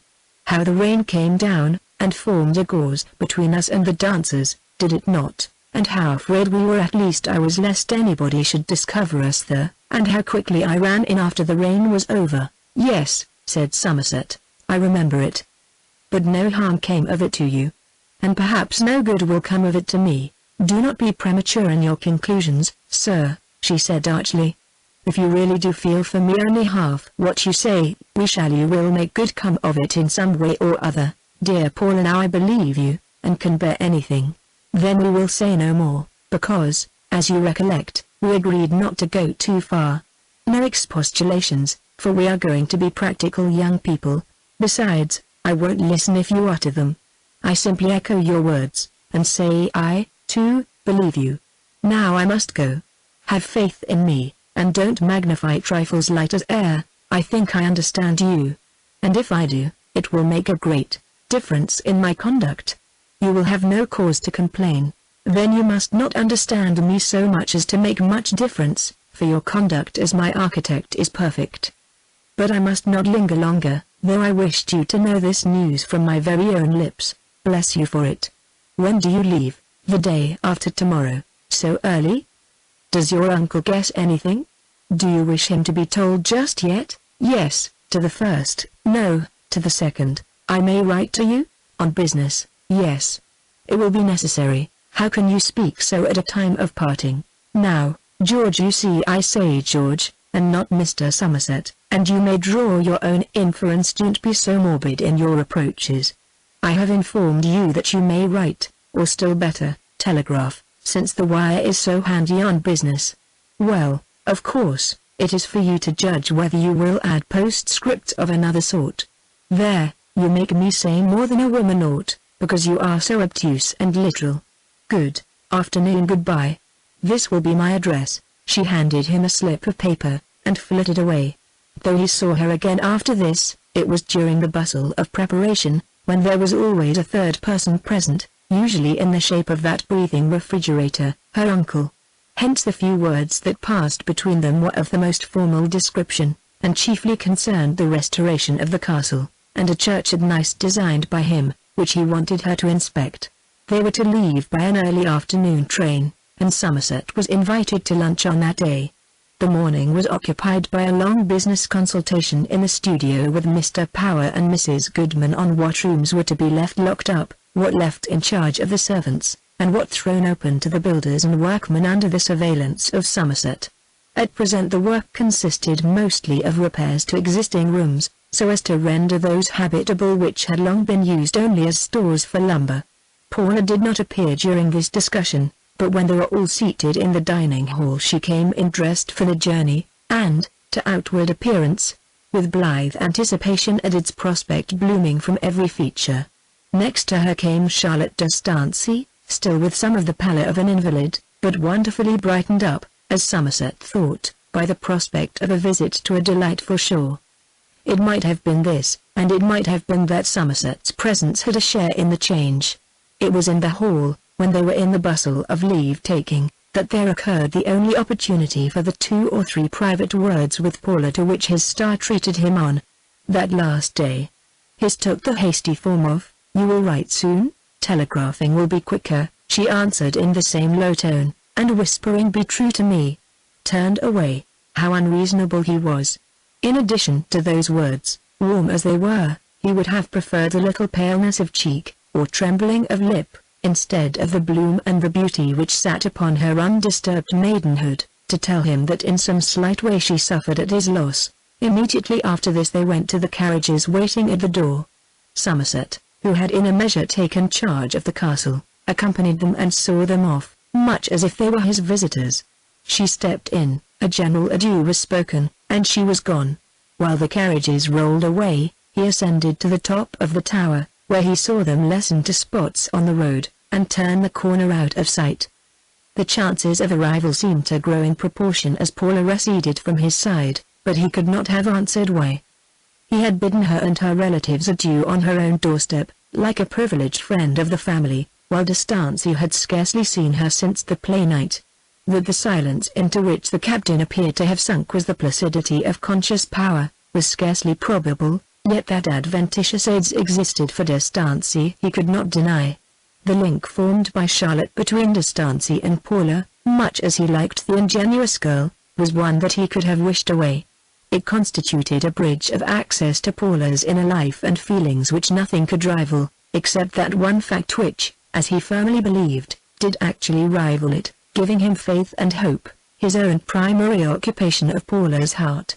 Moreover, Mrs. Goodman would be an influence favorable to himself and his cause during the journey, though, to be sure, to set against her there was the phlegmatic and obstinate Abner Power, in whom, apprised by those subtle media of intelligence which lovers possess, he fancied he saw no friend. Somerset remained but a short time at the castle that day, The light of its chambers had fled, the gross grandeur of the dictatorial towers oppressed him, and the studio was hateful. He remembered a promise made long ago to Mr. Woodwell of calling upon him some afternoon, and a visit which had not much attractiveness in it at other times recommended itself now, through being the one possible way open to him of hearing Paula named and her doings talked of. Hence in walking back to Markton, instead of going up the high street, he turned aside into the unfrequented footway that led to the minister's cottage. Mr. Woodwell was not indoors at the moment of his call, and Somerset lingered at the doorway, and cast his eyes around. It was a house which typified the drearier tenets of its occupier with great exactness.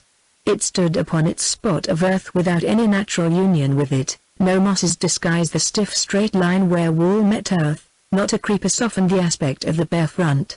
The garden walk was strewn with loose clinkers from the neighbouring foundry, which rolled under the pedestrian's foot and jolted his soul out of him before he reached the porchless door. But all was clean, and clear, and dry. Whether Mr. Woodwell was personally responsible for this condition of things there was not time to closely consider, for Somerset perceived the minister coming up the walk towards him. Mr. Woodwell welcomed him heartily, and yet with the mien of a man whose mind has scarcely dismissed some scene which has preceded the one that confronts him. What that scene was soon transpired. "I have had a busy afternoon," said the minister, as they walked indoors, "or rather an exciting afternoon. Your client at Stancy Castle, whose uncle, as I imagine you know, has so unexpectedly returned, has left with him today for the south of France, and I wished to ask her before her departure some questions as to how a charity organized by her father was to be administered in her absence. But I have been very unfortunate. She could not find time to see me at her own house, and I awaited her at the station, all to no purpose, owing to the presence of her friends. Well, I must see if a letter will find her." Somerset asked if anybody of the neighbourhood was there to see them off. Yes, that was the trouble of it. Captain de Stancy was there, and quite monopolized her. I don't know what 'tis coming to, and perhaps I have no business to inquire, since she is scarcely a member of our church now. Who could have anticipated the daughter of my old friend John Power developing into the ordinary gay woman of the world as she has done? Who could have expected her to associate with people who show contempt for their Maker's intentions by flippantly assuming other characters than those in which he created them? "You mistake her," murmured Somerset, in a voice which he vainly endeavoured to attune to philosophy. "Miss Power has some very rare and beautiful qualities in her nature, though I confess I tremble fear lest the de Stancy influence should be too strong. Sir, it is already. Do you remember my telling you that I thought the force of her surroundings would obscure pure daylight of her spirit, as a monkish window of coloured images attenuates the rays of God's sun? I do not wish to indulge in rash surmises, but her oscillation from her family creed of Calvinistic truth towards the traditions of the de Stancies has been so decided, though so gradual, that I may be wrong." "That what?" said the young man sharply. "I sometimes think she will take to her as husband the present representative of that impoverished line Captain de Stancy, which she may easily do, if she chooses, as his behaviour today showed." "He was probably there on account of his sister," said Somerset, trying to escape the mental picture of farewell gallantries bestowed on Paula. "It was hinted at in the papers the other day, and it was flatly contradicted." "Yes. Well, we shall see in the Lord's good time. I can do no more for her. And now, Mr. Somerset, pray take a cup of tea." The revelations of the minister depressed Somerset a little, and he did not stay long. As he went to the door Woodwell said, "There is a worthy man, the deacon of our chapel, Mr. Havel, who would like to be friendly with you. Poor man, since the death of his wife he seems to have something on his mind, some trouble which my words will not reach. If ever you are passing his door, please give him a look in. He fears that calling on you might be an intrusion." Somerset did not clearly promise, and went his way. The minister's allusion to the announcement of the marriage reminded Somerset that she had expressed a wish to know how the paragraph came to be inserted. The wish had been carelessly spoken, but he went to the newspaper office to make inquiries on the point. The reply was unexpected. The reporter informed his questioner that in returning from the theatricals, at which he was present, he shared a fly with the gentleman who assured him that such an alliance was certain, So obviously did it recommend itself to all concerned, as a means of strengthening both families. The gentleman's knowledge of the powers was so precise that the reporter did not hesitate to accept his assertion. He was a man who had seen a great deal of the world, and his face was noticeable for the seams and scars on it. Somerset recognized Paula's uncle in the portrait. Hostilities, then, were beginning. The paragraph had been meant as the first slap. Taking her abroad was the second. Part 4, Somerset, Dare and Distancy, Chapter 1. There was no part of Paula's journey in which Somerset did not think of her. He imagined her in the hotel at Havre, in her brief rest at Paris, her drive past the Place de la Bastille to the Boulevard Mazas to take the train for Lyon, her tedious progress through the dark of a winter night till she crossed the isothermal line which told of the beginning of a southern atmosphere, and onwards to the ancient blue sea. Thus, between the hours devoted to architecture, he passed the next 3 days. One morning he set himself, by the help of John, to practice on the telegraph instrument, expecting a message. But though he watched the machine at every opportunity, or kept some other person on the alert in its neighborhood, no message arrived to gratify him till after the lapse of nearly a fortnight. Then she spoke from her new habitation 900 miles away, in these meager words: I settled at the address given. Can now attend to any inquiry about the building. The pointed implication that she could attend to inquiries about nothing else, breathed of the veritable Paula so distinctly that he could forgive its sauciness. His reply was soon dispatched: will write particulars of our progress. Always the same. The last 3 words formed the sentimental appendage which she had assured him she could tolerate, and which he hoped she might desire. He spent the remainder of the day in making a little sketch to show what had been done in the castle since her departure. This he dispatched with a letter of explanation ending in a paragraph of a different tenor: I have demonstrated our progress as well as I could, but another subject has been in my mind, even whilst writing the former. Ask yourself if you use me well in keeping me a fortnight before you so much as say that you have arrived. The one thing that reconciled me to your departure was the thought that I should hear early from you. My idea of being able to submit to your absence was based entirely upon that. But I have resolved not to be out of humor, and to believe that your scheme of reserve is not unreasonable. Neither do I quarrel with your injunction to keep silence to all relatives.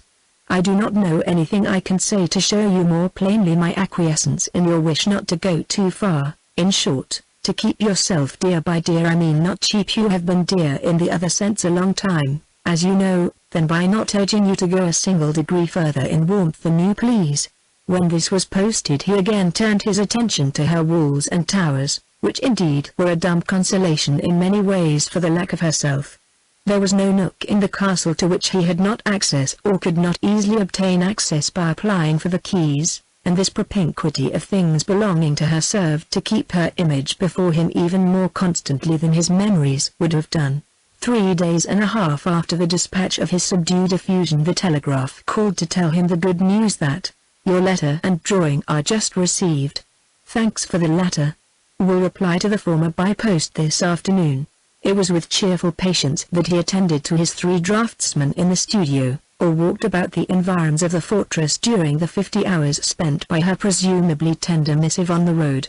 A light fleece of snow fell during the second night of waiting, inverting the position of long-established lights and shades, and lowering to a dingy grey the approximately white walls of other weathers. He could trace the postman's footmarks as he entered over the bridge, knowing them by the dot of his walking stick. On entering the expected letter was waiting upon his table.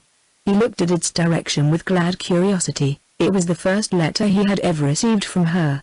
Hotel, Nice, February 14th.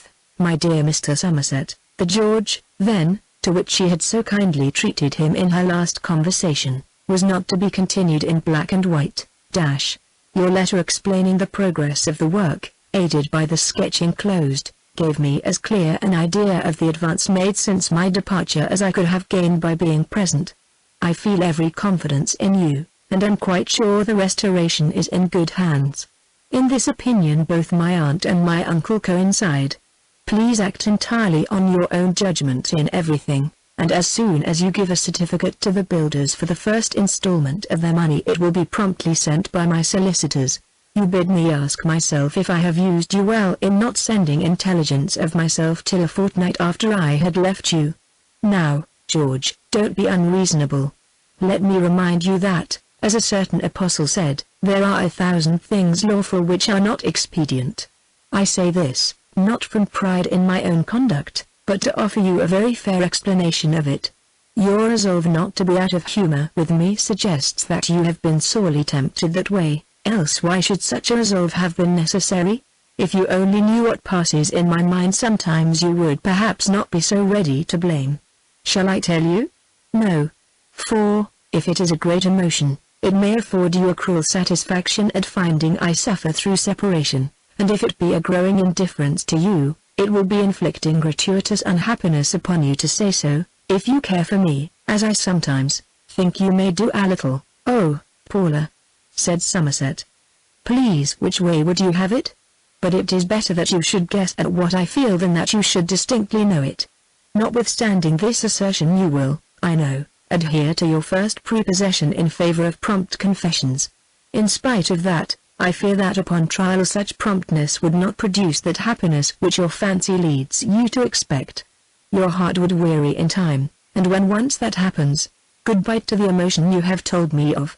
Imagine such a case clearly, and you will perceive the probability of what I say.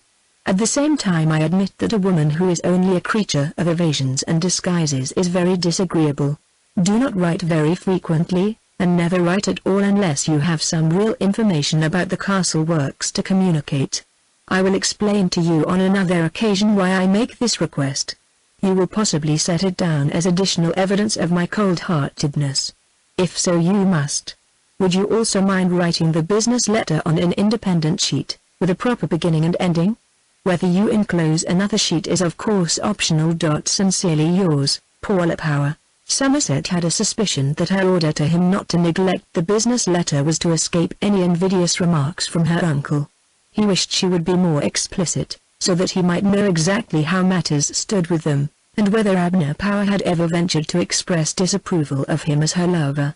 But not knowing, he waited anxiously for a new architectural event on which he might legitimately send her another line.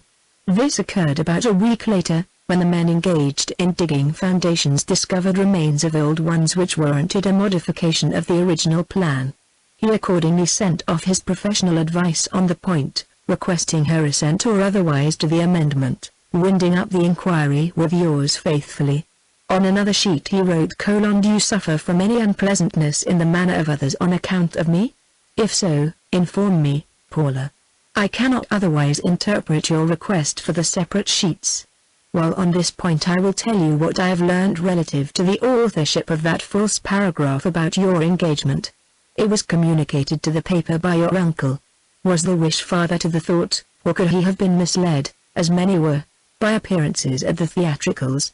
If I am not to write to you without a professional reason, surely you can write to me without such an excuse? When you write, tell me of yourself. There is nothing I so much wish to hear of.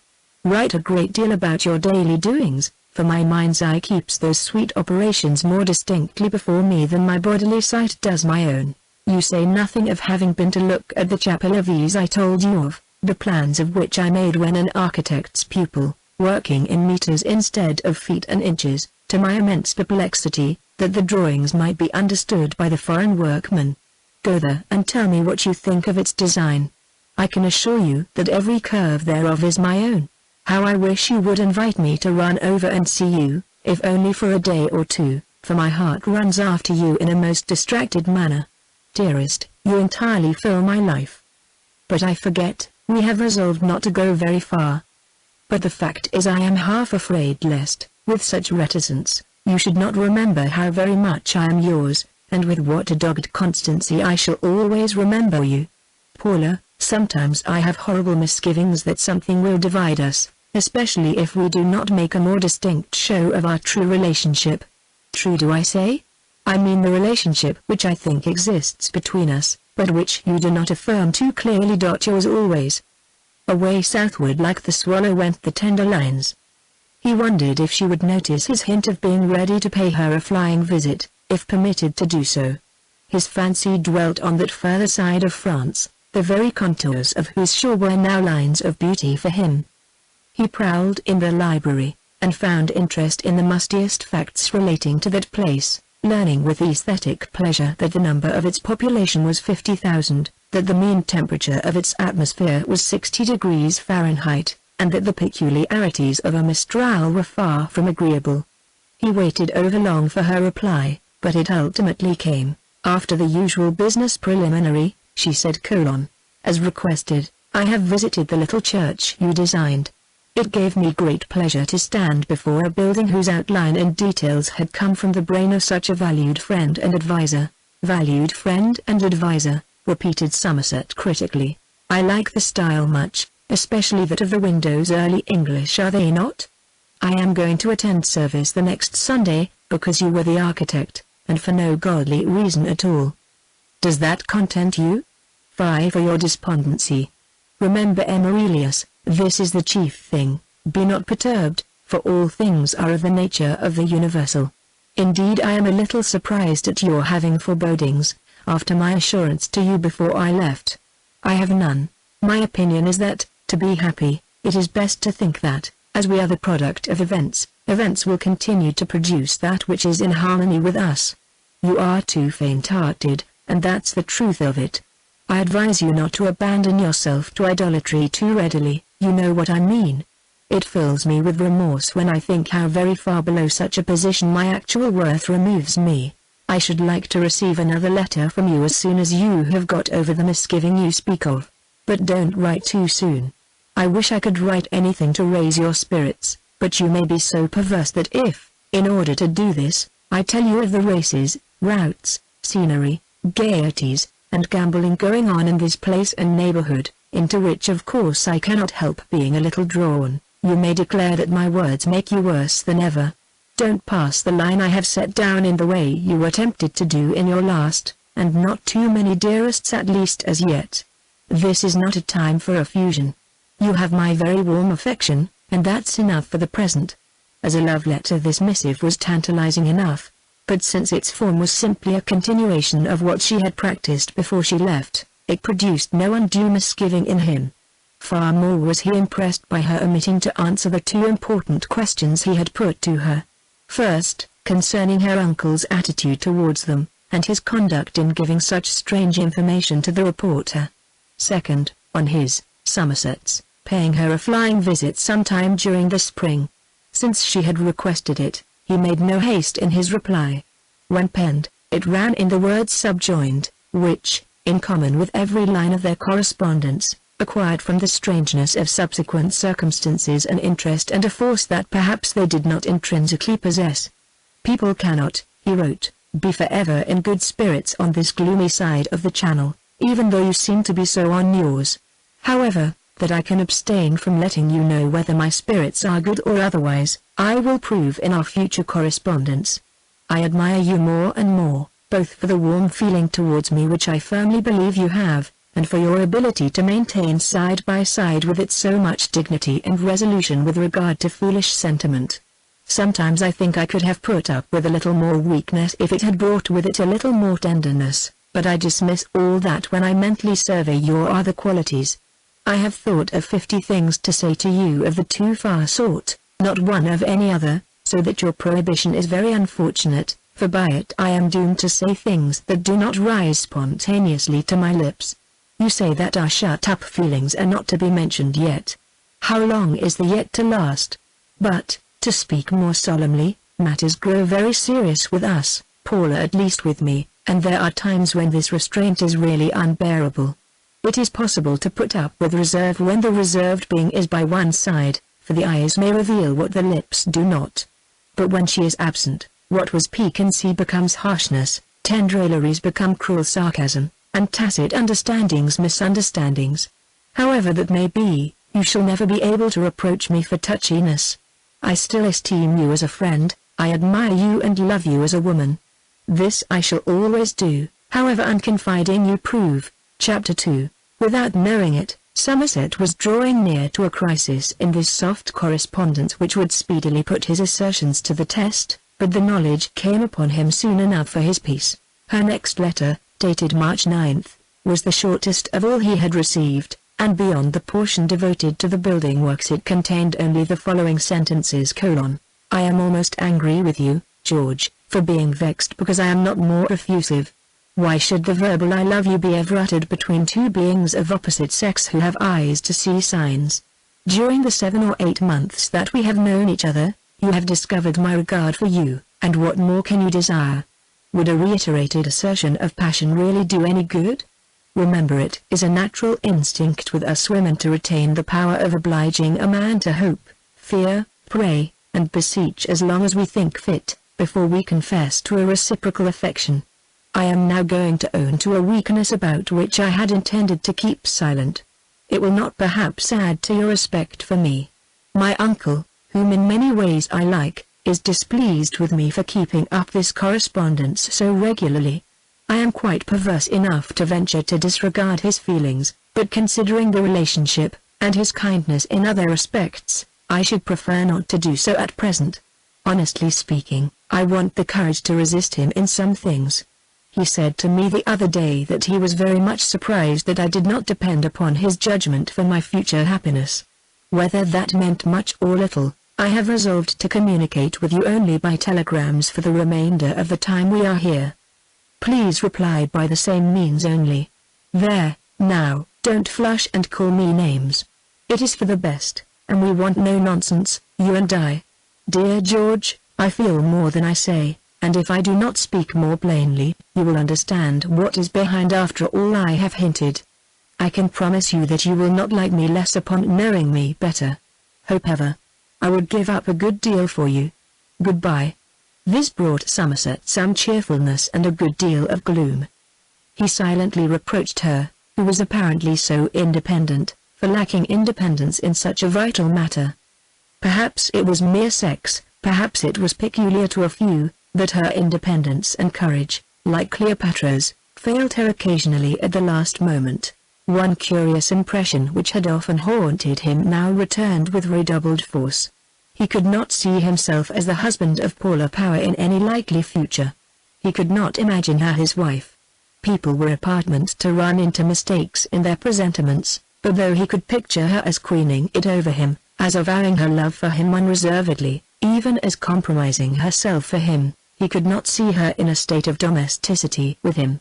Telegrams being commanded, to the telegraph he repaired, when, after 2 days, an immediate wish to communicate with her led him to dismiss vague conjecture on the future situation. His first telegram took the following form: I give up the letter writing. I will part with anything to please you but yourself. Your comfort with your relative is the first thing to be considered. Not for the world do I wish you to make divisions within doors. Yours, Tuesday, Wednesday, Thursday past, and on Saturday a telegram came in reply: I can fear, grieve at, and complain of nothing, having your nice promise to consider my comfort always. This was very pretty, but it admitted little.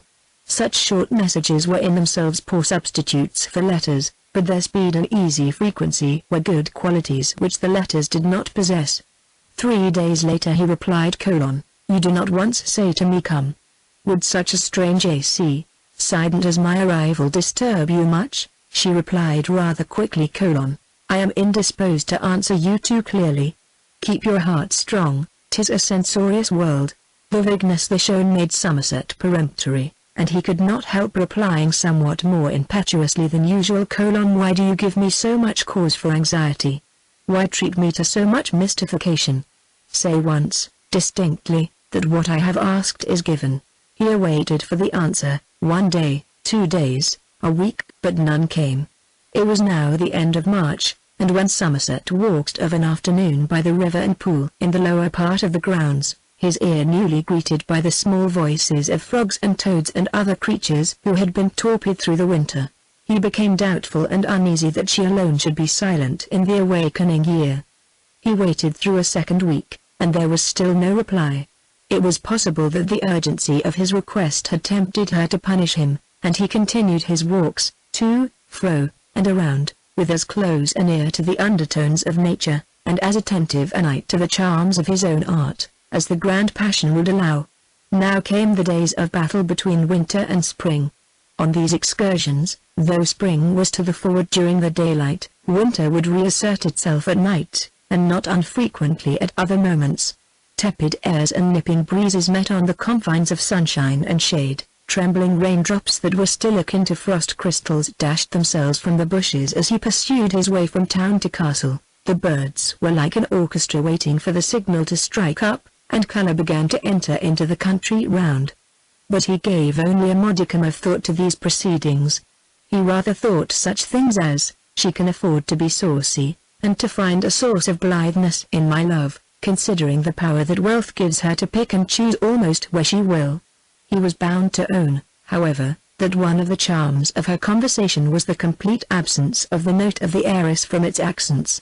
That, other things equal, her interest would naturally incline to a person bearing the name of the Stancy, was evident from her avowed predilections.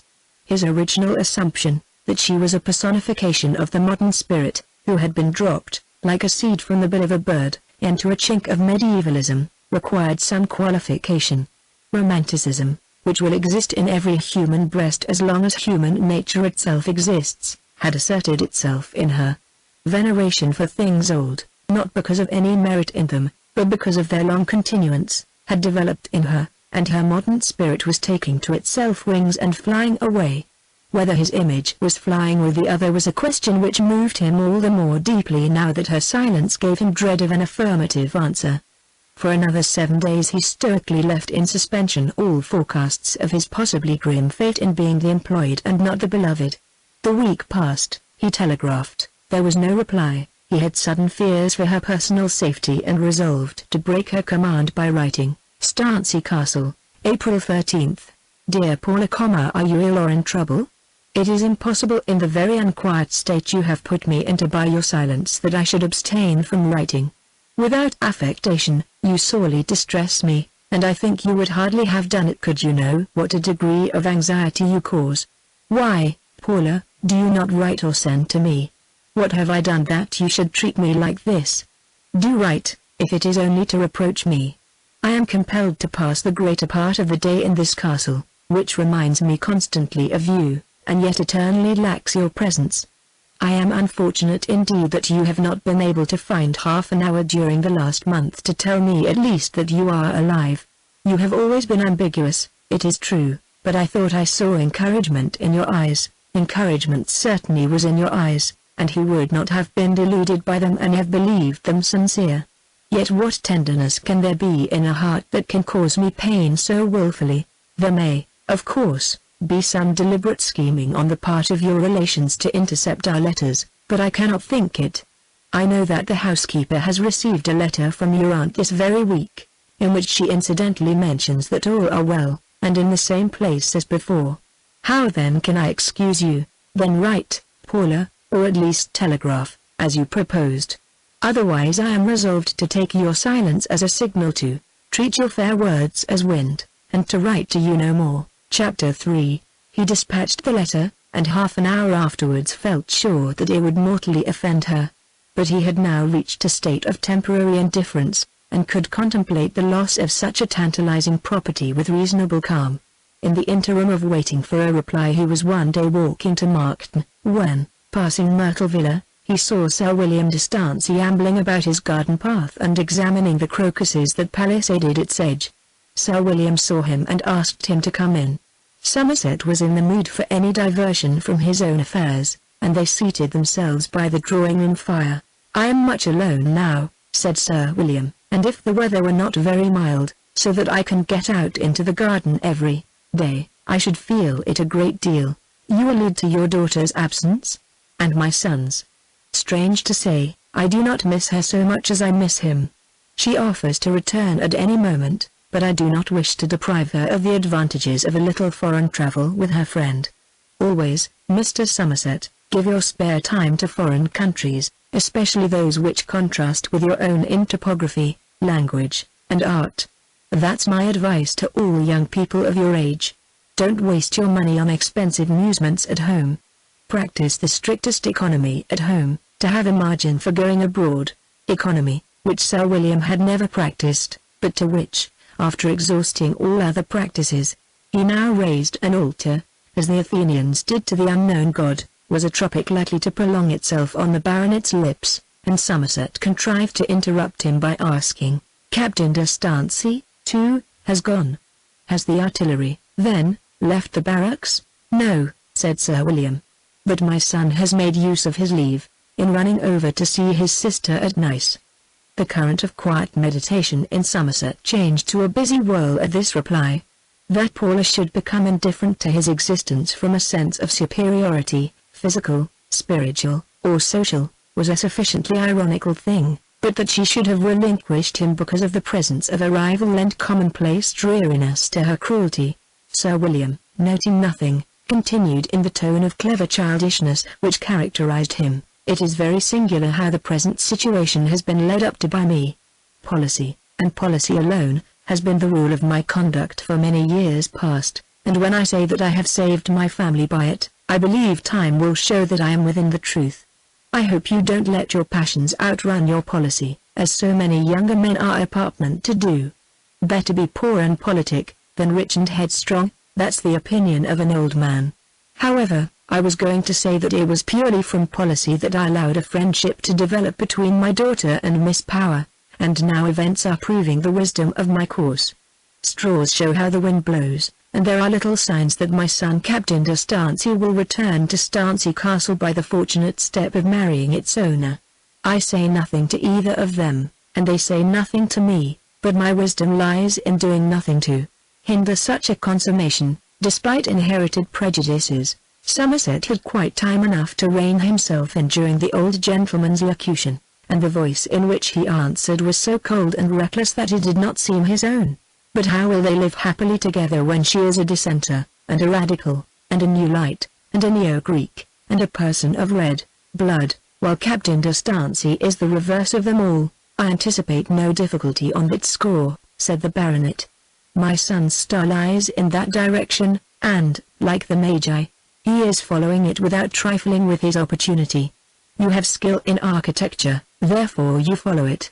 My son has skill in gallantry, and now he is about to exercise it profitably. May nobody wish him more harm in that exercise than I do," said Somerset fervently. A stagnant moodiness of several hours which followed his visit to Myrtle Villa resulted in a resolved journey over to Paula the very next day. He now felt perfectly convinced that the inviting of Captain de Stancy to visit them at Nice was a second stage in the scheme of Paula's uncle, the premature announcement of her marriage having been the first. The roundness and neatness of the whole plan could not fail to recommend it to the mind which delighted in putting involved things straight, and such a mind Abner Powers seemed to be. In fact, the felicity, in a politic sense, of bearing the captain with the heiress furnished no little excuse for manoeuvring to bring it about, so long as that manoeuvring fell short of unfairness, which Mr. Powers could scarcely be said to do.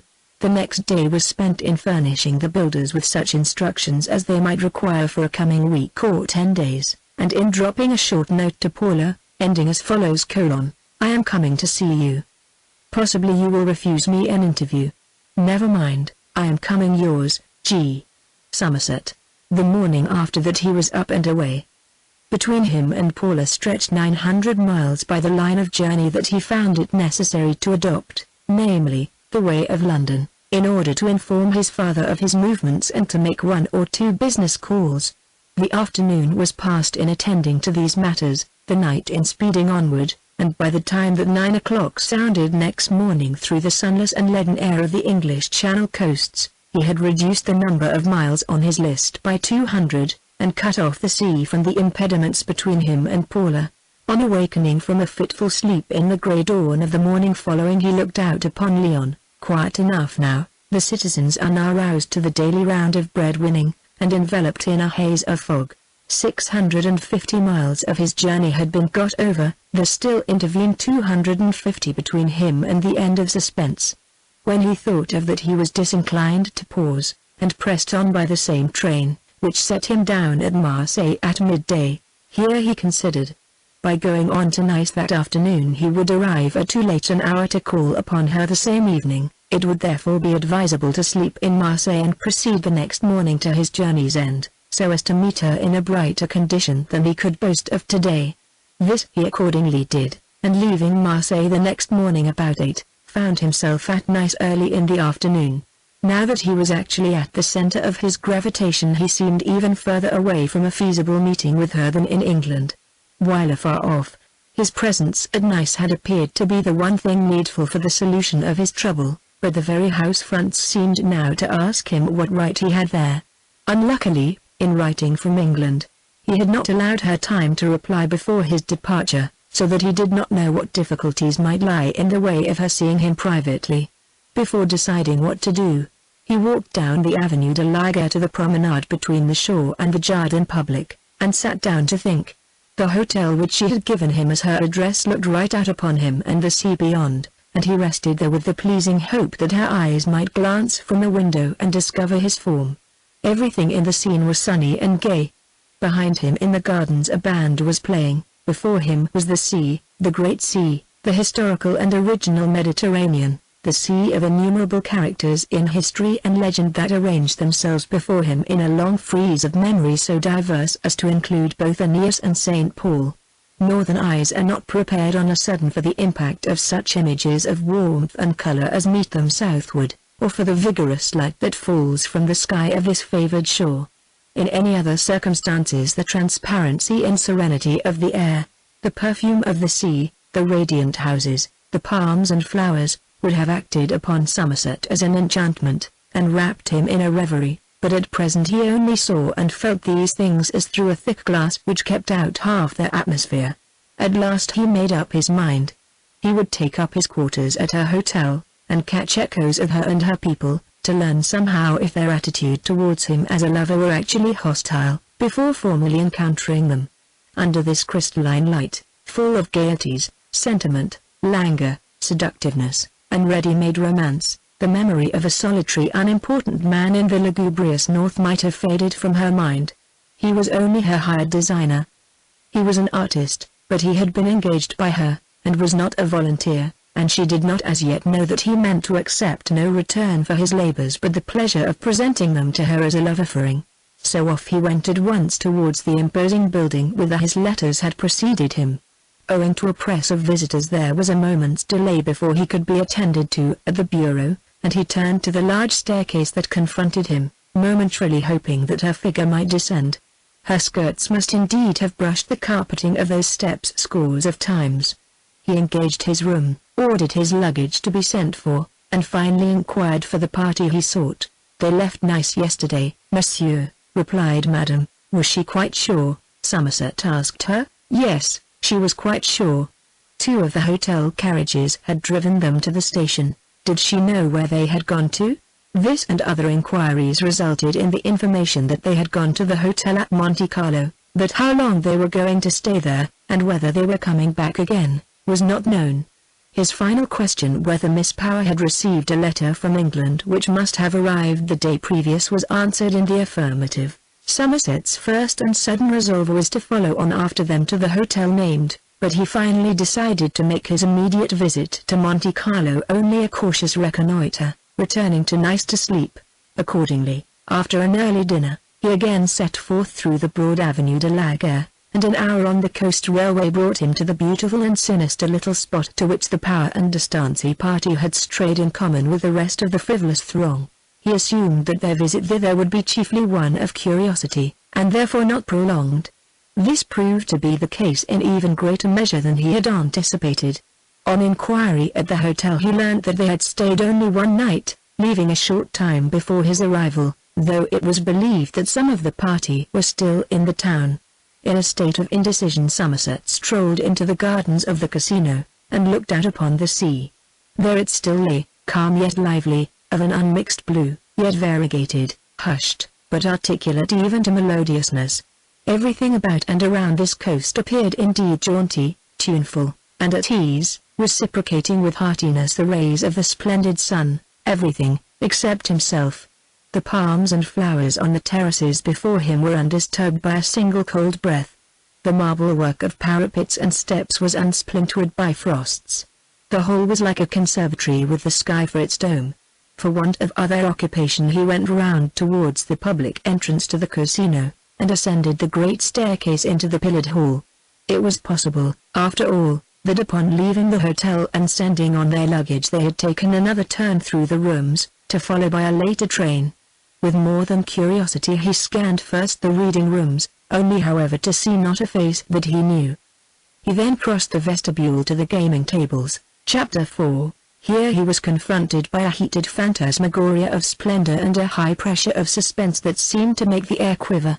A low whisper of conversation prevailed, which might probably have been not wrongly defined as the lowest note of social harmony.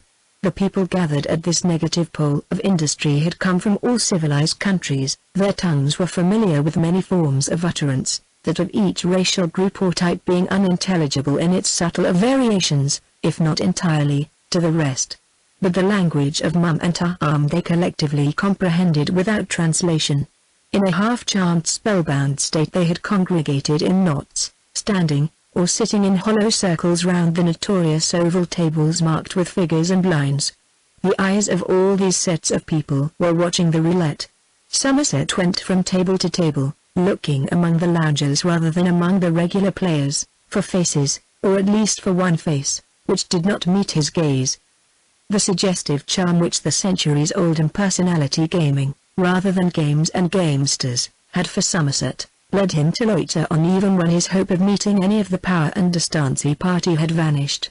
As a non-participant in its profits and losses, fevers and frenzies, it had that stage effect upon his imagination which is usually exercised over those who behold chance presented to them with spectacular piquancy without advancing far enough in its acquaintance to suffer from its ghastly reprisals and impish tricks.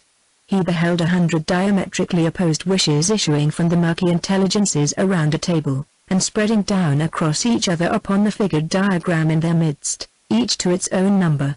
It was a network of hopes, which at the announcement, Sept, Rouge, Impair, et Manque, disappeared like magic gossamer, to be replaced in a moment by new. That all the people there, including himself, could be interested in what to the eye of perfect reason was a somewhat monotonous thing, the property of numbers to recur at certain longer or shorter intervals in a machine containing them, in other words, the blind groping after fractions of a result the whole of which was well known, was one testimony among many of the powerlessness of logic when confronted with imagination. At this juncture our lounger discerned at one of the tables about the last person in the world he could have wished to encounter there. It was Dare, whom he had supposed to be 1,000 miles off, hanging about the purlieus of Markton. Dare was seated beside a table in an attitude of application which seemed to imply that he had come early and engaged in this pursuit in a systematic manner. Somerset had never witnessed Dare and Dastancy together, neither had he heard of any engagement of Dare by the travelling party as artist, courier, or otherwise, and yet it crossed his mind that Dare might have had something to do with them, or at least have seen them.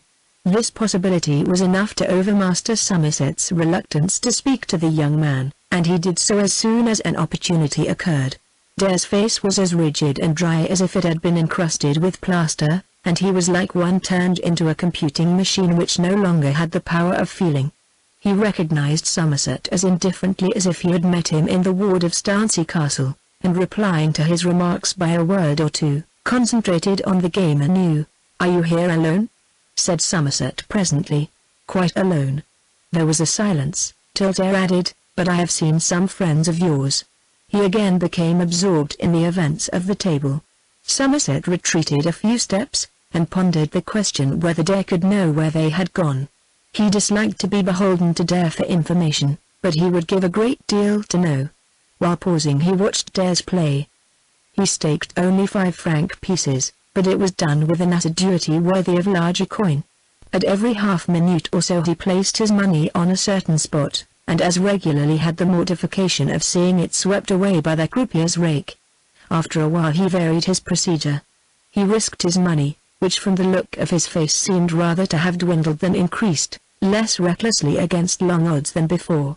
Leaving off backing numbers en plein, he laid his venture a shovel, then tried it upon the dozens, then upon 2 numbers, then upon a square, and, apparently getting nearer and nearer defeat, at last upon the simple chances of even or odd, over or under, red or black. Yet with a few fluctuations in his favor fortune bore steadily against him, till he could breast her blows no longer. He rose from the table and came towards Somerset, and they both moved on together into the entrance hall, Dare was at that moment the victim of an overpowering mania for more money. His presence in the south of Europe had its origin, as may be guessed, in Captain de Stancy's journey in the same direction, whom he had followed, and troubled with persistent request for more funds, carefully keeping out of sight of Paula and the rest. His dream of involving Paula in the de Stancy pedigree knew no abatement. But Somerset had lighted upon him at an instant when that idea, though not displaced, was overwhelmed by a rage for play. In hope of being able to continue it by Somerset said he was prepared to do almost anything to please the architect. "You asked me," said Dare, stroking his impassive brow, "if I had seen anything of the powers. I have seen them, and if I can be of any use to you in giving information about them I shall only be too glad." "What information can you give?" "I can tell you where they are gone to." "Where?" "To the Grand Hotel, Genoa. They went on there this afternoon." "Whom do you refer to by they?" "Mrs. Goodman, Mr. Power, Miss Power, Mr. Stancy, and the worthy captain. He leaves them tomorrow. He comes back here for a day on his way to England." Somerset was silent. Dare continued, "Now I have done you a favor, will you do me one in return?" Somerset looked towards the gaming rooms, and said dubiously, "Well, lend me 200 francs. "Yes," said Somerset, "but on one condition, that I don't give them to you till you are inside the hotel you are staying at." "That can't be, it's at Nice." "Well, I am going back to Nice, and I'll lend you the money the instant we get there, but I want it here, now, instantly," cried Dare, and for the first time there was a wiry unreasonableness in his voice that fortified his companion more firmly than ever in his determination to lend the young man no money whilst he remained inside that building. "You want it to throw it away. I don't approve of it, so come with me." "But," said Dare, "I arrived here with 100 Napoleons and more, expressly to work out my theory of chances and recurrences, which is sound. I have studied it hundreds of times by the help of this." He partially drew from his pocket the little volume that we have before seen in his hands. "If I only persevere in my system, the certainty that I must win is almost mathematical. I have staked and lost 233 times. Allowing out of that one chance in every 36, which is the average of 0 being marked, and 204 times for the backers of the other numbers, I have the mathematical expectation of 6 times at least, which would nearly recoup me. And shall I, then, sacrifice that vast foundation of waste chances that I have laid down, and paid for, merely for want of a little ready money? You might persevere for a 12-month, and still not get the better of your reverses. Time tells in favor of the bank. Just imagine for the sake of argument that all the people who have ever placed a stake upon a certain number to be one person playing continuously. Has that imaginary person won? The existence of the bank is a sufficient answer, but a particular player has the option of leaving off at any point favorable to himself, which the bank has not, and there's my opportunity, which from your mood you will be sure not to take advantage of. "I shall go on playing," said Dare doggedly, "not with my money." "Very well, we won't part as enemies," replied Dare, with the flawless politeness of a man whose speech has no longer any kinship with his feelings. "Shall we share a bottle of wine? You will not? Well, I hope your luck with your lady will be more magnificent than mine has been here, but mind Captain de Stancy. He's a fearful wildfowl for you. He's a harmless inoffensive soldier, as far as I know. If he is not, let him be what he may for me, and do his worst to cut you out, I suppose, if you will." Somerset, much against his judgment, was being stimulated by these pricks into words of irritation. Captain de Stancy might, I think, be better employed than in dangling at the heels of a lady who can well dispense with his company. And you might be better employed than in wasting your wages here. Wages a fit word for my money. May I ask you at what stage in the appearance of a man whose way of existence is unknown, his money ceases to be called wages and begins to be called means? Somerset turned and left him without replying, Dare following his receding figure with a look of ripe resentment, not less likely to vent itself in mischief from the want of moral ballast in him who emitted it.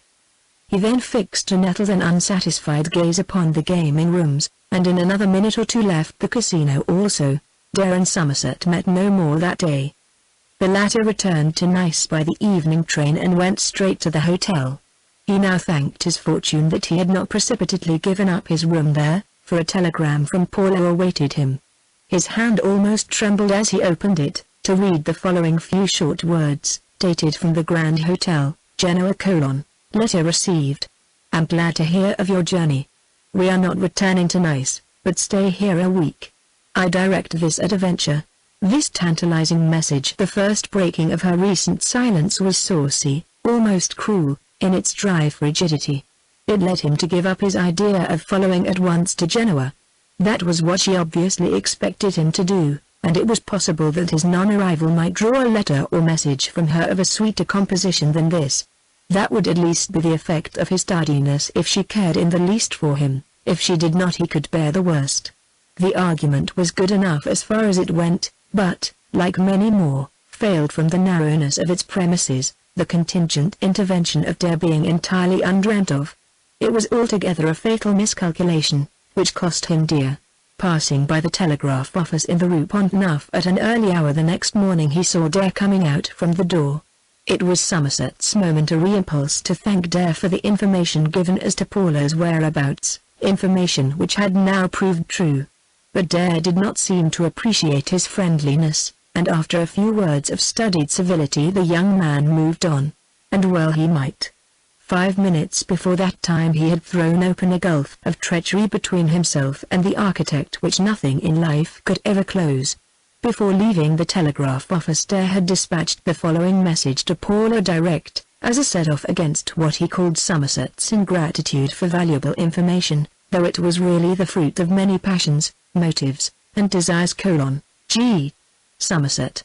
Nice, to Ms. Power, Grand Hotel, Genoa. Have lost all at Monte Carlo.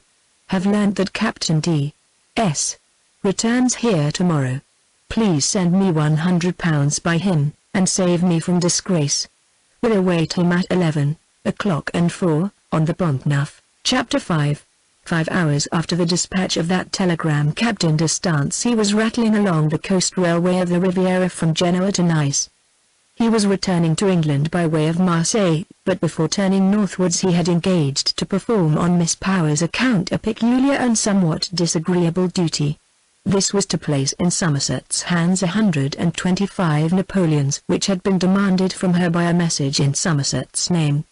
The money was in his pocket, all in gold, in a canvas bag, tied up by Paula's own hands, which he had observed to tremble as she tied it. As he leaned in the corner of the carriage he was thinking over the events of the morning which had culminated in that liberal response. At 10 o'clock, before he had gone out from the hotel where he had taken up his quarters, which was not the same as the one patronized by Paula and her friends, he had been summoned to her presence in a manner so unexpected as to imply that something serious was in question. On entering her room he had been struck by the absence of that saucy independence usually apparent in her bearing towards him, notwithstanding the persistency with which he had hovered near her for the previous month, and gradually, by the position of his sister, and the favor of Paula's uncle in intercepting one of Somerset's letters and several of his telegrams, established himself as an intimate member of the travelling party. His entry, however, this time as always, had had the effect of a tonic, and it was quite with her customary self-possession that she had told him of the object of her message. "You think of returning to Nice this afternoon?" she inquired. D'Estancey informed her that such was his intention, and asked if he could do anything for her there. Then, he remembered, she had hesitated.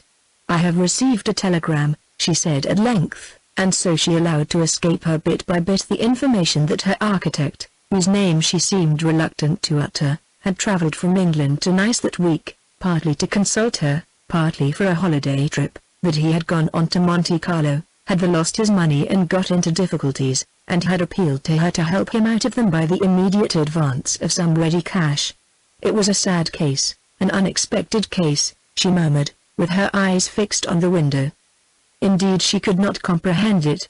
To D'Estancey there appeared nothing so very extraordinary in Somerset's apparent fiasco, except in so far as that he should have applied to Paula for relief from his distresses instead of elsewhere.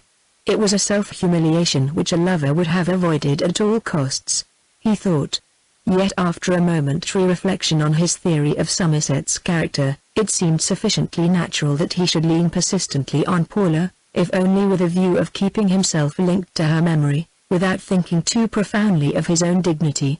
That the esteem in which she had held Somerset up to that hour suffered a tremendous blow by his apparent scrape was clearly visible in her, reticent as she was, and D'Estancey, while pitying Somerset, thanked him in his mind for having gratuitously given a rival an advantage which that rival's attentions had never been able to gain of themselves.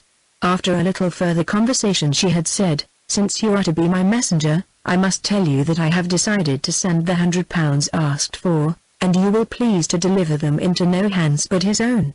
A curious little blush crept over her sobered face. Perhaps it was a blush of shame at the conduct of the young man in whom she had of late been suspiciously interested, as she added, "He will be on the Pont Neuf at 4 this afternoon and again at 11 tomorrow.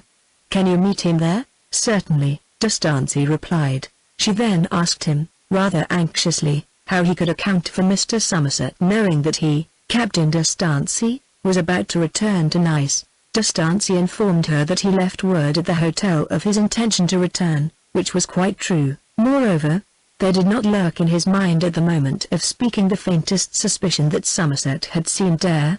She then tied the bag and handed it to him, leaving him with a serene and impenetrable bearing, which he hoped for his own sake meant an acquired indifference to Somerset and his fortunes. Her sending the architect a sum of money which she could easily spare might be set down to natural generosity towards a man with whom she was artistically cooperating for the improvement of her home. She came back to him again for a moment. "Could you possibly get there before 4 this afternoon?"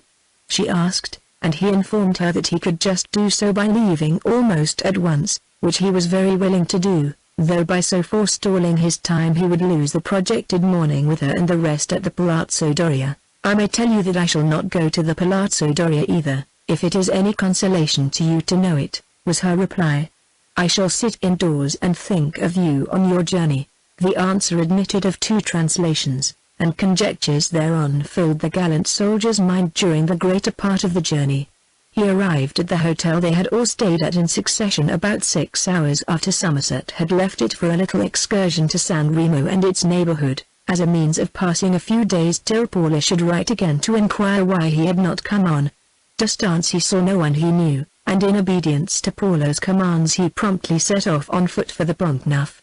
Though opposed to the architect as a lover, D'Estancey felt for him as a poor devil in need of money, having had experiences of that sort himself, and he was really anxious that the needful supply entrusted to him should reach Somerset's hands.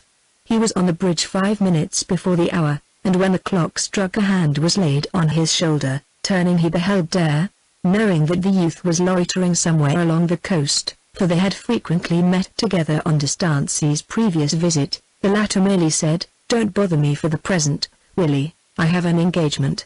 You can see me at the hotel this evening. When you have given me the £100 I will fly like a rocket, Captain," said the young gentleman. "I keep the appointment instead of the other man." D'Estancey looked hard at him. "How do you know about this?" he asked breathlessly. "I have seen him." D'Estancey took the young man by the 2 shoulders and gazed into his eyes.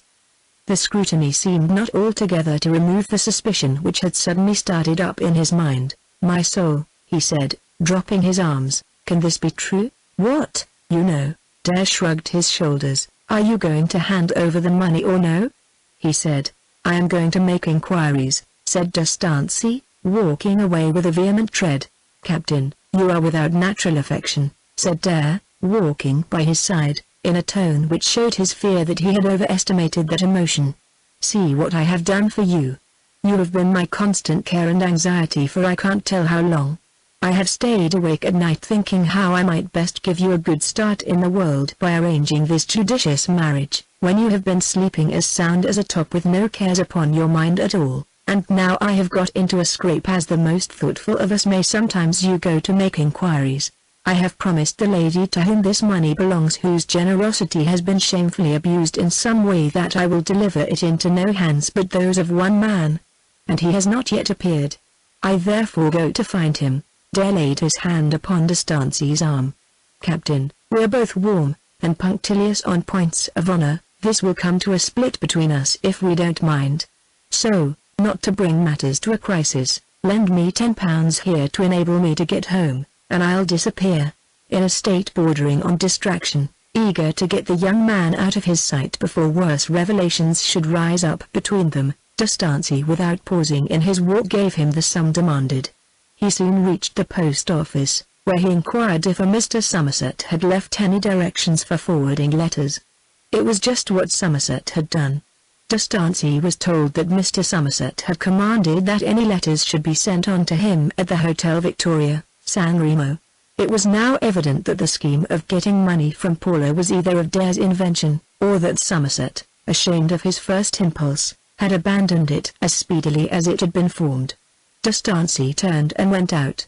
Dare, in keeping with his promise, had vanished. Captain D'Estancey resolved to do nothing in the case till further events should enlighten him, beyond sending a line to Miss Power to inform her that Somerset had not appeared, and that he therefore retained the money for further instructions. Part 5, D'Estancey and Paula, Chapter 1. Miss Power was reclining on a red velvet couch in the bedroom of an old-fashioned red hotel at Strasbourg, and her friend Miss D'Estancey was sitting by a window of the same apartment.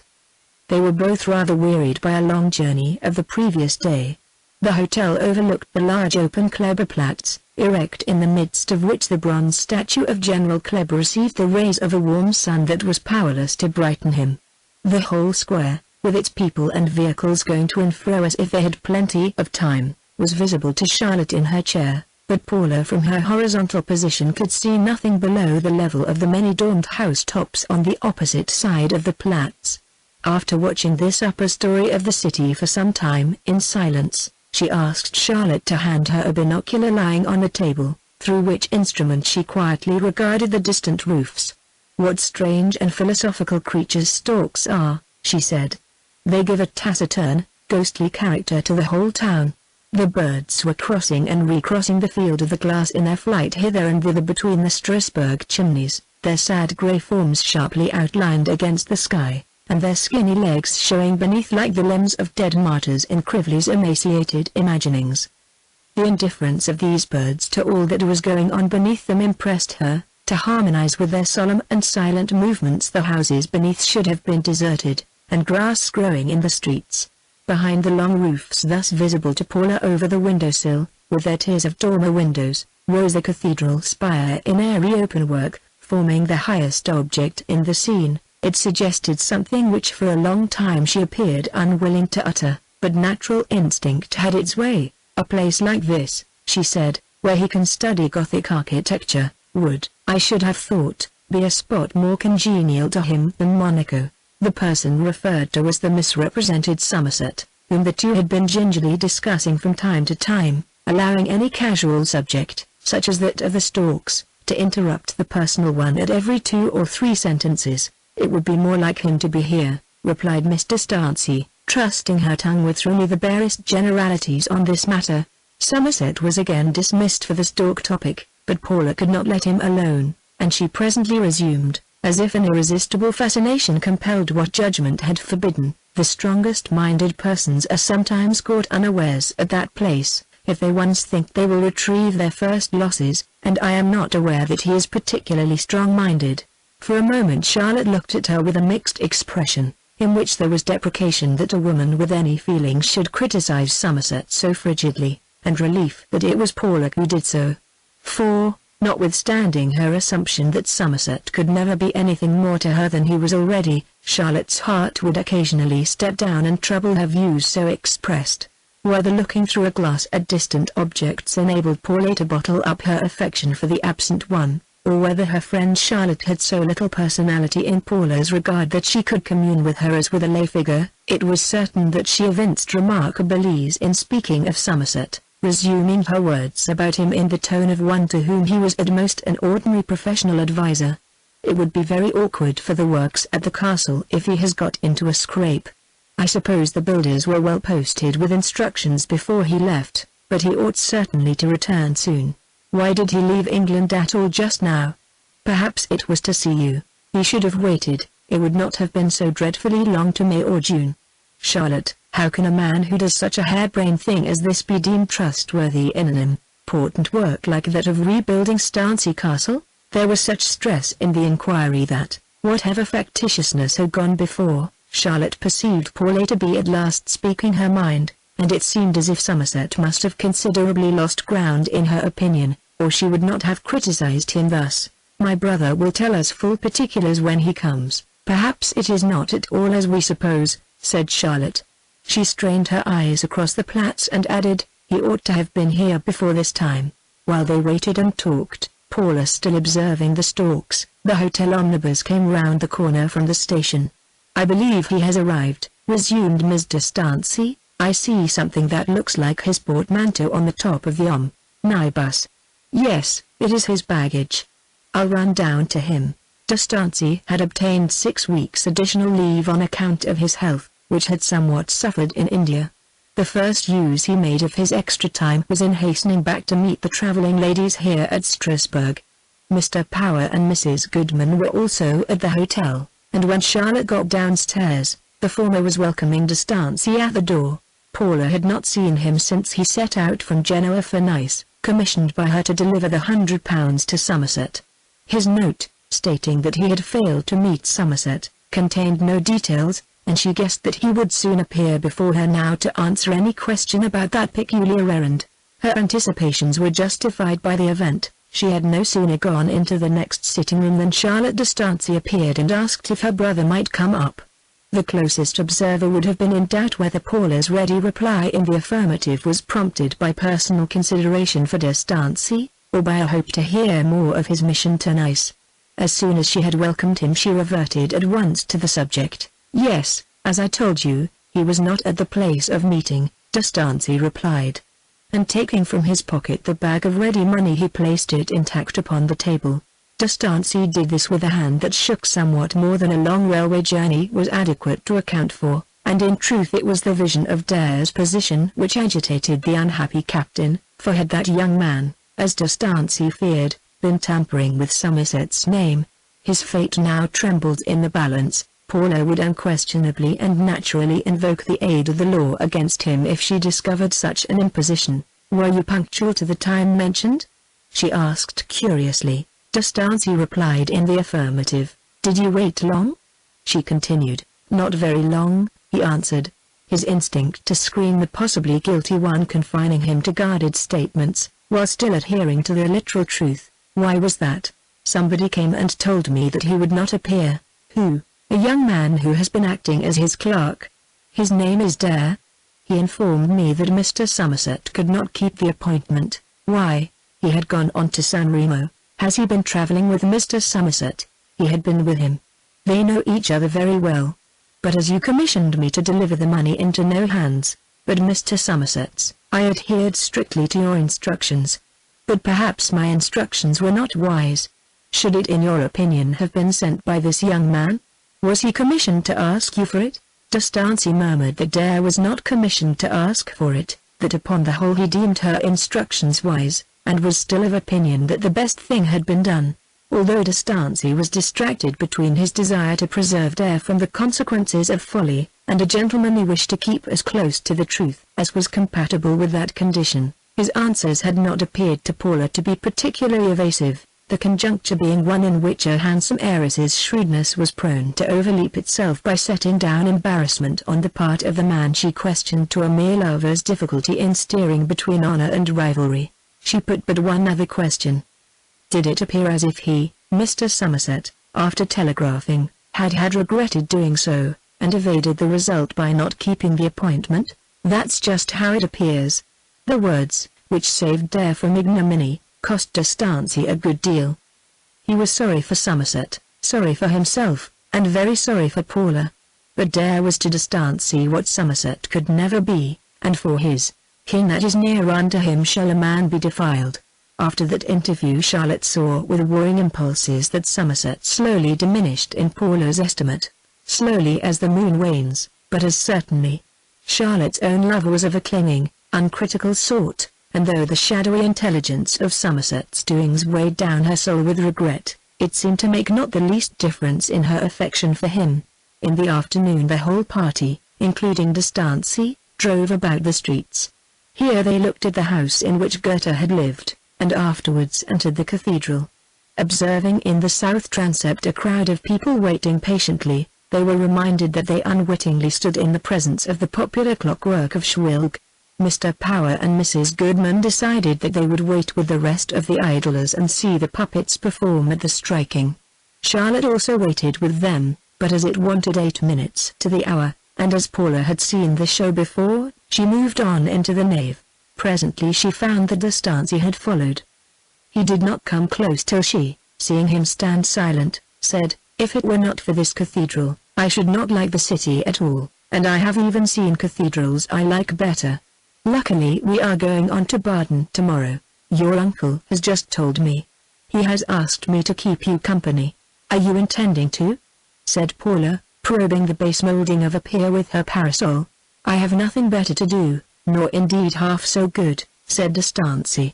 "I am abroad for my health, you know, and what's like the Rhine and its neighborhood in early summer, before the crowd comes? It is delightful to wander about there, or anywhere, like a child, influenced by no fixed motive more than that of keeping near some friend, or friends, including the one we most admire in the world. That sounds perilously like lovemaking. 'Tis love indeed." "Well, love is natural to men, I suppose," rejoined the young lady. "But you must love within bounds, or you will be enervated, and cease to be useful as a heavy arm of the service. My dear Miss Power, your didactic and respectable rules won't do for me. If you expect straws to stop currents, you are sadly mistaken. But no, let matters be. I'm a happy contented mortal at present, say what you will. You don't ask why? Perhaps you know. It is because all I care for in the world is near me, and that I shall never be more than 100 yards from her as long as the present arrangement continues. We are in a cathedral, remember, Captain D'Estancia, and should not keep up a secular conversation. If I had never said worse in a cathedral than what I have said here, I should be content to meet my eternal judge without absolution. Your uncle asked me this morning how I liked you. Well, there was no harm in that. How I like you. Harm, no. But you should have seen how silly I looked. Fancy the inadequacy of the expression when my whole sense is absorbed by you. Men allow themselves to be made ridiculous by their own feelings in an inconceivable way. True, I am a fool, but forgive me," he rejoined, observing her gaze, which wandered critically from roof to clerestory, and then to the pillars, without once lighting on him. "Don't mind saying yes. You look at this thing and that thing, but you never look at me, though I stand here and see nothing but you. There, the clock is striking and the cock crows. Please go across to the transept and tell them to come out this way." D'Estancia went. When he had gone a few steps he turned his head. She had at last ceased to study the architecture, and was looking at him. Perhaps his words had struck her, for it seemed at that moment as if he read in her bright eyes a genuine interest in him and his fortunes. Chapter 2. Next day they went on to Baden. D'Estancia was beginning to cultivate the passion of love even more as an escape from the gloomy relations of his life than as matrimonial strategy. Paula's juxtaposition had the attribute of making him forget everything in his own history. She was a magic alternative, and the most foolish boyish shape into which he could throw his feelings for her was in this respect to be aimed at as the act of highest wisdom. He supplemented the natural warmth of feeling that she had wrought in him by every artificial means in his power, to make the distraction the more complete. He had not known anything like this self-obscuration for a dozen years, and when he conjectured that she might really learn to love him he felt exalted in his own eyes and purified from the dross of his former life. Such uneasiness of conscience as arose when he suddenly remembered Dare, and the possibility that Somerset was getting ousted unfairly, had its weight in depressing him, but he was inclined to accept his fortune without much question. The journey to Baden, though short, was not without incidents on which he could work out this curious hobby of cultivating to superlative power an already positive passion. Handing her in and out of the carriage, accidentally getting brushed by her clothes, of all such as this he made available fuel. Paula, though she might have guessed the general nature of what was going on, seemed unconscious of the refinements he was trying to throw into it, and sometimes, when in stepping into or from a railway carriage she unavoidably put her hand upon his arm. The obvious insignificance she attached to the action struck him with misgiving. One of the first things they did at Baden was to stroll into the drink alley, where Paula sipped the water. She was about to put down the glass, when D'Estancey quickly took it from her hands as though to make use of it himself. "Oh, if that is what you mean," she said mischievously, "you should have noticed the exact spot. It was there." She put her finger on a particular portion of its edge. "You ought not to act like that, unless you mean something." "Miss Power," he replied gravely, "tell me more plainly." "I mean, you should not do things which excite and neither hope that you care something for me, unless you really do." I put my finger on the edge and said it was there, meaning, it was there my lips touched. "Let yours do the same." "The latter part one wholly deny," she answered, with disregard, after which she went away, and kept between Charlotte and her aunt for the rest of the afternoon. Since the receipt of the telegram Paula had been frequently silent, she frequently stayed in alone, and sometimes she became quite gloomy, an altogether unprecedented phase for her. This was the case on the morning after the incident in the drink alley. Not to intrude on her, Charlotte walked about the landings of the sunny white hotel in which they had taken up their quarters, went down into the court, and petted the tortoises that were creeping about there among the flowers and plants, till at last, on going to her friend, she caught her reading some old letters of Somerset's. Paula made no secret of them, and Mr. D'Estancey could see that more than half were written on blue paper, with diagrams amid the writing. They were, in fact, simply those sheets of his letters which related to the rebuilding. Nevertheless, Charlotte fancied she had caught Paula in a sentimental mood, and doubtless could Somerset have walked in at this moment instead of Charlotte it might have fared well with him, so insidiously do tender memories reassert themselves in the face of outward mishaps. They took a drive down the Lichtendahl road and then into the forest, D'Estancey and Abner Power riding on horseback alongside. The sun streamed yellow behind their backs as they wound up the long inclines, lighting the red trunks, and even the blue-black foliage itself. The summer had already made impression upon that mass of uniform color by tipping every twig with a tiny sprout of viescent yellow, while the minute sounds which issued from the forest revealed that the apparently still place was becoming a perfect reservoir of insect life. Abner Power was quite sentimental that day.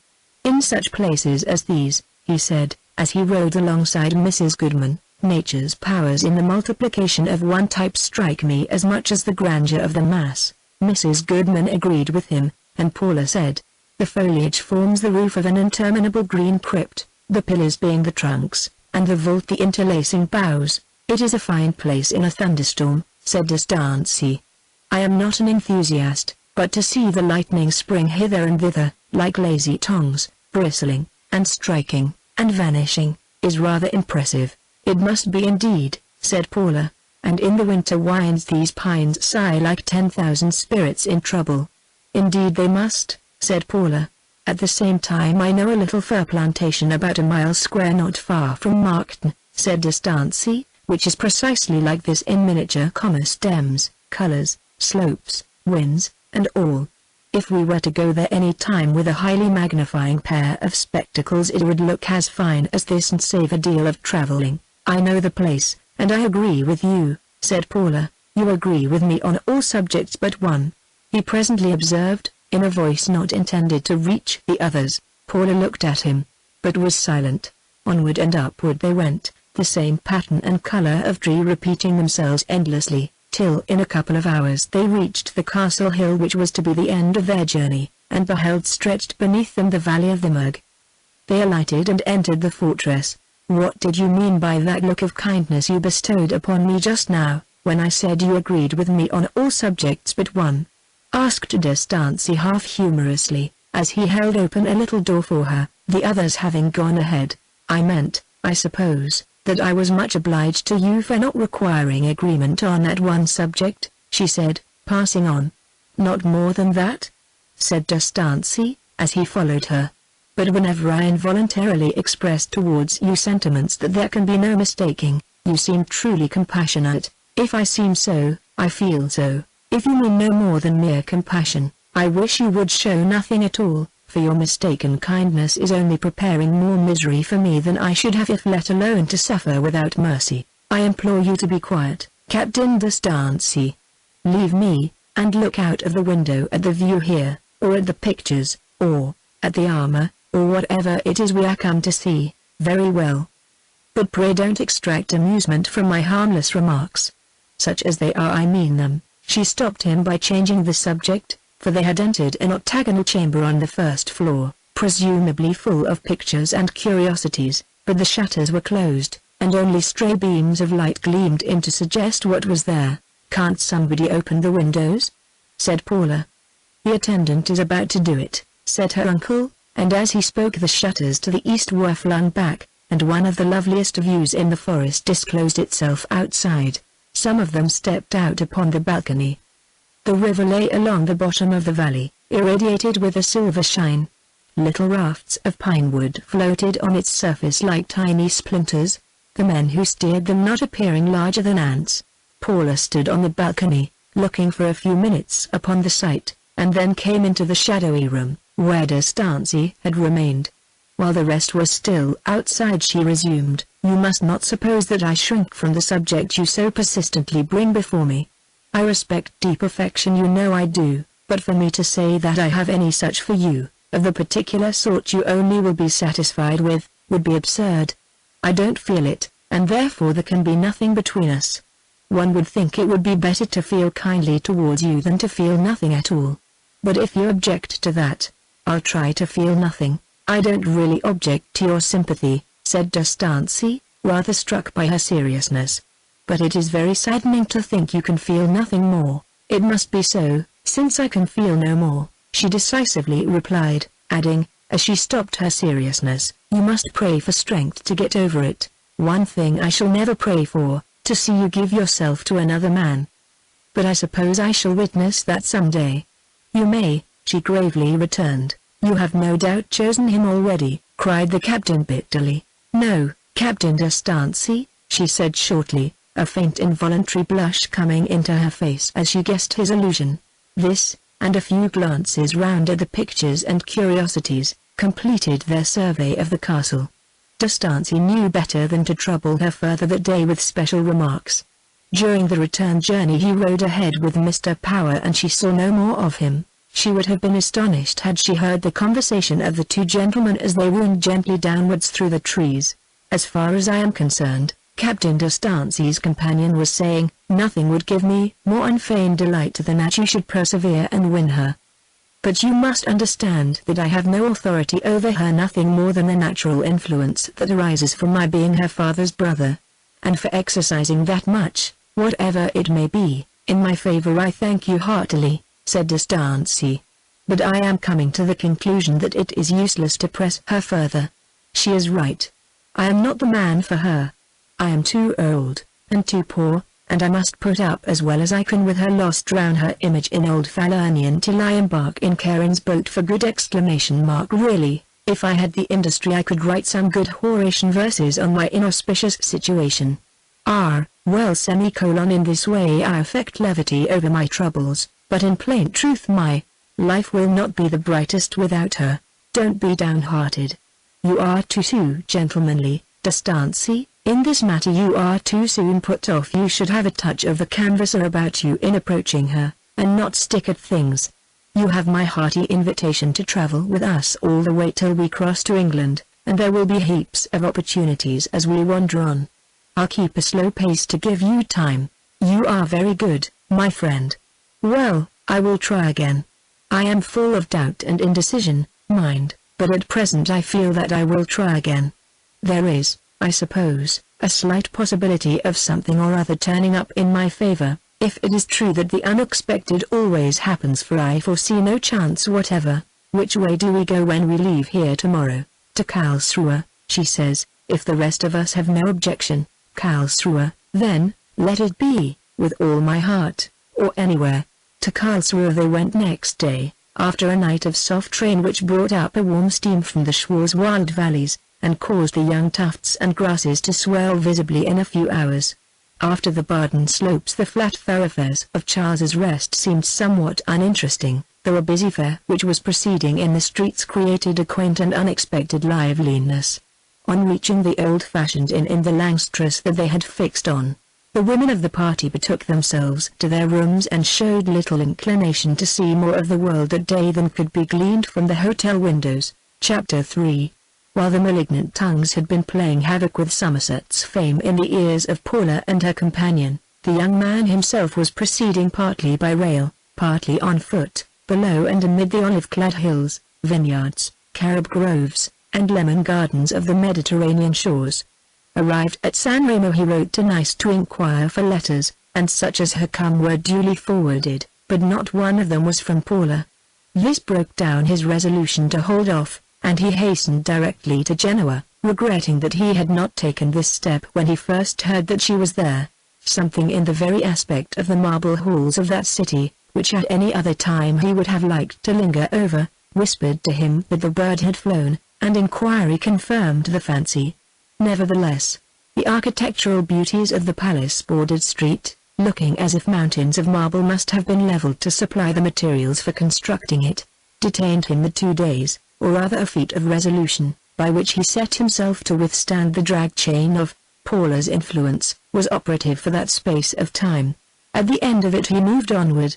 There was no difficulty in discovering their track northwards, and feeling that he might as well return to England by the Rhine route as by any other, he followed in the course they had chosen, getting scent of them in Strasbourg, missing them at Baden by a day, and finally overtaking them at Karlsruhe, which town he reached on the morning after the Power and Estancia party had taken up their quarters at the ancient inn above mentioned. When Somerset was about to get out of the train at this place, little dreaming what a meaning the word Karlsruhe would have for him in subsequent years, he was disagreeably surprised to see no other than Dare stepping out of the adjoining carriage. A new brown leather valise in one of his hands, a new umbrella in the other, and a new suit of fashionable clothes on his back, seemed to denote considerable improvement in the young man's fortunes. Somerset was so struck by the circumstance of his being on this spot that he almost missed his opportunity for alighting. Dare meanwhile had moved on without seeing his former employer, and Somerset resolved to take the chance that offered, and let him go. There was something so mysterious in their common presence simultaneously at one place, 500 miles from where they had last met, that he exhausted conjecture on whether Dare's errand this way could have anything to do with his own, or whether their juxtaposition a second time was the result of pure accident. Greatly as he would have liked to get this answered by a direct question to Dare himself, he did not counteract his first instinct, and remained unseen. They went out in different directions, when Somerset for the first time remembered that, in learning at Baden that the party had flitted towards Karlsruhe, he had taken no care to ascertain the name of the hotel they were bound for. Karlsruhe was not a large place and the point was immaterial, but the omission would necessitate a little inquiry. To follow Dare on the chance of his having fixed upon the same quarters was a course which did not commend itself. He resolved to get some lunch before proceeding with his business or fatuity of discovering the elusive lady, and drove off to a neighboring tavern, which did not happen to be, as he hoped it might, the one chosen by those who had preceded him. Meanwhile Dare, previously master of their plans, went straight to the house which sheltered them, and on entering under the archway from the Langstrasse was saved the trouble of inquiring for Captain d'Estancia by seeing him drinking bitters at a little table in the court. Had Somerset chosen this inn for his quarters instead of the one in the marketplace which he actually did choose, the three must inevitably have met here at this moment, with some possibly striking dramatic results, though what they would have been remains forever hidden in the darkness of the unfulfilled. D'Estancia jumped up from his chair, and went forward to the newcomer. "You are not long behind us, then," he said, with laconic disquietude. "I thought you were going straight home?" "I was," said Dare, "but I have been blessed with what I may call a small competency since I saw you last. Of the 200 francs you gave me I risked 50 at the tables, and I have multiplied them. How many times do you think?" "More than 400 times." D'Estancia immediately looked grave. "I wish you had lost them," he said, with as much feeling as could be shown in a place where strangers were hovering near. "Nonsense, Captain. I have proceeded purely on a calculation of chances, and my calculations proved as true as I expected, notwithstanding a little in undoubted luck at first. Witness this as the result."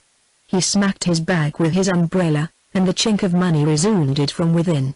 "Just feel the weight of it. It is not necessary. I take your word. Shall I lend you £5? God forbid. As if that would repay me for what you have cost me. But come, let's get out of this place to where we can talk more freely." He put his hand through the young man's arm, and led him round the corner of the hotel towards the Schloss Platz. "These runs of luck will be your ruin, as I have told you before," continued Captain D'Estancey. "You will be for repeating and repeating your experiments, and will end by blowing your brains out, as wiser heads than yours have done. I am glad you have come away, at any rate. Why did you travel this way?"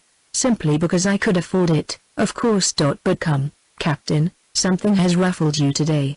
I thought you did not look in the best temper the moment I saw you. Every sip you took of your pickup as you sat there showed me something was wrong. Tell your worry." "Pooh, I can tell you in 2 words," said the captain satirically. "Your arrangement for my wealth and happiness, for I suppose you still claim it to be yours, has fallen through. The lady has announced today that she means to send for Somerset instantly. She is coming to a personal explanation with him. So woe to me, and in another sense, woe to you, as I have reason to fear. Send for him," said Dare, with the stillness of complete abstraction. "Then he'll come." "Well," said D'Estancey, looking him in the face. "And does it make you feel you had better be off? How about that telegram? Did he ask you to send it, or did he not? 1 minute, or I shall be up such a tree as nobody ever saw the like of." "Then what did you come here for?" burst out D'Estancey. "'Tis my belief you are no more than a, but I won't call you names. I'll tell you quite plainly that if there is anything wrong in that message to her, which I believe there is, no, I can't believe, though I fear it, you have the chance of appearing in drab clothes at the expense of the government before the year is out, and I of being eternally disgraced. No, Captain, you won't be disgraced. I am bad to beat, I can tell you. And come the worst luck, I don't say a word, but those letters pricked in your skin would say a good deal, it strikes me." "What? Would they strip me? But it is not coming to that. Look here, now, I'll tell you the truth for once, though you don't believe me capable of it. I did concoct that telegram and sent it, just as a practical joke, and many a worse one has been only laughed at by honest men and officers. I could show you a bigger joke still, a joke of jokes on the same individual." Dare, as he spoke, put his hand into his breast pocket, as if the said joke lay there, but after a moment he withdrew his hand empty, as he continued. "Having invented it, I have done enough. I was going to explain it to you, that you might carry it out. But you are so serious, that I will leave it alone. My second joke shall die with me." "So much the better," said D'Estancey. "I don't like your jokes, even though they are not directed against myself. They express a kind of humor which does not suit me." "You may have reason to alter your mind," said Dare carelessly.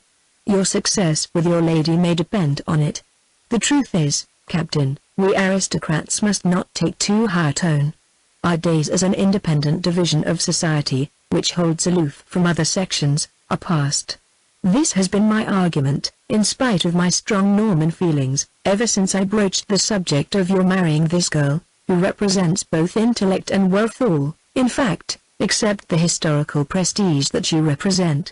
And we mustn't flinch at things. The case is even more pressing than ordinary cases, owing to the odd fact that the representative of the new blood who has come in our way actually lives in your own old house, and owns your own old lands. The ordinary reason for such alliances is quintupled in our case. Do then just think and be reasonable, before you talk tall about not liking my jokes, and all that. Beggars mustn't be choosers." "There's really much reason in your argument," said D'Estancey, with a bitter laugh, "and my own heart argues much the same way. But, leaving me to take care of my aristocratic self, I advise your aristocratic self to slip off at once to England like any hang-gallows dog, and if Somerset is here, and you have been doing wrong in his name, and it all comes out, I'll try to save you, as far as an honest man can. If you have done no wrong, of course there is no fear, though I should be obliged by your going homeward as quickly as possible, as being better both for you and for me." Hello, damnation! They had reached one side of the Schloss Platz, nobody apparently being near them save a sentinel who was on duty before the palace, but turning as he spoke, D'Estancey beheld a group consisting of his sister, Paula, and Mr. Power, strolling across the square towards them. It was impossible to escape their observation, and putting a bold front upon it, D'Estancey advanced with Dare at his side, till in a few moments the two parties met. Paula and Charlotte recognizing Dare at once as the young man who assisted at the castle. "I have met my young photographer," said D'Estancey cheerily. "What a small world it is, as everybody truly observes. I am wishing he could take some views for us as we go on. But you have no apparatus with you, I suppose, Mr. Dare?" "I have not, sir, I am sorry to say," replied Dare respectfully. "You could get some, I suppose?" asked Paula of the interesting young photographer. Dare declared that it would be not impossible, whereupon D'Estancey said that it was only a passing thought of his, and in a few minutes the two parties again separated, going their several ways. "That was awkward," said D'Estancey, trembling with excitement. "I would advise you to keep further off in future." Dare said thoughtfully that he would be careful, adding, "She is a prize for any man, indeed," leaving alone the substantial possessions behind her. "Now was I too enthusiastic? Was I a fool for urging you on? Wait till success justifies the undertaking. In case of failure it will have been anything but wise. It is no light matter to have a carefully preserved repose broken in upon for nothing, a repose that could never be restored." They walked down the Karl Friedrichstrasse to the Margrave's Pyramid, and back to the hotel, where Dare also decided to take up his stay. D'Estancey left him with the bookkeeper at the desk, and went upstairs to see if the ladies had returned. Chapter 4. He found them in their sitting room with their bonnets on, as if they had just come in. Mr. Power was also present, reading a newspaper, but Mrs. Goodman had gone out to a neighboring shop, in the windows of which she had seen something which attracted her fancy. When D'Estancey entered, Paula's thoughts seemed to revert to Dare, for almost at once she asked him in what direction the youth was traveling. With some hesitation D'Estancey replied that he believed Mr. Dare was returning to England after a spring trip for the improvement of his mind. "A very praiseworthy thing to do," said Paula. "What places has he visited?" "Those which afford opportunities for the study of the old masters, I believe," said D'Estancey blandly. "He has also been to Turin, Genoa, Marseille, and so on." The captain spoke the more readily to her questioning in that he divined her words to be dictated, not by any suspicions of his relations with Dare, but by her knowledge of Dare as the draftsman employed by Somerset. "Has he been to Nice?" she next demanded. "Did he go there, in company with my architect?" "I think not." "Has he seen anything of him?" "My architect Somerset once employed him. They know each other." "I think he saw Somerset for a short time." Paula was silent. "Do you know where this young man Dare is at the present moment?" she asked quickly. D'Estancey said that Dare was staying at the same hotel with themselves, and that he believed he was downstairs. "I think I can do no better than send for him," said she. "He may be able to throw some light upon the matter of that telegram." She rang and dispatched the waiter for the young man in question, D'Estancey almost visibly trembling for the result. But he opened the town directory which was lying on a table, and affected to be engrossed in the names, before Dare was shown, and she said to her uncle, "Perhaps you will speak to him for me?" Mr. Power, looking up from the paper he was reading, assented to her proposition. Dare appeared in the doorway, and the waiter retired. Dare seemed a trifle startled out of his usual coolness, the message having evidently been unexpected, and he came forward somewhat uneasily.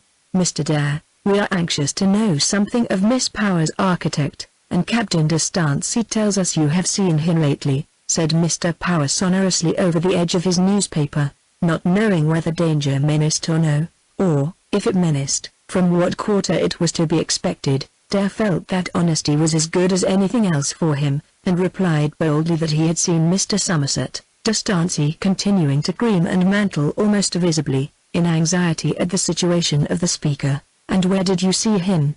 continued Mr. Power. "In the casino at Monte Carlo." "How long did you see him?" "Only for half an hour. I left him there." Paula's interest got the better of her reserve, and she cut in upon her uncle. "Did he seem in any unusual state, or in trouble?" "He was rather excited," said Dare. "And can you remember when that was?" Dare considered, looked at his pocketbook, and said that it was on the evening of April the 22nd. The answer had a significance for Paula, D'Estancey, and Charlotte, to which Abner Power was a stranger. The telegraphic request for money, which had been kept a secret from him by his niece, because of his already unfriendly tone towards Somerset, arrived on the morning of the 23rd, a date which neighbored with painfully suggestive nicety upon that now given by Dare. She seemed to be silenced, and asked no more questions. Dare, having furbished himself up to a gentlemanly appearance with some of his recent winnings, was invited to stay on a while by Paula's uncle, who, as became a travelled man, was not fastidious as to company. Being a youth of the world, Dare made himself agreeable to the gentleman, and afterwards tried to do the same with Mr. Stancy. At this the captain, to whom the situation for some time had been amazingly uncomfortable, pleaded some excuse for going out, and left the room. Dare continued his endeavours to say a few polite nothings to Charlotte de Stancy, in the course of which he drew from his pocket his new silk handkerchief. By some chance a card came out with the handkerchief, and fluttered downwards. His momentary instinct was to make a grasp at the card and conceal it, but it had already tumbled to the floor, where it lay face upward beside Charlotte de Stancy's chair. It was neither a visiting nor a playing card, but one bearing a photographic portrait of a peculiar nature. It was what Dare had characterized as his best joke in speaking on the subject to Captain de Stancy. He had in the morning put it ready in his pocket to give to the captain, and had in fact held it in waiting between his finger and thumb while talking to him in the Platz, meaning that he should make use of it against his rival whenever convenient. But his sharp conversation with that soldier had dulled his zest for this final joke at Somerset's expense, had at least shown him that de Stancy would not adopt the joke by accepting the photograph and using it himself, and determined him to lay it aside till a more convenient time. So fully had he made up his mind on this course, that when the photograph slipped out he did not at first perceive the appositeness of the circumstance, in putting into his own hands the role he had intended for de Stancy, though it was asserted afterwards that the whole scene was deliberately planned. However, once having seen the accident, he resolved to take the current as it served. The card having fallen beside her, Miss de Stancy glanced over it, which indeed she could not help doing. The smile that had previously hung upon her lips was arrested as if by frost, and she involuntarily uttered a little distressed cry of "Oh!" like one in bodily pain. Paula, who had been talking to her uncle during this interlude, started round, and wondering what had happened, inquiringly crossed the room to poor Charlotte's side, asking her what was the matter. Charlotte had regained self-possession, though not enough to enable her to reply, and Paula asked her a second time what had made her exclaim like that. Miss de Stancy still seemed confused, whereupon Paula noticed that her eyes were continually drawn as if by fascination towards the photograph on the floor, which, contrary to his first impulse, Dare, as has been said, now seemed in no hurry to regain. Surmising at last that the card, whatever it was, had something to do with the exclamation, Paula picked it up. It was a portrait of Somerset, but by a device known in photography the operator, though contriving to produce what seemed to be a perfect likeness, had given it the distorted features and wild attitude of a man advanced in intoxication. No woman, unless specially cognizant of such possibilities, could have looked upon it and doubted that the photograph was a genuine illustration of a customary phase in the young man's private life. Paula observed it, thoroughly took it in, but the effect upon her was by no means clear. Charlotte's eyes at once forsook the portrait to dwell on Paula's face. It paled a little, and this was followed by a hot blush, perceptibly a blush of shame. That was all. She flung the picture down on the table, and moved away. It was now Mr. Power's turn. Anticipating Dare, who was advancing with a deprecatory look to seize the photograph, he also grasped it. When he saw whom it represented he seemed both amused and startled, and after scanning it a while handed it to the young man with a queer smile. "I am very sorry," began Dare in a low voice to Mr. Power. "I fear I was to blame for thoughtlessness in not destroying it. But I thought it was rather funny that a man should permit such a thing to be done, and that the humor would redeem the offense, in you, for purchasing it," said Paula with haughty quickness from the other side of the room. "Though probably his friends, if he has any, would say not in him." There was silence in the room after this, and Dare, finding himself rather in the way, took his leave as unostentatiously as a cat that has upset the family china, though he continued to say among his apologies that he was not aware Mr. Somerset was a personal friend of the ladies. Of all the thoughts which filled the minds of Paula and Charlotte de Stancy, The thought that the photograph might have been a fabrication was probably the last. To them that picture of Somerset had all the cogency of direct vision. Paula's experience, much less Charlotte's, had never lain in the fields of heliographic science, and they would as soon have thought that the sun could again stand still upon Gibeon, as that it could be made to falsify men's characters in delineating their features. What Abner Power thought he himself best knew. He might have seen such pictures before, or he might never have heard of them. While pretending to resume his reading he closely observed Paula, as did also Charlotte d'Estancey, but thanks to the self-management which was Miss Power's as much by nature as by art, she dissembled whatever emotion was in her. "It is a pity a professional man should make himself so ludicrous," she said with such careless intonation that it was almost impossible, even for Charlotte, who knew her so well, to believe her indifference feigned. "Yes," said Mr. Power, since Charlotte did not speak, "it is what I scarcely should have expected." "Oh, I am not surprised," said Paula quickly. "You don't know all." The inference was, indeed, inevitable that if her uncle were made aware of the telegram he would see nothing unlikely in the picture. "Well, you are very silent," continued Paula petulantly, when she found that nobody went on talking. "What made you cry out, oh, Charlotte, when Mr. Dare dropped that horrid photograph?" "I don't know, I suppose it frightened me," stammered the girl. "It was a stupid fuss to make before such a person. One would think you were in love with Mr. Somerset." "What did you say, Paula?" inquired her uncle, looking up from the newspaper which he had again resumed. "Nothing, Uncle Abner." She walked to the window, and, as if to tide over what was plainly passing in their minds about her, she began to make remarks on objects in the street. "What a quaint being look, Charlotte." It was an old woman sitting by a stall on the opposite side of the way, which seemed suddenly to hit Paula's sense of the humorous, though beyond the fact that the dame was old and poor, and wore a white handkerchief over her head, there was really nothing noteworthy about her. Paula seemed to be more hurt by what the silence of her companions implied, a suspicion that the discovery of Somerset's depravity was wounding her heart, than by the wound itself. The ostensible ease with which she drew them into a bright conversation had perhaps the defect of proving too much, though her tacit contention that no lover was in question was not incredible on the supposition that affronted pride alone caused her embarrassment. The chief symptom of her heart being really tender towards Somerset consisted in her apparent blindness to Charlotte's secret, so obviously suggested by her momentary agitation. Chapter 5. And where was the subject of their condemnatory opinions all this while? Having secured a room at his inn, he came forth to complete the discovery of his dear mistress's halting place without delay. After one or two inquiries he ascertained where such a party of English were staying, and arriving at the hotel, knew at once that he had tracked them to earth by seeing the heavier portion of the Power luggage confronting him in the hall. He sent up intelligence of his presence, and awaited her reply with a beating heart. In the meanwhile Dare, descending from his pernicious interview with Paula and the rest, had descried Captain d'Estancey in the public drawing-room, and entered to him forthwith. It was while they were here together that Somerset passed the door and sent up his name to Paula.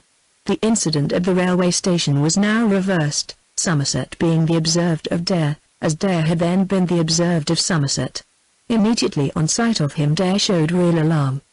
He had imagined that Somerset would eventually impinge on Paula's route, but he had scarcely expected it yet, and the architect's sudden appearance led Dare to ask himself the ominous question whether Somerset had discovered his telegraphic trick, and was in the mood for prompt measures. "There is no more for me to do here," said the boy hastily to d'Estancey.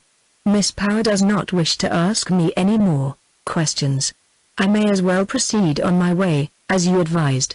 D'Estancey, who had also gazed with dismay at Somerset's passing figure, though with dismay of another sort, was recalled from his vexation by Dare's remarks, and turning upon him he said sharply, "Well, may you be in such a hurry all of a sudden? True, I am superfluous now. You have been doing a foolish thing, and you must suffer its inconveniences. Will, I am sorry for one thing, I am sorry I ever owned you, for you are not a lad to my heart. You have disappointed me almost beyond endurance. I have acted according to my illumination. What can you expect of a man born to dishonor? That's mere speciousness. Before you knew anything of me, and while you thought you were the child of poverty on both sides, you were well enough, but ever since you thought you were more than that, you have led a life which is intolerable. What has become of your plan of alliance between the D'Estancys and the Powers now? The man is gone upstairs who can overthrow it all. If the man had not gone upstairs, you wouldn't have complained of my nature or my plans, said Dare dryly. If I mistake not, he will come down again with the flea in his ear. However, I have done, my play is played out. All the rest remains with you. But, Captain, grant me this. If when I am gone this difficulty should vanish, and things should go well with you, and your suit should prosper, will you think of him, bad as he is, who first put you on the track of such happiness, and let him know it was not done in vain? I will, said D'Estancey. Promise me that you will be a better boy? Very well, as soon as ever I can afford it. Now I am up and away. When I have explained to them that I shall not require my room. Dare fetched his bag, touched his hat with his umbrella to the captain and went out of the hotel archway. D'Estancey sat down in the stuffy drawing-room, and wondered what other ironies time had in store for him. A waiter in the interim had announced Somerset to the group upstairs. Paula started as much as Charlotte at hearing the name, and Abner Power stared at them both. If Mr. Somerset wishes to see me on business, show him in, said Paula. In a few seconds the door was thrown open for Somerset. On receipt of the pointed message he guessed that a change had come. Time, absence, ambition, her uncle's influence, and a new wooer, seemed to account sufficiently well for the change, and he accepted his fate. But a stoical instinct to show her that he could regard vicissitudes with the equanimity that became a man, a desire to ease her mind of any fear she might entertain that his connection with her past would render him troublesome in future, induced him to accept her permission, and see the act to the end. "How do you do, Mr. Somerset?" said Abner Power, with sardonic geniality. He had been far enough about the world not to be greatly concerned at Somerset's apparent failing, particularly when it helped to reduce him from the rank of lover to his niece to that of professional adviser. Mr. D'Estancey faltered a welcome as weak as that of the maid of Nadepath, and Paula said coldly, "We are rather surprised to see you. Perhaps there is something urgent at their castle which makes it necessary for you to call?" "There is something a little urgent," said Somerset slowly, as he approached her, "and you have judged rightly that it is the cause of my call." He sat down near her chair as he spoke, put down his hat, and drew a notebook from his pocket with a despairing sang-froid that was far more perfect than had been Paula's demeanor just before. "Perhaps you would like to talk over the business with Mr. Somerset alone?" murmured Charlotte to Miss Power, hardly knowing what she said. "Oh no," said Paula, "I think not." "Is it necessary?" she said, turning to him. "Not in the least," replied he, bestowing a penetrating glance upon his questioner's face, which seemed however to produce no effect, and turning towards Charlotte, he added, "You will have the goodness, I am sure, Miss D'Estancey, to excuse the jargon of professional details." He spread some tracings on the table, and pointed out certain modified features to Paula, commenting as he went on, and exchanging occasionally a few words on the subject with Mr. Abner Power by the distant window. In this architectural dialogue over his sketches, Somerset's head and Paula's became unavoidably very close. The temptation was too much for the young man. Under cover of the rustle of the tracings, he murmured, "Paula, I could not get here before." In a low voice inaudible to the other two. She did not reply, only busying herself the more with the notes and sketches, and he said again, "I stayed a couple of days at Genoa, and some days at San Remo, and Mentone. But it is not the least concern of mine where you stayed, is it?" she said, with a cold yet disquieted look. "Do you speak seriously?" Somerset brokenly whispered. Paula concluded her examination of the drawings and turned from him with sorrowful disregard. He tried no further, but, when she had signified her pleasure on the points submitted, packed up his papers, and rose with the bearing of a man altogether superior to such a class of misfortune as this. Before going he turned to speak a few words of a general kind to Mr. Power and Charlotte. "You will stay and dine with us?" said the former, rather with the air of being unhappily able to do no less than ask the question. "My charges here won't go down to the table d'hote, I fear, but D'Estancey and myself will be there." Somerset excused himself, and in a few minutes withdrew. At the door he looked round for an instant, and his eyes met Paula's. There was the same miles-off expression in hers that they had worn when he entered, but there was also a look of distressful inquiry, as if she were earnestly expecting him to say something more. This of course Somerset did not comprehend. Possibly she was clinging to a hope of some excuse for the message he was supposed to have sent, or for the other and more degrading matter. Anyhow, Somerset only bowed and went away. A moment after he had gone, Paula, impelled by something or other, crossed the room to the window. In a short time she saw his form in the broad street below, which he traversed obliquely to an opposite corner, his head somewhat bent, and his eyes on the ground. Before vanishing into the Ritterstrasse he turned his head and glanced at the hotel windows, as if he knew that she was watching him. Then he disappeared, and the only real sign of emotion betrayed by Paula during the whole episode escaped her at this moment. It was a slight trembling of the lip and sigh so slowly breathed that scarce anybody could hear, scarcely even Charlotte, who was reclining on a couch, her face on her hand and her eyes downcast. Not more than 2 minutes had elapsed when Mrs. Goodman came in with a manner of haste. "You have returned," said Mr. Power. "Have you made your purchases?" Without answering, she asked, "Whom, of all people on earth, do you think I have met?" "Mr. Somerset." "Has he been here?"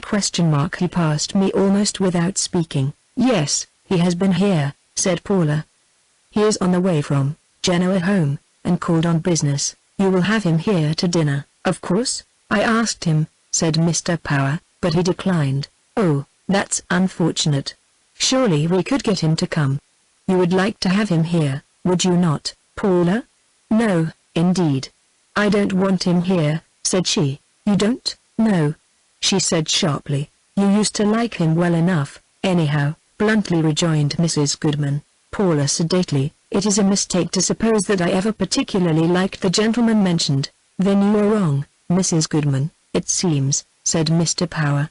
Mrs. Goodman, who had been growing quietly indignant, notwithstanding a vigorous use of her fan, at this said, Fie, Paula. You did like him. You said to me only a week or two ago, that you should not at all object to marry him." "It is a mistake," repeated Paula calmly. "I meant the other one of the two we were talking about." "What, Captain D'Estancey?" "Yes." Knowing this to be a fiction, Mrs. Goodman made no remark, and hearing a slight noise behind, turned her head. Seeing her aunt's action, Paula also looked round. The door had been left ajar, and D'Estancey was standing in the room. The last words of Mrs. Goodman, and Paula's reply, must have been quite audible to him. They looked at each other much as if they had unexpectedly met at the altar, but after a momentary start Paula did not flinch from the position into which her pride had betrayed her. D'Estancey bowed gracefully, and she merely walked to the furthest window, whither he followed her. "I am eternally grateful to you for avowing that I have won favor in your sight at last," he whispered. She acknowledged the remark with a somewhat reserved bearing. "Really I don't deserve your gratitude," she said. "I did not know you were there. I know you did not. That's why the avowal is so sweet to me. Can I take you at your word?" "Yes, I suppose." "Then your preference is the greatest honor that has ever fallen to my lot. It is enough. You accept me as a lover on probation, no more." The conversation being carried on in low tones, Paula's uncle and aunt took it as a hint that their presence could be spared, and severally left the room, the former gladly, the latter with some vexation. Charlotte D'Estancey followed. "And to what am I indebted for this happy change?" inquired D'Estancey, as soon as they were alone. "You shouldn't look a gift horse in the mouth," she replied brusquely, and with tears in her eyes for one gone. "You mistake my motive. I'm like a reprieved criminal, and can scarcely believe the news."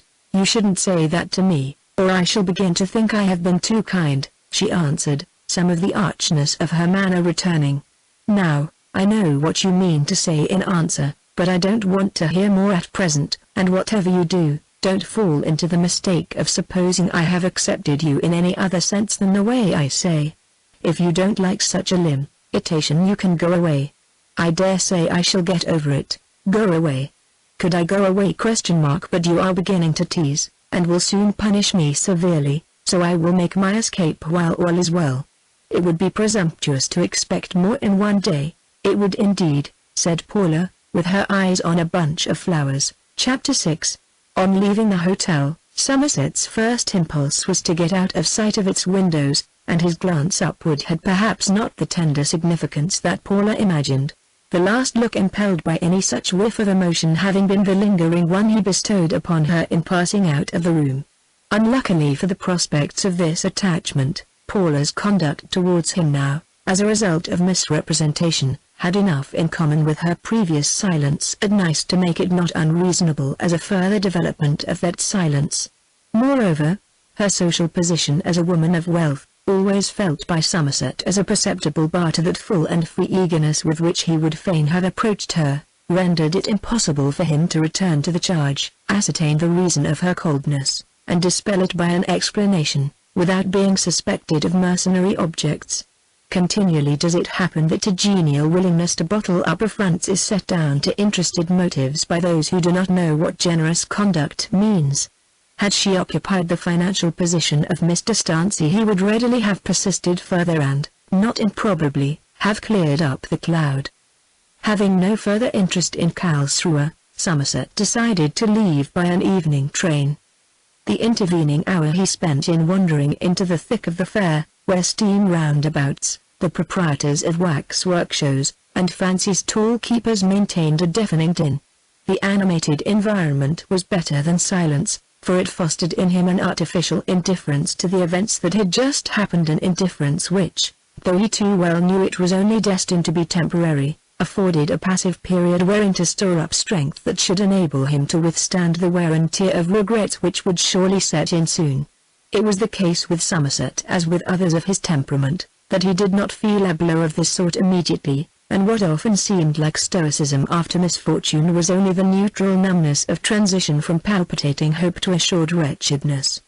He walked round and round the fair till all the exhibitors knew him by sight, and when the sun got low he turned into the air Prinzenstrasse, now raked from end to end by ensophron rays of level light. Seeking his hotel he dined there, and left by the evening train for Heidelberg. Heidelberg with its romantic surroundings was not precisely the place calculated to heal Somerset's wounded heart.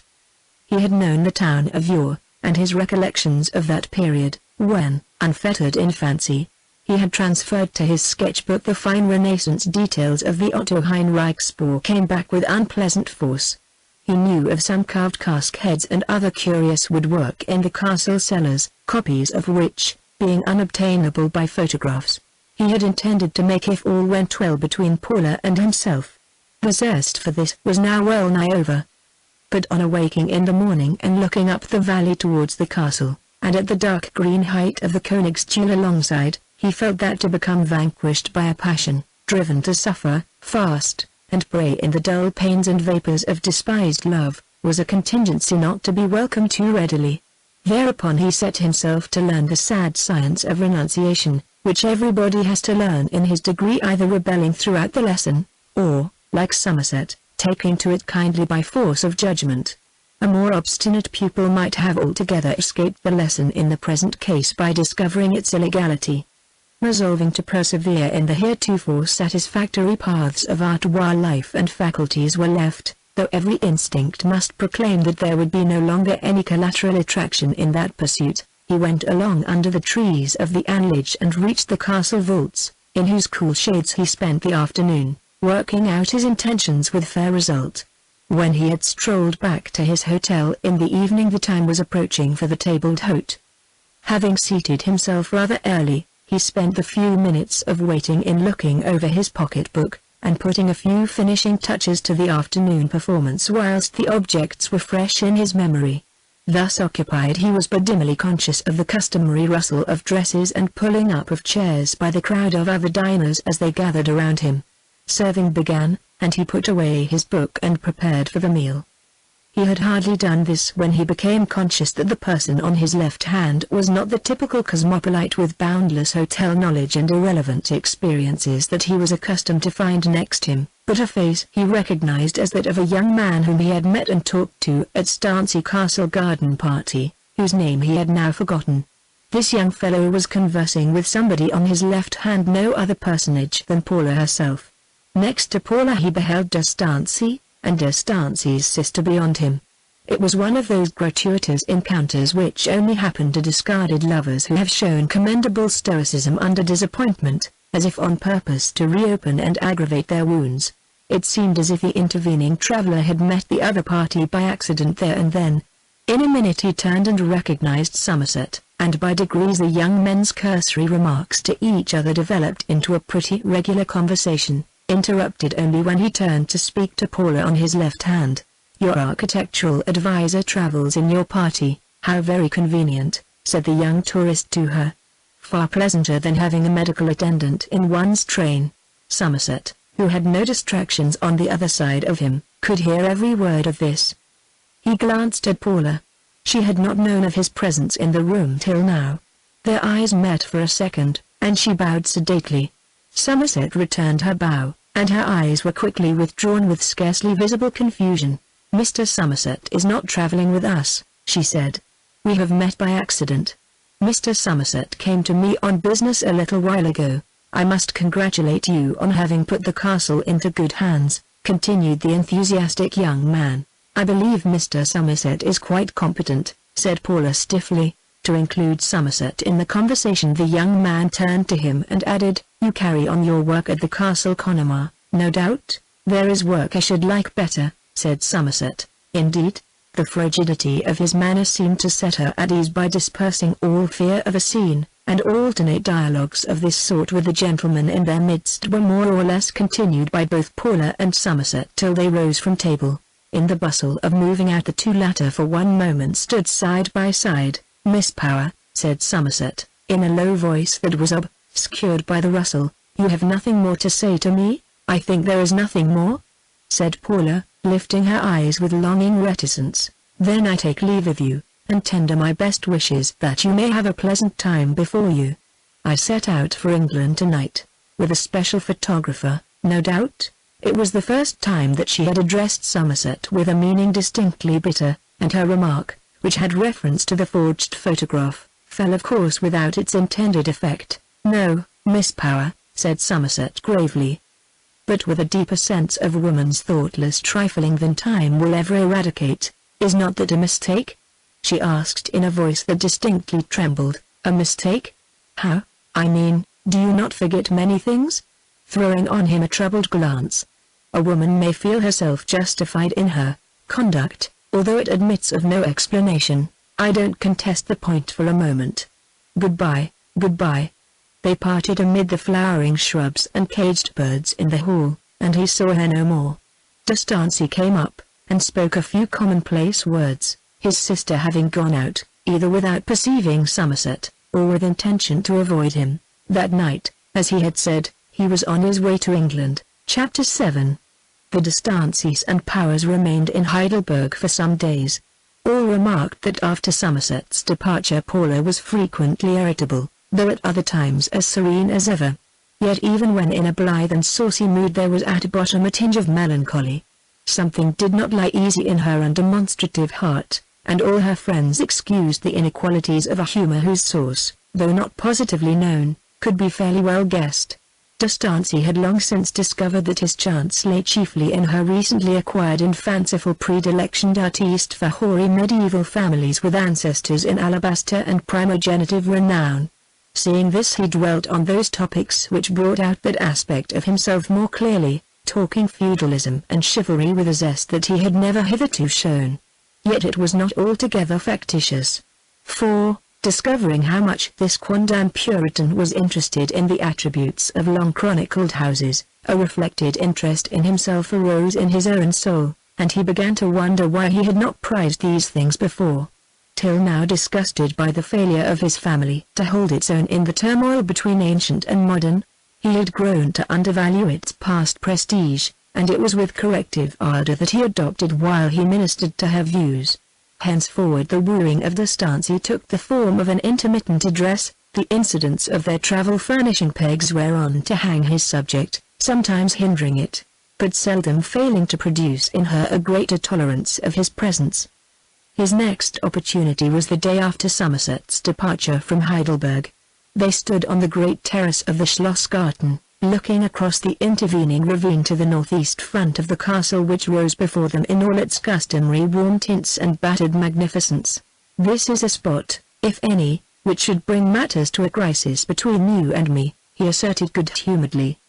"But you have been so silent today that I lose the spirit to take advantage of my privilege." She inquired what privilege he spoke of, as if quite another subject had been in her mind than D'Estancey. "The privilege of winning your heart if I can, which you gave me at Karlsruhe."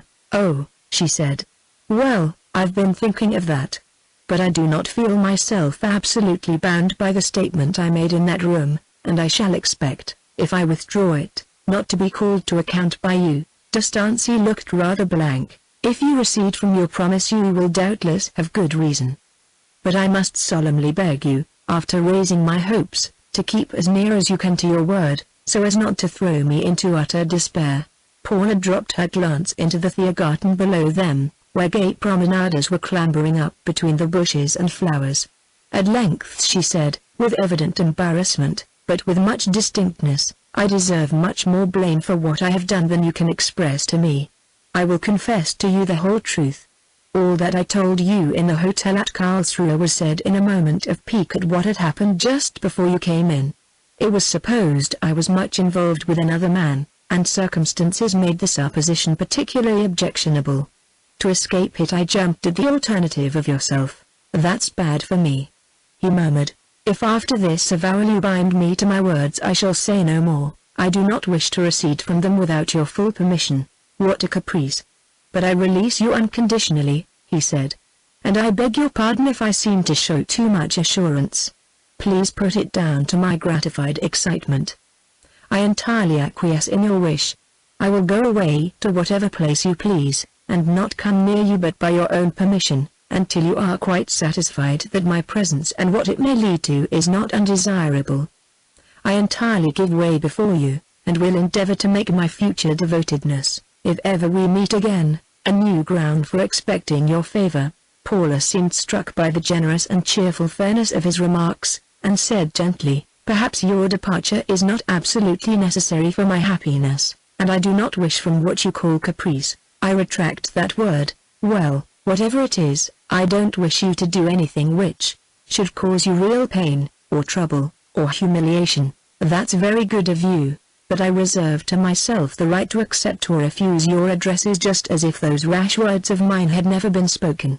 I must bear it all as best I can, I suppose," said D'Estancey, with melancholy humorousness, "and I shall treat you as your behavior shall seem to deserve," she said playfully. "Then I may stay?" "Yes, I am willing to give you that pleasure, if it is one, in return for the attentions you have shown, and the trouble you have taken to make my journey pleasant." She walked on and discovered Mrs. Goodman near, and presently the whole party met together. D'Estancey did not find himself again at her side till later in the afternoon, when they had left the immediate precincts of the castle and decided on a drive to the Königstuhl. The carriage, containing only Mrs. Goodman, was driven a short way up the winding incline, Paula, her uncle, and Mr. D'Estancey walking behind under the shadow of the trees. Then Mrs. Goodman called to them and asked when they were going to join her. "We are going to walk up," said Mr. Power. Paula seemed seized with a spirit of boisterousness quite unlike her usual behavior. "My aunt may drive up, and you may walk up, but I shall run up," she said. "See, here's a way."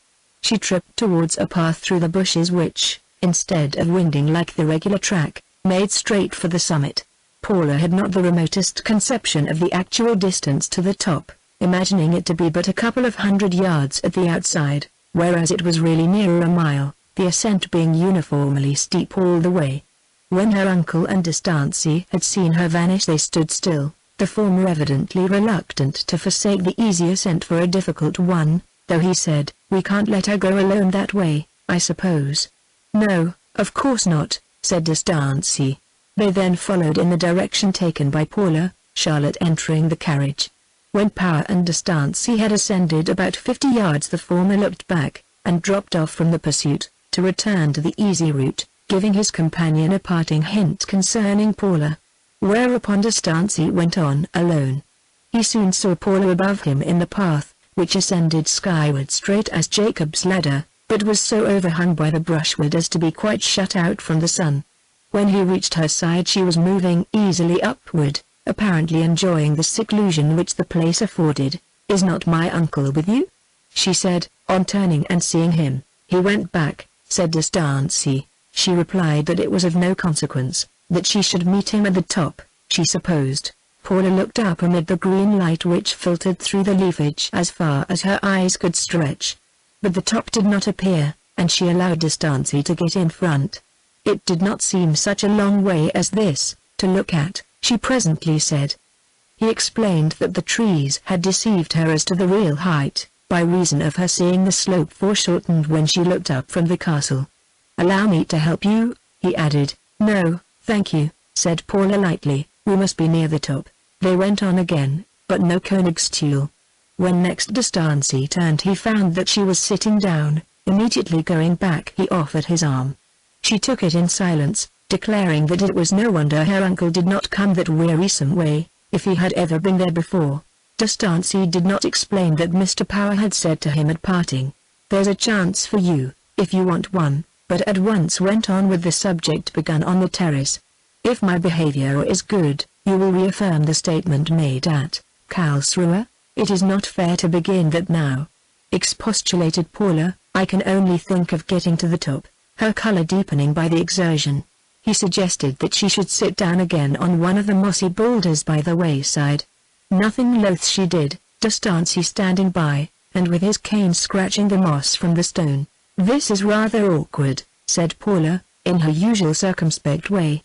"My relatives and your sister will be sure to suspect me of having arranged this scramble with you, but I know better," sighed Distancy.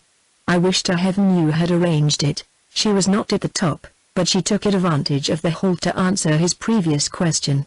"There are many points on which I must be satisfied before I can reaffirm anything. Do you not see that you are mistaken in clinging to this idea? That you are laying up mortification and disappointment for yourself? A negative reply from you would be disappointment, early or late, and you prefer having it late to accepting it now? If I were a man, I should like to abandon a false scent as soon as possible. I suppose all that has but one meaning, that I am to go." "Oh no," she magnanimously assured him, bounding up from her seat. "I adhere to my statement that you may stay, though it is true something may possibly happen to make me alter my mind." He again offered his arm, and from sheer necessity she leant upon it as before. "Grant me but a moment's patience," he began. "Captain Distancy.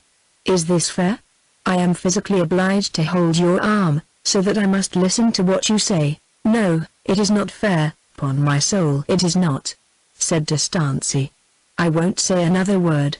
He did not, and they clambered on through the boughs, nothing disturbing the solitude but the rustle of their own footsteps and the singing of birds overhead.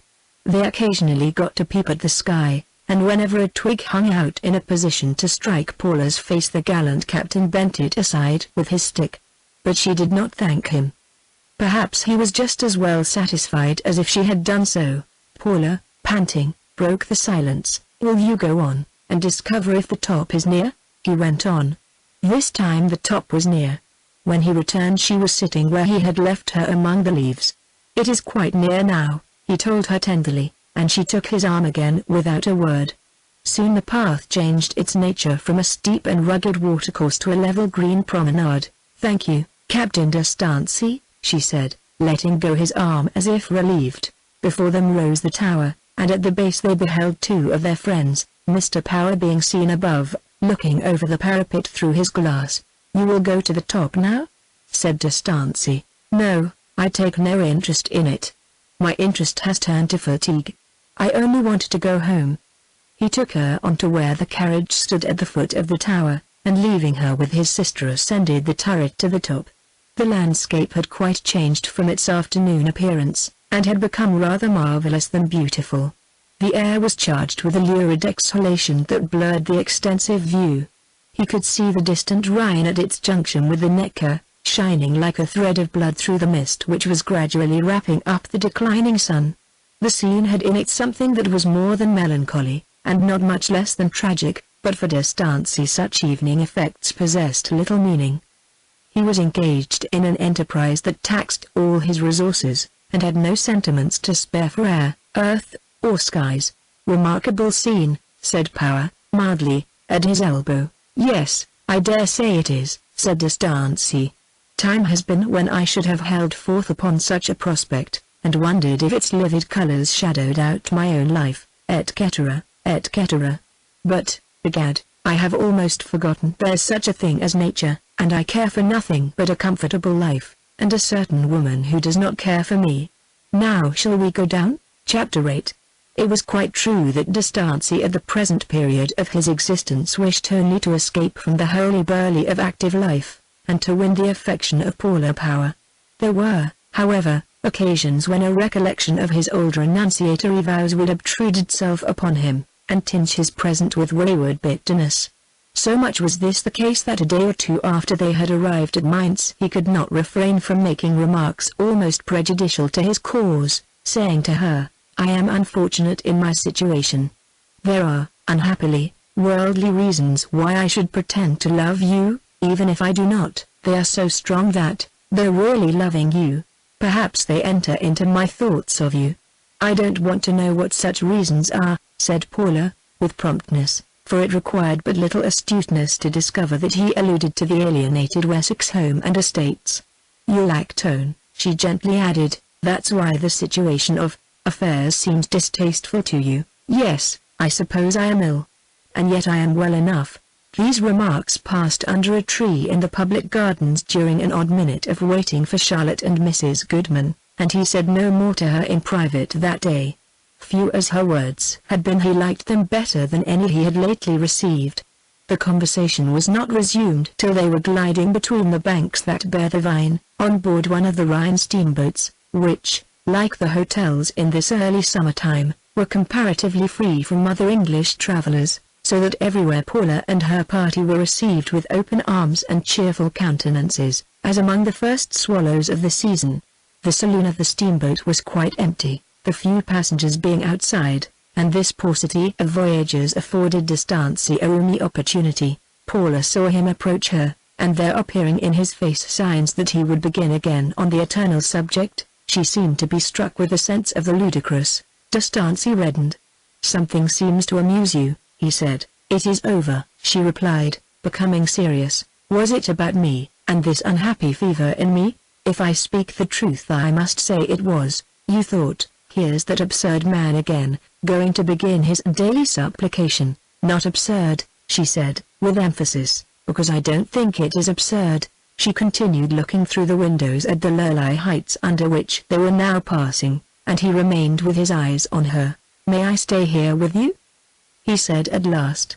"I have not a day word with you alone for 24 hours. You must be cheerful, then. You have said such as that before. I wish you would say loving instead of cheerful." "Yes, I know," she responded, with impatient perplexity. "But why must you think of me only? Is there no other woman in the world who has the power to make you happy?" "I am sure there must be. Perhaps there is, but I have never seen her." "Then look for her, and believe me when I say that you will certainly find her." He shook his head. "Captain Distancy, I have long felt for you," she continued, with a frank glance into his face. "You have deprived yourself too long of other women's company. Why not go away for a little time? And when you have found somebody else likely to make you happy, you can meet me again. I will see you at your father's house, and we will enjoy all the pleasure of easy friendship." "Very correct, and very cold, O best of women. You are too full of exclamations and transports, I think." They stood in silence, Paula apparently much interested in the maneuvering of a raft which was passing by. "Dear Miss Power," he resumed, "before I go and join your uncle above, let me just ask, do I stand any chance at all yet? Is it possible you can never be more pliant than you have been? You put me out of all patience, but why did you raise my hopes? You should at least pity me after doing that." "Yes, it's that again. I unfortunately raised your hopes because I was a fool, was not myself that moment. Now question me no more. As it is, I think you presume too much upon my becoming yours as the consequence of my having dismissed another, not on becoming mine, but on listening to me. Your argument would be reasonable enough had I led you to believe I would listen to you and ultimately accept you. but that I have not done. I see now that a woman who gives a man an answer one shade less peremptory than a harsh negative may be carried beyond her intentions, and out of her own power before she knows it. Chide me if you will, I don't care." She looked steadfastly at him with a little mischief in her eyes. "You do care," she said, "then why don't you listen to me? I would not persevere for a moment longer if it were against the wishes of your family. Your uncle says it would give him pleasure to see you accept me. Does he say why?" she asked thoughtfully. "Yes, he takes, of course, a practical view of the matter. He thinks it commends itself so to reason and common sense that the owner of Stancy Castle should become a member of the Stancy family." "Yes, that's the horrid plague of it," she said, with a nonchalance which seemed to contradict her words. "It is so dreadfully reasonable that we should marry. I wish it wasn't. Well, you are younger than I, and perhaps that's a natural wish. But to me it seems a felicitous combination not often met with. I confess that your interest in our family before you knew me lent a stability to my hopes that otherwise they would not have had. My interest in the de Stancies has not been a personal interest except in the case of your sister," she returned. "It has been an historical interest only, and is not at all increased by your existence. And perhaps it is not diminished?" "No, I am not aware that it is diminished," she murmured, as she observed the gliding shore. "Well, you will allow me to say this, since I say it without reference to your personality or to mine, that the Power and de Stancy families are the complements to each other, and that, abstractedly, they call earnestly to one another, 'How neat and fit a thing for us to join hands.'" Paula, who was not prudish when a direct appeal was made to her common sense, answered with ready candor, "Yes, from the point of view of domestic politics, that undoubtedly is the case. But I hope I am not so calculating as to risk happiness in order to round off a social idea. I hope not, or that I am either. Still the social idea exists, and my increased years make its excellence more obvious to me than to you." The ice once broken on this aspect of the question, the subject seemed further to engross her, and she spoke on as if daringly inclined to venture where she had never anticipated going, deriving pleasure from the very strangeness of her temerity. "You mean that in the fitness of things I ought to become a de Stancy to strengthen my social position, and that I ought to strengthen mine by alliance with the heiress of a name so dear to engineering science as Power? Well, we are talking with unexpected frankness. But you are not seriously displeased with me for saying, what, after all, one can't help feeling and thinking? No. Only be so good as to leave off going further for the present. Indeed, of the two, I would rather have the other sort of address. I mean," she hastily added, "that what you urge as the result of a real affection, however unsuitable, I have some remote satisfaction in listening to, not the least from any reciprocal love on my side, but from a woman's gratification at being the object of anybody's devotion, for that feeling towards her is always regarded as a merit in a woman's eye, and taken as a kindness by her, even when it is at the expense of her convenience." She had said, voluntarily or involuntarily, better things than he expected, and perhaps too much in her own opinion, for she hardly gave him an opportunity of replying. They passed Street Gore and Boppard, and when steering round the sharp bend of the river just beyond the latter place, de Stancy met her again, exclaiming, "You left me very suddenly. You must make allowances, please," she said. "I have always stood in need of them." "Then you shall always have them, I don't doubt it," she said quickly, but Paula was not to be caught again, and kept close to the side of her aunt while they glided past Brauback and Dobbelstein. Approaching Cobblens, her aunt said, "Paula, let me suggest that you be not so much alone with Captain de Stancy." "And why?" said Paula quietly. "You'll have plenty of offers if you want them, without taking trouble," said the direct Mrs. Goodman. "Your existence is hardly known to the world yet, and Captain de Stancy is too near middle age for a girl like you." Paula did not reply to either of these remarks, being seemingly so interested in Ehrenbreitstein's heights as not to hear them. Chapter 9. It was midnight at Cobblens, and the travelers had retired to rest in their respective apartments, overlooking the river. Finding that there was a moon shining, Paula leant out of her window. The tall rock of Ehrenbreitstein on the opposite shore was flooded with light, and a belated steamer was drawing up to the landing stage, where it presently deposited its passengers. We should have come by the last boat, so as to have been touched into romance by the rays of this moon, like those happy people," said a voice. She looked towards the spot whence the voice proceeded, which was a window quite near at hand. D'Estancey was smoking outside it, and she became aware that the words were addressed to her. "You left me very abruptly," he continued. Paula's instinct of caution impelled her to speak. "The windows are all open," she murmured.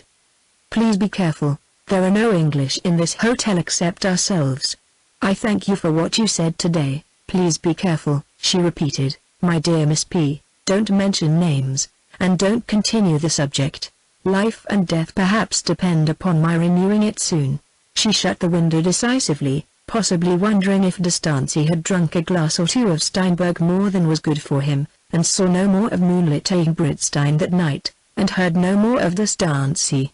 But it was some time before he closed his window, and previous to doing so saw a dark form at an adjoining one on the other side.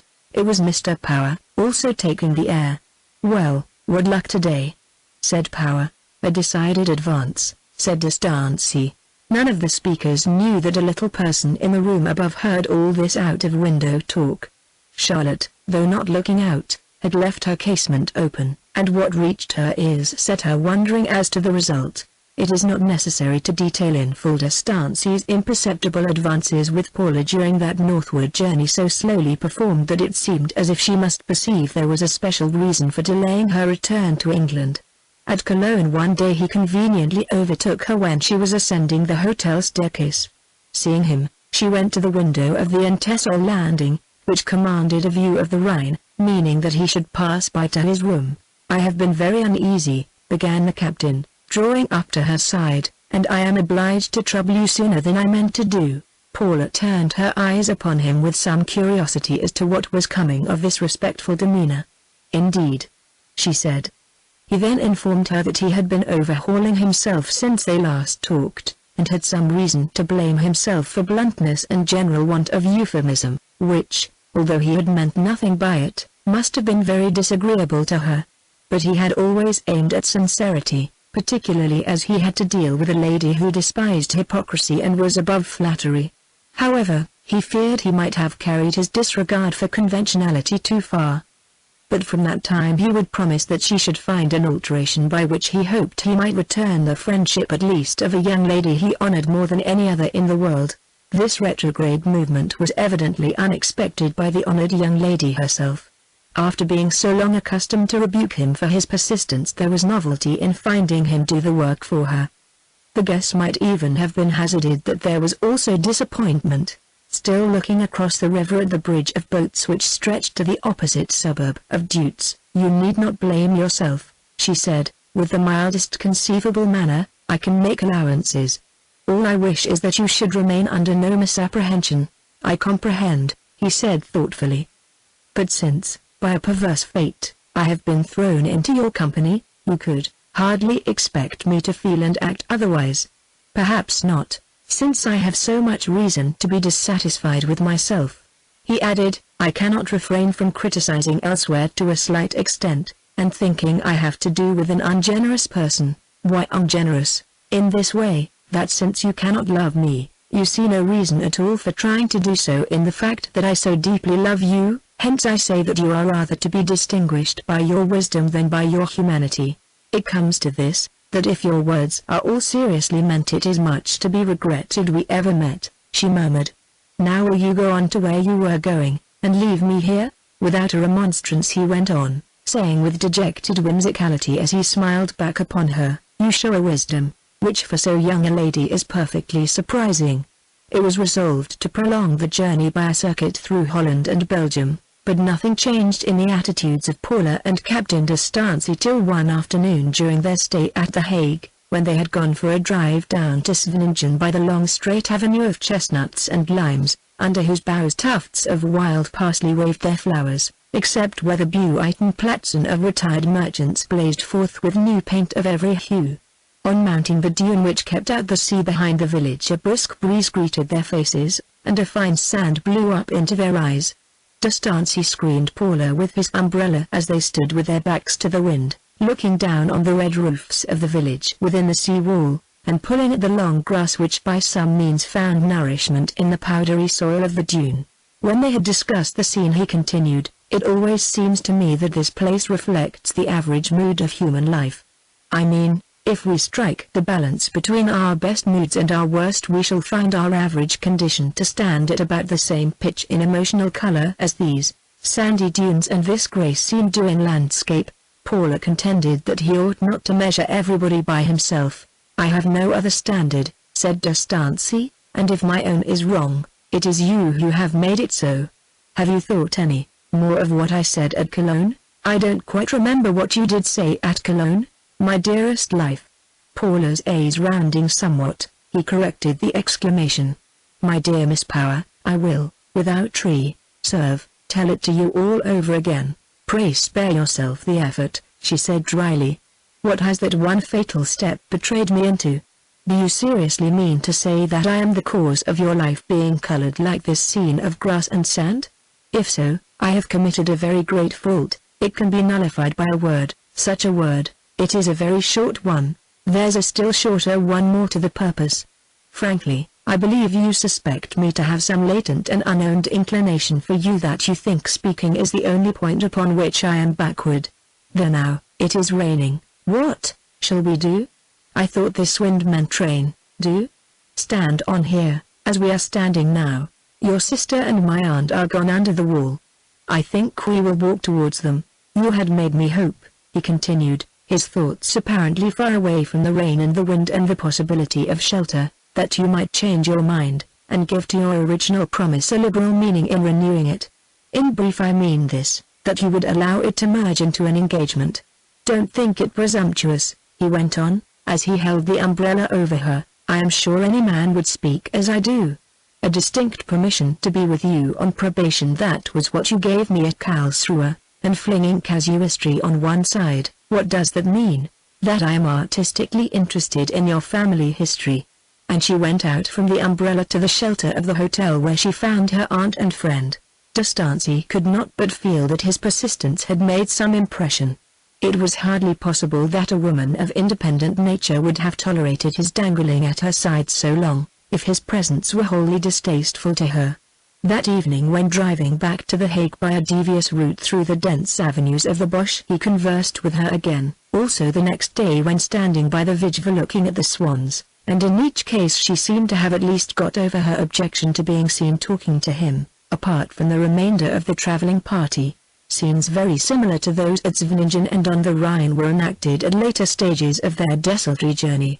Mr. Power had proposed to cross from Rotterdam, but a stiff northwesterly breeze prevailing, Paula herself became reluctant to hasten back to Stancy Castle. Turning abruptly, they made for Brussels.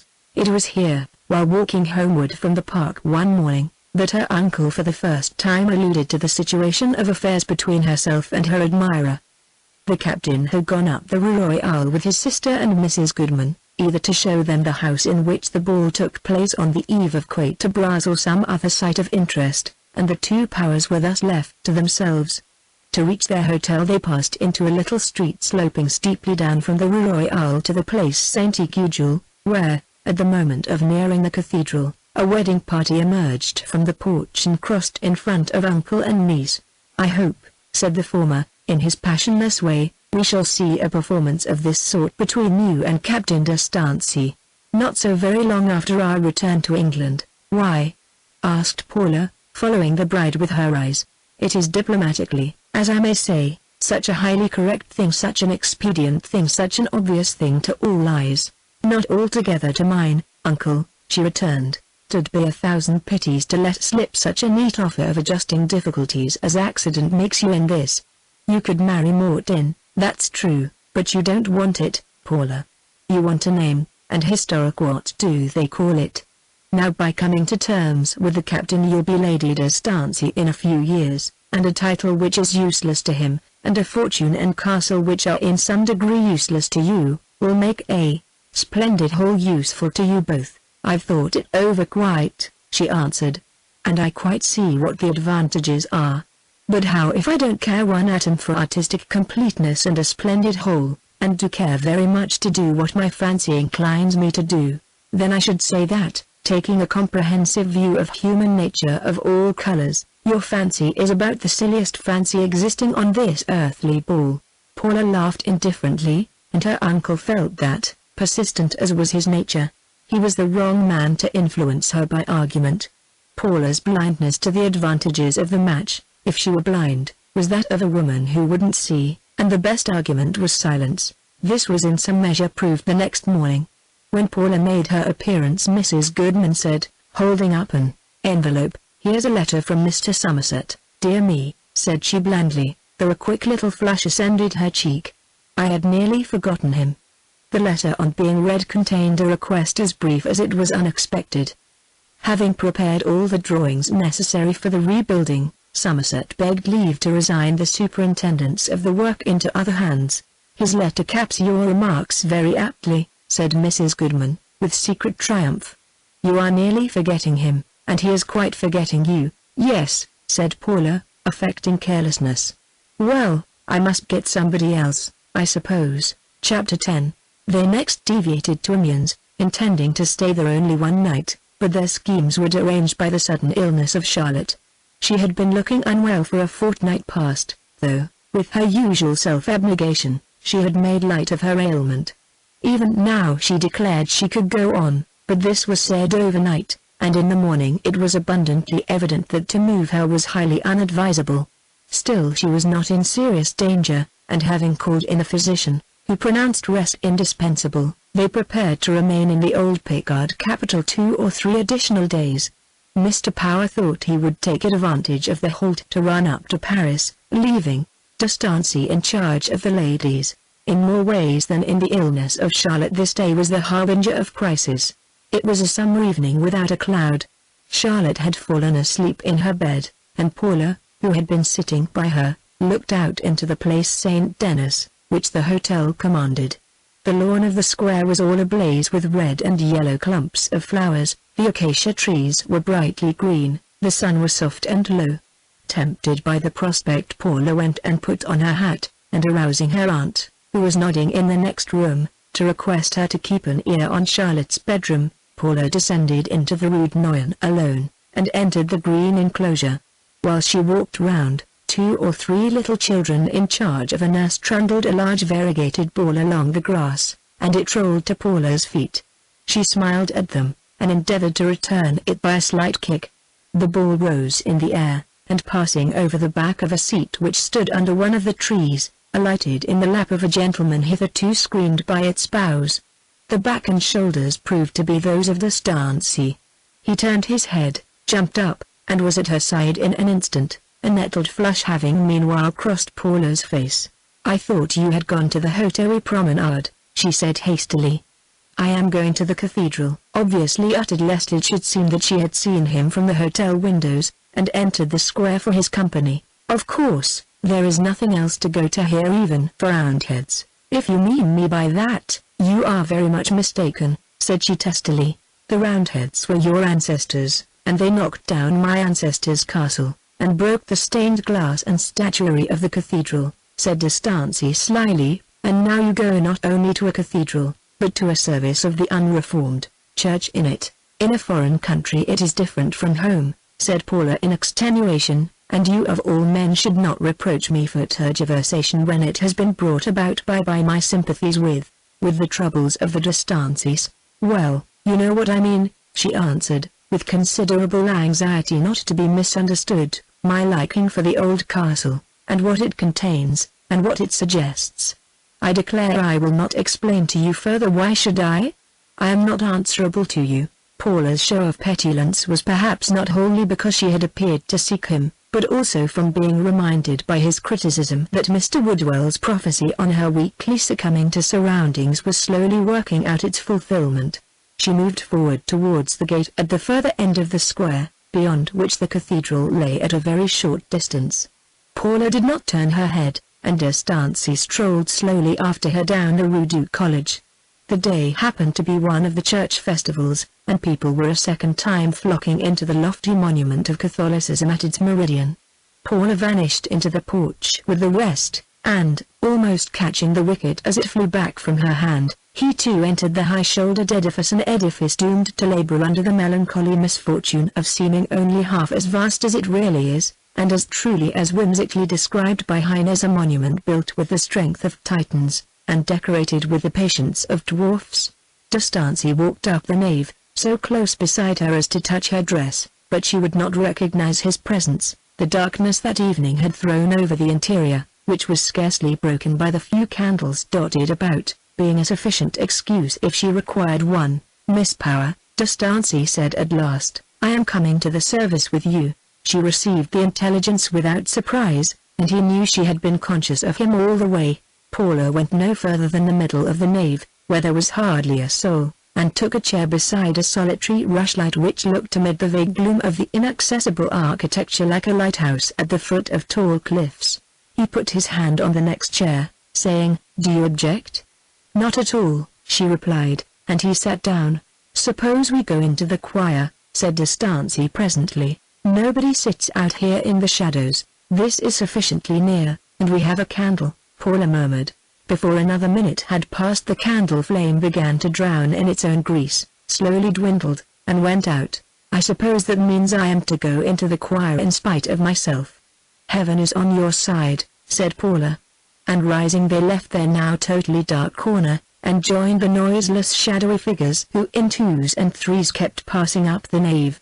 Within the choir there was a blaze of light, partly from the altar, and more particularly from the image of the saint whom they had assembled in honor, which stood, surrounded by candles and a thicket of flowering plants, some way in advance of the footpace. A secondary radiance from the same source was reflected upward into their faces by the polished marble pavement, except when interrupted by the shady forms of the officiating priests. When it was over and the people were moving off, D'Estancey and his companion went towards the saint, now besieged by numbers of women anxious to claim the respective flower pots they had lent for the decoration.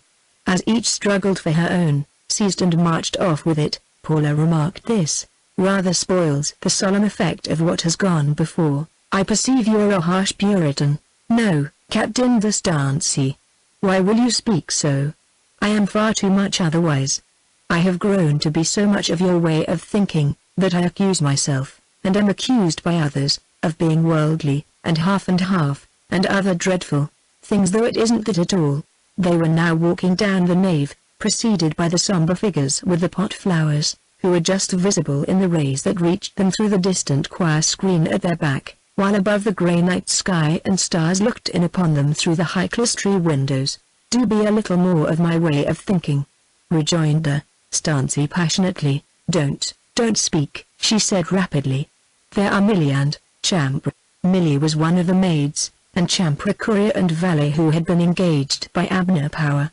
They had been sitting behind the other pair throughout the service, and indeed knew rather more of the relations between Paula and D'Estancey than Paula knew herself. Hastening on, the two latter went out, and walked together silently up the short street. The place St. Denis was now lit up. Lights shone from the hotel windows, and the world without the cathedral had so far advanced in nocturnal change that it seemed as if they had been gone from it for hours. Within the hotel they found the change even greater than without. Mrs. Goodman met them halfway on the stairs. "Poor Charlotte is worse," she said. "Quite feverish, and almost delirious." Paula reproached herself with why did I go away? The common interest of D'Estancey and Paula in the sufferer at once reproduced an ease between them as nothing else could have done. The physician was again called in, who prescribed certain draughts, and recommended that someone should sit up with her that night.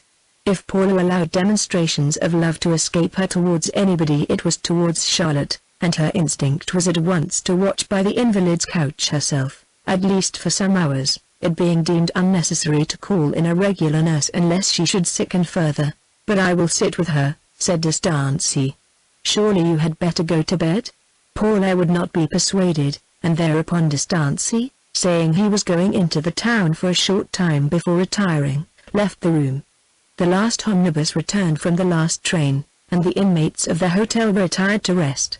Meanwhile a telegram had arrived for Captain D'Estancey, but as he had not yet returned it was put in his bedroom, with directions to the night porter to remind him of its arrival. Paula sat on with the sleeping Charlotte. Presently she retired into the adjacent sitting room with a book, and flung herself on a couch, leaving the door open between her and her charge, in case the latter should awake. While she sat, a new breathing seemed to mingle with the regular sound of Charlotte's that reached her through the doorway. She turned quickly, and saw her uncle standing behind her. "Oh, I thought you were in Paris," said Paula. "I have just come from there. I could not stay. Something has occurred to my mind about this affair." His strangely marked visage, now more noticeable from being worn with fatigue, had a spectral effect by the nightlight. "What affair?" "This marriage. Paula, D'Estancey is a good fellow enough. But you must not accept him just yet." Paula did not answer. "Do you hear? You must not accept him," repeated her uncle, "till I have been to England and examined into matters. I start in an hour's time by the 2 train. This is something very new." "Yes, 'tis new," he murmured, relapsing into his Dutch manner. "You must not accept him till something is made clear to me, something about a queer relationship. I have come from Paris to say so, uncle. I don't understand this. I am my own mistress in all matters, and though I don't mind telling you, I have by no means resolved to accept him. The question of her marriage is especially a woman's own affair." Her uncle stood irresolute for a moment, as if his convictions were more than his proofs. "I say no more at present," he murmured. "Can I do anything for you about a new architect? Appoint Haville." "Very well. Good night." And then he left her. In a short time she heard him go down and out of the house to cross to England by the morning steamboat. With a little shrug, as if she resented his interference in so delicate a point, she settled herself down anew to her book. 1, 2, 3 hours passed, when Charlotte awoke, but soon slumbered sweetly again. Milly had stayed up for some time lest her mistress should require anything, but the girl being sleepy, Paula sent her to bed. It was a lovely night of early summer, and drawing aside the window curtains she looked out upon the flowers and trees of the place, now quite visible, for it was nearly 3 o'clock, and the morning light was growing strong. She turned her face upwards. Except in the case of one bedroom, all the windows on that side of the hotel were in darkness. The room being rather close, she left the casement ajar, and opening the door walked out upon the staircase landing. A number of caged canaries were kept here, and she observed in the dim light of the landing lamp how snugly their heads were all tucked in.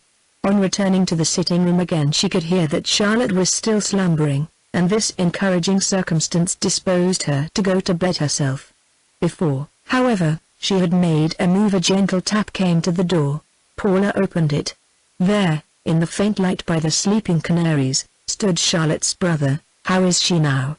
he whispered. "Sleeping soundly," said Paula. "That's a blessing. I have not been to bed.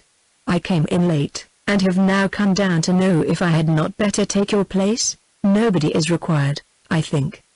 But you can judge for yourself." Up to this point they had conversed in the doorway of the sitting room, which D'Estancey now entered, crossing it to Charlotte's apartment.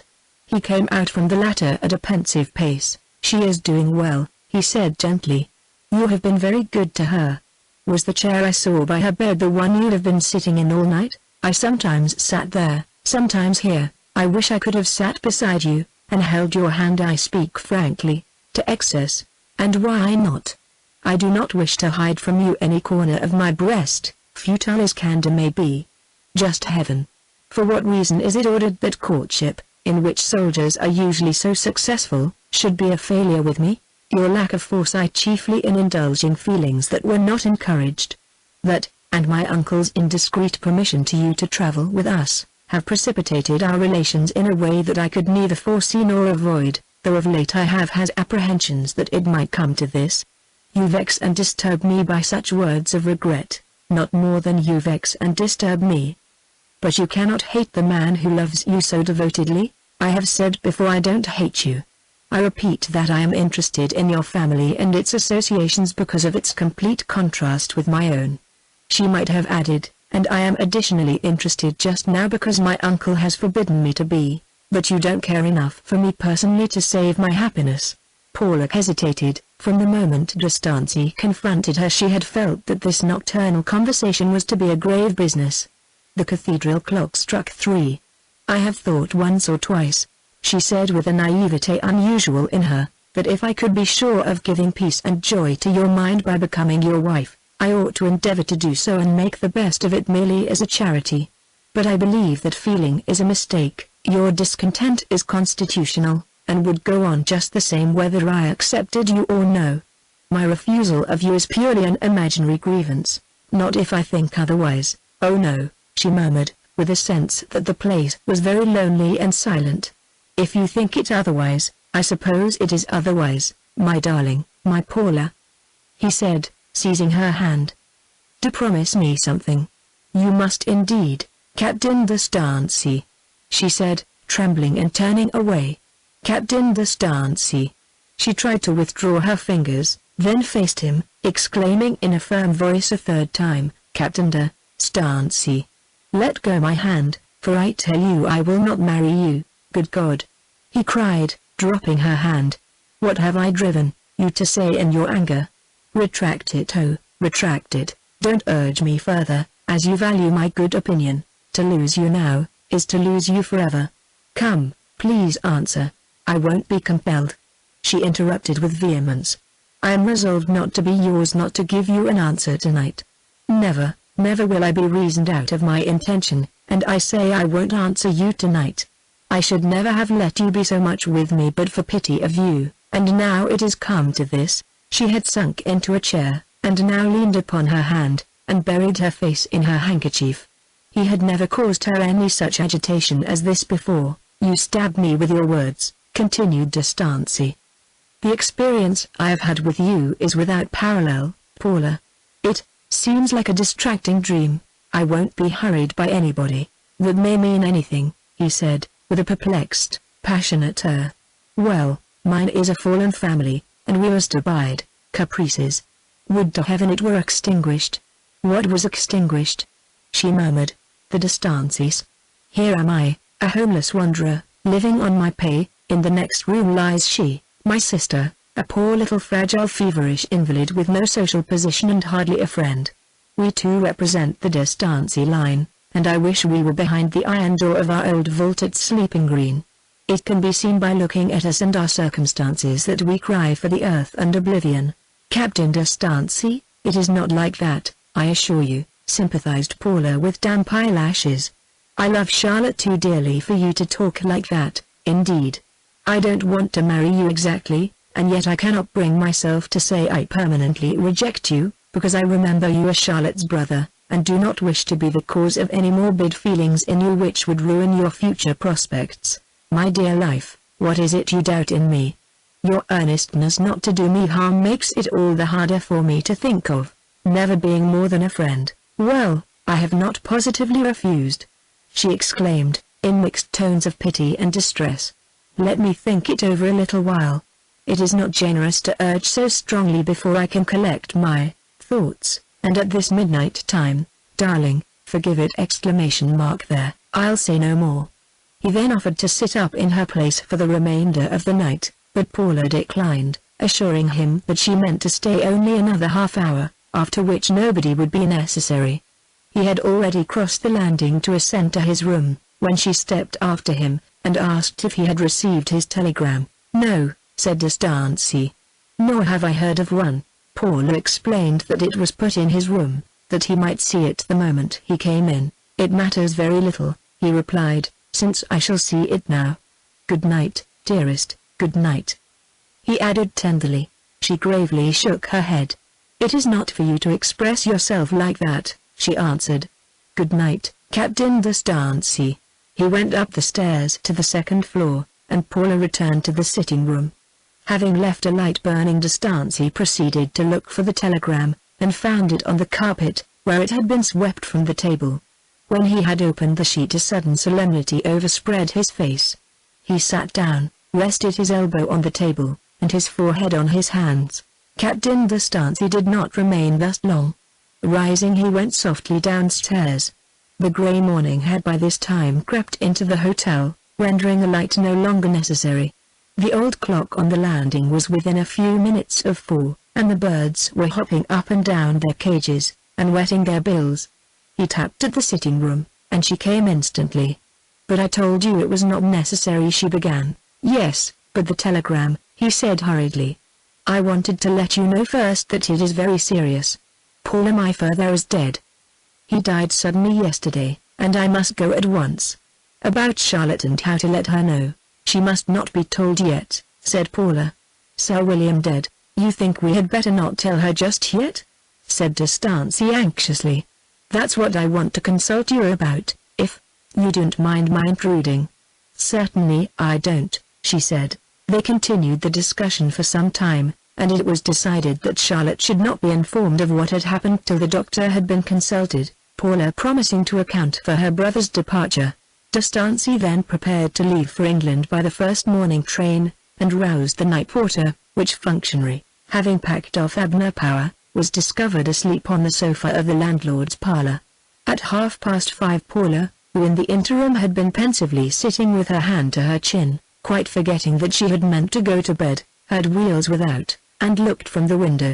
A fly had been brought round, and one of the hotel servants was in the act of putting up a portmanteau with D'Estancey's initials upon it. A minute afterwards the captain came to her door. "I thought you had not gone to bed, after all. I was anxious to see you off," said she, "since neither of the others is awake, and you wished me not to rouse them." "Quite right, you are very good," and lowering his voice, "Paula, it is a sad and solemn time with me. Will you grant me one word, not on our last sad subject, but on the previous one, before I part with you to go and bury my father?" "Certainly," she said, in gentle accents. "Then have you thought over my position? Will you at last have pity upon my loneliness by becoming my wife?" Paula sighed deeply, and said, "Yes." "Your hand upon it." She gave him her hand. He held it a few moments, then raised it to his lips, and was gone. When Mrs. Goodman rose she was informed of Sir William's death, and of his son's departure. "Then the captain is now Sir William D'Estancey," she exclaimed. "Really, Paula, since you would be Lady D'Estancey by marrying him, I almost think—" "Hush, aunt. Well, what are you writing there?" "Only entering in my diary that I accepted him this morning for pity's sake, in spite of Uncle Abner. They'll say it was for the title, but knowing it was not, I don't care." Chapter 11. On the evening of the fourth day after the parting between Paula and D'Estancey at Amiens, when it was quite dark in the Markton highway, except in so far as the shades were broken by the faint lights from the adjacent town, a young man knocked softly at the door of Myrtle Villa, and asked if Captain D'Estancey had arrived from abroad. He was answered in the affirmative, and in a few moments the captain himself came from an adjoining room. Seeing that his visitor was there, from whom, as will be remembered, he had parted at Karlsruhe in no very satisfied mood, D'Estancey did not ask him into the house, but putting on his hat went out with the youth into the public road. Here they conversed as they walked up and down, beginning by alluding to the death of Sir William, the suddenness of which he feared would delay Captain D'Estancey's overtures for the hand of Miss Power. "No," said D'Estancey moodily. "On the contrary, it has precipitated matters. She has accepted you, Captain. We are engaged to be married." "Well done. I congratulate you." The speaker was about to proceed to further triumphant notes on the intelligence, when casting his eye upon the upper windows of the neighboring villa, he appeared to reflect on what was within them, and, checking himself, "When is the funeral to be?" "Tomorrow," D'Estancey replied. "It would be advisable for you not to come near me during the day." "I will not. I will be a mere spectator." "The old vault of our ancestors will be opened, I presume, Captain?" "It is opened. I must see it and ruminate on what we once were. It is a thing I like doing. The ghosts of our dead are—" "What was that?" "I heard nothing. I thought I heard a footstep behind us." They stood still, but the road appeared to be quite deserted, and likely to continue so for the remainder of that evening. They walked on again, speaking in somewhat lower tones than before. "Will the late Sir William's death delay the wedding much?" asked the younger man curiously. D'Estancey languidly answered that he did not see why it should do so. Some little time would of course intervene, but, since there were several reasons for dispatch, we should urge Miss Power and her relatives to consent to a virtually private wedding which might take place at a very early date, and he thought there would be a general consent on that point. "There are indeed reasons for dispatch. Your title, Sir William, is a new safeguard over her heart, certainly. But there is many a slip, And you must not lose her now. I don't mean to lose her, said D'Estancey. She is too good to be lost. And yet since she gave her promise I have felt more than once that I could not engage in such a struggle again. It was not a thing of my beginning, though I was easily enough inflamed to follow. But I will not lose her now. For God's sake, keep that secret you have so foolishly pricked on your breast. It fills me with remorse to think what she with her scrupulous notions will feel, should she ever know of you and your history, and your relation to me. Dare made no reply till after a silence, when he said, "Of course mum's the word till the wedding is over," and afterwards promised that for her sake, and probably afterwards, Sir William D'Estancey drew a dejected breath at the tone of the answer. They conversed but a little while longer, the captain hinting to Dare that it was time for them to part, not, however, before he had uttered a hope that the young man would turn over a new leaf and engage in some regular pursuit. Promising to call upon him at his lodgings, D'Estancey went indoors, and Dare briskly retraced his steps to Markton. When his footfall had died away, and the door of the house opposite had been closed, another man appeared upon the scene. He came gently out of the hedge opposite Myrtle Villa, which he paused to regard for a moment. But instead of going townward, he turned his back upon the distant sprinkle of lights, and did not check his walk till he reached the lodge of Stancey Castle. Here he pulled the wooden acorn beside the arch, and when the porter appeared his light revealed the pedestrian's countenance to be scathed, as by lightning. "I beg your pardon, Mr. Power," said the porter with sudden deference as he opened the wicket. "But we wasn't expecting anybody tonight, as there is nobody at home, and the servants on board wages, and that's why I was so long coming." No matter," said Abner Power. "I have returned on sudden business, and have not come to stay longer than tonight. Your mistress is not with me. I meant to sleep in Markton, but have changed my mind." Mr. Power had brought no luggage with him beyond a small hand-bag, and as soon as a room could be got ready he retired to bed.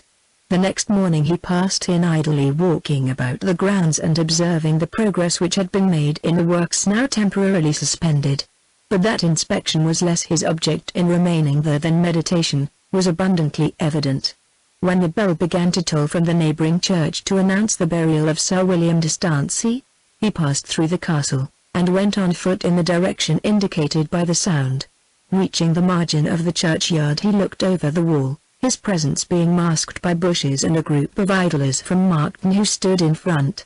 Soon a funeral procession of simple, almost meagre and threadbare character arrived, but Power did not join the people who followed the deceased into the church.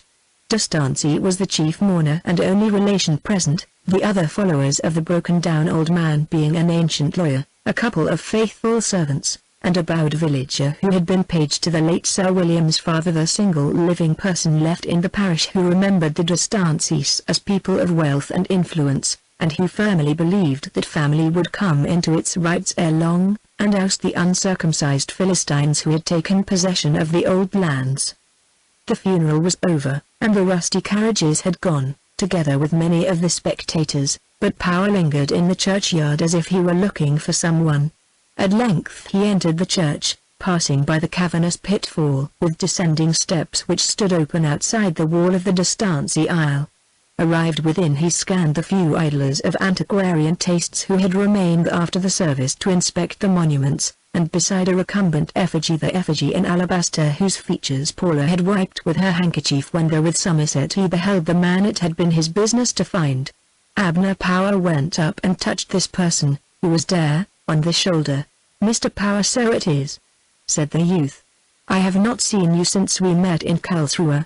You shall see all the more of me now to make up for it. Shall we walk round the church?" "With all my heart," said Dare. They walked round, and Abner Power began in a sardonic recitative, "I am a traveller, and it takes a good deal to astonish me. So I neither swooned nor screamed when I learnt a few hours ago what I had suspected for a week, that you are of the house and lineage of Jacob." He flung a nod towards the canopied tombs as he spoke. "In other words, that you are of their same breed as the D'Estanceys." Dare cursorily glanced round. Nobody was near enough to hear their words, the nearest persons being two workmen just outside, who were bringing their tools up from the vault preparatively to closing it. Having observed this, Dare replied, "I, too, am a traveler, and neither do I swoon nor scream at what you say. But I assure you that if you busy yourself about me, you may truly be said to busy yourself about nothing. Well, that's a matter of opinion. Now, there's no scarlet left in my face to blush for men's follies, but as an alliance is afoot between my niece and the present Sir William, this must be looked into, Dare reflectively said. Oh, as he observed through the window one of the workmen bring up a candle from the vault and extinguish it with his fingers. The marriage is desirable, and your relationship in itself is of no consequence, continued the elder, but just look at this. You have forced on the marriage by unscrupulous means, your object being only too clearly to live out of the proceeds of that marriage. Mr. Power, you mock me, because I labor under the misfortune of having an illegitimate father to provide for. I really deserve commiseration. You might deserve it if that were all. But it looks bad for my niece's happiness as Lady de Stancy, that she and her husband are to be perpetually haunted by a young chevalier d'industry, who can forge a telegram on occasion, and libel an innocent man by an ingenious device in photography. It looks so bad, in short, that, advantageous as a title and old family name would be to her and her children, I won't let my brother's daughter run the risk of having them at the expense of being in the grip of a man like you. There are other suitors in the world, and other titles, and she is a beautiful woman, who can well afford to be fastidious. I shall let her know at once of these things, and break off the business unless you do one thing. A workman brought up another candle from the vault, and prepared to let down the slab. Well, Mr. Power, and what is that one thing? Go to Peru as my agent in a business I have just undertaken there, and settle there, of course. I am soon going over myself, and will bring you anything you require. How long will you give me to consider? Said Dare. Power looked at his watch. 1, 2, 3, 4 hours, he said. I leave Markton by the 7 o'clock train this evening, and if I meet your proposal with a negative, I shall go at once to my niece and tell her the whole circumstances. Tell her that, by marrying Sir William, she allies herself with an unhappy gentleman in the power of a criminal son who makes his life a burden to him by perpetual demands upon his purse, who will increase those demands with his accession to wealth, threaten to degrade her by exposing her husband's antecedents if she opposes his extortions, and who will make her miserable by letting her know that her old lover was shamefully victimized by a youth she is bound to screen out of respect to her husband's feelings. Now a man does not care to let his own flesh and blood incur the danger of such anguish as that, and I shall do what I say to prevent it. Knowing what a lukewarm sentiment hers is for Sir William at best, I shall not have much difficulty. Well, I don't feel inclined to go to Peru, neither do I want to break off the match, though I am ready to do it. But you care about your personal freedom, and you might be made to wear the broad arrow for your tricks on Somerset. Mr. Power, I see you are a hard man. I'm a hard man. You will find me one. Well, will you go to Peru? Or I don't mind Australia or California as alternatives. As long as you choose to remain in either of those wealth-producing places, so long will Cunningham Hayes go uninformed. Mr. Power, I am overcome. Will you allow me to sit down? Suppose we go into the vestry. It is more comfortable. They entered the vestry, and seated themselves in 2 chairs, one at each end of the table. In the meantime, continued Dare, to lend a little romance to stern realities, I'll tell you a singular dream I had just before you returned to England. Power looked contemptuous, but Dare went on. I dreamt that once upon a time there were 2 brothers, born of a nonconformist family, one of whom became a railway contractor, and the other a mechanical engineer. A mechanical engineer, good, said Power, beginning to attend. When the first went abroad in his profession, and became engaged on continental railways, the second, a younger man, looking round for a start, also betook himself to the continent. But though ingenious and scientific, he had not the business capacity of the elder, whose rebukes led to a sharp quarrel between them, and they parted in bitter estrangement, never to meet again as it turned out, owing to the dogged obstinacy and self-will of the younger man. He, after this, seemed to lose his moral ballast altogether, and after some eccentric doings he was reduced to a state of poverty, and took lodgings in a court in a back street of a town we will call Geneva, considerably in doubt as to what steps he should take to keep body and soul together. Abner Power was shooting a narrow ray of eyesight at Dare from the corner of his nearly closed lids. "Your dream is so interesting," he said, with a hard smile, "that I could listen to it all day." "Excellent," said Dare, and went on. "Now it so happened that the house opposite to the one taken by the mechanician was peculiar. It was a tall narrow building, wholly unornamented, the walls covered with a layer of white plaster cracked and soiled by time. I seem to see that house now. 6 stone steps led up to the door, with a rusty iron railing on each side, and under these steps were others which went down to a cellar in my dream, of course." "Of course in your dream," said Power, nodding comprehensively. Sitting lonely and apathetic without a light, at his own chamber window at night time, our mechanician frequently observed dark figures descending these steps and ultimately discovered that the house was the meeting place of a fraternity of political philosophers, whose object was the extermination of tyrants and despots, and the overthrow of established religions. The discovery was startling enough, but our hero was not easily startled. He kept their secret and lived on as before. At last the mechanician and his affairs became known to the society, as the affairs of the society had become known to the mechanician, and, instead of shooting him as one who knew too much for their safety, they were struck with his faculty for silence, and thought they might be able to make use of him. "To be sure," said Abner Power. "Next, like friend Bunyan, I saw in my dream that denunciation was the breath of life to this society. At an earlier date in its history, objectionable persons in power had been from time to time murdered, and curiously enough numbered, that is, upon the body of each was set a mark or seal, announcing that he was one of a series.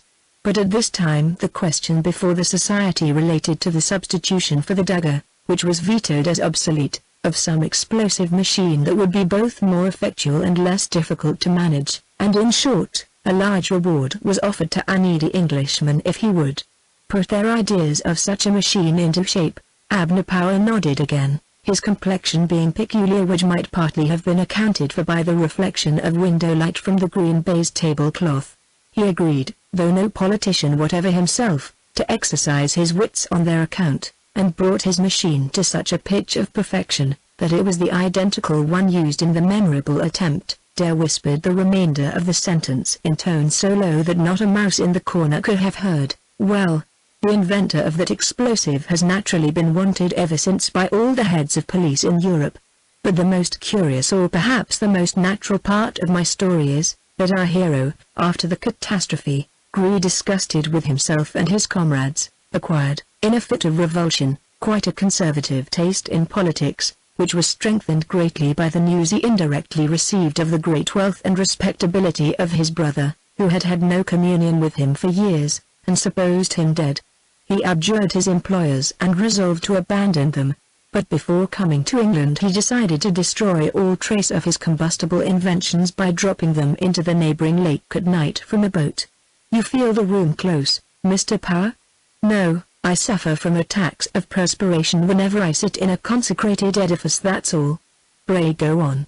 In carrying out this project, an explosion occurred. Just as he was throwing the stock overboard, it flew up into his face, wounding him severely, and nearly depriving him of sight. The boat was upset, but he swam ashore in the darkness, and remained hidden till he recovered, though the scars produced by the burns had been set on him forever.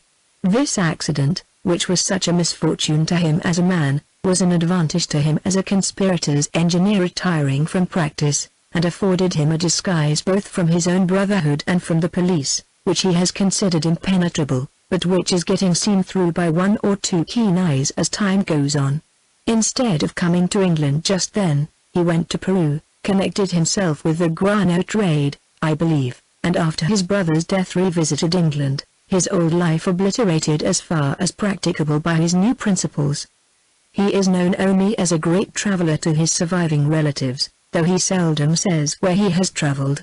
Unluckily for himself, he is wanted by certain European governments as badly as ever.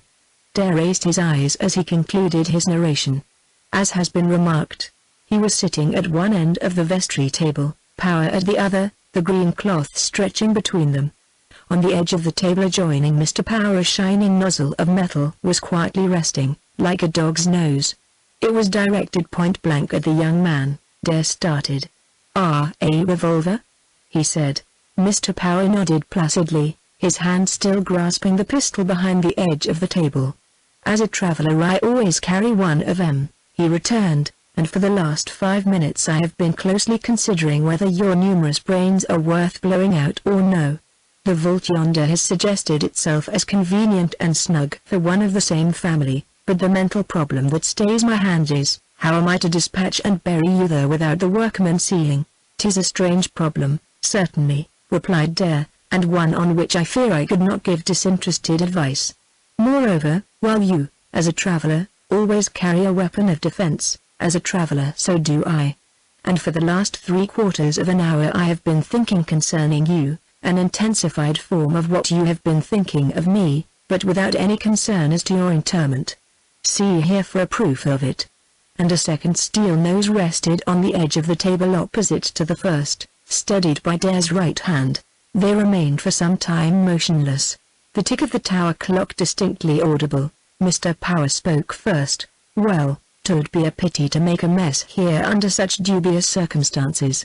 Mr. Dare, I perceive that a mean vagabond can be as sharp as a political regenerator. I cry quits, if you care to do the same." Dare assented, and the pistols were put away. "Then we do nothing at all, either side, but let the course of true love run on to marriage. That's the understanding, I think?" said Dare as he rose. "It is," said Power, and turning on his heel, he left the vestry. Dare retired to the church and thence to the outside, where he idled away a few minutes in looking at the workmen, who were now lowering into its place a large stone slab, bearing the words "De Stancy," which covered the entrance to the vault. When the footway of the churchyard was restored to its normal condition, Dare pursued his way to Markton. Abner Power walked back to the castle at a slow and equal pace, as though he carried an over-brimming vessel on his head. He silently let himself in, entered the long gallery, and sat down. The length of time that he sat there was so remarkable as to raise that interval of inanition to the rank of a feat. Power's eyes glanced through one of the window casements. From the hole without he saw the head of a tomtit protruding. He listlessly watched the bird during the successive epochs of his thought, till night came, without any perceptible change occurring in him. Such fixity would have meant nothing else than sudden death in any other man, but in Mr. Power it merely signified that he was engaged in ruminations which necessitated a more extensive survey than usual. At last, at 8:30, after having sat for 5 hours with his eyes on the residence of the tomtits, to whom night had brought cessation of thought, if not to him who had observed them, he rose amid the shades of the furniture, and rang the bell. There were only a servant or two in the castle, one of whom presently came with a light in her hand and a startled look upon her face, which was not reduced when she recognized him, for in the opinion of that household there was something ghoul-like in Mr. Power, which made him no desirable guest. He ate a late meal, and retired to bed, where he seemed to sleep not unsoundly. The next morning he received a letter which afforded him infinite satisfaction and gave his stagnant impulses a new momentum. He entered the library, and amid objects swathed in brown holland sat down and wrote a note to his niece at Amiens. Therein he stated that, finding that the Anglo-South American house with which he had recently connected himself required his presence in Peru, it obliged him to leave without waiting for her return. He felt the less uneasy at going, since he had learnt that Captain de Stancy would return at once to Amiens to his sick sister, and see them safely home when she improved. He afterwards left the castle, disappearing towards a railway station some miles above Markton, the road to which lay across an unfrequented down. Chapter 12. It was a fine afternoon of late summer, nearly 3 months subsequent to the death of Sir William de Stancy and Paula's engagement to marry his successor in the title. George Somerset had started on a professional journey that took him through the charming district which lay around Stancy Castle. Having resigned his appointment as architect to that important structure, a resignation which had been accepted by Paula through her solicitor, he had bidden farewell to the locality after putting matters in such order that his successor, whoever he might be, should have no difficulty in obtaining the particulars necessary to the completion of the work in hand. Hardly to his surprise this successor was Haville. Somerset's resignation had been tendered in no hasty mood. On returning to England, and in due course to the castle, Everything bore in upon his mind the exceeding sorrowfulness, he would not say humiliation, of continuing to act in his former capacity for a woman who, from seeming more than a dear friend, had become less than an acquaintance. So he resigned, but now, as the train drew on into that once beloved tract of country, the images which met his eye threw him back in point of emotion to very near where he had been before, making himself a stranger here. The train entered the cutting on whose brink he had walked when the carriage containing Paula and her friends surprised him the previous summer. He looked out of the window. They were passing the well-known curve that led up to the tunnel constructed by her father, into which he had gone when the train came by, and Paula had been alarmed for his life. There was the path they had both climbed afterwards, involuntarily seizing each other's hand. The bushes, the grass, the flowers, everything just the same. Here was the pleasant place.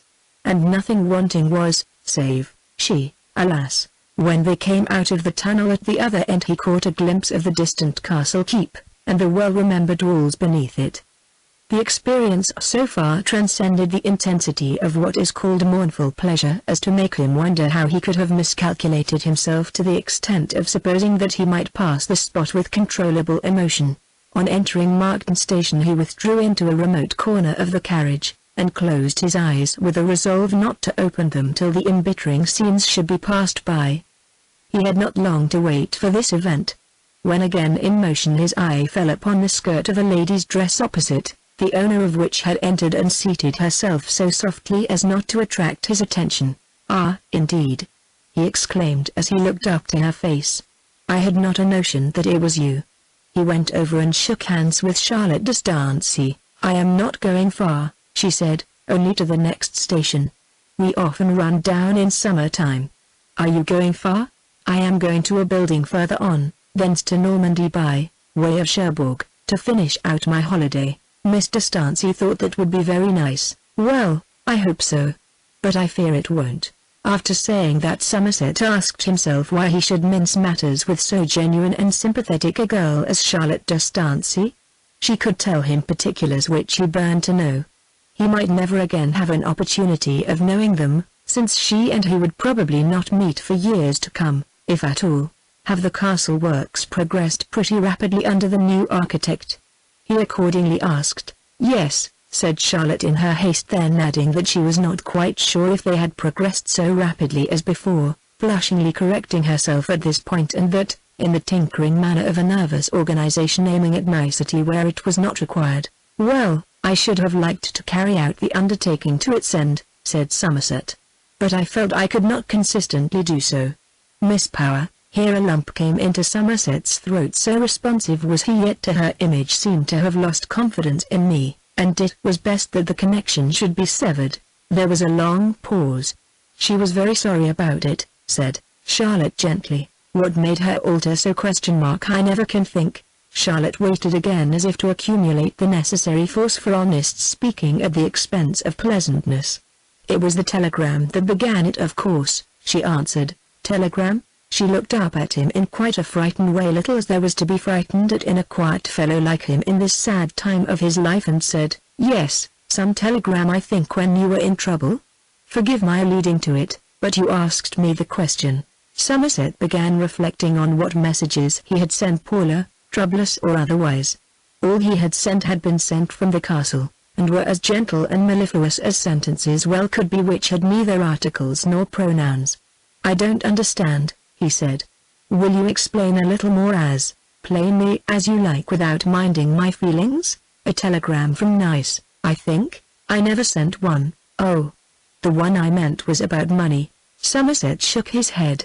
"No," he murmured, with the composure of a man who, knowing he had done nothing of the sort himself, was blinded by his own honesty to the possibility that another might have done it for him. "That must be some other affair with which I had nothing to do." "Oh no. It was nothing like that." The reason for her change of manner was quite different. So timid was Charlotte in Somerset's presence, that her timidity at this juncture amounted to blameworthiness. The distressing scene which must have followed a clearing up there and then of any possible misunderstanding, terrified her imagination, and quite confounded by contradictions that she could not reconcile, she held her tongue, and nervously looked out of the window. "I have heard that Miss Power is soon to be married," continued Somerset. "Yes," Charlotte murmured. "It is sooner than it ought to be by rights, considering how recently my dear father died, but there are reasons in connection with my brother's position against putting it off, and it is to be absolutely simple and private." There was another interval. "May I ask when it is to be?" he said, almost at once. "This week." Somerset started back as if some stone had hit his face. Still there was nothing wonderful in such promptitude. Engagements broken in upon by the death of a near relative of one of the parties had been often carried out in a subdued form with no longer delay. Charlotte's station was now at hand. She bade him farewell, and he rattled on to the building he had come to inspect, and next to Budmouth, whence he intended to cross the Channel by steamboat that night.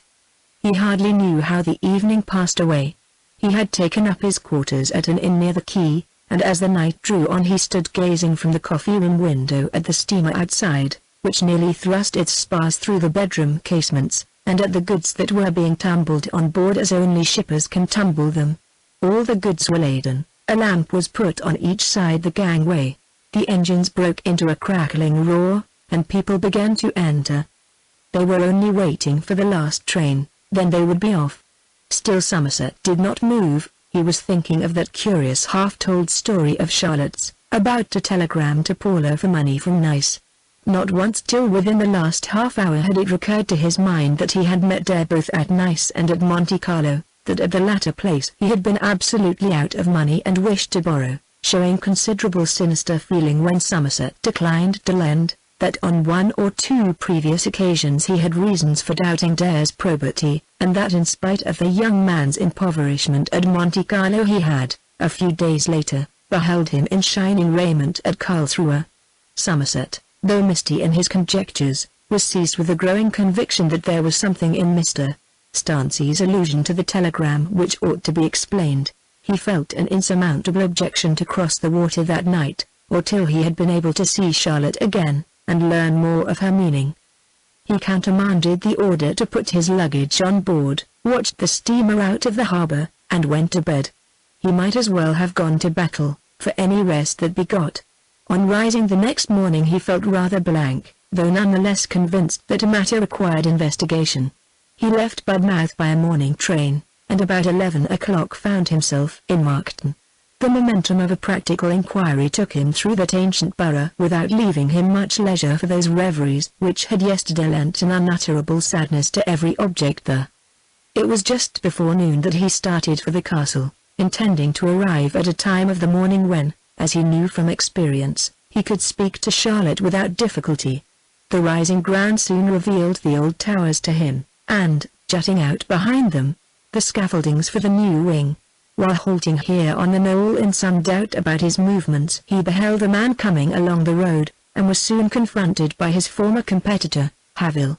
The first instinct of each was to pass with a nod, but a second instinct for intercourse was sufficient to bring them to a halt. After a few superficial words had been spoken, Somerset said, "You have succeeded me." "I have," said Havil, "but little to my advantage. I have just heard that my commission is to extend no further than roofing in the wing that you began, and had I known that before, I would have seen the castle fall flat as Jericho before I would have accepted the superintendence. But I know who I have to thank for that distancy." Somerset still looked towards the distant battlements. On the scaffolding, among the white-jacketed workmen, he could discern one figure in a dark suit. "You have a clerk of the works, I see," he observed. "Nominally I have, but practically I haven't." "Then why do you keep him?" "I can't help myself. He is Mr. Dare, and having been recommended by a higher power than I, there he must stay in spite of me." "Who recommended him?" "The same de Stancy." "It is very odd," murmured Somerset, "but that young man is the object of my visit." "You had better leave him alone," said Havil dryly. Somerset asked why. "Since I call no man master over that way, I will inform you." Havil then related in splenetic tones, to which Somerset did not care to listen till the story began to advance itself, how he had passed the night with Dare at the inn, and the incidents of that night, relating how he had seen some letters on the young man's breast which long had puzzled him. They were an E, a T, an N, and a C. I thought over them long, till it eventually occurred to me that the word when filled out was de Stancy, and that kinship explains the offensive and defensive alliance between them. But, good heavens, man," said Somerset, more and more disturbed. "Does she know of it? You may depend she does not yet, but she will soon enough. Hark, there it is." The notes of the castle clock were heard, striking noon. "Then it is all over. What ? Not their marriage?" "Yes. Didn't you know it was the wedding day? They were to be at the church at 11:30. I should have waited to see her go, but it was no sight to hinder business for, as she was only going to drive over in her brougham with Mr. Starnsey, my errand has failed," said Somerset, turning on his heel. "I'll walk back to the town with you." However, he did not walk far with Haville. Society was too much at that moment. As soon as opportunity offered he branched from the road by a path, and avoiding the town went by railway to Budmouth, whence he resumed, by the night steamer, his journey to Normandy. Chapter 13. To return to Charlotte de Starnsey. When the train had borne Somerset from her side, and she had regained her self-possession, she became conscious of the true proportions of the fact he had asserted. And, further, if the telegram had not been his, why should the photographic distortion be trusted as a phase of his existence? But after a while it seemed so improbable to her that God's Son should bear false witness, that instead of doubting both evidences she was inclined to readmit the first. Still, upon the whole, she could not question for long the honesty of Somerset's denial, and if that message had indeed been sent by him, it must have been done while he was in another such an unhappy state as that exemplified by the portrait. The supposition reconciled all differences, and yet she could not but fight against it with all the strength of a generous affection. All the afternoon her poor little head was busy on this perturbing question, till she inquired of herself whether after all it might not be possible for photographs to represent people as they had never been. Before rejecting the hypothesis she determined to have the word of a professor on the point, which would be better than all her surmises. Returning to Marton early, she told the coachman whom Paula had sent, to drive her to the shop of Mr. Ray, an obscure photographic artist in that town, instead of straight home. Ray's establishment consisted of two divisions, the respectable and the shabby. If, on entering the door, the visitor turned to the left, he found himself in a magazine of old clothes, old furniture, china, umbrellas, guns, fishing rods, dirty fiddles, and split flutes. Entering the right-hand room, which had originally been that of an independent house, he was in an ordinary photographer's and print collector's depository, to which a certain artistic solidity was imparted by a few oil paintings in the background. Charlotte made for the latter department, and when she was inside Mr. Ray appeared in person from the lumber shop adjoining, which, despite its manginess, contributed by far the greater share to his income. Charlotte put her question simply enough. The man did not answer her directly, but soon found that she meant no harm to him. He told her that such misrepresentations were quite possible, and that they embodied a form of humor which was getting more and more into vogue among certain facetious persons of society. Charlotte was coming away when she asked, as on second thoughts, if he had any specimens of such work to show her. "None of my own preparation," said Mr. Ray, with unimpeachable probity of tone. "I consider them libelous myself.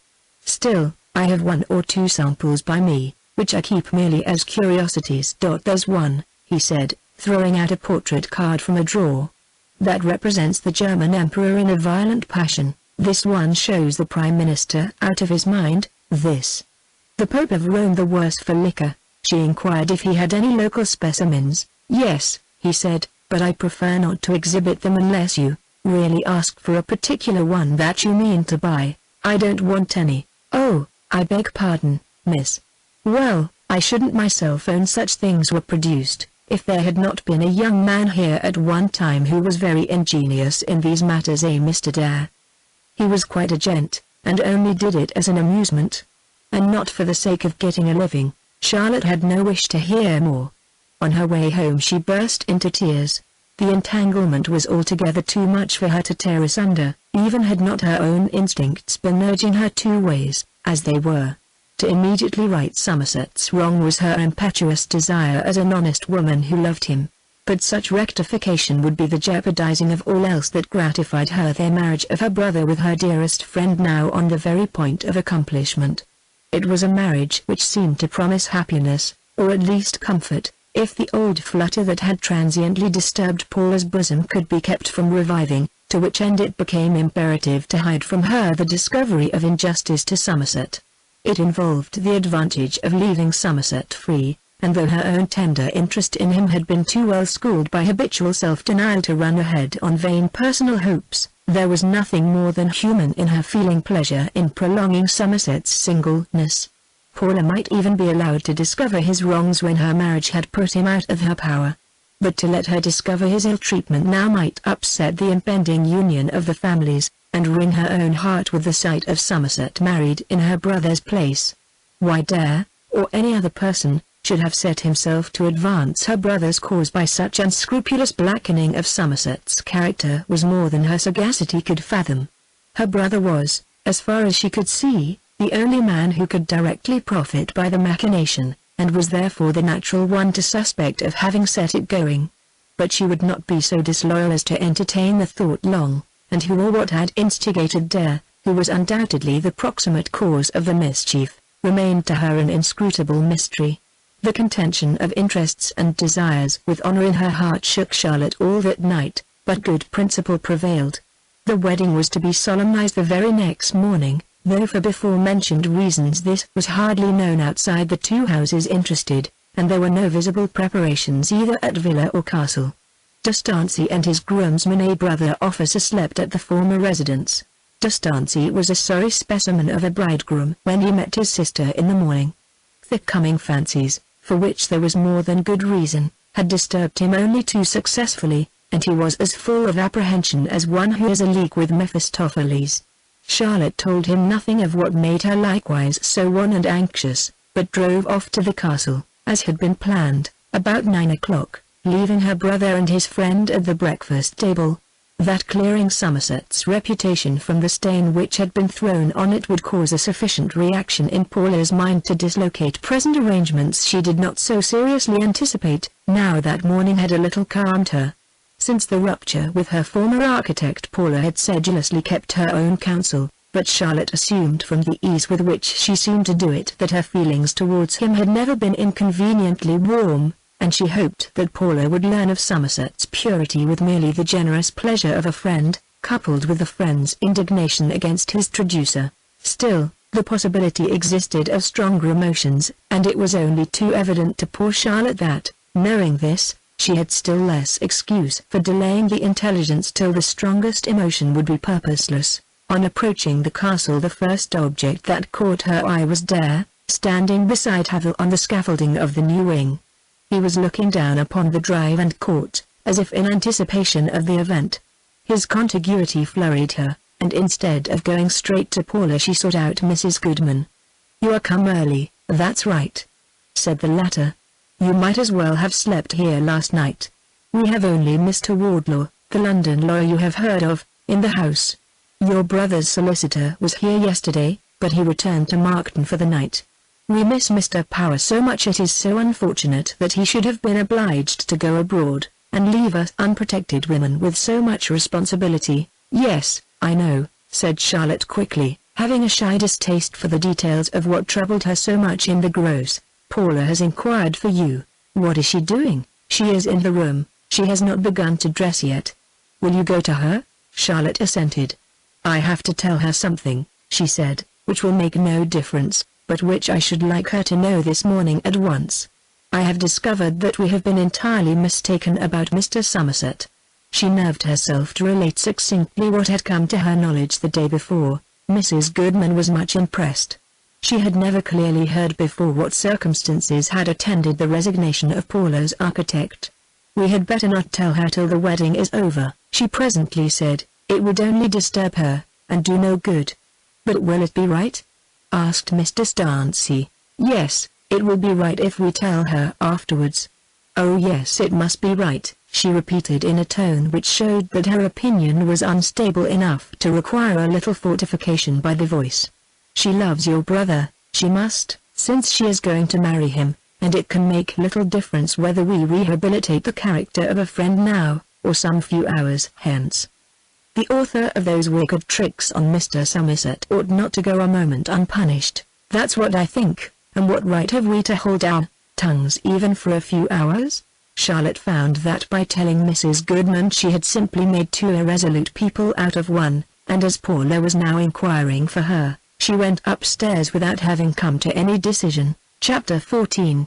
Paula was in her boudoir, writing down some notes previous to beginning her wedding toilet, which was designed to harmonize with the simplicity that characterized the other arrangements. She owned that it was depriving the neighborhood of a pageant which it had a right to expect of her, but the circumstance was inexorable. Mrs. Goodman entered Paula's room immediately behind Charlotte.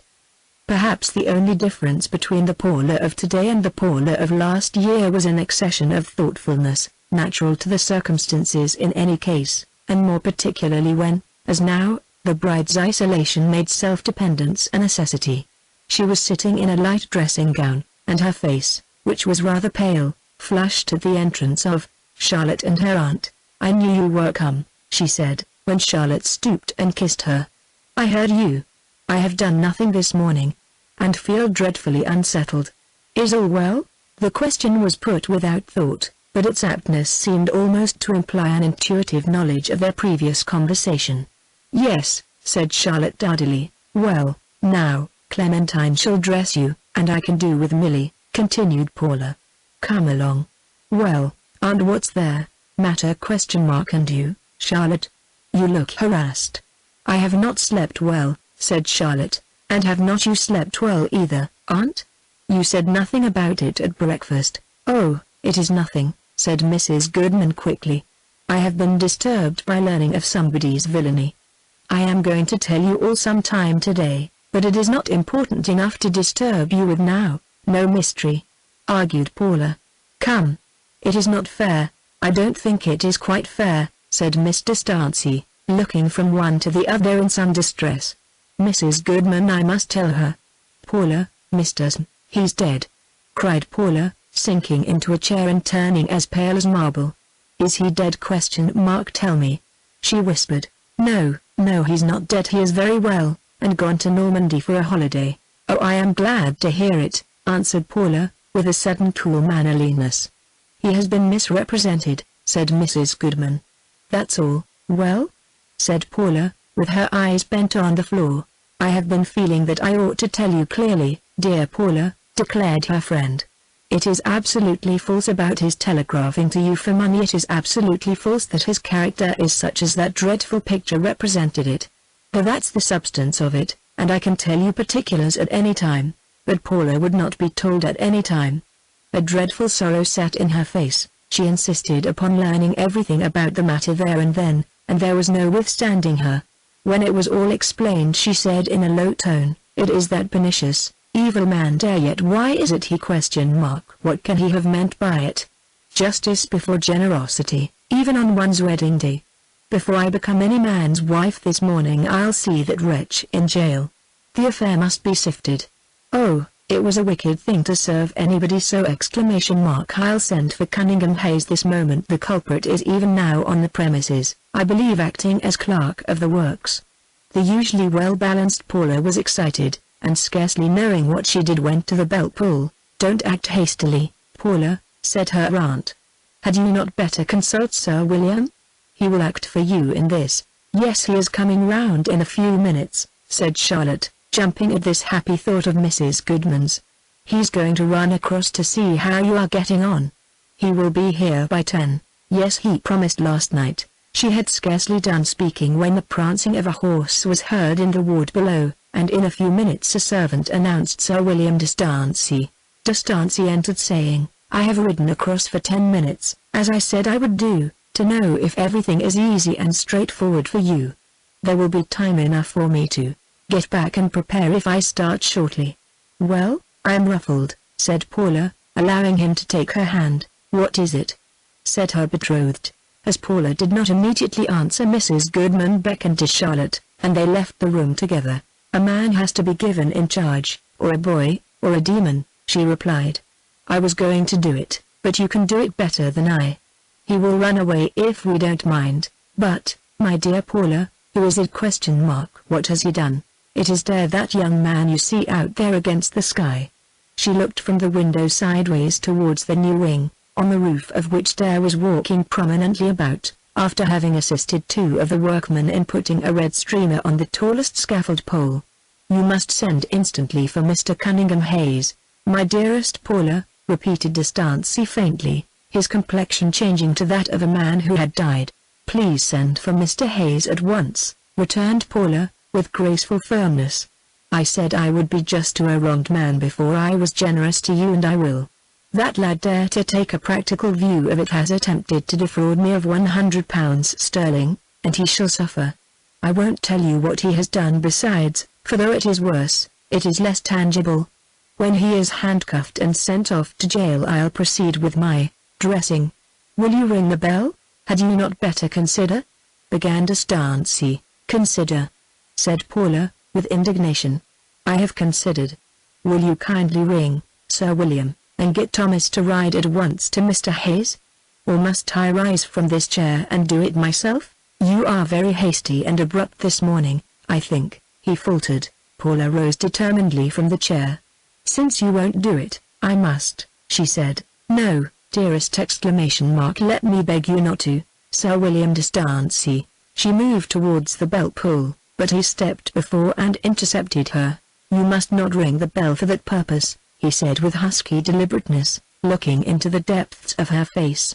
"It wants 2 hours to the time when you might have a right to express such a command as that," she said haughtily. "I certainly have not the honor to be your husband yet," he sadly replied, "but surely you can listen?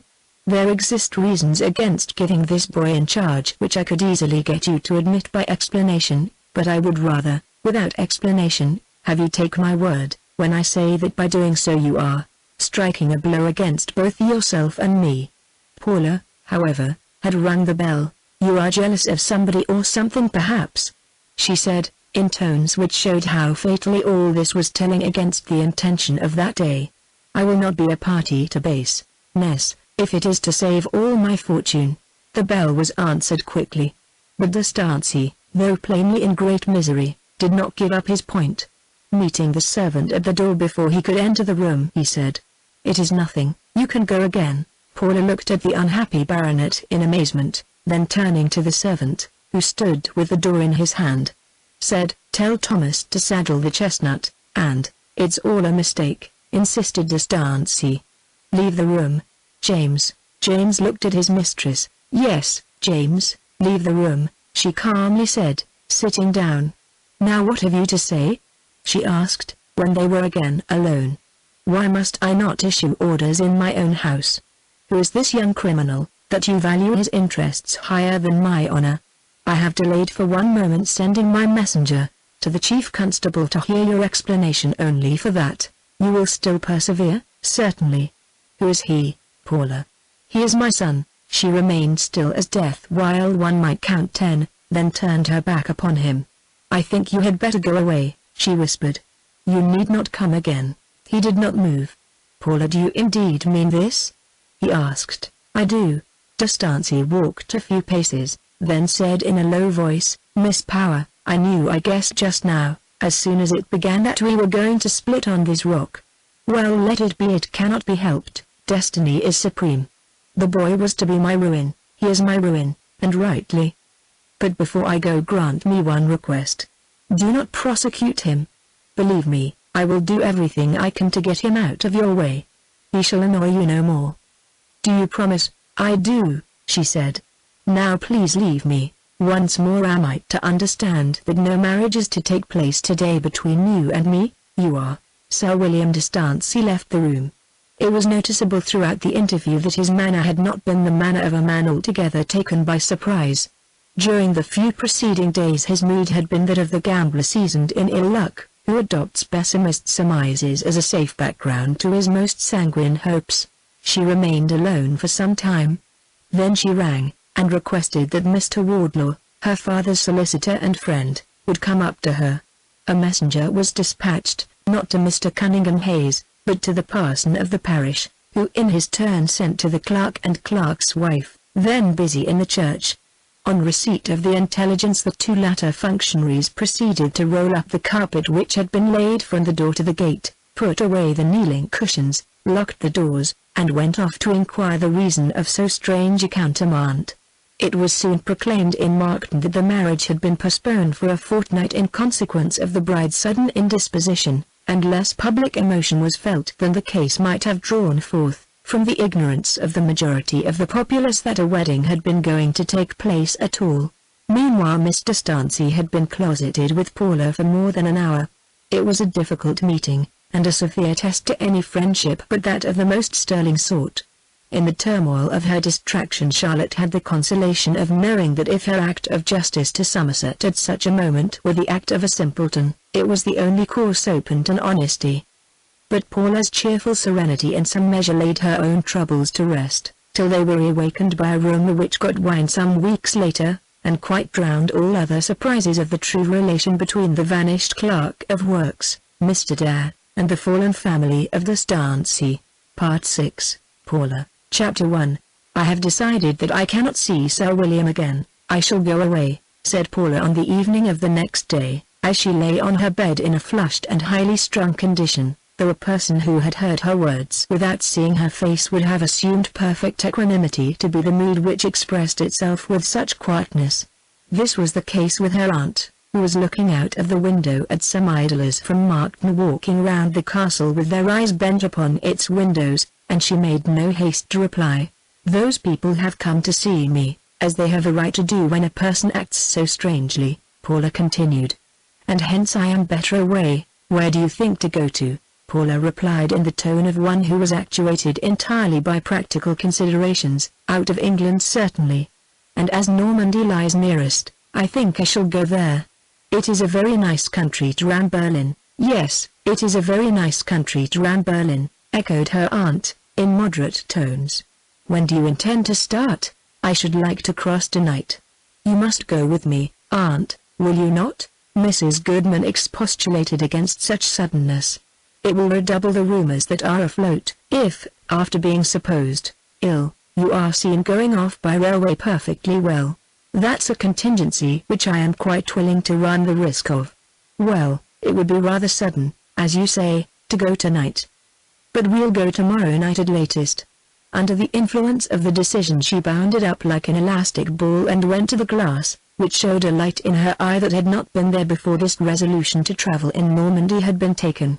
The evening and the next morning were passed in writing a final and kindly note of dismissal to Sir William de Stansey, in making arrangements for the journey, and in commissioning Havel to take advantage of their absence by emptying certain rooms of their furniture, and repairing their dilapidations, a work which, with that in hand, would complete the section for which he had been engaged.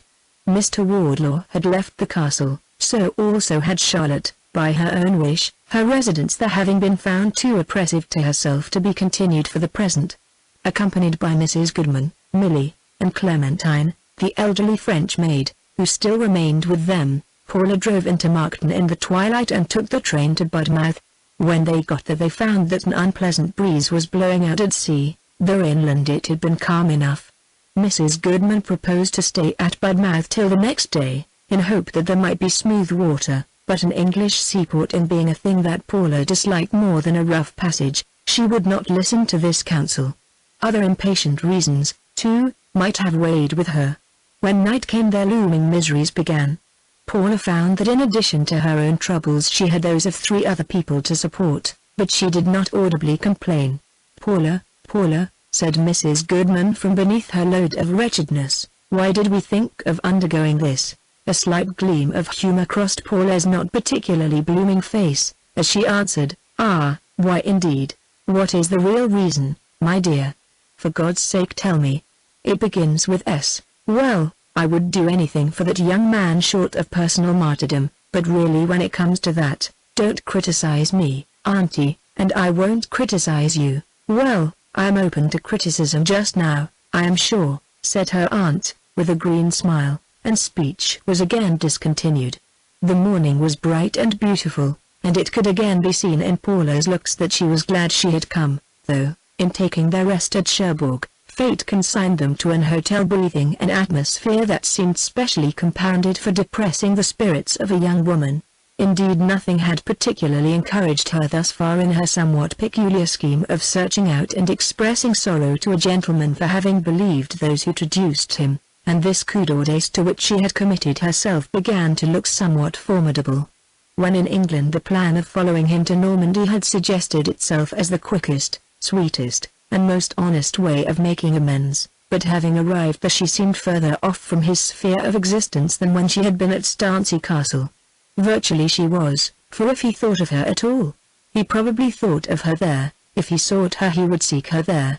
However, as he would probably never do the latter, it was necessary to go on. It had been her sudden dream before starting, to light accidentally upon him in some romantic old town of this romantic old province, but she had become aware that the recorded fortune of lovers in that respect was not to be trusted too implicitly. Somerset's search for her in the south was now inversely imitated. By diligent inquiry in Cherbourg during the gloom of evening, in the disguise of a hooded cloak, she learnt out the place of his stay while there, and that he had gone thence to Lisieux. What she knew of the architectural character of Lisieux half guaranteed the truth of the information.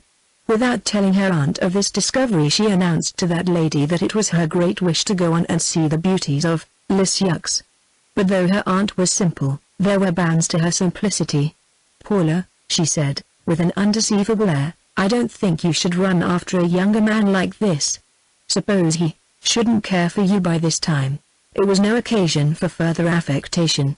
"I am sure he will," answered her niece flatly. "I have not the least fear about it, nor would you, if you knew how he is. He will forgive me anything." "Well, pray don't show yourself forward. Some people are apt to fly into extremes." Paula blushed a trifle, and reflected, and made no answer. However, her purpose seemed not to be permanently affected, for the next morning she was up betimes and preparing to depart, and they proceeded almost without stopping to the architectural curiosity town which had so quickly interested her. Nevertheless her ardent manner of yesterday underwent a considerable change, as if she had a fear that, as her aunt suggested, in her endeavor to make amends for cruel injustice, she was allowing herself to be carried too far. On nearing the place she said, "Aunt, I think you had better call upon him, and you need not tell him we have come on purpose. Let him think, if he will, that we heard he was here, and would not leave without seeing him. You can also tell him that I am anxious to clear up a misunderstanding, and ask him to call at our hotel." But as she looked over the dreary suburban erections which lined the road from the railway to the old quarter of the town, it occurred to her that Somerset would at that time of day be engaged in one or other of the medieval buildings thereabout, and that it would be a much neater thing to meet him as if by chance in one of these edifices than to call upon him anywhere. Instead of putting up at any hotel, they left the maids and baggage at the station, and hiring a carriage, Paula told the coachman to drive them to such likely places as she could think of. "He'll never forgive you," said her aunt, as they rumbled into the town. "Won't he?" said Paula, with soft faith. "I'll see about that. What are you going to do when you find him? Tell him point blank that you are in love with him? Act in such a manner that he may tell me he is in love with me." They first visited a large church at the upper end of a square that sloped its gravelled surface to the western shrine, and was pricked out with little avenues of young pollard limes. The church within was one to make any Gothic architect take lodgings in its vicinity for a fortnight, though it was just now crowded with a forest of scaffolding for repairs in progress. Mrs. Goodman sat down outside, and Paula, entering, took a walk in the form of a horseshoe, that is, up the south aisle, round the apse, and down the north side, but no figure of a melancholy young man sketching met her eye anywhere. The sun that blazed in at the west doorway smote her face as she emerged from beneath it and revealed real sadness there. "This is not all the old architecture of the town by far," she said to her aunt with an air of confidence. "Coachman, drive to Street Jacques." He was not at Street Jacques. Looking from the west end of that building the girl observed the end of a steep narrow street of antique character, which seemed a likely haunt. Beckoning to her aunt to follow in the fly, Paula walked down the street. She was transported to the Middle Ages. It contained the shops of tinkers, braziers, bellows menders, hollow turners, and other quaintest trades, their fronts open to the street beneath stories of timber overhanging so far on each side that a slit of sky was left at the top for the light to descend, and no more. A blue misty obscurity pervaded the atmosphere, into which the sun thrust oblique staves of light. It was a street for a medievalist to revel in, toss up his hat and shout hurrah in, send for his luggage, come and live in, die and be buried in. She had never supposed such a street to exist outside the imaginations of antiquarians. Smells direct from the 16th century hung in the air in all their original integrity and without a modern taint. The faces of the people in the doorways seemed those of individuals who habitually gazed on the great Francis, and spoke of Henry VIII as the king across the sea. She inquired of a coppersmith if an English artist had been seen here lately. With a suddenness that almost discomforted her, he announced that such a man had been seen, sketching a house just below the Viermanoir de François Premier. Just turning to see that her aunt was following in the fly, Paula advanced to the house. The wood framework of the lower story was black and varnished, the upper story was brown and not varnished. Carved figures of dragons, griffins, satyrs, and mermaids swarmed over the front. An ape stealing apples was the subject of this cantilever, a man undressing of that. These figures were cloaked with little cobwebs which waved in the breeze, so that each figure seemed alive. She examined the woodwork closely. Here and there she discerned pencil marks which had no doubt been jotted thereon by Somerset as points of admeasurement, in the way she had seen him mark them at the castle. Some fragments of paper lay below, there were penciled lines on them, and they bore a strong resemblance to a spoiled leaf of Somerset's sketchbook. Paula glanced up, and from a window above protruded an old woman's head, which, with the exception of the white handkerchief tied round it, was so nearly of the color of the carvings that she might easily have passed as of a piece with them. The aged woman continued motionless, the remains of her eyes being bent upon Paula, who asked her in Englishwoman's French where the sketcher had gone. Without replying, the crone produced a hand and extended finger from her side, and pointed towards the lower end of the street. Paula went on, the carriage following with difficulty, on account of the obstructions in the thoroughfare. At bottom, the street abutted on a wide one with customary modern life flowing through it, and as she looked, Somerset crossed her front along this street, hurrying as if for a wager. By the time that Paula had reached the bottom, Somerset was a long way to the left, and she recognized to her dismay that the busy transverse street was one which led to the railway. She quickened her pace to a run. He did not see her, he even walked faster. She looked behind for the carriage. The driver, in emerging from the 16th century street to the 19th, had apparently turned to the right, instead of to the left as she had done, so that her aunt had lost sight of her. However, she dare not mind it, if Somerset would but look back. He partly turned, but not far enough, and it was only to hail a passing omnibus upon which she discerned his luggage. Somerset jumped in, the omnibus drove on, and diminished up the long road. Paula stood hopelessly still, and in a few minutes puffs of steam showed her that the train had gone. She turned and waited, the 2 or 3 children who had gathered round her looking up sympathizingly in her face. Her aunt, having now discovered the direction of her flight, drove up and beckoned to her. "What's the matter?" asked Mrs. Goodman in alarm. "Why, that you should run like that, and look so woebegone." "Nothing, only I have decided not to stay in this town." "What? He is gone, I suppose?" "Yes," exclaimed Paula, with tears of vexation in her eyes. "It isn't every man who gets a woman of my position to run after him on foot, and alone, and he ought to have looked round. Drive to the station, I want to make an inquiry." On reaching the station she asked the booking clerk some questions, and returned to her aunt with a cheerful countenance. "Mr. Somerset has only gone to Cannes," she said. "He is the only Englishman who went by this train, so there is no mistake. There is no other train for 2 hours. We will go on then, shall we?" "I am indifferent," said Mrs. Goodman. "But, Paula, do you think this quite right? Perhaps he is not so anxious for your forgiveness as you think. Perhaps he saw you, and wouldn't stay." A momentary dismay crossed her face, but it passed, and she answered, "Aunt, that's nonsense. I know him well enough, and can assure you that if he had only known I was running after him, he would have looked round sharply enough, and would have given his little finger rather than have missed me. I don't make myself so silly as to run after a gentleman without good grounds, for I know well that it is an undignified thing to do. Indeed, I could never have thought of doing it, if I had not been so miserably in the wrong. Chapter 2. That evening when the sun was dropping out of sight they started for the city of Somerset's pilgrimage. Paula seated herself with her face toward the western sky, watching from her window the broad red horizon, across which moved thin poplars locked to human shapes, like the walking forms in Nebuchadnezzar's furnace. It was dark when the travelers drove into Cannes. She still persisted in her wish to casually encounter Somerset in some aisle, Lady Chapel, or crypt to which he might have betaken himself to copy and learn the secret of the great artists who had erected those nukes. Mrs. Goodman was for discovering his inn, and calling upon him in a straightforward way, but Paula seemed afraid of it, and they went out in the morning on foot. First they searched the church of Street Sauve, he was not there, next the church of Street Jean, then the church of Street Pierre, but he did not reveal himself, nor had any verger seen or heard of such a man.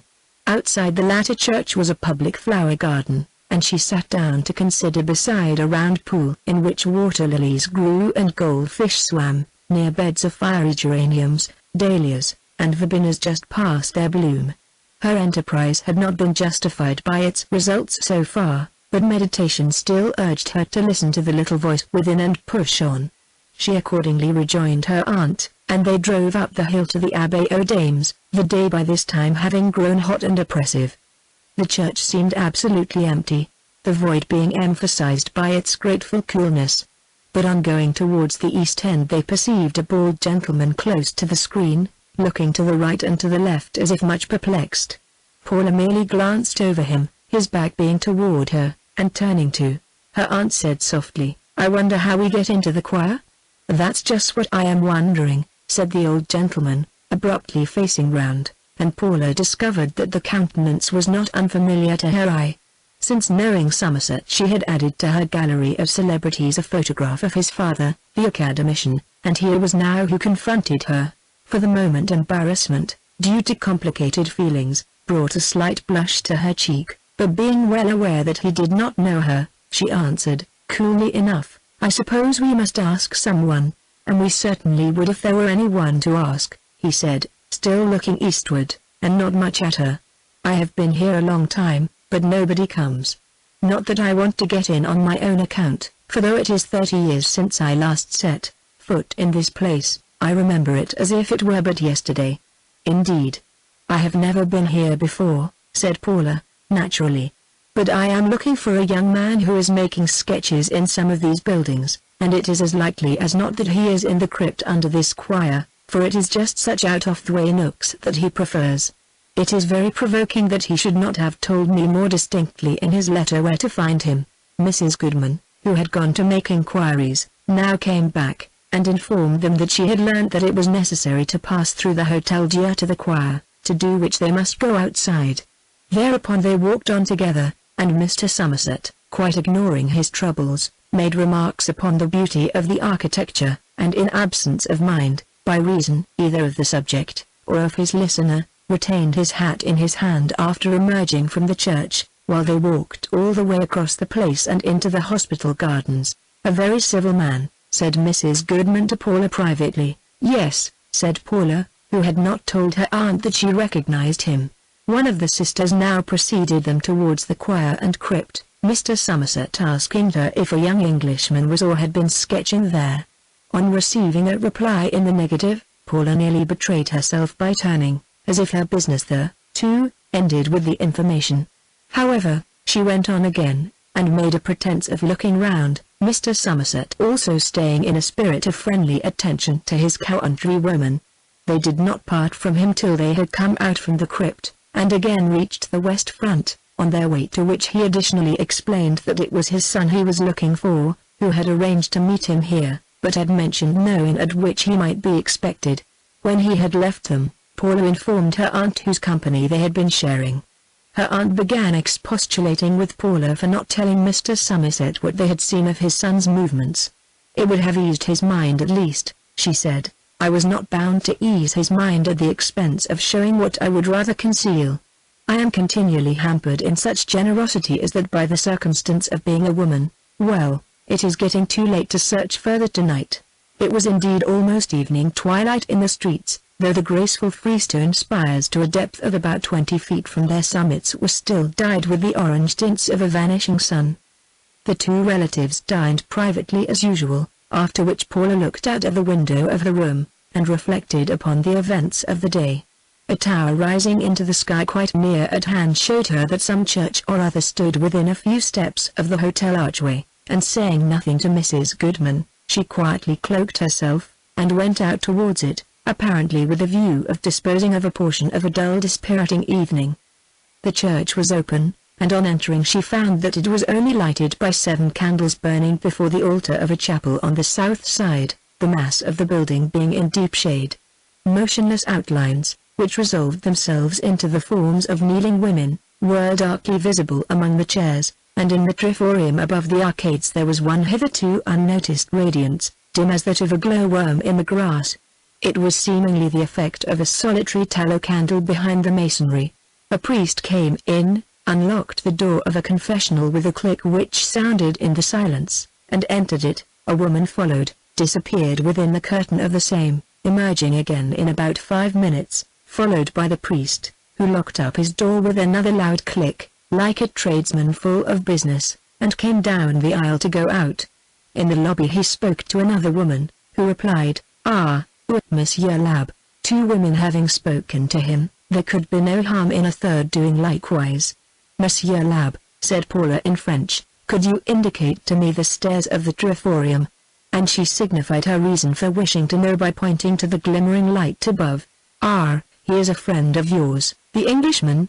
pleasantly said the priest, recognizing her nationality, and taking her to a little door he conducted her up a stone staircase, at the top of which he showed her the long blind story over the aisle arches which led round to where the light was.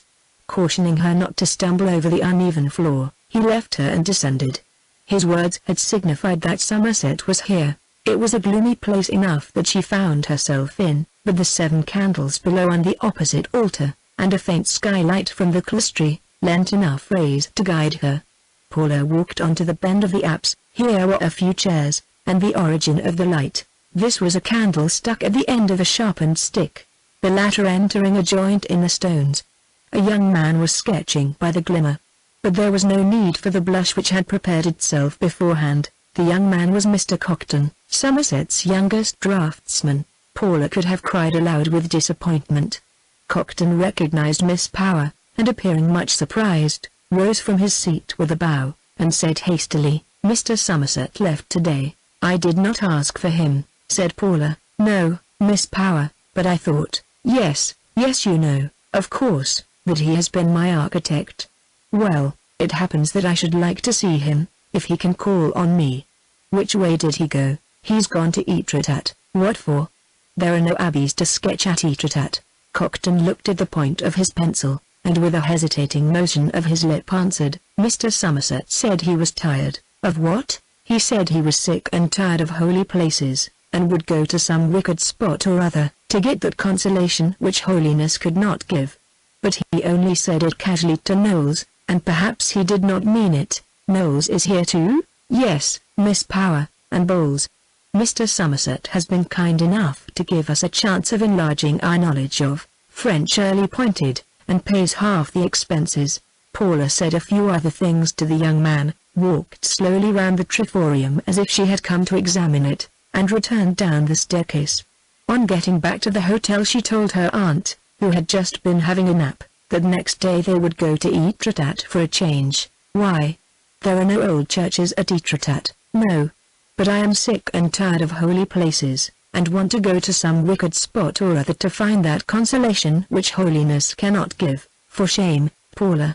Now I know what it is. You have heard that he's gone there. You needn't try to blind me. I don't care where he's gone," cried Paula petulantly. In a moment, however, she smiled at herself, and added, "You must take that for what it is worth. I have made up my mind to let him know from my own lips how the misunderstanding arose. That done, I shall leave him, and probably never see him again. My conscience will be clear." The next day they took the steamboat down the Orne, intending to reach Etretat by way of Havre. Just as they were moving off, an elderly gentleman under a large white sunshade, and carrying his hat in his hand, was seen leisurely walking down the wharf at some distance, but obviously making for the boat. "A gentleman," said the mate. "Who is he?" said the captain. "An English," said Clementine. Nobody knew more, but as leisure was the order of the day, the engines were stopped, on the chance of his being a passenger, and all eyes were bent upon him in conjecture. He disappeared and reappeared from behind a pile of merchandise and approached the boat at an easy pace, whereupon the gangway was replaced, and he came on board, removing his hat to Paula, quietly thanking the captain for stopping, and saying to Mrs. Goodman, "I am nicely in time." It was Mr. Somerset the elder, who by degrees informed our travellers, as sitting on their camp stools they advanced between the green banks bordered by elms, that he was going to Etretat, that the young man he had spoken of yesterday had gone to that romantic watering place instead of studying art at Cannes, and that he was going to join him there. Paula preserved an entire silence as to her own intentions, partly from natural reticence, and partly, as it appeared, from the difficulty of explaining a complication which was not very clear to herself. At Havre they parted from Mr. Somerset, and did not see him again till they were driving over the hills towards Etretat in a carriage and four, when the white umbrella became visible far ahead among the outside passengers of the coach to the same place.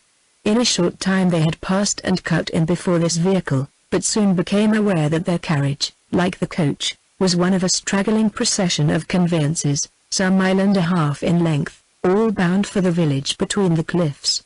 In descending the long hill shaded by lime trees which sheltered their place of destination, this procession closed up, and they perceived that all the visitors and native population had turned out to welcome them, the daily arrival of new sojourners at this hour being the chief excitement of Etretat. The coach which had preceded them all the way, at more or less remoteness, was now quite close, and in passing along the village street they saw Mr. Somerset wave his hand to somebody in the crowd below. A felt hat was waved in the air in response, the coach swept into the inn yard, followed by the idlers, and all disappeared. Paula's face was crimson as their own carriage swept round in the opposite direction to the rival inn. Once in her room she breathed like a person who had finished a long chase. They did not go down before dinner, but when it was almost dark Paula begged her aunt to wrap herself up and come with her to the shore hard by. The beach was deserted, everybody being at the casino. The gate stood invitingly open, and they went in. Here the brilliantly lit terrace was crowded with promenaders, and outside the yellow palings, surmounted by its row of lamps, rose the voice of the invisible sea. Groups of people were sitting under the veranda, the women mostly in wraps, for the air was growing chilly. Through the windows at their back an animated scene disclosed itself in the shape of a room full of waltzers, the strains of the band striving in the ear for mastery over the sounds of the sea. The dancers came round a couple at a time, and were individually visible to those people without who chose to look that way, which was what Paula did. "Come away, she suddenly said. "It is not right for us to be here."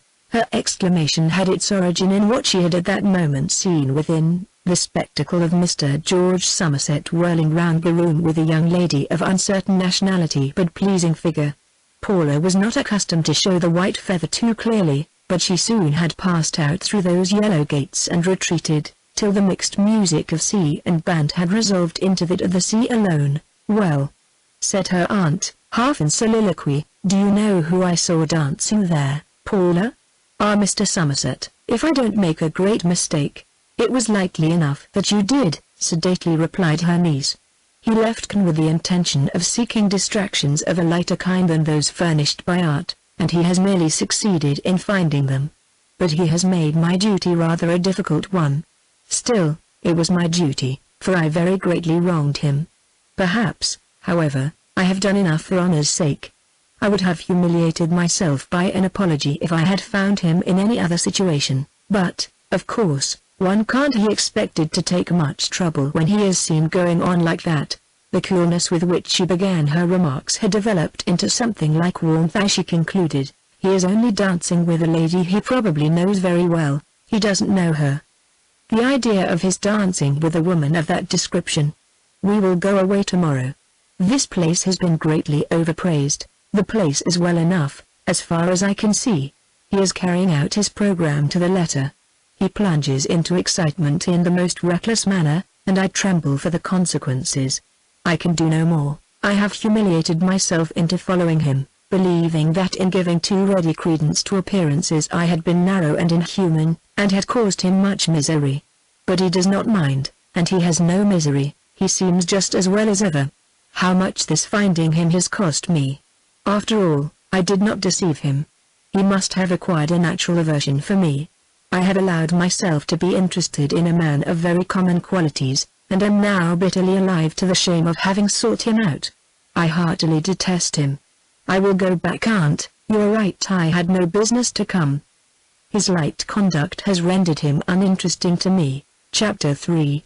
When she rose the next morning, the bell was clanging for the second breakfast, and people were pouring in from the beach in every variety of attire. Paula, whom a restless night had left with a headache, which, however, she said nothing about, was reluctant to emerge from the seclusion of her chamber, till her aunt, discovering what was the matter with her, suggested that a few minutes in the open air would refresh her, and they went downstairs into the hotel gardens. The clatter of the big breakfast within was audible from this spot, and the noise seemed suddenly to inspirit Paula, who proposed to enter. Her aunt assented. In the veranda under which they passed was a rustic hat stand in the form of a tree, upon which hats and other body gear hung like bunches of fruit. Paula's eye fell upon a felt hat to which a small block book was attached by a string. She knew that hat and block book well, and turning to Mrs. Goodman said, "After all, I don't want the breakfast they are having. Let us order one of our own, as usual. And we'll have it here." She led on to where some little tables were placed under the tall shrubs, followed by her aunt, who was in turn followed by the proprietress of the hotel, that lady having discovered from the French maid that there was good reason for paying these ladies ample personal attention. "Is the gentleman to whom that sketchbook belongs staying here?" Paula carelessly inquired, as she indicated the object on the hat stand. "Ah, no," deplored the proprietress. "The hotel was full when Mr. Somerset came. He stays at a cottage beyond the Rue Anisette Bourgeois. He only has his meals here." Paula had taken her seat under the fuchsia trees in such a manner that she could observe all the exits from the salle-à-manger, but for the present none of the breakfasters emerged, the only moving objects on the scene being the waitresses who ran hither and thither across the court, the cook's assistants with baskets of long bread, and the laundresses with baskets of sun-bleached linen. Further back towards the inn-yard, stablemen were putting in the horses for starting the flies and coaches to Laodicean, the nearest railway station. "Suppose the Somersets should be going off by one of these conveyances," said Mrs. Goodman as she sipped her tea. "Well, aunt, then they must," replied the younger lady with composure. Nevertheless she looked with some misgiving at the nearest stableman as he led out 4 white horses, harnessed them, and leisurely brought a brush with which he began blacking their yellow hoofs. All the vehicles were ready at the door by the time breakfast was over, and the inmates soon turned out, some to mount the omnibuses and carriages, some to ramble on the adjacent beach, some to climb the verdant slopes, and some to make for the cliffs that shut in the vale. The fuzza trees which sheltered Paula's breakfast table from the blaze of the sun, also screened it from the A's of the outpouring company, and she sat on with her aunt in perfect comfort, till among the last of the stream came Somerset and his father. Paula reddened at being so near the former at last. It was with sensible relief that she observed them turn towards the cliffs and not to the carriages, and thus signify that they were not going off that day. Neither of the two saw the ladies, and when the latter had finished their tea and coffee they followed to the shore, where they sat for nearly an hour, reading and watching the bathers. At length footsteps crunched among the pebbles in their vicinity, and looking out from her sunshade Paula saw the two Somersets close at hand. The elder recognized her, and the younger, observing his father's action of courtesy, turned his head. It was a revelation to Paula, for she was shocked to see that he appeared worn and ill. The expression of his face changed at sight of her, increasing its shade of paleness, but he immediately withdrew his eyes and passed by. Somerset was as much surprised at encountering her thus as she had been distressed to see him. As soon as they were out of hearing, he asked his father quietly, "What strange thing is this, that Lady Destancy should be here and her husband not with her? Did she bow to me, or to you?" Lady D'Estancey, that young lady?" asked the puzzled painter. He proceeded to explain all he knew, that she was a young lady he had met on his journey at 2 or 3 different times. Moreover, that if she were his son's client, the woman who was to have become Lady D'Estancey, she was Miss Power still, for he had seen in some newspaper 2 days before leaving England that the wedding had been postponed on account of her illness. Somerset was so greatly moved that he could hardly speak connectedly to his father as they paced on together. "But she is not ill, as far as I can see," he said. "The wedding postponed? You are sure the word was postponed? Was it broken off?" "No, it was postponed. I meant to have told you before, knowing you would be interested as the castle architect, but it slipped my memory in the bustle of arriving. I am not the castle architect." "The devil you are not! What are you then?" "Well, I am not that." Somerset the elder, though not of penetrating nature, began to see that here lay an emotional complication of some sort, and reserved further inquiry till a more convenient occasion. They had reached the end of the level beach where the cliff began to rise, and as this impediment naturally stopped their walk, they retraced their steps. On again nearing the spot where Paula and her aunt were sitting, the painter would have deviated to the hotel, but as his son persisted in going straight on, in due course they were opposite the ladies again. By this time Miss Power, who had appeared anxious during their absence, regained her self-control. Going towards her old lover, she said, with a smile, "I have been looking for you." "Why have you been doing that?" said Somerset, in a voice which he failed to keep as steady as he could wish. "Because I want some architect to continue the restoration." "Do you withdraw your resignation?" Somerset appeared unable to decide for a few instants. "Yes," he then answered. For the moment they had ignored the presence of the painter and Mrs. Goodman, but Somerset now made them known to one another, and there was friendly intercourse all round. "When will you be able to resume operations at the castle?" she asked, as soon as she could again speak directly to Somerset. "As soon as I can get back. Of course I only resume it at your special request." "Of course." To one who had known all the circumstances it would have seemed 1,000 pities that, after again getting face to face with him, she did not explain, without delay, the whole mischief that had separated them. But she did not do it, perhaps from the inherent awkwardness of such a topic at this idle time. She confined herself simply to the above-mentioned business-like request, and when the party had walked a few steps together they separated, with mutual promises to meet again. "I hope you have explained your mistake to him, and how it arose, and everything," said her aunt when they were alone. "No, I did not." "What, not explain after all?" said her amazed relative. "I decided to put it off." "Then I think you decided very wrongly. Poor young man, he looked so ill." "Did you, too, think he looked ill? But he danced last night." "Why did he dance?" She turned and gazed regretfully at the corner round which the Somersets had disappeared.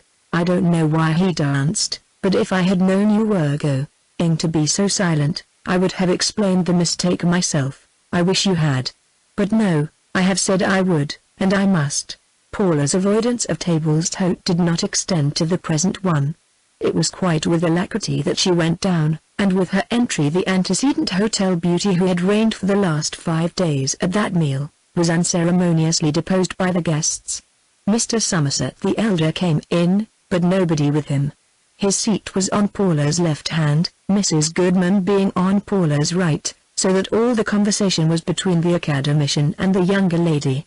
When the latter had again retired upstairs with her aunt, Mrs. Goodman expressed regret that young Mr. Somerset was absent from the table. "Why has he kept away?" she asked. "I don't know, I didn't ask," said Paula sadly. "Perhaps he doesn't care to meet us again." "That's because you didn't explain." "Well, why didn't the old man give me an opportunity?" exclaimed the niece with suppressed excitement.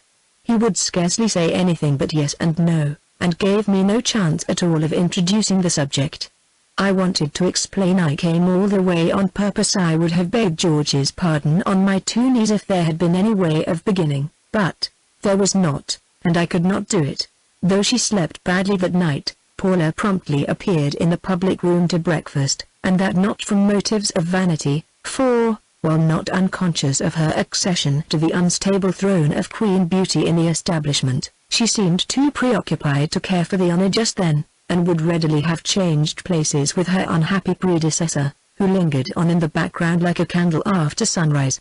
Mrs. Goodman was determined to trust no longer to Paula for putting an end to what made her so restless and self-reproachful.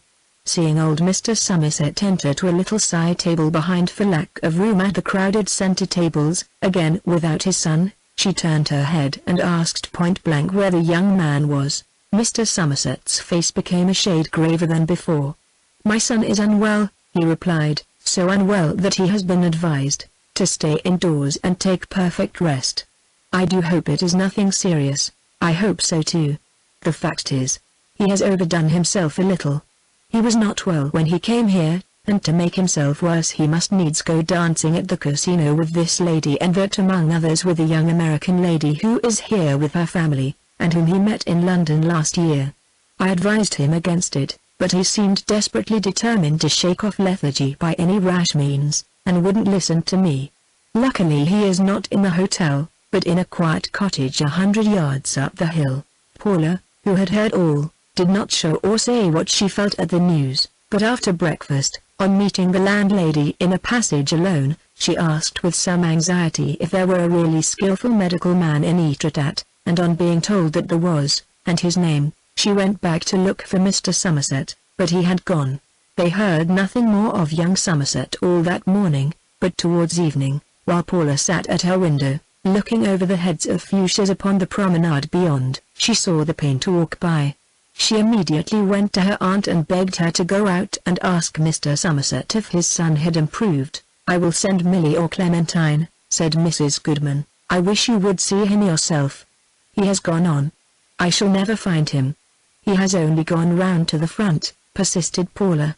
"Do walk that way, auntie, and ask him." Thus pressed, Mrs. Goodman acquiesced, and brought back intelligence to Miss Power, who had watched them through the window, that his son did not positively improve, but that his American friends were very kind to him.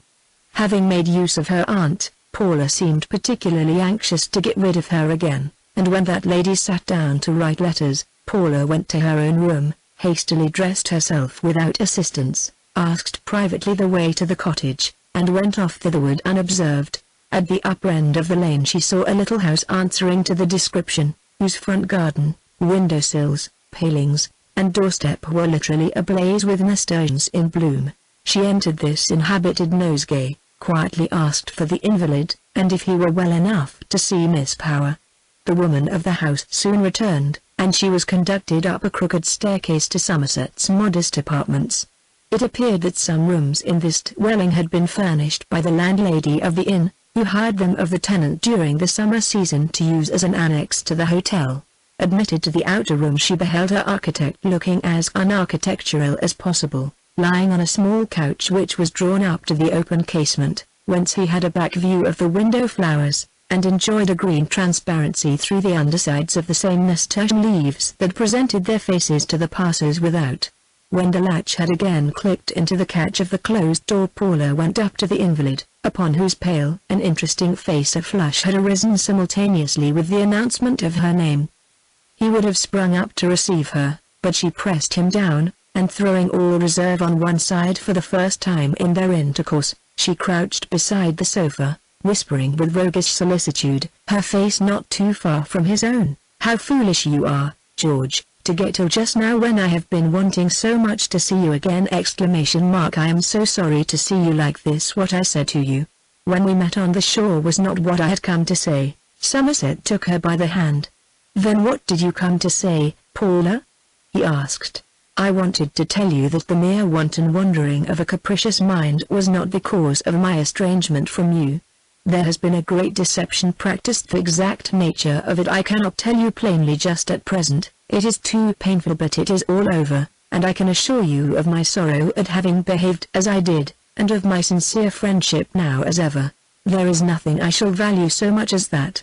It will make my work at the castle very pleasant to feel that I can consult you about it without fear of intruding on you against your wishes. Yes, perhaps it will. But you do not comprehend me. You have been an enigma always, and you have been provoking, but never so provoking as now.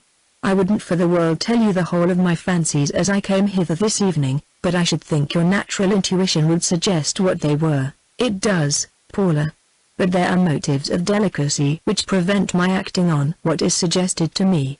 Delicacy is a gift, and you should thank God for it, but in some cases it is not so precious as we would persuade ourselves. Not when the woman is rich, and the man is poor. Oh, George Somerset, be cold, or angry, or anything, but it don't be like this. It is never worth a woman's while to show regret for her injustice, for all she gets by it is an accusation of want of delicacy. Indeed, I don't accuse you of that. I warmly, tenderly thank you for your kindness in coming here to see me." "Well, perhaps you do. But I am now in I cannot tell what mood. I will not tell what mood, for it would be confessing more than I ought. This finding you out is a piece of weakness that I shall not repeat, and I have only one thing more to say. I have served you badly, George, I know that, but it is never too late to mend, and I have come back to you.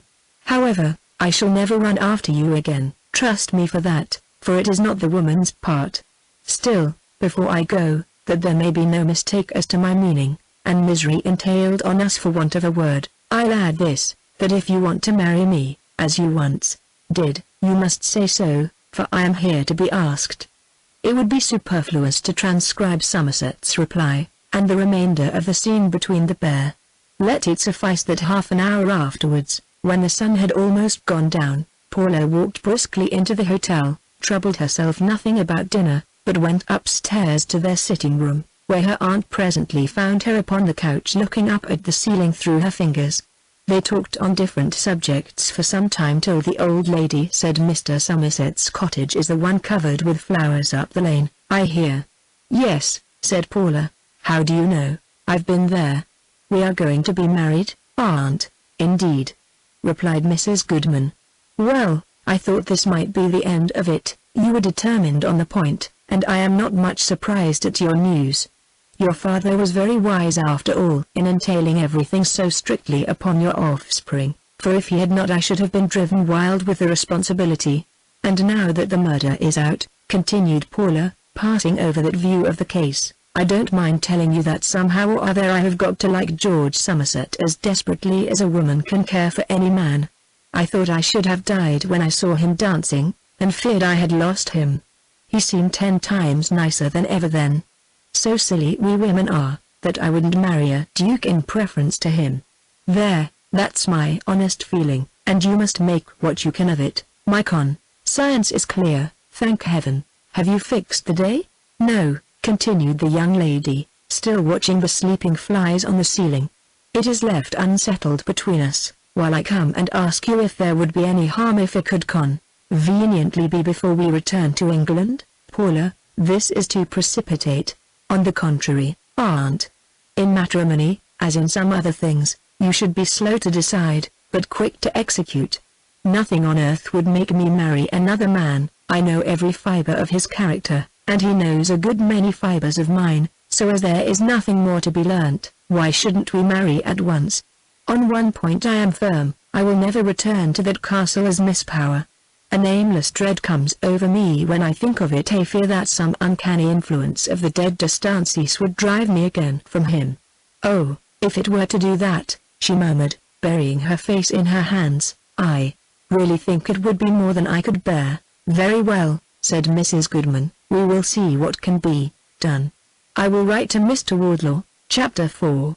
On a windy afternoon in November, when more than 2 months had closed over the incidents previously recorded, a number of farmers were sitting in a room of the Lord Quantockham's Inn, Markton, that was used for the weekly ordinary. It was a long, low apartment, formed by the union of 2 or 3 smaller rooms, with a bow window looking upon the street, and at the present moment was pervaded by a blue fog from tobacco pipes, and a temperature like that of a kiln. The body of farmers who still sat on there was greater than usual, owing to the cold air without, the tables having been cleared of dinner for some time and their surface stamped with liquid circles by the feet of the numerous glasses. Besides the farmers there were present several professional men of the town, who found it desirable to dine here on market days for the opportunity it afforded them of increasing their practice among the agriculturists, many of whom were men of large balances, even luxurious livers, who drove to market in elegant phaetons drawn by horses of supreme blood, bone, and action, in a style never anticipated by their fathers when jogging thither in light carts, or afoot with a butter basket on each arm. The buzz of groggy conversation was suddenly impinged on by the notes of a peal of bells from the tower hard by. Almost at the same instant the door of the room opened, and there entered the landlord of the little inn at Sleeping Green. Drawing his supply of cordials from this superior house, to which he was subject, he came here at stated times like a prebendary to the cathedral of his diocesan, afterwards retailing to his own humbler audience the sentiments which he had learnt of this.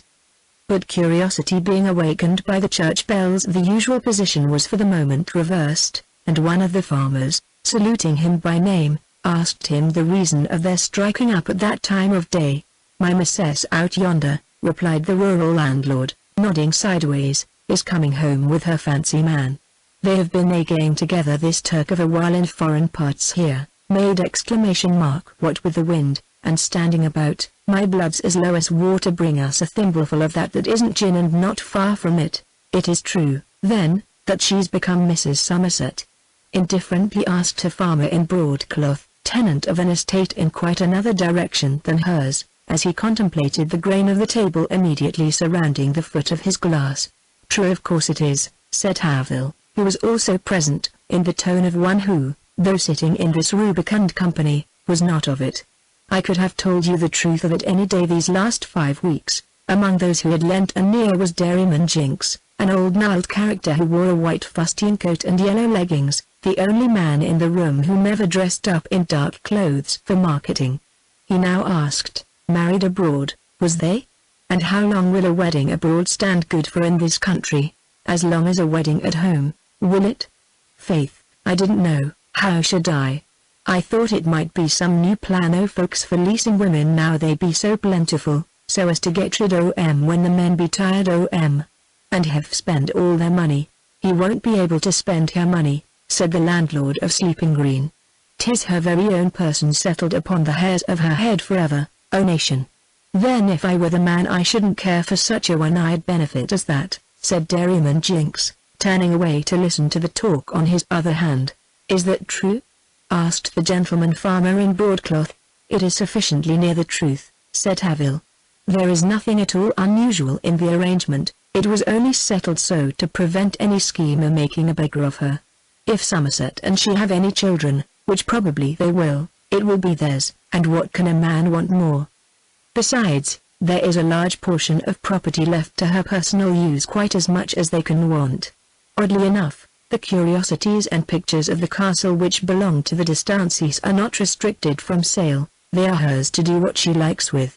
Old Power didn't care for articles that reminded him so much of his predecessors, hey?" said Dairyman Jinks, turning back again, having decided that the conversation on his right hand was, after all, the more interesting.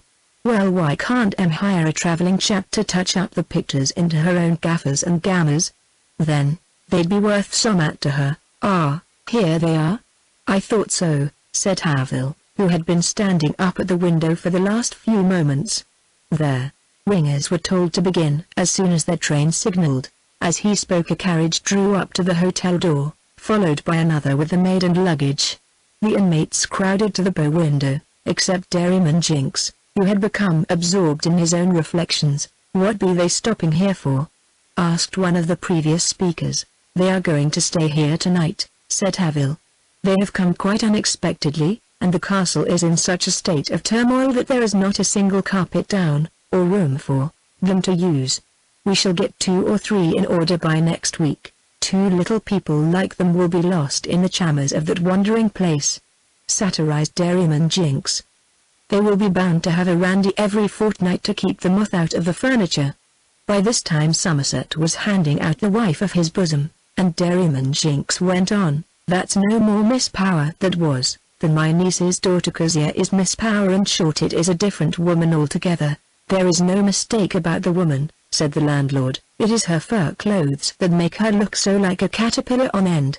Well, she is not a bad bargain. As for Captain D'Estancey, he'll fret his gizzard green. He's the man she ought to ha' married," declared the farmer in broadcloth. As the world goes, she ought to have been Lady Distancy. She gave up her chapel going, and you might have thought she would have given up her first young man, but she stuck to him, though by all accounts he would soon have been interested in another party. 'Tis woman's nature to be false except to a man, and man's nature to be true except to a woman, said the landlord of Sleeping Green.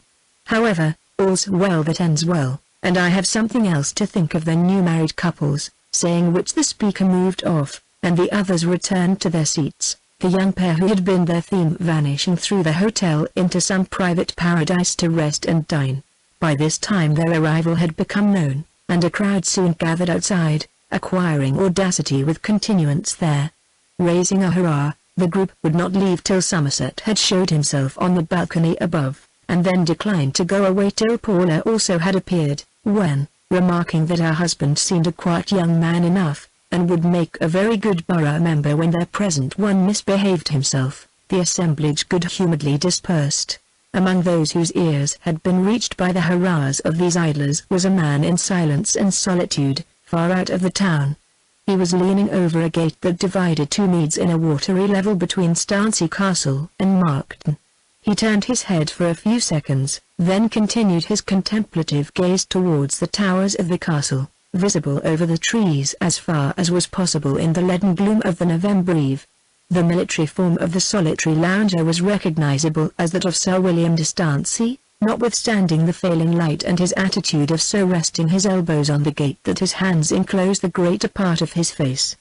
The scene was inexpressibly cheerless. No other human creature was apparent, and the only sounds audible above the wind were those of the trickling streams which distributed the water over the meadow.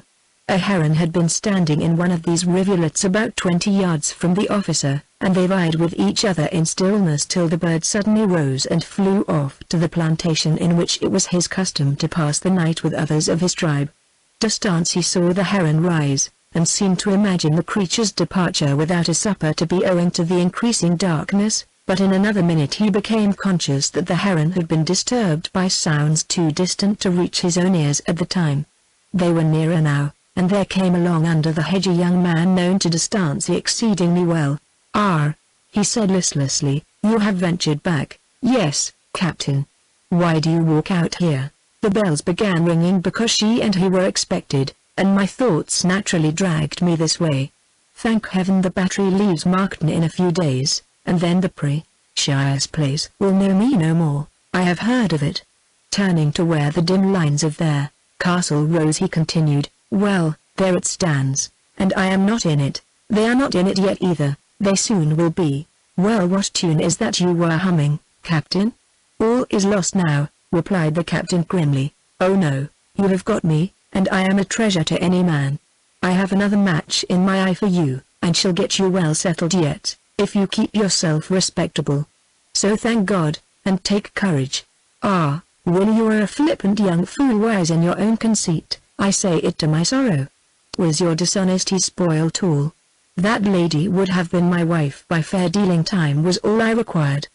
But base attacks on a man's character never deserve to win, and if I had once been certain that you had made them, my course would have been very different, both towards you and others. But why should I talk to you about this? If I cared an atom what becomes of you, I would take you in hand severely enough. Not caring, I leave you alone, to go to the devil your own way. Thank you kindly, Captain. Well, since you have spoken plainly, I will do the same. We De Stansea Sarah worn out old party, that's the long and the short of it. We represent conditions of life that have had their day, especially me. Our one remaining chance was an alliance with new aristocrats, and we have failed. We are past and done for. Our line has had 500 years of glory, and we ought to be content. Enfin, Renard c'est trouve chez le Peltier. Speak for yourself, young consequence, and leave the destinies of old families to respectable philosophers. This fiasco is the direct result of evil conduct, and of nothing else at all. I have managed badly, I countenanced you too far.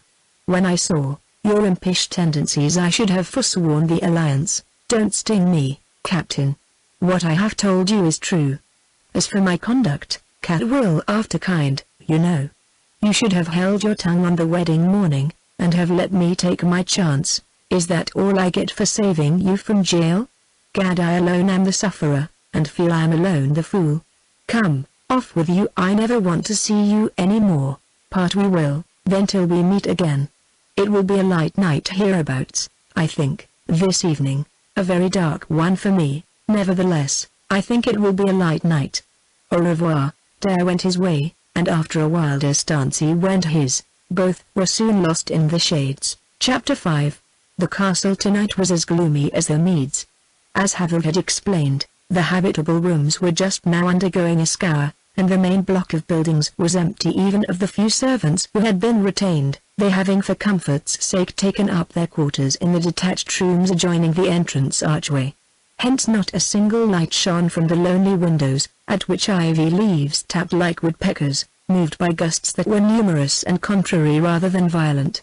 Within the walls all was silence, chaos, and obscurity, till towards 11 o'clock, when the thick immovable cloud that had dulled the daytime broke into a scudding fleece, through which the moon forded her way as a nebulous spot of watery white, sending light enough, though of a rayless kind, into the castle chambers to show the confusion that reigned there. At this time an eye might have noticed a figure flitting in and about those draughty apartments, and making no more noise in so doing than a puff of wind. Its motion hither and thither was rapid, but methodical, its bearing absorbed, yet cautious. Though it ran more or less through all the principal rooms, the chief scene of its operations was the long gallery overlooking the pleasance, which was covered by an ornamental wood and plaster roof, and contained a whole throng of family portraits, besides heavy old cabinets and the like. The portraits which were of value as works of art were smaller than these, and hung in adjoining rooms. The manifest occupation of the figure was that of removing these small and valuable pictures from other chambers to the gallery in which the rest were hung, and piling them in a heap in the midst. Included in the group were 9 by Sir Peter Lely, 5 by Van Dyck, 4 by Cornelius Jansen, 1 by Salvator Rosa, remarkable as being among the few English portraits ever painted by that master, many by Kneller, and 2 by Romney. Apparently by accident, the light being insufficient to distinguish them from portraits, the figure also brought a Raphael Virgin and Child, a magnificent Tintoretto, a Titian, and a Georgian. On these was laid a large collection of enamelled miniature portraits of the same illustrious line, afterwards tapestries and cushions embroidered with the initials D.S., and next the cradle presented by Charles I to the contemporary de Stancy mother, till at length there arose in the middle of the floor a huge heap containing most of what had been personal and peculiar to members of the de Stancy family as distinct from general furniture. Then the figure went from door to door, and threw open each that was unfastened. It next proceeded to a room on the ground floor, at present fitted up as a carpenter's shop, and knee-deep in shavings. An armful of these was added to the pile of objects in the gallery. A window at each end of the gallery was opened, causing a brisk draught along the walls, and then the activity of the figure ceased, and it was seen no more. 5 minutes afterwards a light shone upon the lawn from the windows of the long gallery, which glowed with more brilliancy than it had known in the meridian of its Caroline splendors. Thereupon the framed gentleman in the lace collar seemed to open his eyes more widely, he with the flowing locks and turn-up mustachios to part his lips, he in the armor, who was so much like Captain de Stancy, to shake the plates of his mail with suppressed laughter, the lady with the 3-stringed pearl necklace, and vast expanse of neck, to nod with satisfaction and triumphantly signify to her adjoining husband that this was a meet and glorious end. The flame increased, and blown upon by the wind roared round the pictures, the tapestries, and the cradle, up to the plaster ceiling and threw it into the forest of oak timbers above. The best sitting room at the Lord Quantock Arms in Markton was as cosy this evening as a room can be that lacks the minuter furniture on which coziness so largely depends. By the fire sat Paula and Somerset, the former with a shawl round her shoulders to keep off the draught which, despite the curtains, forced its way in on this gusty night through the windows opening upon the balcony. Paula held a letter in her hand, the contents of which formed the subject of their conversation. Happy as she was in her general situation, there was for the nonce a tear in her eye. "My ever dear Paula," ran the letter, "your last letter has just reached me, and I have followed your account of your travels and intentions with more interest than I can tell. You, who know me, need no assurance of this. At the present moment, however, I am in the whirl of a change that has resulted from a resolution taken some time ago, but concealed from almost everybody till now. Why? Well, I will own from cowardice fear lest I should be reasoned out of my plan.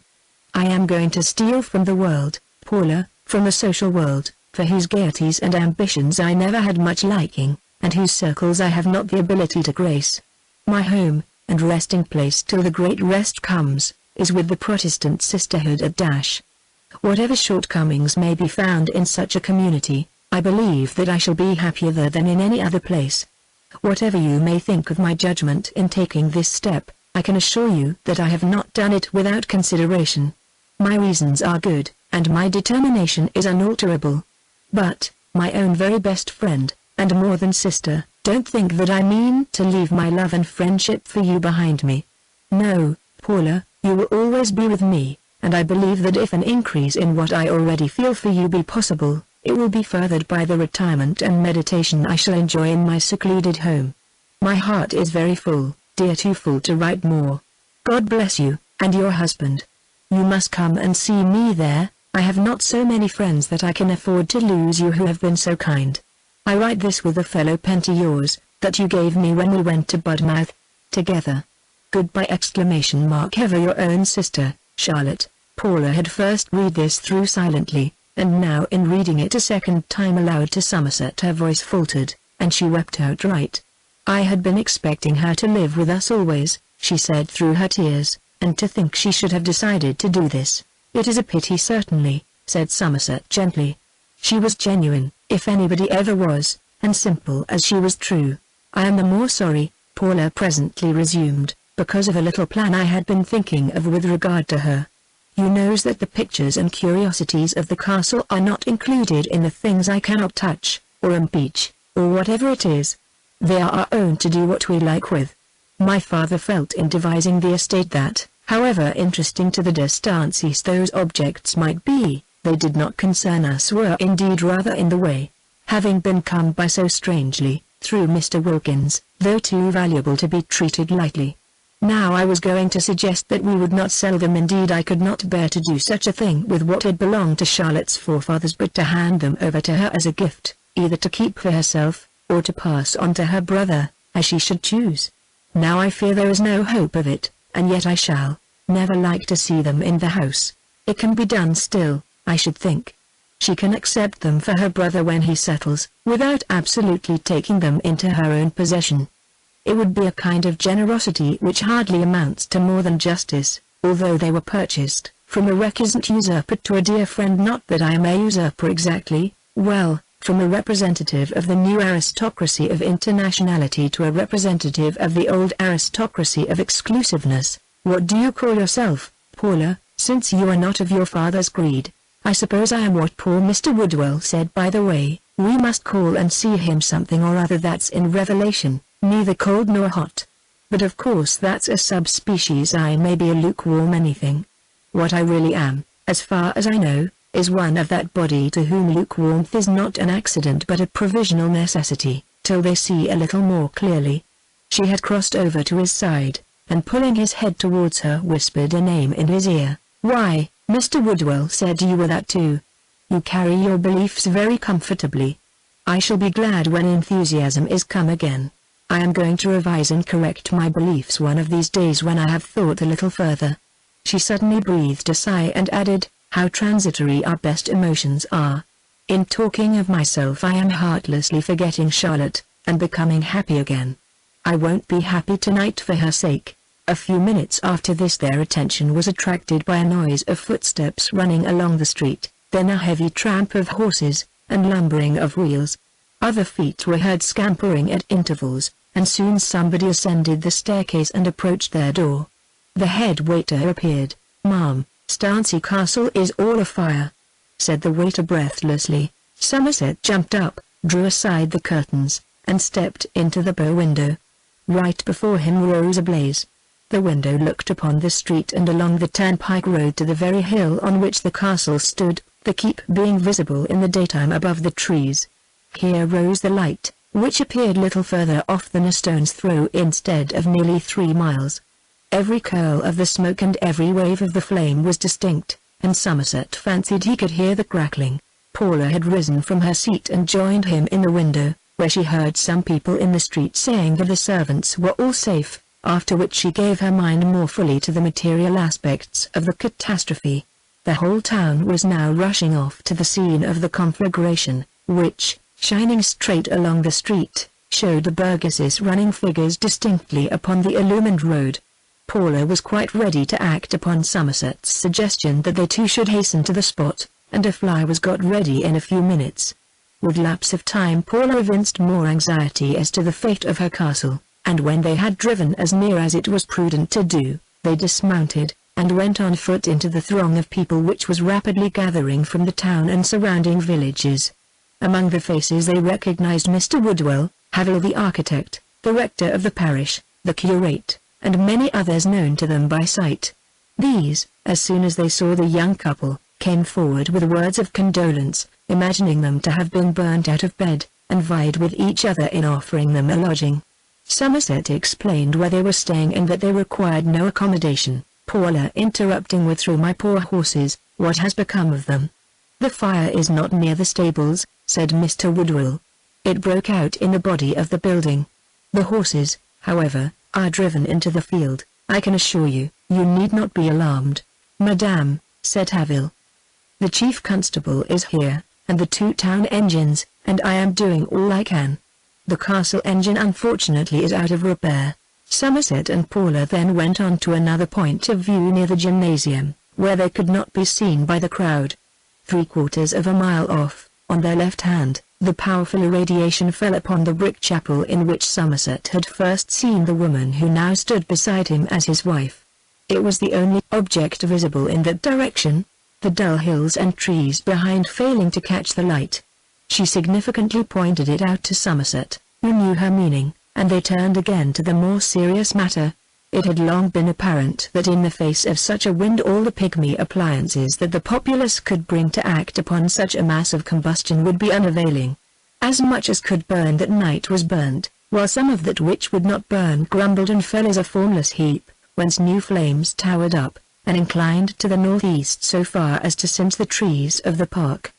The thicker walls of Norman date remained unmoved, partly because of their thickness, and partly because in them stone vaults took the place of wood floors. The tower clock kept manfully going till it had struck 1, its face smiling out from the smoke as if nothing were the matter, after which hour something fell down inside, and it went no more. Cunningham Hayes, with his body of men, was devoted in his attention, and came up to say a word to our 2 spectators from time to time. Towards 4 o'clock the flames diminished, and feeling thoroughly weary, Somerset and Paula remained no longer, returning to Markton as they had come. On their journey they pondered and discussed what course it would be best to pursue in the circumstances, gradually deciding not to attempt rebuilding the castle unless they were absolutely compelled. True, the main walls were still standing as firmly as ever, but there was a feeling common to both of them that it would be well to make an opportunity of a misfortune, and leaving the edifice in ruins start their married life in a mansion of independent construction hard by the old one, unencumbered with the ghosts of an unfortunate line. We will build a new house from the ground, eclectic in style. We will remove the ashes, charred wood, and so on from the ruin, and plant more ivy. The winter rains will soon wash the unsightly smoke from the walls, and Starnsey Castle will be beautiful in its decay. You, Paula, will be yourself again, and recover, if you have not already, from the warp given to your mind, according to Woodwell, by the medievalism of that place, and be a perfect representative of the modern spirit?" she inquired, representing neither the senses and understanding, nor the heart and imagination, but what a finished writer calls the imaginative reason. "Yes, for since it is rather in your line you may as well keep straight on." "Very well, I'll keep straight on, and we'll build a new house beside the ruin, and show the modern spirit forevermore. But, George, I wish," and Paula repressed a sigh, "well, I wish my castle wasn't burnt, and I wish you were at Starnsey."